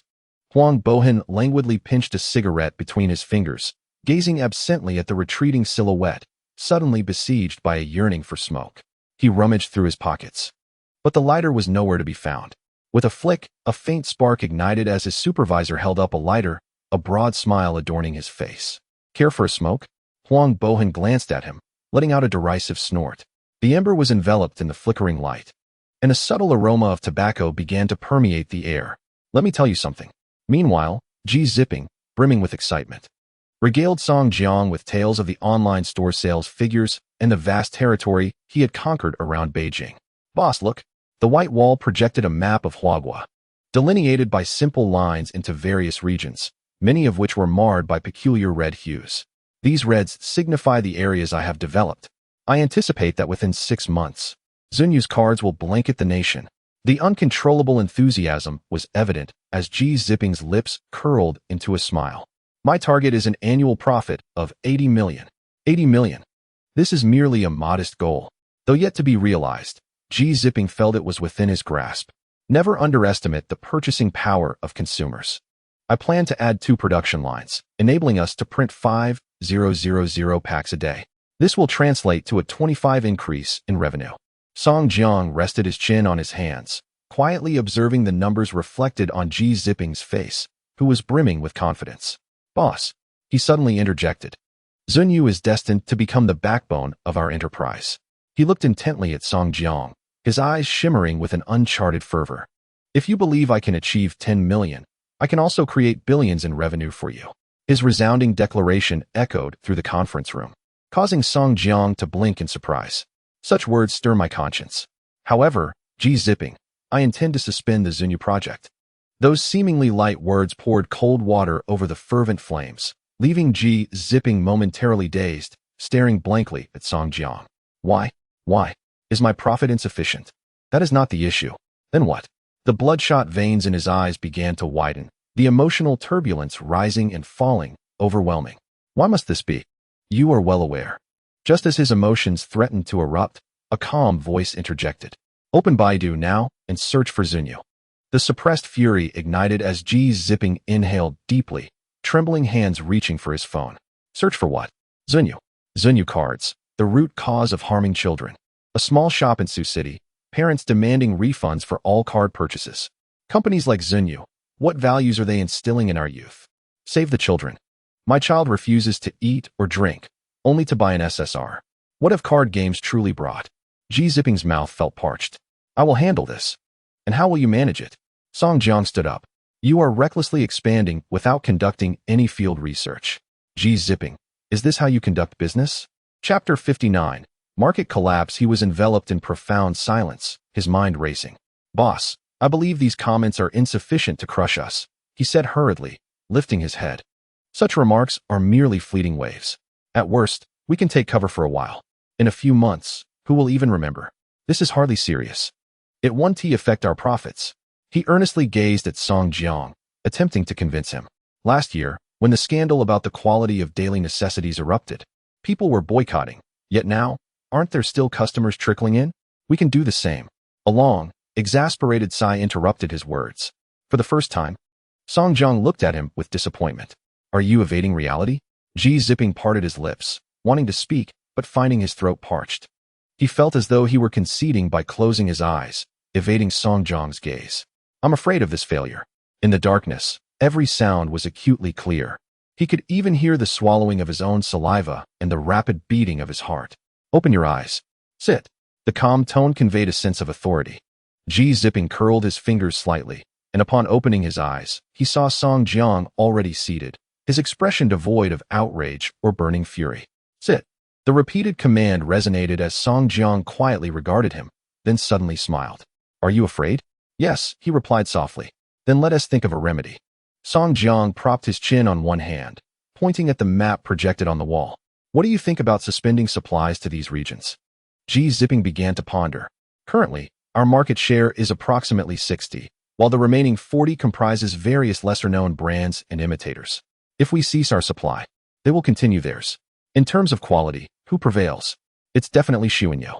Ji Zipping asserted confidently. How can we, within reasonable bounds, compel them to exit the market? Ji Zipping's pupils constricted, and he blurted out, impossible. In such a lucrative industry, who would want to withdraw? They are eager to rush in. Think about it. Song Jiang said with a smile, you are a top student. This industry was discovered by you. Indeed, I am the discoverer, Ji Zipping admitted, his mind racing. He had never before considered how to dismantle this market. Everything he had done until now had been to maintain and even amplify it.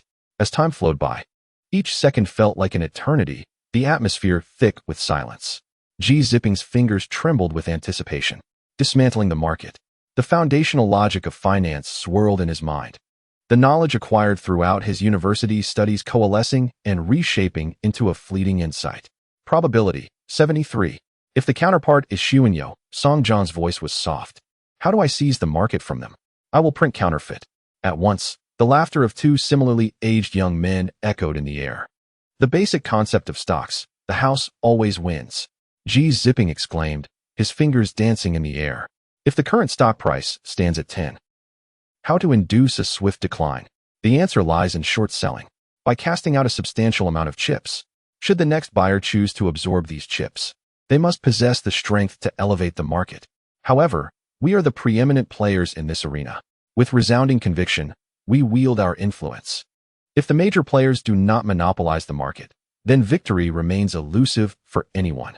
Graduating with a degree in finance, Ji Zipping inhaled deeply, contemplating the necessity of printing a batch of counterfeit products to flood the market, thereby forcibly unsettling an otherwise stable environment.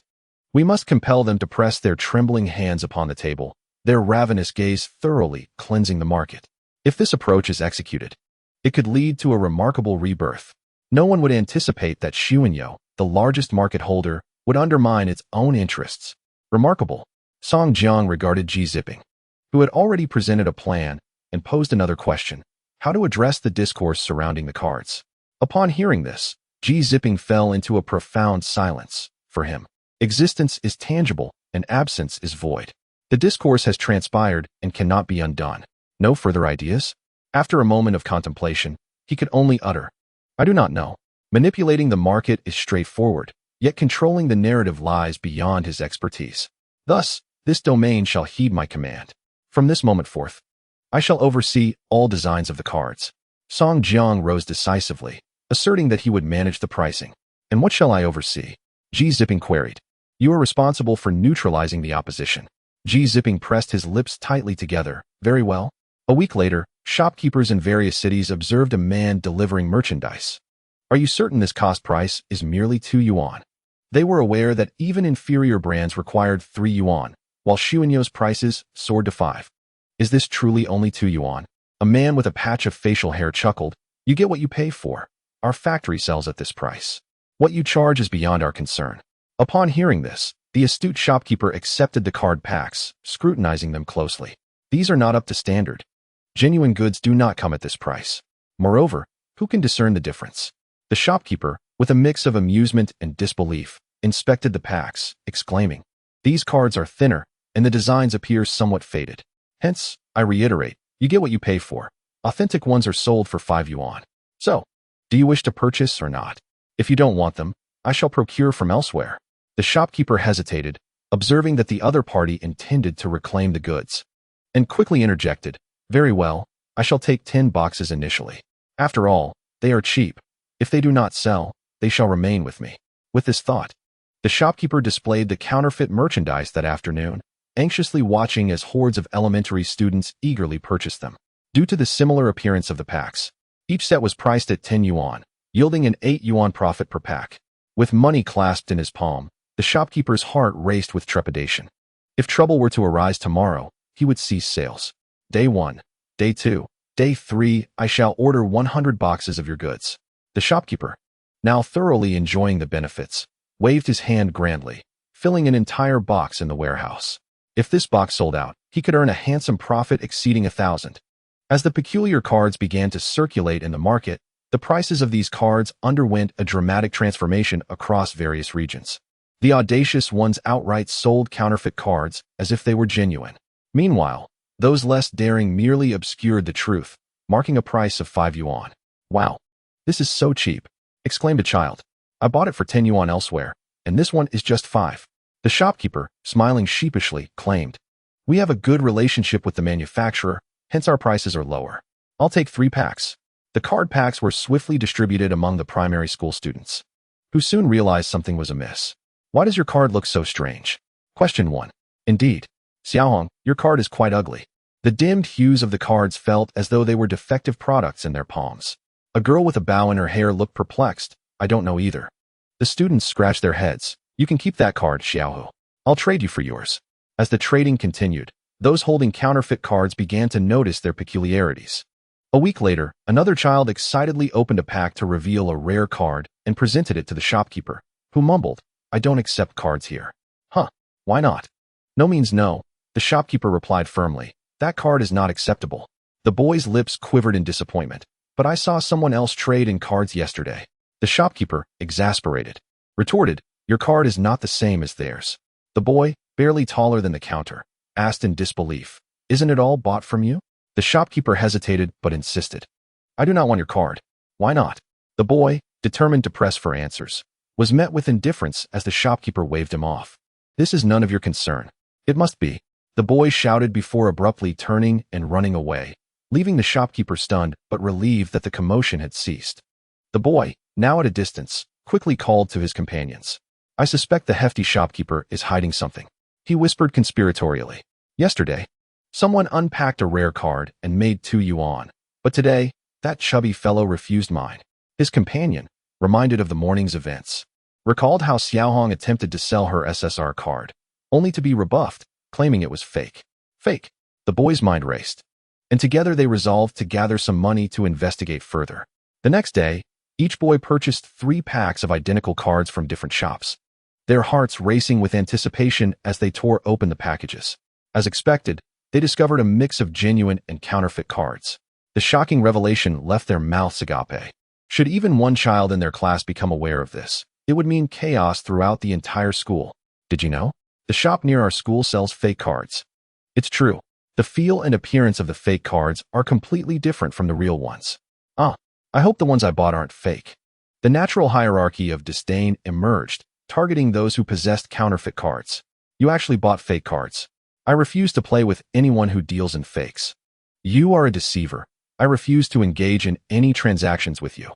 Soon, the elementary school students began to count the cards in their possession, and a significant number discovered discrepancies, despite these flaws constituting merely a fraction of the total.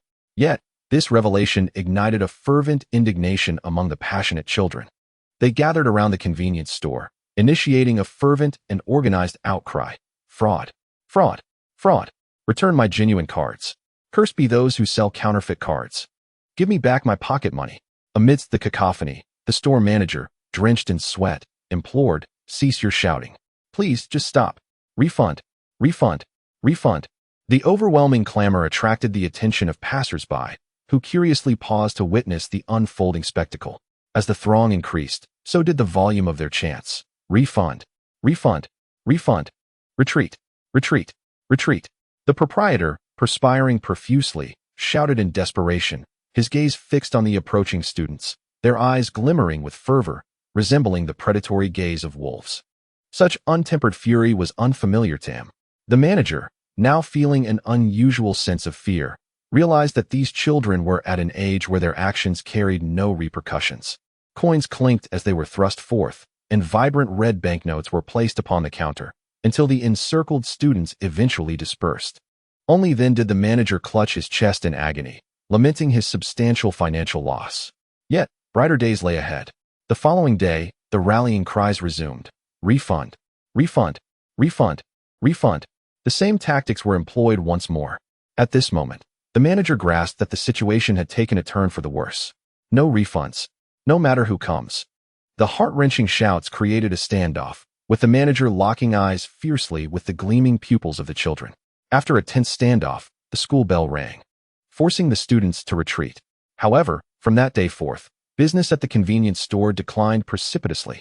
Some students even chose to circumvent a whole kilometer to purchase from another store rather than patronize this one.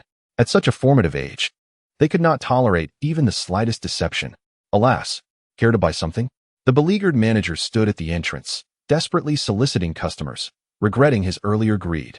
As conflicts over counterfeit goods erupted in various cities, some store owners opted to protect themselves by selling only authentic products, while others brazenly displayed counterfeit items at significantly lower prices.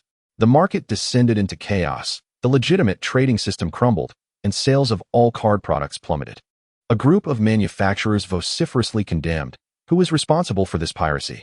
Amid the cacophonous outcry, some aspiring counterfeiters remained bewildered. Whose hand is so swift? I haven't even started yet. Some distributors burdened with unsold stock lamented. What a predicament we find ourselves in. Let's wait for the storm to pass. Amidst the turmoil, the prominent gaming company Xuanyo finally emerged with a declaration.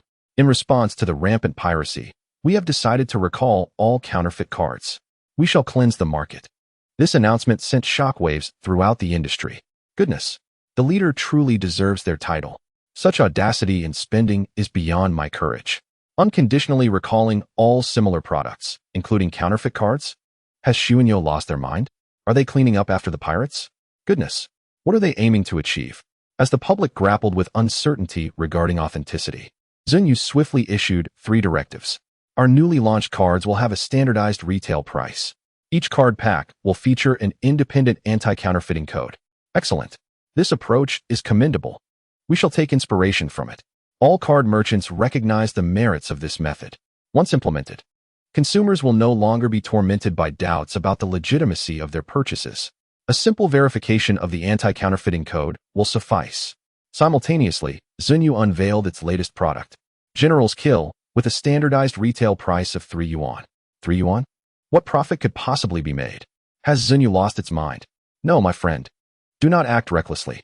Amidst the bewilderment of the market, an article emerged, titled The Advantages and Impact of Xuanyo's Pricing Strategy, spanning a full 3,000 words. It eloquently illustrated the perils of piracy and the damage wrought upon legitimate manufacturers. It was enough to make manufacturers weep with frustration. Indeed, you speak the truth. In just a few days, business has plummeted by at least half. Following a thorough analysis, the article concluded with a solemn assertion. The card gaming industry can only survive this crisis through a unified market. The market will remain unchanged. What is most crucial now is cooperation. Sacrifice immediate gains for a more enduring future. Let us instill fear in the hearts of counterfeiters. Down with the pirates. The resounding slogan was accompanied by a staggering 30,000 packs of General's Kill available for exchange. Xuanyo kept its promise. Chapter 61. Standardized retail price on that day. Makeshift stalls sprang up outside small retail shops in various cities. Exchange fake cards for new ones. Bright red banners fluttered, leaving passing elementary school students questioning their eyesight. As the counterfeit cards they once held now had a new purpose, they dashed over, eager to inquire about the exchange process. 10 fake cards for 1 pack. A middle-aged man paused momentarily before placing his cards on the table. The eye-catching cover bore the elegantly inscribed title, General's Kill, alongside a suggested retail price of 3 yuan in the upper right corner and an anti-counterfeiting QR code in the lower left. Naturally, the elementary school students were oblivious to the significance of these details. They merely sought to trade discarded paper for new card packs. What a deal. I want to exchange for 3 packs. With the brand new cards clutched in his hands, He expertly tore open the packaging, and the first thing that caught his eye was a vividly crimson background emblazoned with the word kill. Huh. This unfamiliar type left the boy momentarily stunned. But he pressed on to the second card, which depicted an elderly figure clad in a yellow scarf and coarse clothing. Zhang Jiao, unique skill, yellow scarf uprising. Once per turn, a judgment can be made. If successful, forcibly seize a hero's weapon. Life, for points. What is this? A child who had never encountered such text on a card examined it with curiosity. He flipped the card over and immediately found a detailed character introduction. In the waning years of the Eastern Han Dynasty, the leader of the peasant uprising known as the Yellow Turban Army, and one of the founders of the Taiping Dao, was surrounded by a flurry of text that dazzled the eyes. The child quickly averted his gaze and flipped to the third card. This card appeared markedly different from the previous flamboyant and merely aesthetic ones. Upon unwrapping the remaining 2 packs, the boy amassed a total of 12 cards, 3 attack cards, 4 defense cards, 2 character cards, 1 weapon card, and 2 skill cards. He surveyed these cards, sensing the potential for delightful gameplay. Before long, a throng of elementary school students, alerted by the news, surged in. Within mere hours, the counterfeit cards placed in the recycling box had formed a small mountain. As more began to open their packs, exclamations filled the air. Attack? Another attack? Why are all my cards attacks? Ah, Zhuge Liang. Who is Zhuge Liang? A time capsule? It can pause a turn, rendering any attack during that turn ineffective? Wow, this character has 6 hearts. Amidst the cacophony, the driver tasked with collecting the counterfeit cards quietly slipped away, leaving behind a fervently debating group of students. The cards evidently indicated specific gameplay strategies, albeit without concrete rules. Yet, the fun factor had doubled. Previously, the cards served solely for admiration, but now they bore an added functionality and interactivity. As exchanges continued, all counterfeit cards gradually transformed into new ones. Students wielding general attack cards engaged in unspoken camaraderie. We agreed that each person draws 12 cards, then draws a character card. Whoever you draw is your character. No cheating. All right, let us begin. I go first, I attack you. A card was flung onto the table, quickly countered by a defense card. You think you can attack me? I defend and equip a broadsword, which allows me to strike 2 opponents simultaneously. Attack. With that resounding declaration, the excitement surrounding the general attack soared. A total of 320 cards had been recycled, achieving 67 of the initial 30,000 packs launched. GZ Ping reported the progress, noting that 3 card companies had reached out, eager to form strategic alliances against piracy. They revealed a pricing strategy of 5 yuan. That's exorbitant, Song Jiang paused, informing them. You may set that price, but any collateral damage is not the concern of Xuanyo. This message swiftly reached the ears of the collaborating manufacturers, who immediately changed their countenance. What does he mean? If he is battling piracy, why involve us? Amidst their curses, the manufacturers, with tears in their hearts, honestly adjusted the price to 3 yuan, vowing to endure this phase and raise prices later. As new shipments arrived at various distribution points, the small shop owners were left astounded. They reconfirmed that the items being sold were indeed authentic, not counterfeit. Are these genuine? Absolutely genuine. After repeated assurances, the shop manager even opened a pack to verify the quality of the cards, and only then, in a dreamlike state, placed them on the shelves. The sun rose in the east. Counterfeit and authentic were now being sold at the same price. That afternoon, a stream of elementary school students frequented the shop to purchase snacks, and they were captivated by the array of cards displayed on the shelves. The identical price tags of 3 yuan juxtaposed with cards priced at 10 and 12 yuan created a striking contrast. What? Are you selling counterfeit goods now? The students exclaimed in disbelief. Had the last bastion of integrity vanished? It is worth noting that this convenience store was known for its commitment to authentic merchandise, never succumbing to the pitfall of fake cards. I verified the goods. They are genuine. The manager scratched his head, slightly puzzled. Perhaps the manufacturer has gone bankrupt and is selling them cheaply. Regardless, they are all authentic, so if you wish to buy, feel free. One student, half in doubt, opened a pack and was met with the familiar quality and allure. Wow, this is the real deal. His exclamation sparked a wave of excitement among the others, with hands eagerly stretching forward. 3 yuan? Just 3 yuan. That's incredibly cheap. As boxes of card packs were snatched up with fervor, sales soared across various cities.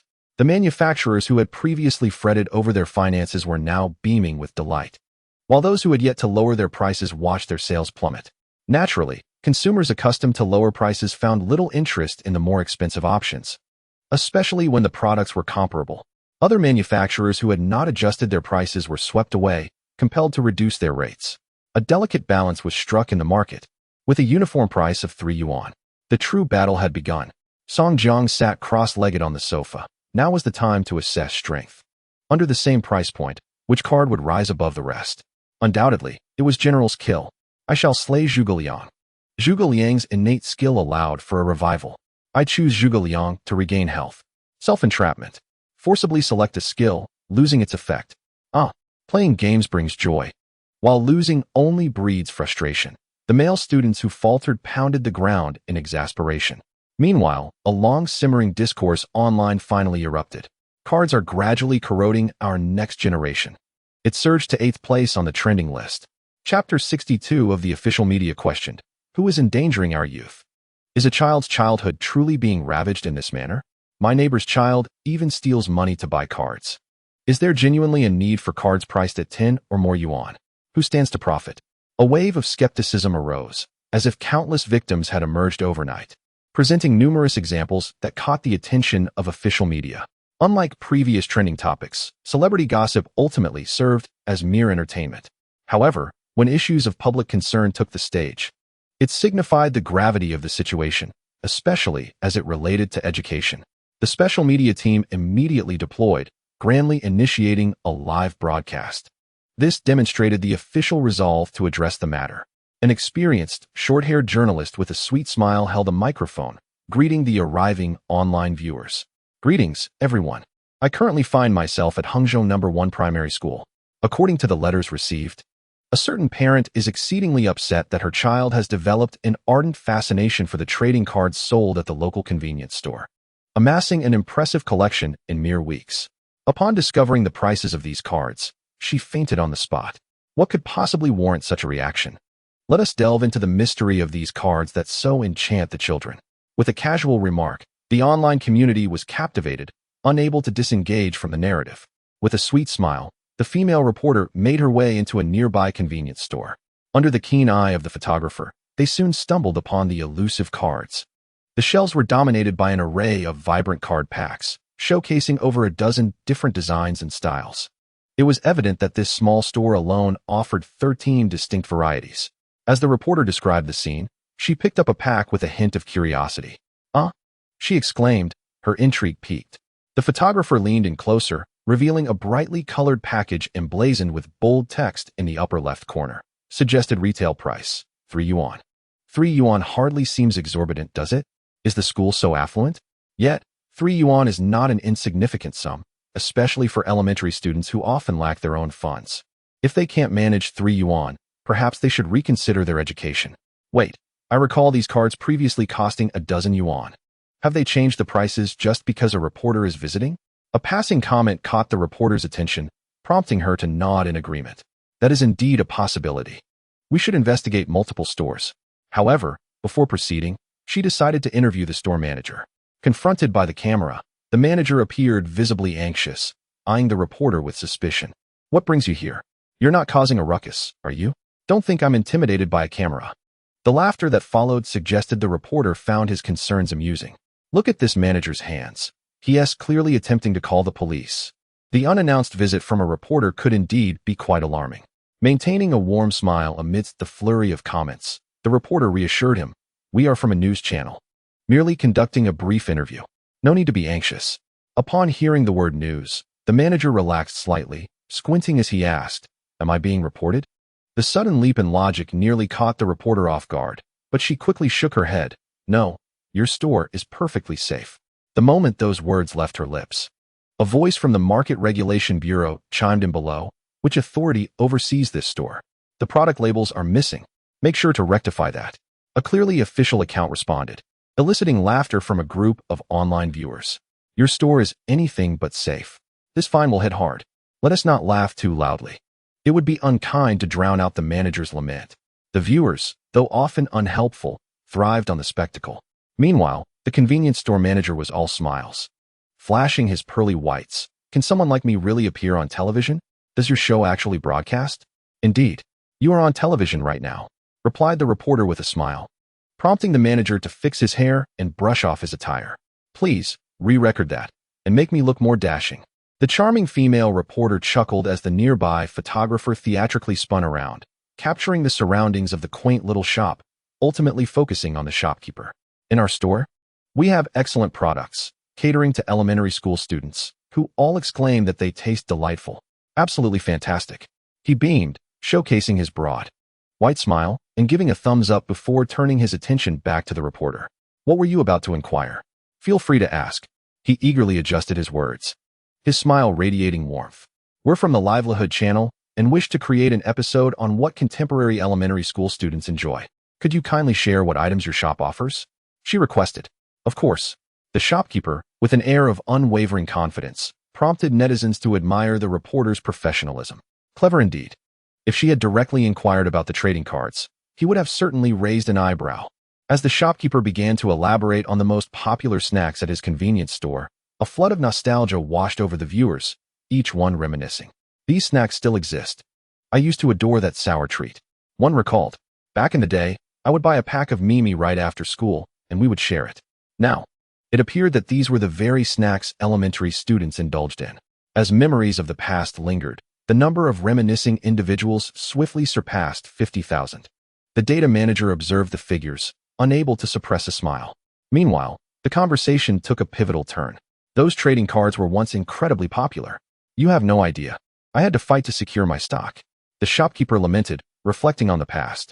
If it weren't for that incident, well, let us not dwell on it. Fortunately, I didn't end up with excess inventory. Go on. What is the point of leaving a story half told? The reporter had yet to speak, but the viewers grew anxious, while the photographer expertly began to focus on the two, anticipating an engaging dialogue. Was there an incident? One curious voice interjected. I see you have a wide variety. Business must have been thriving. Indeed, it was fantastic, if not for my own greed. Well, greed is a double-edged sword, the shopkeeper affirmed, a hint of regret in his tone. Greed? What does that have to do with anything? The female reporter blinked, her doe-like eyes sparkling with curiosity. The shopkeeper hesitated, glancing around. I want to share this with anyone else, but the trading card business is plagued by rampant piracy. Rampant piracy? Gasps of astonishment filled the air. This unforeseen revelation stunned everyone present. Before addressing the trading card dilemma, they had already learned about the market's troubling state. Is piracy still prevalent? Not as much. The shopkeeper responded, his expression noticeably relaxing. If it weren't for Xuanyo stepping in to stabilize things, who knows how chaotic it would have become. Chapter 63. A conscientious enterprise, Xuanyo. Xuanyo? The mention of this keyword prompted many to search online, discovering a startup company established merely 3 months prior, specializing in card pack sales and related merchandise. Just as they contemplated whether they had made a mistake in their search, the reporter posed another question. How does Xuanyo manage to stabilize the market? Is their strength significant? Very much so, the shopkeeper affirmed. You and T believe that at one point, 60% of the trading cards on the market were from Xuanyo. If your store didn't T-stock their cards, elementary students wouldn't T even bother coming. Incredible, the reporter marveled. The netizens suddenly realized that 60% of the market share belonged to one entity. Could this not be the principal culprit? If their market share were to increase further, wouldn't that signify a monopoly? This startup is indeed impressive. Amid the astonishment, the store manager sighed, recalling the peak of his business when he could sell around 100 packets a day, earning 3 yuan per packet. 3 yuan? The reporter's eyes widened. As the price of these card packets is merely 3 yuan, how can one earn 3 yuan? Are they given away for free? What do you mean for free? That was not the price before. It used to be quite expensive. He raised both hands, stating that one packet cost 10 yuan. With that small box, one could buy a live chicken. 10 yuan? No wonder there's so much criticism. Spending 10 yuan per packet is hardly justified. Had I known it was so costly, I would have remembered that my brother has a box as well. I should confront him about it. Is it true that elementary school students are so affluent now? Back in my day, my pocket money was only 50 cents. Brother, how long ago was that? Nowadays, elementary school students are rolling in wealth. As the discussion unfolded, the store manager opened up about the early days of selling authentic cards when everyone adhered to the rules. Despite the high prices, genuine transactions were possible. In the initial stages, the cards maintained their value. Pulling an SSR card could yield hundreds upon sale. However, once counterfeit cards flooded the market, chaos ensued, and students became hesitant to purchase, fearing deception. This left me in a dire predicament, he lamented. Seemingly nostalgic for those earlier times, his emotions heightened. I nearly thought I would be forced to shut down. He took a deep breath and continued. Then Zunyu entered the scene. At that time, they were the most affected by the counterfeit crisis. They initiated a campaign against the fakes, launching new products. He casually picked up a packet of General Kill, priced uniformly with an anti-counterfeiting code, and sold for just 3 yuan. Moreover, he earnestly stated that they had reclaimed all counterfeit cards from the market. Reclaiming all counterfeit cards? This astonishing news left the reporter agape. What was their motivation? Considering the vast number of cards in circulation and the fact that they were essentially the enemy's goods, was Zunyu really buying them back? Perhaps it was a matter of conscience, the store manager mused, gazing at the promotional slogan from Zunyu hanging on the wall, General Kill, to end aggression with force. All I know is that with the disappearance of counterfeits, I can resume my business. He smiled faintly, declaring that he would continue to stock Zunyu cards in the future. Upon hearing this, the live chat erupted with praises for Zunyu. While selling cards may not be entirely ethical, I admire this spirit. If only everyone would resist counterfeiting in such a manner. How could we have reached a point where counterfeits are rampant? Zunyu is indeed a conscientious enterprise. As the discussion escalated, a new term gradually emerged, conscientious enterprise Zunyu. With some remembering this name, the reporter found an excuse to leave the small shop. From the earlier inquiries, we learned about the chaotic state of the card market, yet it seems that improvements are underway. The company named Zunyu appears to have made a significant contribution. Let us interview other store managers. Official media demands precision. We cannot rely on a single perspective. Once again, the reporter interviewed 3 convenience stores and received a unanimous response. Xiwenyo has rectified the market. In a rare moment of levity, the journalist jested on camera, surely. We are not expected to leave just as we arrived. No sooner had the words left her lips than the crisp sound of a bell rang out. Ding, ding, ding. The reporter paused momentarily, a smile gracing her face as it was clear that school had just let out, prompting her to suggest interviewing a student. As she spoke, a throng of students approached, causing her steps to falter. Before her stood a horde, their eyes glimmering with eagerness, swift legs propelling them forward in a frenzied rush. In just a few breaths, they surged ahead. One student deftly maneuvered past her, making a beeline for the convenience store. Stop. Boss, give me 3 packs. Without hesitation, he declared, I can't leave without pulling Liu Bei today. Damn it. I want a powerful hero, or a gourd will do. Amidst the clamor, countless coins cascaded onto the counter, their sound akin to a melodious tune. Ding ding, ding-ling. All right. The shopkeeper skillfully produced a box, almost as if dealing playing cards. And with a flick of his wrist, the card packs flew out. The elementary student caught them with practiced ease, eagerly tearing into the cards. Attack. Slash. Defend. Uft. Zhuge. I already have 3 of those. What a garbage pack. Ha ha ha. I pulled a new character.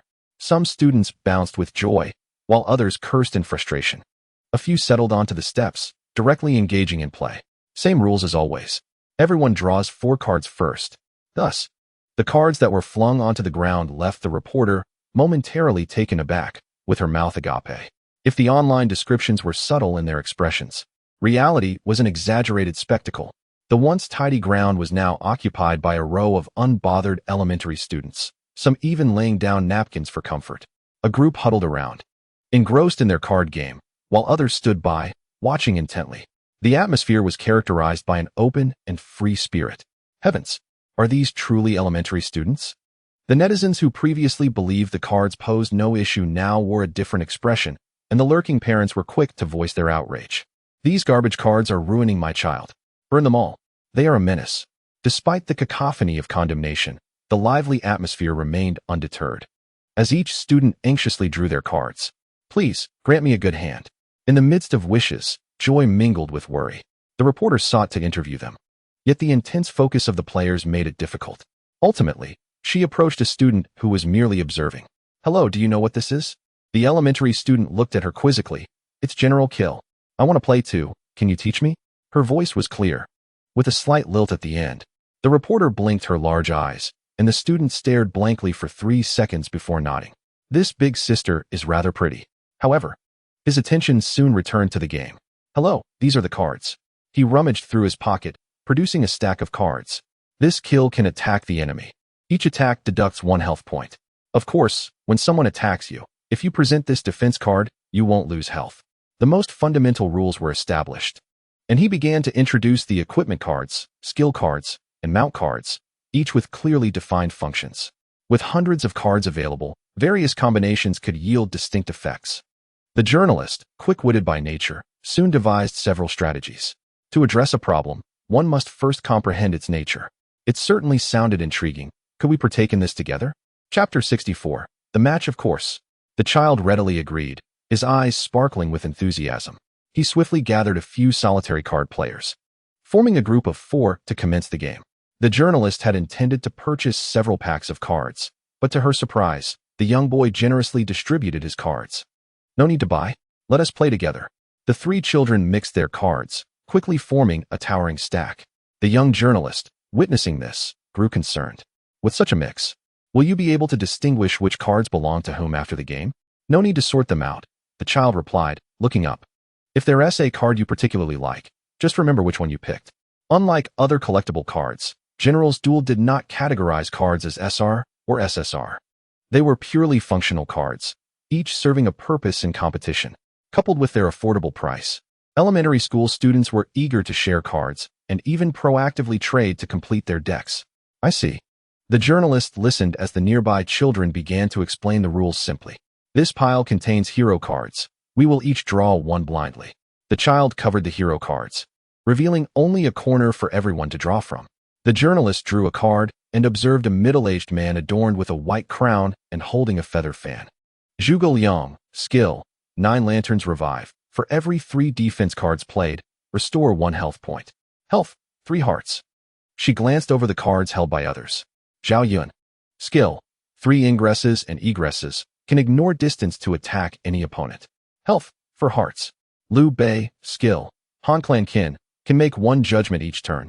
If successful, nullify 1 attack. Health, 4 hearts. Sun Quan, skill, ready the troops, can convert obtained equipment cards into Tiger Head Sword and Sorrel Horse. Health, 3 hearts. 2 tanks. Just as the journalist began to comprehend, the boy cursed, sensing the difficulty of the match. The 3 children exchanged silent glances and began to strategize. Miss? The journalist responded, only to see the child holding Liu Bei flash a cunning smile. You are Zhuge Liang. I once visited you thrice in your humble abode. Besides, we are both of the Shu Kingdom. It would not be wise for you to attack me. Let us first eliminate Sun Quan, lest he makes a comeback later. Stop rambling. The most vulnerable, Sun Quan, could not remain passive. Liu Bei is far too robust. Leaving him unchecked could lead to future troubles. I believe we should focus our fire on him. Zhao Yun, let us ally. We are inherently from the same camp. We must not be bullied. Liu Bei exclaimed passionately. While they were lackluster in class, when it came to games, their minds were agile, and their words flowed freely. They seamlessly transitioned from character lore to factional rivalries, presenting every conceivable argument to persuade one another, leaving the journalist utterly astonished. Even the onlookers were momentarily silent. Has the knowledge reservoir of elementary students grown so profound? I just discovered that Sun Quan established the kingdom of Wu. What an impressive child. Amidst my musings, Liu Bei's child, with a mere flick of his tongue, swayed the entire assembly and swiftly eliminated Sun Quan. As anticipated, in the first round, Sun Quan, targeted relentlessly, was drenched in sweat. In just a single round, he faced a devastating defeat. Just you wait. The child, devoid of any sense of experience, was in a frenzy, yet, observing the ongoing match, he patiently waited, albeit with a puffed-up demeanor. With 3 heroes remaining, the atmosphere of the game turned peculiar. No alliances were formed, and each player scrutinized the expressions of their opponents. A deadly ambush was underway, and all were poised to strike, lest they lose health. One player played a skill card, prompting the reporter to decisively unleash an attack, only to find herself devoid of any offensive or defensive cards, a vulnerability akin to a naked pig. The child keenly observed the expressions on both sides.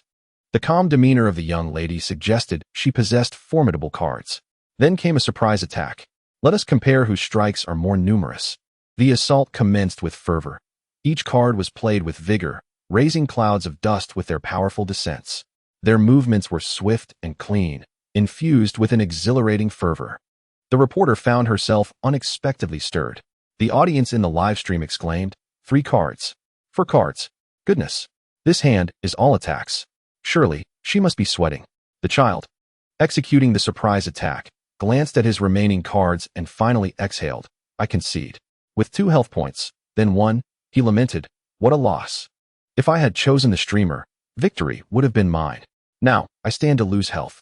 It was a case of losing more than he gained. Presently, he found himself with but 1 health point remaining. The next turn, the streamer would surely eliminate him. Indeed, the current situation favored the streamer, who still had 3 health points, an enviable position. The chat buzzed with discussions solely focused on the match, having entirely cast aside their initial intentions. Meanwhile, the reporter, clutching her cards, was feverishly calculating her next move. If Liu Bei could draw 2 attack cards in the next round. Gulp. She suddenly swallowed nervously, extending her hand toward the deck. Each round, players could draw only 2 cards. "Please," she thought, "defense. Defense. Curse it," she muttered inwardly. Yet many viewers deemed her luck commendable. Invincible defense now. Hold steady. Amidst the joy, the child also reached for his cards. Upon drawing, his eyes lit up. He had drawn a peach. 1 health, 2 health assessment. He casually reached for the deck, the upper left corner displaying a circle. "I evade 1 attack." Then, the clouds parted amidst the darkness. "Ah!" exclaimed the female reporter. "A deadly ambush." "Ah!" Her expression twisted in agony. 3 health, 2 health. "I shall strike you."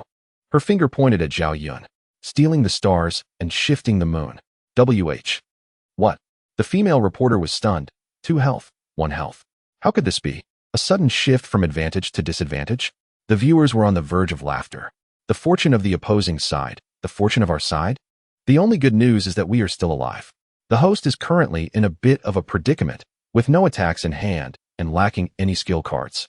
Although there is ample defense, it amounts to nothing if one cannot launch an attack, and the healing skills are rendered useless.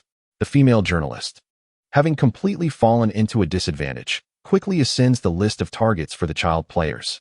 When battling Zhuge Liang, one must never use an attack card. Rather, it is imperative to deplete him with skill cards. With a shared glance, a resolute decision is swiftly made. After another round, the female journalist struggles briefly before being painfully eliminated. Observing the back-and-forth exchanges of the child players, the ultimate victor soon emerges. It is none other than Liu Bei. "Huh, I told you keeping him around would lead to endless troubles, yet you didn't believe me." The child watching from the sidelines mutters. The female journalist awkwardly smiles, shuffling her cards. "It's all right.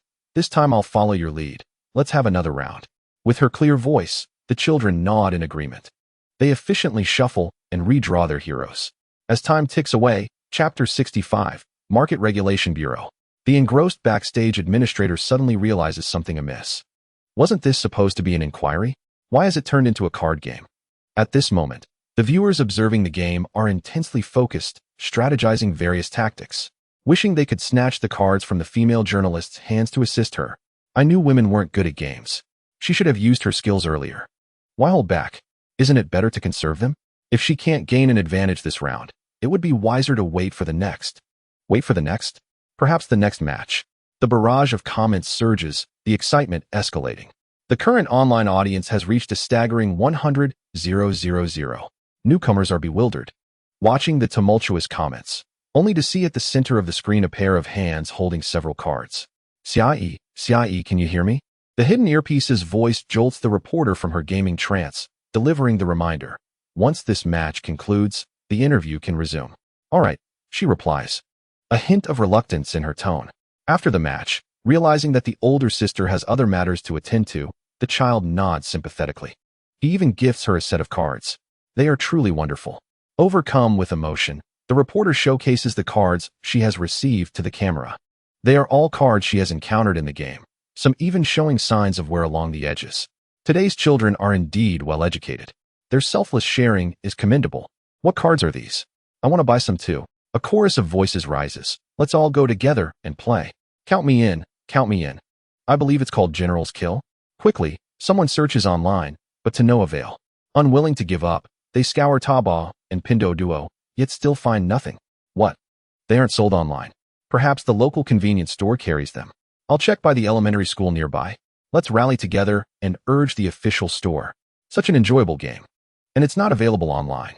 Do they think I, a 252-month-old child, am unworthy?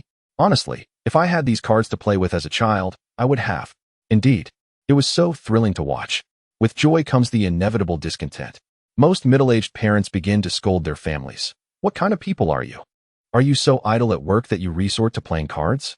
At your age, why indulge in such childish amusements? These games are meant for those lacking ambition, who cannot find employment. It's truly disappointing. Such sweeping remarks sparked irritation among previously cheerful netizens. Certain parents should not feign ignorance. They constantly lament how games affect their children's studies, which truly impacts their learning more. Perhaps they should reflect on themselves. Well said. Instead of suppressing their children, they ought to invest more time in educating them. I assert that while children's educational standards are rising, the educational approaches of some parents remain consistently inadequate. My child has never purchased these card games, yet I believe he should be encouraged to buy some and enjoy playing with friends. It's simply a form of entertainment. Entertainment, my foot. At this age, children should focus on their studies and refrain from distractions. Parents scold fervently, then boast, "My child has never engaged in such nonsense." How unfortunate for your child, deprived of a joyful childhood. Suddenly, someone interjected, and parents were incensed, leading to an intense verbal exchange. Xiaoyi, maintain order. The moderator was sweating profusely. The female journalist, maintaining her composure, swiftly smiled. I recently experienced the card game that children adore, General Kill. It primarily features historical figures. As she spoke, she displayed the cards in her hand, stating, "Please observe these character cards. Aside from the illustrations on the front, the back contains relevant introductions." The backs were filled with concise text, clearly detailing the characters' backgrounds and origins. Although I encountered only a few young players, it was evident that mastering this game requires sharp cognitive and linguistic abilities. Compared to other spectator-type card games, the competitive nature of General Kill is more beneficial for children. The journalist generously praised the game, but then shifted her tone. I must caution all parents. While card games can be entertaining, moderation is key. It is imperative to educate children strictly, minimizing their exposure and immersion. At this sensitive age, guiding them correctly is the responsibility of adults. With her eloquent words, the time reached 10 a.m. Thus, this segment on card games concluded, and she looked forward to their next meeting. The female host flashed a sweet smile at the camera, and after the photographer signaled the end of the shoot, she sighed in relief, promptly turning towards the convenience store. "One box, please." She decisively acquired a box of General Kill and exclaimed, "Come on, Wanggu, let us play around." "Sure thing." Meanwhile, in the online realm, though the live stream had dimmed, its impact lingered.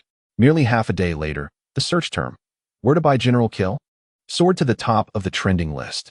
Confused netizens scratched their heads, wondering if they had missed something significant. What is this General Kill? I've never heard of it. Is it a promotion for a TV show? Amidst various speculations, those who watched the entire live stream wore knowing smiles. They quickly left comments in the section. "Anyone willing to buy for me? A pack is only 5 yuan. Wow, scalpers are already out in force. This is hilarious. I am also taking orders here, just 4 yuan for a package. Is there a group of friends to join? A warm welcome." Amid various statements, someone quickly unearthed the live video. In a flash, new buzzwords emerged one after another. Conscientious enterprise? Me? Rectifying piracy, an unshirkable duty. Gathering for a general strike. A series of trending phrases propelled the attention on Xuanyo to 360,000. Below, eager netizens clamored. "Do not compel me to beg on my knees. Please open the online channel. I want to play, let me play. Ruining my child. Compensation, compensation. Boss, has the general strike gained traction?" Indeed, Song Jiang, watching the replay of the live stream, could not help but exhale in relief. The situation was far better than he had anticipated. He had prepared himself for the consequences of cyberbullying. "You go ahead and list the product." "All right." GZ Ping stepped lightly, a smile adorning his face. As Song Jiang watched his retreating figure, he finally felt a sense of relief. He leaned back against the sofa, relaxing. At last, there was some semblance of stability. During this period, overseeing the graphic design, urging progress, and dealing with piracy had all converged, allowing him a rare moment to indulge in the daily grind of overtime. Beep, beep, beep. The vibration of his phone interrupted his thoughts. Song Jiang curiously picked it up, glancing at the unfamiliar short number. 12345. He clicked to answer. Hello? Good day. May I speak with Mr. Song Jiang? Yes. This is the Market Supervision Administration. Chapter 66, Numerical Planning. Song Jiang replied cautiously. Is there something the matter? Our enterprise is a legitimate one. We would never engage in illegal activities. A brief silence followed. We have received a report that someone is pirating your company's products, leading to significant losses. Is this true? Yes. The uncertainty in his voice betrayed his unease. Very well, we will expedite the investigation. Wait. Song Jiang's mind raced, and his speech quickened. Actually, you need not investigate. I can forgive the other party. Mr. Song, you need not bear such a heavy burden. The tone on the other end softened. The state is actively combating piracy. Rest assured and trust in the power of the nation. No, I truly believe too much. Should I confess? The other party paused, almost thinking they had misheard. What did you just say? I confess. Song Jiang took a deep breath. In truth, no one is pirating Xuanyo. I am the one who pirated myself. I pirated myself. Each word was comprehensible, yet together it became nonsensical. The other party fell into profound silence, hesitantly speaking. Mr. Song, would it be convenient for you to come to the Market Supervision Administration? I need to understand the details. Half an hour later, in the office, two men exchanged glances across a table. Song Jiang had finished recounting his transgressions. The market supervisor, clad in blue uniform, appeared expressionless. So, in order to purify the market, you chose to pirate your own products. Is that correct? Yes. Song Jiang inhaled deeply, feeling a twinge of anxiety. This shouldn't be illegal, right? The staff member picked up the pirated card, examining the production date and manufacturer details on the back, which almost mirrored the legitimate product's information. Initially, it was presumed to be a counterfeit manufacturer producing an entirely authentic imitation. Little did I know, the true creator took the stage personally. This is unacceptable. The staff shook their heads, and Song Jiang let out a sigh of relief, just about to break into a smile when he heard. Indeed, everyone across the nation has been deceived. No. Song Jiang quickly waved his hand. But you weren't fooled either. The staff fell silent. Had you not come, I too would have been misled. You must refrain from such conduct in the future. It lacks integrity. Just this once suffices. Song Jiang asserted. Now that Xuanyo has stabilized, there is no need for those dubious tactics. You are aware of dubious tactics? The staff could not help but raise an eyebrow. I simply cannot comprehend your thoughts. Are you no longer interested in selling your product, or merely seeking to reduce costs? Not interested in selling? Song Jiang hesitated for a moment, and then spoke, not wishing for others to sell it either. That's rather domineering of you. The man sighed, gesturing dismissively, saying, All right, you may leave. Consider this a misunderstanding. Next time, do not engage in such antics. He hesitated and added, If you must, ensure to inform us in advance. Otherwise, you might truly find yourself in trouble. All right. Song Jiang stood up, but paused again. Director Zhang, I would also like to inquire about the oversight of the environment in small shops. Isn't that within the regulatory purview? Why, during the time of the greatest chaos, was there no intervention whatsoever? Director Zhang looked up and took a sip from the teacup on the table. Of course, it should be managed. How could it not? This is not the time for a wolf to catch a wolf. Cough, cough. Song Jiang nearly choked on his saliva, quickly waving his hand and making a swift exit, leaving behind the man drinking tea, who chuckled and shook his head. I have been unjustly deprived of a political achievement. He set down his cup, gazing at the wispy white steam rising above, yet thought, well, it's for the best. Once he finished his tea, he remembered something. Almost forgot. I must notify them. Investigation into the counterfeit Xuanyo cards has been suspended, a statement was issued, and the regulator currently inspecting the cards was momentarily taken aback, placing the cards down and waving to retreat. Meanwhile, the latest product on Xuanyo's online store, General Kill, saw its hourly sales surpass 10,000. Goodness, I was a moment too slow, and now there's no stock left? What are we supposed to eat and work with? Increase the inventory for me. Do they look down on me? Xiao Shuang, add more stock for them. His nonchalant words revealed an unparalleled confidence. Ji Zipping wore a smile. With the crisis fully resolved, a brighter, greater future awaited. According to his calculations, General Kill had a far greater chance of becoming a sensation than the previous cards. Now, it merely required a favorable wind to intensify the flames. The earlier cards were merely childish play, but General Kill has no age restrictions. His eyes narrowed as he gazed at the lines stretching across the board painting. He extended his finger, tracing the map of Huagua. My ambition is nationwide. With a click, the door swung open, and Ji Zipping quickly turned, excitedly calling out, "Boss, you're back?" "You startled me." Song Jiang plopped onto the sofa, still somewhat shaken. "Indeed. One must not misuse their methods. The authorities are always watching." "Boss." Ji Zipping hastily picked up a cup of water and handed it over. Song Jiang accepted it with one hand and took a hearty gulp. "Boss, I wish to introduce several new characters in General Kill." Just as Song Jiang lifted his head, he overheard that these characters were priced at 88 yuan as part of an honor package. He spat out his drink, splattering it all over Ji Zipping, who nonchalantly wiped it off with a tissue and continued speaking. "You should be quiet for now." Song Jiang quickly interrupted. "Stop thinking about making money all the time. What good is wealth if it lands me in trouble?" Ji Zipping fell silent, feeling somewhat aggrieved. He longed to cite the numerous hidden users in Huagua who could easily purchase high-priced card packages. Moreover, this time they were catering to adults, with no after-sales concerns whatsoever. During this period, I ask of you only one thing: to balance the attributes and enhance the user experience. Song Jiang lifted his gaze. "For now, do not ponder." "Understood." Ji Zipping nodded, noticing Song Jiang's satisfied smile as he patted his shoulder. "Go complete your task." Song Jiang stretched out his arms and took a deep breath, ready for a leisurely nap. "All right." Watching Ji Zipping depart, the task echoed in his mind. Balance attributes, enhance user experience.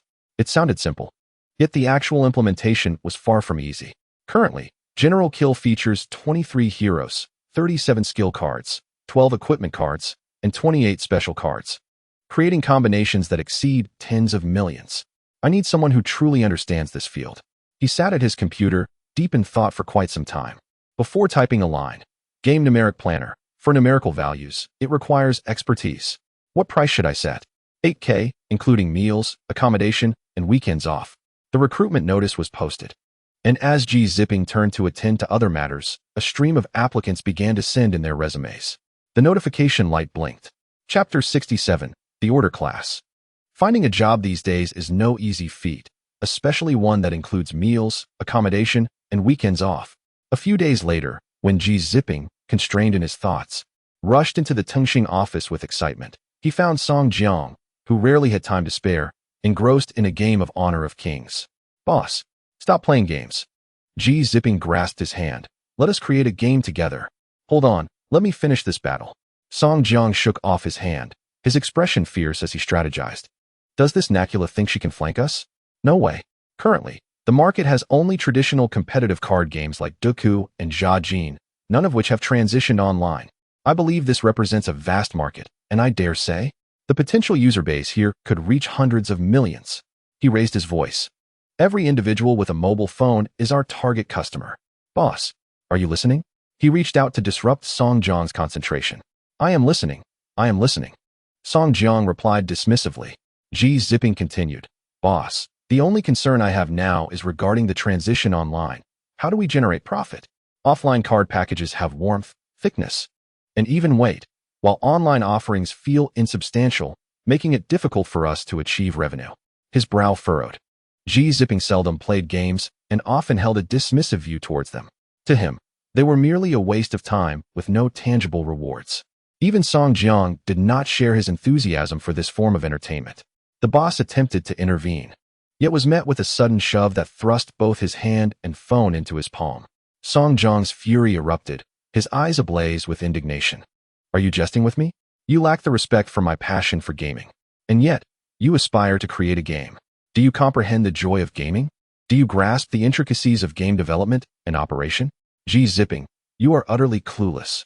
Ji Zipping fell silent for a moment, gazing into Song Jiang's furious eyes, feeling a mix of daze and awakening.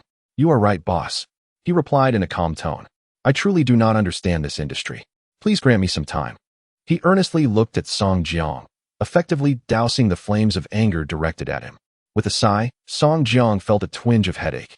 Ji Zipping's temperament was such that neither coercion nor leniency would suffice. Anyone else might have been driven to despair by his lack of understanding. Fine, go about your business. He waved dismissively. Ji Zipping nodded and exited, leaving Song Jiang alone in the room. Gaming was no longer on his agenda. He turned his attention to the documents before him. During this period, Song Jiang truly felt as though he had become a beast of burden. Each morning, he reviewed orders and contracts for Tengsheng mattress, while afternoons were consumed by decisions regarding a new card game specifically designed for elementary school canteens. I need manpower. A plethora of skilled individuals. Gradually, as he experienced the intensity of Zhao Mingshuan's work, Song Jiang became increasingly frantic. How could he recruit professionals in such a short span? Or rather, how could he find individuals who could quickly adapt? The company was expanding rapidly. Assessing its growth through factory metrics was no longer feasible. Like a spider, he was frantically weaving webs in all directions. As a subsidiary, its positioning was distinctly different from Tengsheng mattress. Structure. Song Jiang inhaled deeply as he gazed at the towering stack of books on his desk. Fundamental business structures, operational principles of corporate architecture, economics. Consumer psychological needs. An array of knowledge awaited his thorough examination. What I require most at this moment is a well-organized team. Vast profits cannot be sustained by a mere handful of individuals. Countless people must function in synchrony, like interlocking gears.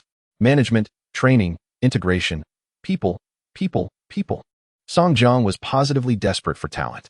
He stood decisively and offered Zhao Mingxian a few brief instructions before heading out. Bring along Huang Bohan. Where to? Huang Bohan raised an eyebrow, pressing the accelerator. Back home for a family visit? No, we are recruiting. Song Jiang's eyes sparkled with excitement. It is well known that the most remarkable individuals one encounters in life are often during university years, seated in lecture halls imparting knowledge. As one of the foremost freelancers in the nation, teaching is also the most accessible profession for side gigs. Many educators balance teaching with running their own companies or guiding research projects, making their schedules incredibly busy. Recruiting? Who do you intend to target? Huang Bohan inquired. Song Jiang smiled enigmatically. You shall find out shortly. 2 hours later, Song Jiang found himself beside his professional mentor, insisting stubbornly, I don't care. You must refer some candidates to me. The previous spring and autumn recruitment seasons had concluded, and the mentor was exasperated. Had it not been for their amicable relationship, he would have expelled this young man long ago. I wish to enroll in an order class. Please recommend the third-year program to me. An order class? It nearly provoked laughter. The teacher sniffed disdainfully. Are you a state-owned enterprise? Or perhaps a central enterprise? My company is flourishing and surely not inferior to either. Bah! The professional instructor rolled his eyes, truly a case of self-deceit. The prestige of an order class reflects the school's reputation. When enterprises collaborate with schools, a specific cohort of students is selected to be directly employed upon graduation after thorough training. This is a tangible step towards employment. If the company is reputable, everyone will naturally vie for the opportunity. However, if the company lacks any renown, or worse, cannot be found, not only will the students disdain it, but the school will also face ridicule. Are you really willing to pursue such a low-tier option? Old Moo, we've spent 4 years drinking and boasting. Now that I am in trouble, are you truly unwilling to lend a hand? If you could assist me, I would be most grateful. Old Moo, both frustrated and helpless, lamented that this order class was not something he could secure on his own. Your standards simply do not meet the requirements. Yanjing is at least a prestigious institution. Consider the criteria for previous order classes. Publicly listed companies with a market value of billions, established promotion pathways, and thousands of employees contributing to social security. Which of your attributes meets the standard? Song Jiang surveyed the surroundings, realizing that his enterprise fell significantly short. His brows furrowed in disappointment. He had initially thought that discussing collaboration at his alma mater would be easier, but it turned out to be equally daunting. As his shoulders slumped, Old Moo felt a twinge of sympathy.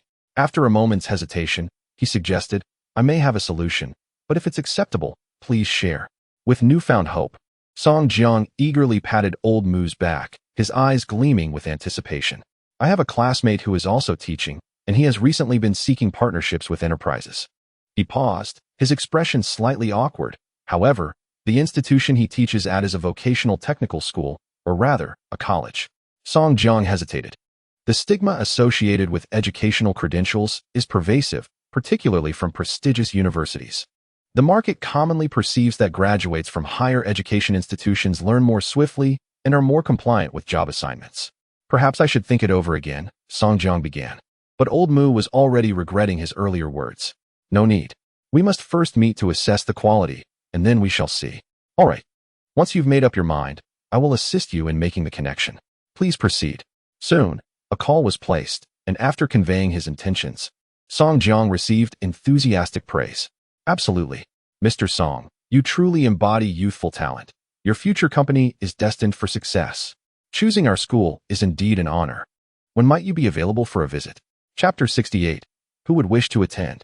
Yanjing Vocational Technical School is located 50 kilometers away, a mere hour's drive.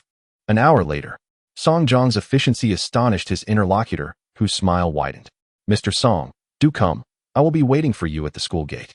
With that, Song Jiang bid farewell to his teacher and hurried away, leaving the instructor shaking his head and returning to his duties. What kind of valuable talent could a college student possibly recruit?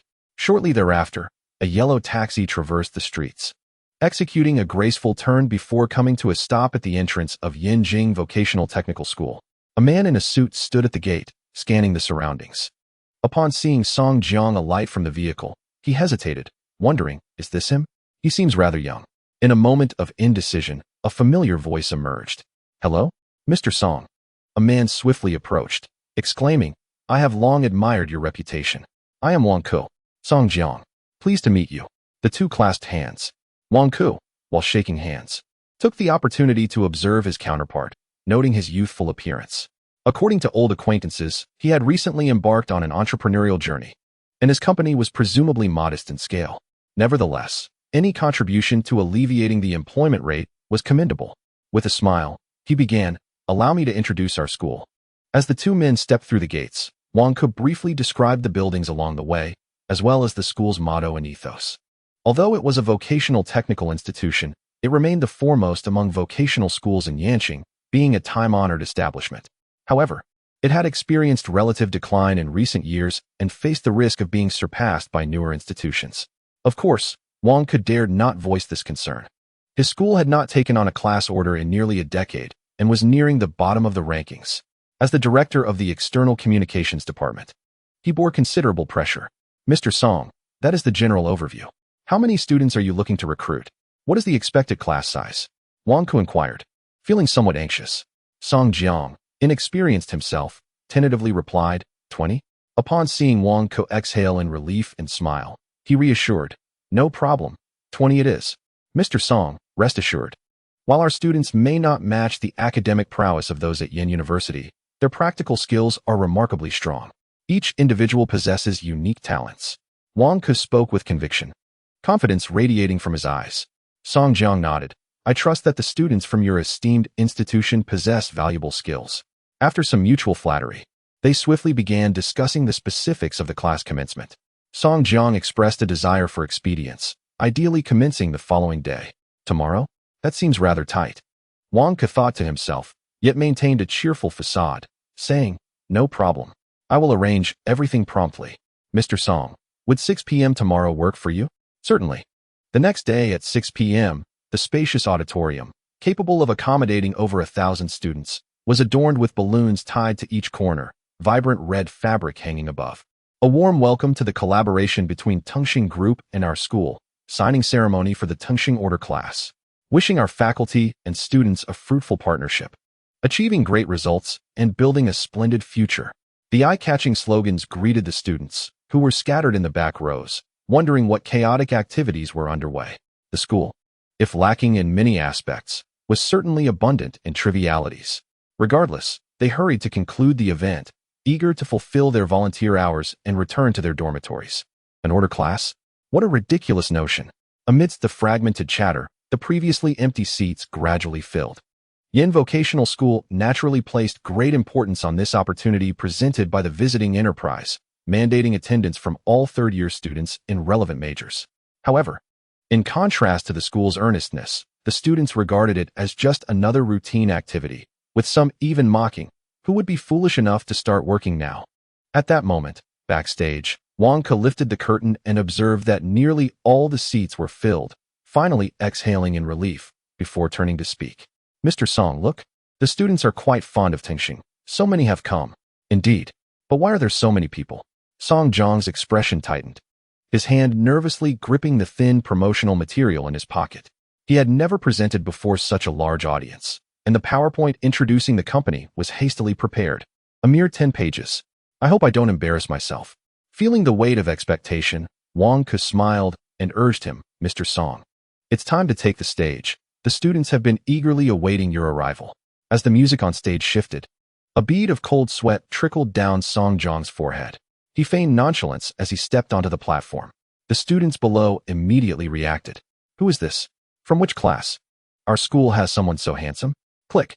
The flash of cameras erupted, and as Song Jiang adjusted the microphone, he anticipated being overwhelmed with nervousness, yet surprisingly found it easier than expected. You may call me Mr. Song. This light-hearted remark left both the students and Song Jiang momentarily stunned. Did I just slip? The students exchanged glances, and one from the front row called out, Mr. Song, do you have a girlfriend? No. Then can I be your girlfriend? The girl spoke with a sweet smile, her dimples subtly revealing themselves. Song Jiang glanced at her and decisively declined. No. A chorus of playful jeers erupted from the audience, while the teachers backstage anxiously paced, wishing they could rush forward to seize the microphone and restore decorum. Is it because I don't look good enough? The girl boldly inquired.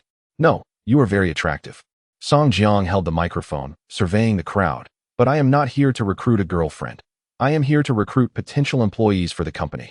The audience erupted in laughter, and the girl in the front row chuckled, playfully forming a heart gesture towards the stage before earnestly asking, Then, Mr. Song, may I inquire about Tengsheng's future direction and the pathways for advancement in various positions?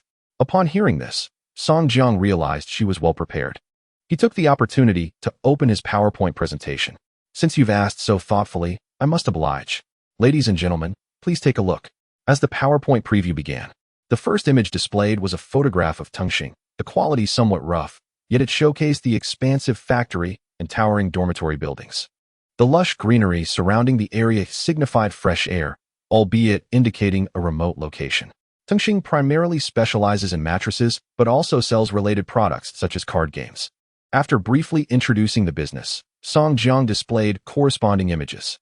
One depicted workers in the factory inspecting freshly produced mattresses, while another showed a production line for card games, with a middle-aged woman in a mask expertly packaging them. At first glance, it was unmistakably a factory. Instantly, those interested likely diminished significantly. Even vocational students don't aspire to begin their careers in a factory. Surely, Tengsheng isn't merely seeking factory workers, is it? Who would want that? Chapter 69. I am not lacking in any regard. Some individuals scoffed while pulling out their phones to engage in games, while others contemplated whether to enter the factory early or delay their arrival. The atmosphere grew somewhat tense. These students appeared utterly oblivious. In the background, Wang Ke grew anxious, ready to step forward, only to be restrained by a colleague. Old Wang, wait and see if that young man can handle it. If not, you can step in. He just graduated this year. How could I not understand? Before I could finish my sentence, Song Jiang tapped the microphone, the ensuing noise capturing everyone's attention. I know you are all curious about the training program. What will you be doing at Tengsheng? Countless heads turned upwards, fixated on him. He smiled faintly. I have no idea. Are you mocking me? Amidst the shock, Song Jiang lifted his gaze, observing Tengsheng's rapid growth. Your roles will merely be to fill vacancies. Yet the vacancies at Tengsheng are numerous. He raised his hand, gesturing towards the audience. You could be salespeople, drivers, supervisors, receptionists, purchasers, clerks, or warehouse managers. No one knows what you are truly capable of. Before coming here, I first visited Yanda. He paused, and I candidly remarked, had Yanda been willing to accept me, I wouldn't have come to this institution. This statement elicited a gasp from the crowd, with some faces turning crimson. Why did you come here then? Do you look down on vocational students? Damn it. Don't think being a CEO makes you exceptional. Mr. Wang, you should go up. The teachers beside him grew anxious, while Wang Ke surprisingly remained calm, his gaze complex as he regarded the man on stage. Are you all angry? Song Jiang feigned ignorance. The furious stares from the audience spoke volumes, and he smiled. Do you know why you are angry? Because deep down, you feel inferior to others, even denying your own abilities. You are denying your own abilities. The stark words ripped through the surface, provoking a cold laugh from someone. Yes. What's wrong with that? I truly cannot compare to those who excel in their studies. Damn it. I was born with a dull mind. But what does that have to do with you? Am I eating your rice? Get lost. Get lost. Get lost. The shouts formed a wave, crashing against the stage, causing the entire venue to spiral out of control. In the backstage area, teachers pulled back the curtain, only to be held back by Wang Ku. Why the rush? Wait a moment. If we wait any longer, he will be beaten. Amidst the tense shouts, Song Jiang scanned the crowd. So, all you can do is shout? Apart from cursing, is there anything else you're capable of? Shut your filthy mouth. You, Song, are a worthless piece of trash. I know my own abilities well enough. I don't need your evaluation. You've been given face. What business are you in? Mattresses. I'll start a mattress business and bankrupt you. A tall boy from the back row stood up, raising his middle finger defiantly at Song Jiang.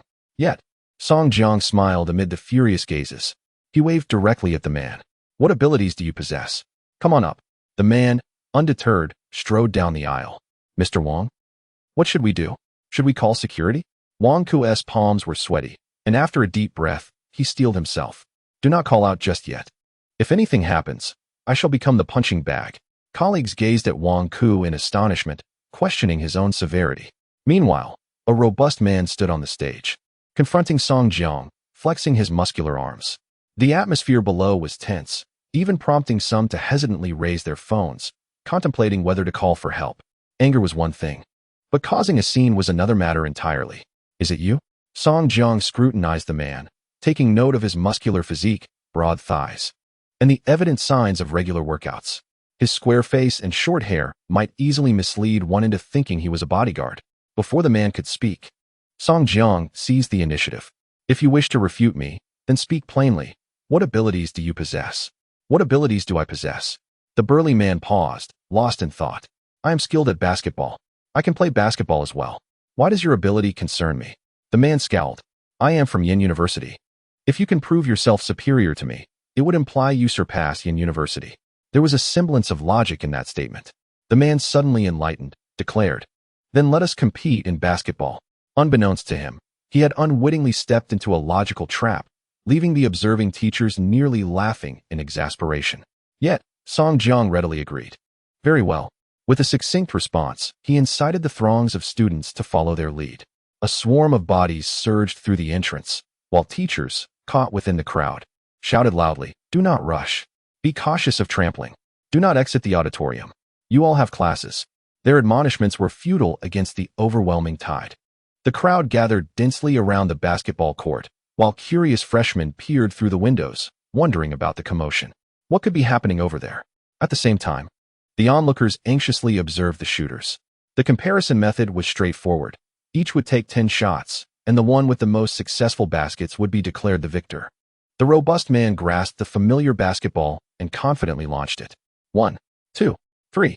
A triumphant shout echoed as he made 3 consecutive baskets, igniting uproarious cheers that seemed poised to shake the very foundations of the school. Even the teachers who had been conducting classes emerged to witness the spectacle, watching the ball arc gracefully through the air, landing perfectly in the hoop. The man stared intently at the rim, his body pulsating with hope, as if his very blood were boiling, fueling his fervor. Until the final shot slipped from his grasp, he had scored 7 out of 10. This was a 3-point line shootout, and he had undoubtedly exceeded the average standard. Even he had not anticipated achieving such a feat. His heart raced, thundering within him, as he gazed at Song Jiang, radiating an unparalleled confidence. In that fleeting moment, he had become the protagonist of his own narrative. Applause erupted, resonating like thunder in celebration of his prowess. Song Jiang stepped forward, a smile gracing his face, as he picked up the basketball amidst the watchful eyes of the crowd. He threw the ball, threw it again, and again. The crowd's initial worry transformed into relaxation, then morphed into derision. What is this? Your basketball skills are rather unimpressive. 5 out of 10. Despite the jeers of the crowd, Song Jiang remained unfazed, tossing the ball to a burly man. As the man caught it and straightened his back, he was about to mock when he was met with a compliment. You're quite formidable. The pure admiration in Song Jiang's eyes silenced his insults, prompting him to stammer, You're not too bad yourself. Indeed, Song Jiang replied without hesitation, turning to face the dense crowd. The faces of the onlookers were flushed with excitement and exhilaration. So what distinguishes you from the students of Yen University? I now believe there is no difference. None whatsoever. His thunderous voice resonated in everyone's ears, as they clenched their fists, filled with pride. We are indeed not inferior. A roar erupted. Ha ha, I am not lacking in any regard. In that explosive moment of emotion, an unparalleled joy surged, filling their hearts to the brim. Only the teacher, observing intently from the sidelines, gazed at Song Jiang in astonishment. Chapter 70. Application form. Song Jiang clearly had no need to participate in this farcical match, yet he did so regardless. Why? To instill a modicum of confidence in the students? No. Do you know why I perceive you to be on par? These seemingly light words silently infiltrated the ears of those nearby. Because, in truth, reality is a matter of results. Bending down, Song Jiang picked up the basketball, spinning it gently atop his fingertip. The continuously rotating ball captivated everyone's attention. The fact that he had triumphed over me is a reality. So, if I had won earlier, could I declare that everyone present is worthless? Such blunt words stifled the cheers, leaving many wide-eyed in disbelief. The burly man, his face flushed, retorted. But according to your logic, I just won. There are no ifs. Indeed, life offers no ifs. As the ball ceased its spin and returned to his palm, he mused, thus. To all who consider themselves less capable than others, how amusing. What do you mean? Not satisfied, are you? Damn it. Song, dare you challenge me in something else? I could pin you down with one hand. The crowd continued to shout. Song Jiang surveyed them. From 6 o'clock until now. Your emotions have been rather unstable, and that is undesirable. Many raised their voices, believing that ability determines the future. But has anyone pondered what constitutes ability? Is it the individual who earns over 10,000 a month, wins a beautiful wife, and enjoys a comfortable life? Or is it the one who earns 3,000 a month, exhausted like a dog? As if struck, countless faces darkened, particularly those of the vocational students contemplating their futures. The truth is, as long as you earn a significant amount, no one cares how you lived your early years. Song Jiang raised a middle finger. They only see the present. I graduated just a year before you. Now I am here to recruit you. Why? Because I earn more. What does my education matter?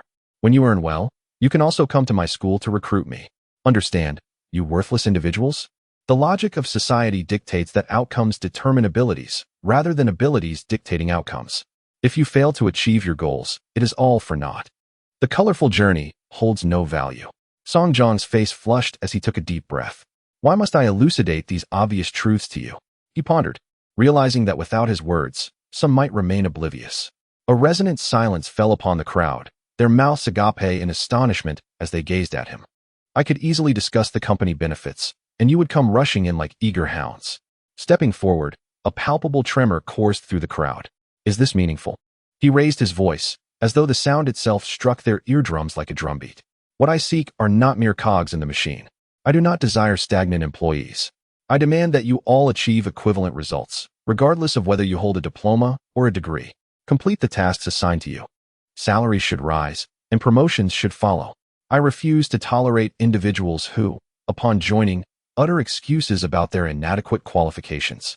If you cannot measure up, then leave. He exhaled, observing the wide-eyed expressions of the audience, and softened his tone. I do not indulge in empty promises. I state a singular truth. Here, you all commence from the same starting point. Your ascent to any pinnacle is determined solely by your own efforts. A soft gulp resonated in the ominous silence. The teacher standing nearby bore a complex expression, deeply moved. The few words spoken about society were seldom heard by students, as if ensconced in an information cocoon. Only after years of grappling with the real world would they awaken to this reality. Song Jiang, would you care for some water? Wang Ke stepped forward with a kindly demeanor. Thank you. Song Jiang twisted the cap and took a hearty gulp, the sound of water echoing in the stillness. The crowd stared at him, pondering in silence. Oh, I almost forgot to mention. The base salary is 5,000, with weekends off and comprehensive insurance. If all goes as expected, you will find it difficult to secure such benefits elsewhere. Holding a bottle of mineral water, he placed a neatly filled application form on the podium in the grand hall. Those interested in joining the order program, please submit your applications. The audience stared intently, uncertain of what to anticipate. What are you hesitating for? Run! Song Jiang shouted. In an instant, a throng of figures turned, akin to hungry wolves unleashed. Each one a swift runner, leaving behind fleeting shadows. Dust swirled in the air as their footsteps echoed. Song Jiang brushed off the dust from his clothes, his expression contemplative. Initially, I wished to be a respectable figure. It seems my image as a boss is shattered. Song Jiang, a clear voice interrupted, as a tall, slender young man with glasses and sparkling eyes stood before him. Song Jiang regarded him with curiosity. I would like to inquire if the position of assistant to the general manager at Tengsheng is still vacant. That position is not yet available. Understood. The young man nodded lightly. Then my goal is to ensure that you create this position. With that, he bowed and turned to walk toward the hall. Only Song Jiang and Wang Ku remained, lost in thought. This person aspires to be my assistant? Perhaps Wang Ku responded with a slight acknowledgement. Observing the retreating figure whose countenance was unfamiliar to him, it was likely not the lively presence he was accustomed to seeing at school. Thus, what was his name? Dushi. What position are you applying for? A classmate stood behind, stealing glances and vaguely catching sight of a few words, assistant.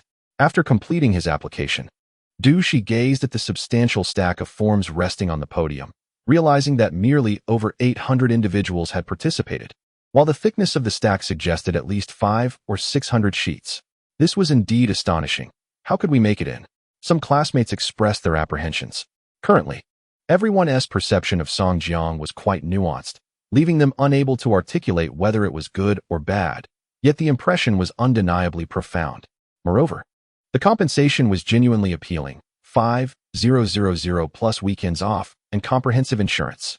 This was undoubtedly the best job they could secure with their level of education. Although President Song's words were somewhat harsh, he was still quite fair. He complimented, and I noticed many people checking Tengsheng. Dushi, you must not know that he has even made it to trending. Furthermore, his subsidiary was the previously popular Xuanyo. Xuanyo? Dushi pondered while looking at the thick stack of applications. It seemed we were to be transferred to work under Xuanyo. With this thought, he pulled out the form he had just placed down and added a line to his personal introduction. Chapter 71. The Value Brought. The development trend of Xuanyo must encompass both online and offline strategies. Currently, there is a distinct absence of dedicated brand stores offline. A simple line of text, which was ultimately noticed late at night. Boss, his strategy aligns with mine. Xi Ping extracted the application form and handed it to Song Jiang, who was sifting through the submissions. Brand stores. Song Jiang pondered for a moment, then picked up the stamp and pressed it onto the application form. Approved a few days later. The excited students selected were practically dancing with joy as they pushed open the door to classroom 304, which would serve as their designated professional classroom. Awaiting them was not Song Jiang, but a balding middle-aged man. Everyone, please take a seat. The middle-aged man stood straight and introduced himself. I am Xia Pingyun, an economist. I will be responsible for teaching you economics. With that, he pulled out a chair and sat down leisurely. From now on, you are all required to bring a recording pen. I will not repeat what I have said for the second or third time. You may listen repeatedly and ponder before inquiring. It was acceptable to ask questions during class, though it might not be worthwhile. As a somewhat renowned economist, the fee for his lectures was considerable, 3,000 per session. Of course, for both parties, it was often deemed worthwhile. Now that everyone is here, he began. But before he could finish his sentence, there was a sudden noise as the classroom door swung open. President Song? Boss Song? You? The familiar figure paused at the door, decisively walked to the front row, and opened his notebook. I'm not late, am I? Despite facing his benefactor, Xia Pingyun maintained a remarkably pleasant demeanor. Then let us commence. As his calm voice resounded, Song Jiang picked up his pen, ready to note the key points. Behind him sat the selected potential employees. No one had anticipated that the president would also attend this class. Consequently, no one dared to whisper, openly or covertly assessing Song Jiang's presence. After a class had concluded, Xia Pingyun stood up, cleared his throat, and announced that today's lecture had come to an end. He added that at the same time tomorrow, 5 minutes into the session, he would address any questions they might have. Upon finishing, he glanced at Song Jiang and departed. As he left, he sighed in relief, tidily gathered his belongings, and exited through the door. A figure approaching caught his attention, a scruffy man with a beard, appearing somewhat disheveled. Could he be a parent of a student?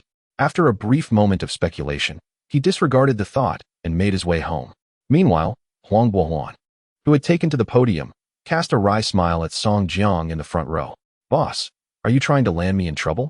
This is my first time teaching, and there are 20-some students. You can do as you please.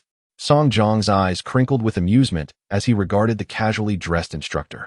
Then I shall speak freely, Huang declared, turning to the blackboard to inscribe 3 large characters. You may call me Teacher Huang or Master Huang.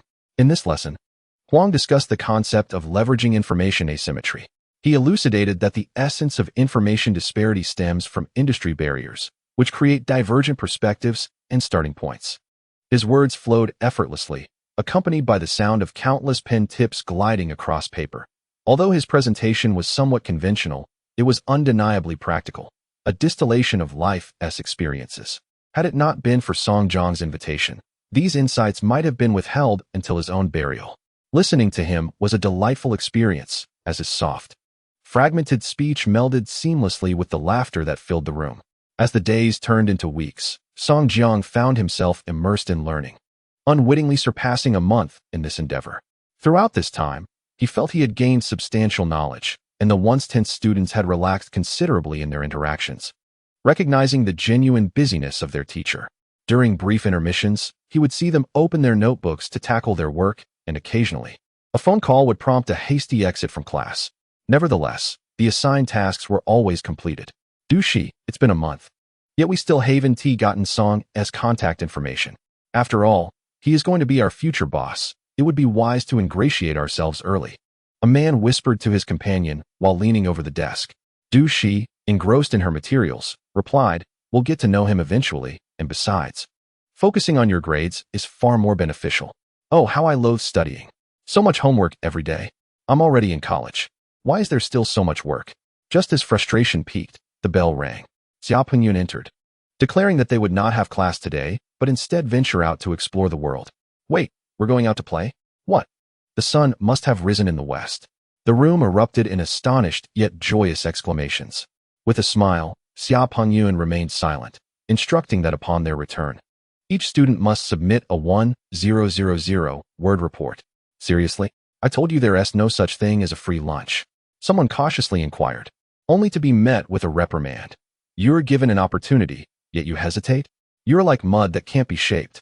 All right, back to being mud again. The students, accustomed to daily scolding, wore blank expressions as they boarded the bus with Xia Pengyun, heading to a nearby company for an on-site interview.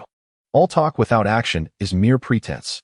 Since Xia Pengyun has accepted the payment, he must fulfill his responsibilities with utmost diligence. In this modest mineral water processing plant, they are learning every facet of operations, including personnel management and sales. What deficiencies do you perceive in this enterprise? The members of the order class exchanged glances. And Dushi raised his hand. The issue lies in the pricing strategy. Given the decision to engage in local business, achieving both quality and affordability becomes exceedingly challenging. It might be wiser to enhance the quality and cater exclusively to affluent clients, earning an average of 200 per barrel. A touch naive, yet he has articulated a valid point. The notion of value for money is indeed a business taboo. Xia Pengyun pointed to the rows of mineral water barrels lined against the wall. The local water market is already under significant strain, and he intends to enter it. Who would accommodate him? He gestured for all students to activate their recording devices. As the red light flickered to life, Xia Pengyun unleashed his thoughts without restraint. Familiar and unfamiliar words flowed forth, some interspersed with English. In the torrent of his voice, horizons were gradually broadened. A month later, in the Tengsheng office, Xi Zipping was reporting the latest progress. Currently, the online stores are projected to reach 1 million in sales this month, with all metrics on the rise, showcasing commendable stickiness and repurchase rates. The game General's Kill has been outsourced and is in production, with an expected launch in 2 months. He paused briefly, stating that for the offline brand specialty stores, we need to assign our personnel. He glanced down at Song Jiang. Boss, will you not release the employees you have nurtured for 2 months? The considerable investment of time, high hiring fees, and expenses for outings have made Xi Zipping envious of the attention given to them. You have been exceedingly generous to them, haven't you? Song Jiang looked up. What value do they bring to me? It is far beyond that. Chapter 72. The practical phase begins. Yinjing, Zunyu conference room. A large round table is filled with fresh-faced university students, sitting stiffly in their chairs. This marks their first visit to the headquarters of Zunyu since joining the order class. The inaugural meeting has commenced. I feel a bit anxious. What do you think they have summoned us for? Surely they are not expecting us to engage in practical work? I am uncertain. I sense a foreboding. Amidst their hushed conversations, the sound of approaching footsteps grew increasingly audible until they halted at the door. With heavy breaths, everyone shifted forward in their seats, sitting up straighter.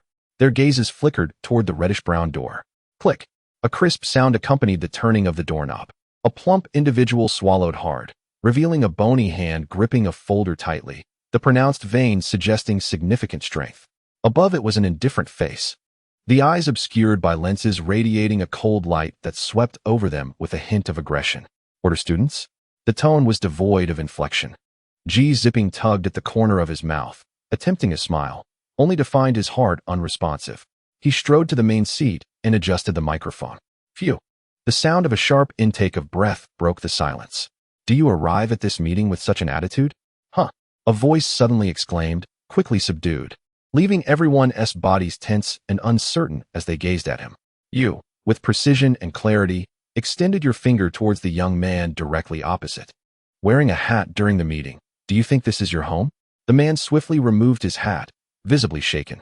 Furthermore, the one clad in a blue jacket, with nails so long, yet neglecting to shave his facial hair. Does he not comprehend the significance of first impressions? The woman on the left, whose makeup is so poorly applied that she resembles a specter, is only detracting from her presence. You pointed at the tall, slender young man, whose attire was equally questionable. Huadushi inhaled deeply, his curled fingers loosening slightly. The conference room was eerily silent. Aside from Zipping, everyone else felt an indescribable weight pressing upon them. This superior was formidable. At that moment, Zipping reached for a device on the table, and soon, a screen descended from the wall, illuminating the entire surface. Allow me to introduce myself. I am Zipping. Currently, I oversee the Shuanyo project. In other words, assuming no changes in your future employment, I will be your supervisor. His chilling words drew grimaces from all the students. Playing ball. Being assigned to work under this individual, I sense that the days ahead will be challenging. Amidst numerous dejected expressions, Zipping scanned the crowd, noting their despondency. He was not blind. The group smiled, internally raising their middle fingers. The expectations from your boss are substantial, and I share them as well. He paused, adding, not to mention, arriving at work already indebted by tens of thousands. I hope you prove worthy of this investment. With his formalities succinctly stated, he delved into the crux of the matter. You are fortunate, timing your arrival with Shuanyo's expansion. It is time to apply what you have learned after sitting in the classroom for so long. He pressed a button, and an image projected onto the wall, revealing that Shuanyo planned to establish dedicated stores in nearby cities. A magnified map illustrated various red dots, radiating from Yanjing to cities such as Jingshan, Hangzhou, Wushi, Ninghai, and Licheng. 5 locations, 20 individuals, organized into groups of 4 for practical exercises and initial placements. His piercing gaze swept over them. I can state unequivocally, your performance in this endeavor will determine your future compensation. Whether you receive a base salary or double that of your peers depends solely on your efforts. He paused, observing the reactions. Some nervously touched their noses, others pressed their lips together, while a few appeared lost in thought. This is contingent upon you. Are there any questions remaining? Quickly, a hand was raised. GG manager? Are we going to be servers at these stores? Servers? Zipping nearly chuckled. Do you truly believe that an investment of this magnitude, with professional training provided, is meant for you to become mere servers? Of course, that is not entirely off the table. If you are incapable of anything else, then indeed, serving might be your only option. The male student, who had posed the question, flushed crimson, retorting, you didn't clarify at all. Unclear? Very well. Zipping straightened, speaking with clarity. The locations of these 5 stores have already been selected. Aside from basic renovations, there is nothing else in place. In other words, your purpose is to penetrate the market. You may perceive yourself as either a waiter or a store manager. It matters not. What I seek is solely performance. Within the span of 3 months, the group that excels in results will be deemed valuable. There are no veiled words here. The stark truth is chilling. This group of individuals, utterly inexperienced in the ways of the world, is expected to shoulder significant responsibilities. It is undeniably a grand jest. Dushi could not help but raise his hand. Are you certain, Manager G, that you want us, with no experience whatsoever, to venture out and manage? Surely, it cannot be without risk of loss. With the first step taken, the second and third may follow, G Zipping replied. In addition to the basic supply of goods, each group will receive a marketing fund of 100,000. Any further inquiries? The crowd exchanged glances, and one boldly asked, will you assign the personnel, or shall we select them ourselves? You may decide for yourselves. Is there any guidance from the company? Must we operate according to company directives, or is that currently absent? After answering a few straightforward questions, G Zipping raised his hand. Now, you have 10 minutes to form teams and select a city for your store. I suggest you act swiftly, lest prime locations be snatched away by others. With those light-hearted words, the countdown commenced. 9:59, 9:58. In this pressing moment, chaos ensued. Some shouted while others appeared utterly perplexed. Who will be on my team? Liang Liqiang, come quickly, let us join forces. We need one more. Who will step forward? The anxious voices resembled headless flies clustering together. G Zipping remained silent, observing the farce unfold. Weak under pressure, with unclear divisions of labor, the situation left much to be desired. One can only hope for improvement in the future. Beep, beep, beep. Time's up. It is now time to select a city. Hangzhou. A girl exclaimed first, braving G Zipping's narrowed gaze as she asserted, I want the store in Hangzhou. Understood, he replied succinctly, surveying their ranks. Han Lingyao Shaoli, Wang Kaikai, and Shiling. You four correct? The four were momentarily taken aback, as they seemed not to have exchanged names. Yes, that's right. Good. Now, for more needed. I want Urumqi. Our group chooses Ninghai. Ninghai. Voices rang out simultaneously. The two groups exchanged glances, and in the midst of their shared gaze, one group hesitated. Never mind, we shall take Jingshan. The remaining group fell silent, naturally aligning with Liqing. Once all locations were claimed, they were promptly instructed to pack their belongings for departure the following day. The impromptu team leader was entrusted with a bank card linked to the company account, with every transaction meticulously recorded. What I detest most is the misuse of company resources. That shall never happen. Rest assured, my friend. We will certainly not engage in any illicit activities. A voice amidst the clamor caught G Zipping's attention. What if the funds are insufficient? He fixed his gaze on the petite woman. Then you shall work as a waiter. The allocation of these funds is indeed a crucial assessment point. To achieve the greatest effect with the least expenditure is the pinnacle of G Zipping's pursuit. 3 days later, 5 groups of individuals arrived in various cities, packing their belongings and promptly beginning to organize their stores. Each store measured 27 square meters and included a small warehouse. The goods had already been delivered. It was time to arrange the merchandise. However, I sensed that this location was rather isolated, and the foot traffic in the mall was exceedingly sparse. Should we embark on a promotional campaign? How should we publicize ourselves? As the clock on the wall ticked slowly in the midst of a crowd of aspiring entrepreneurs, some groups had already commenced their activities on the very first day. Lingyao, must we truly dress like this?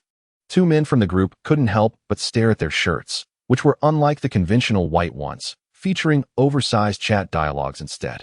The shirts had a white background with green frames, and the content was purely promotional.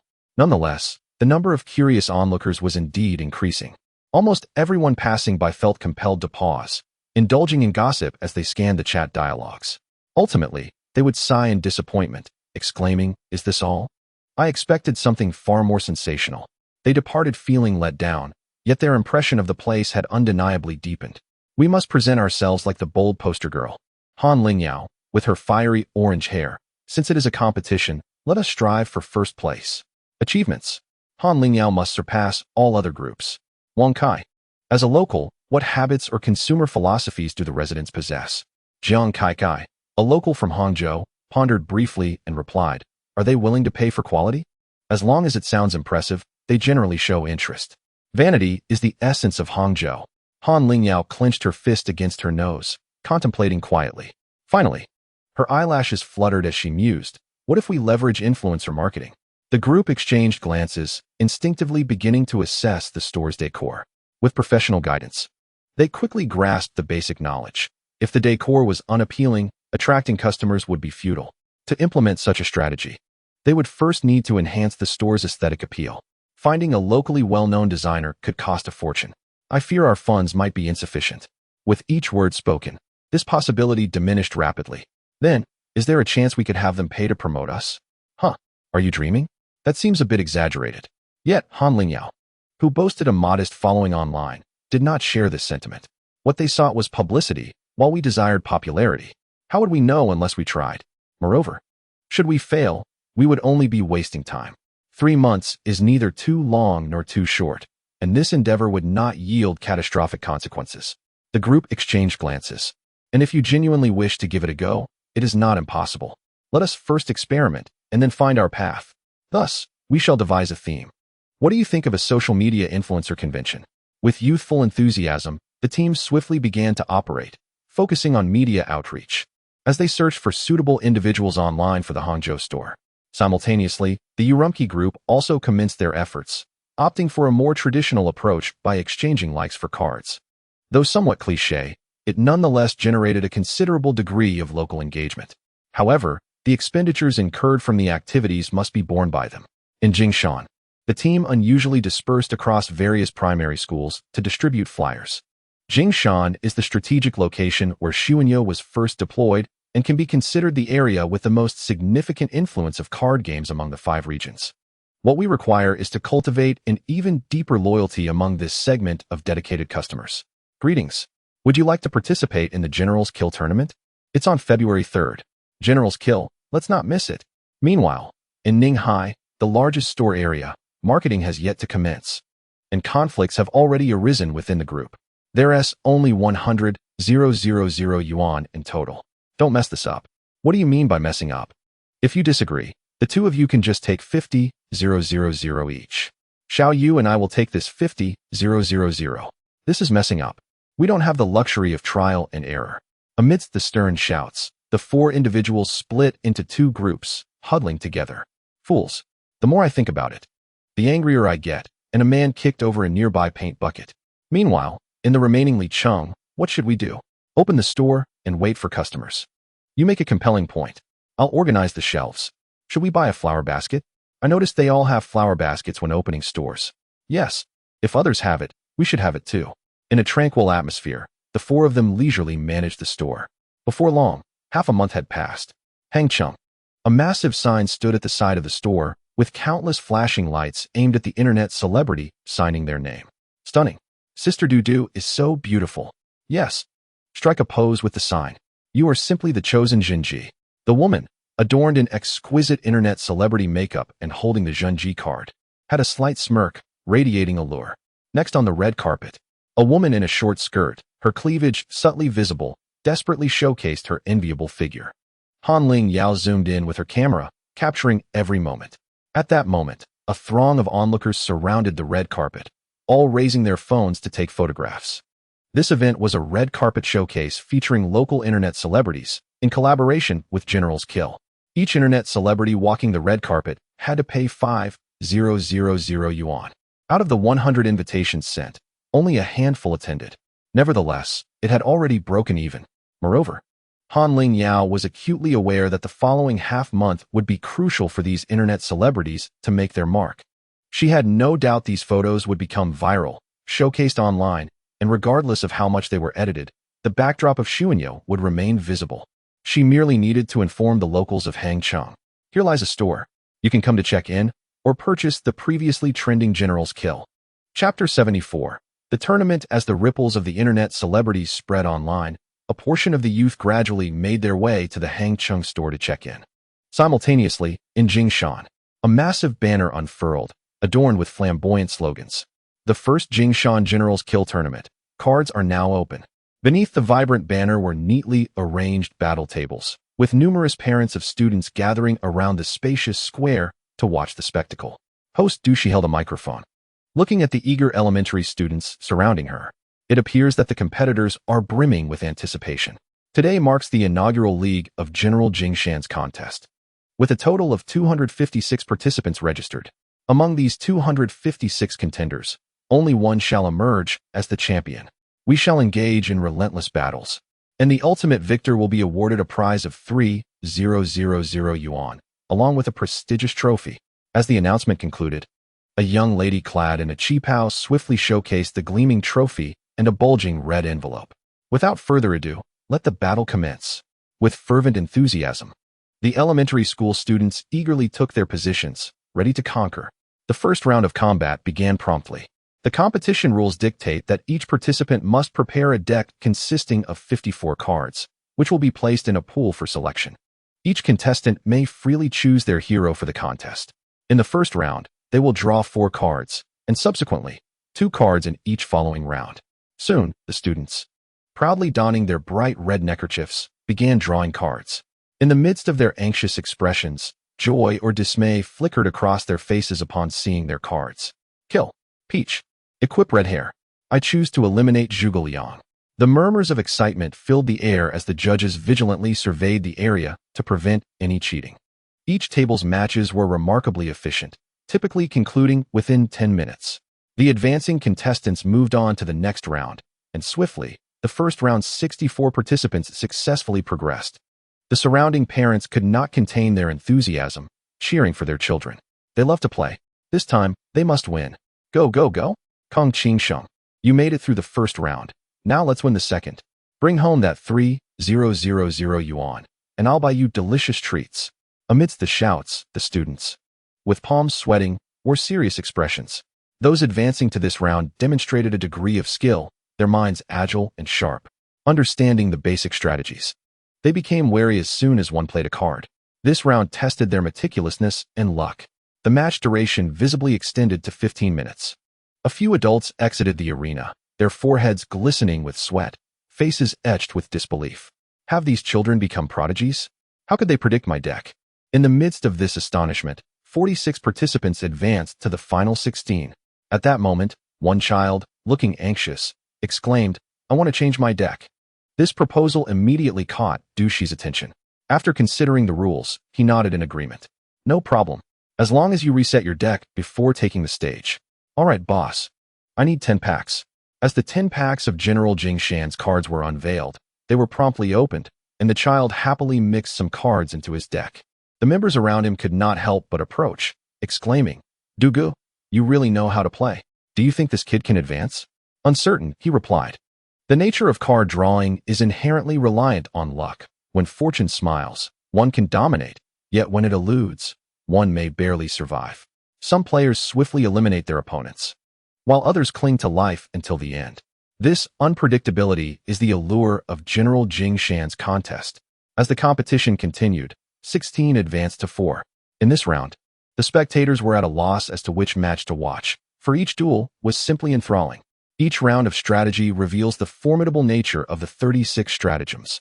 The cunning of children is often imperceptible on the surface, yet their actions grow increasingly ruthless. At this moment, Dushi seized the microphone and commenced his address. Welcome, everyone, to the grand finale.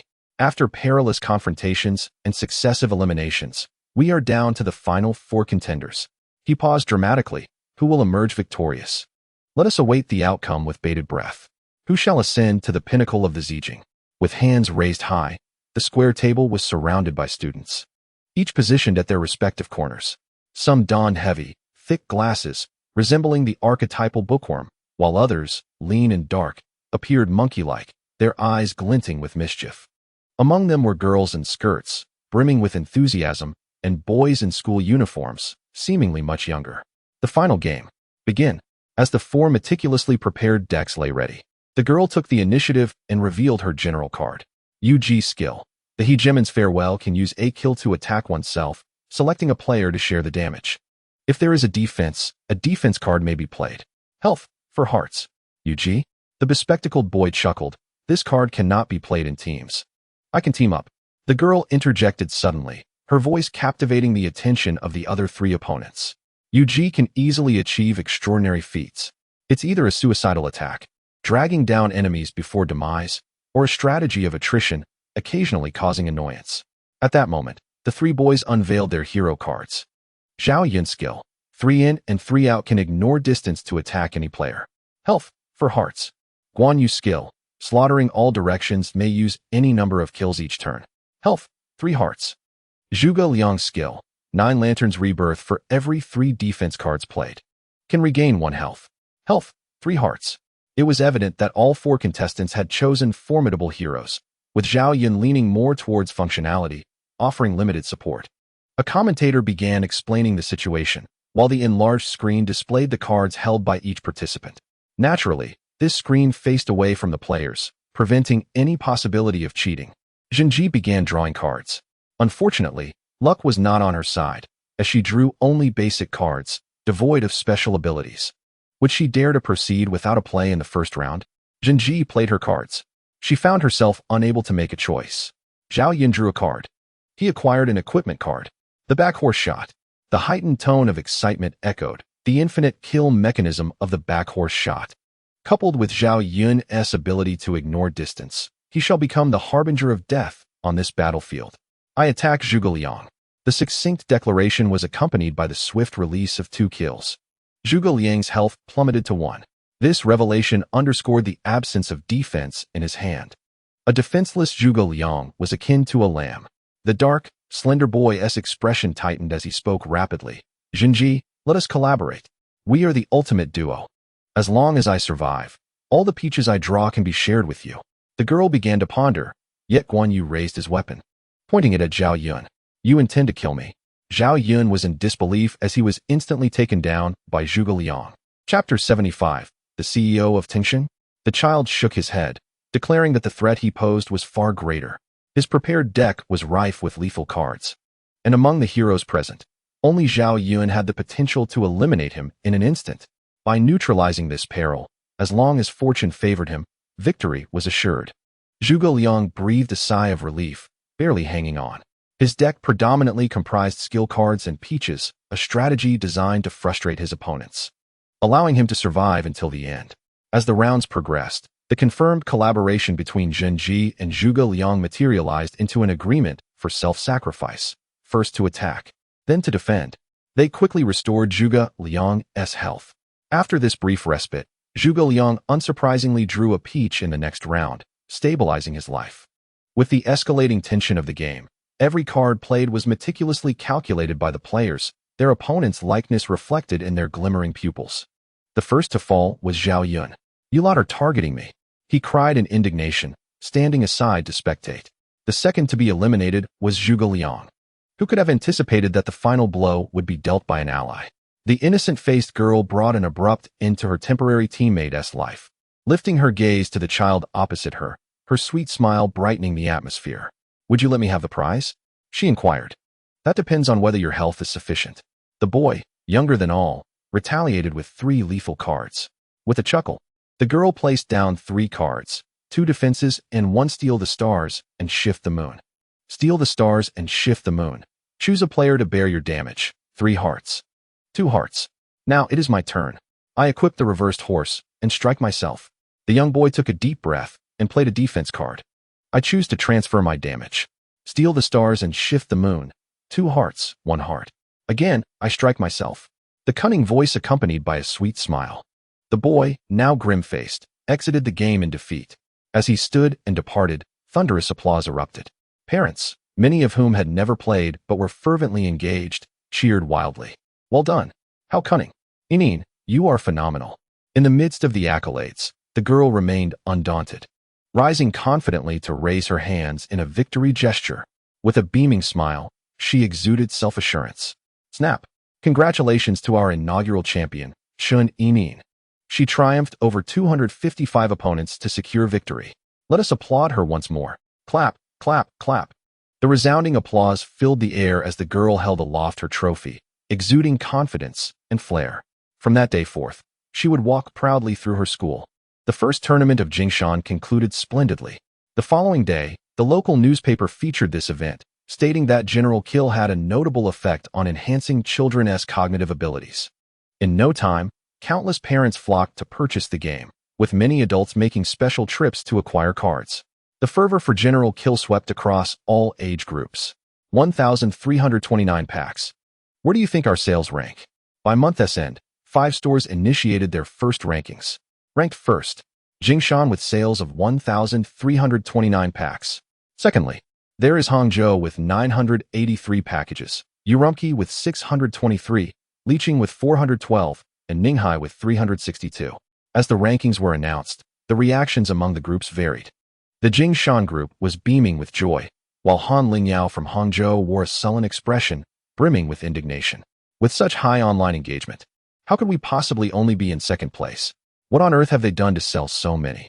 Amidst the turmoil, the Ninghai Group, realizing they were in last place, decided to transform their rivalry into camaraderie. If we don't unite in our efforts, we are doomed. I refuse to accept being assigned to the last position.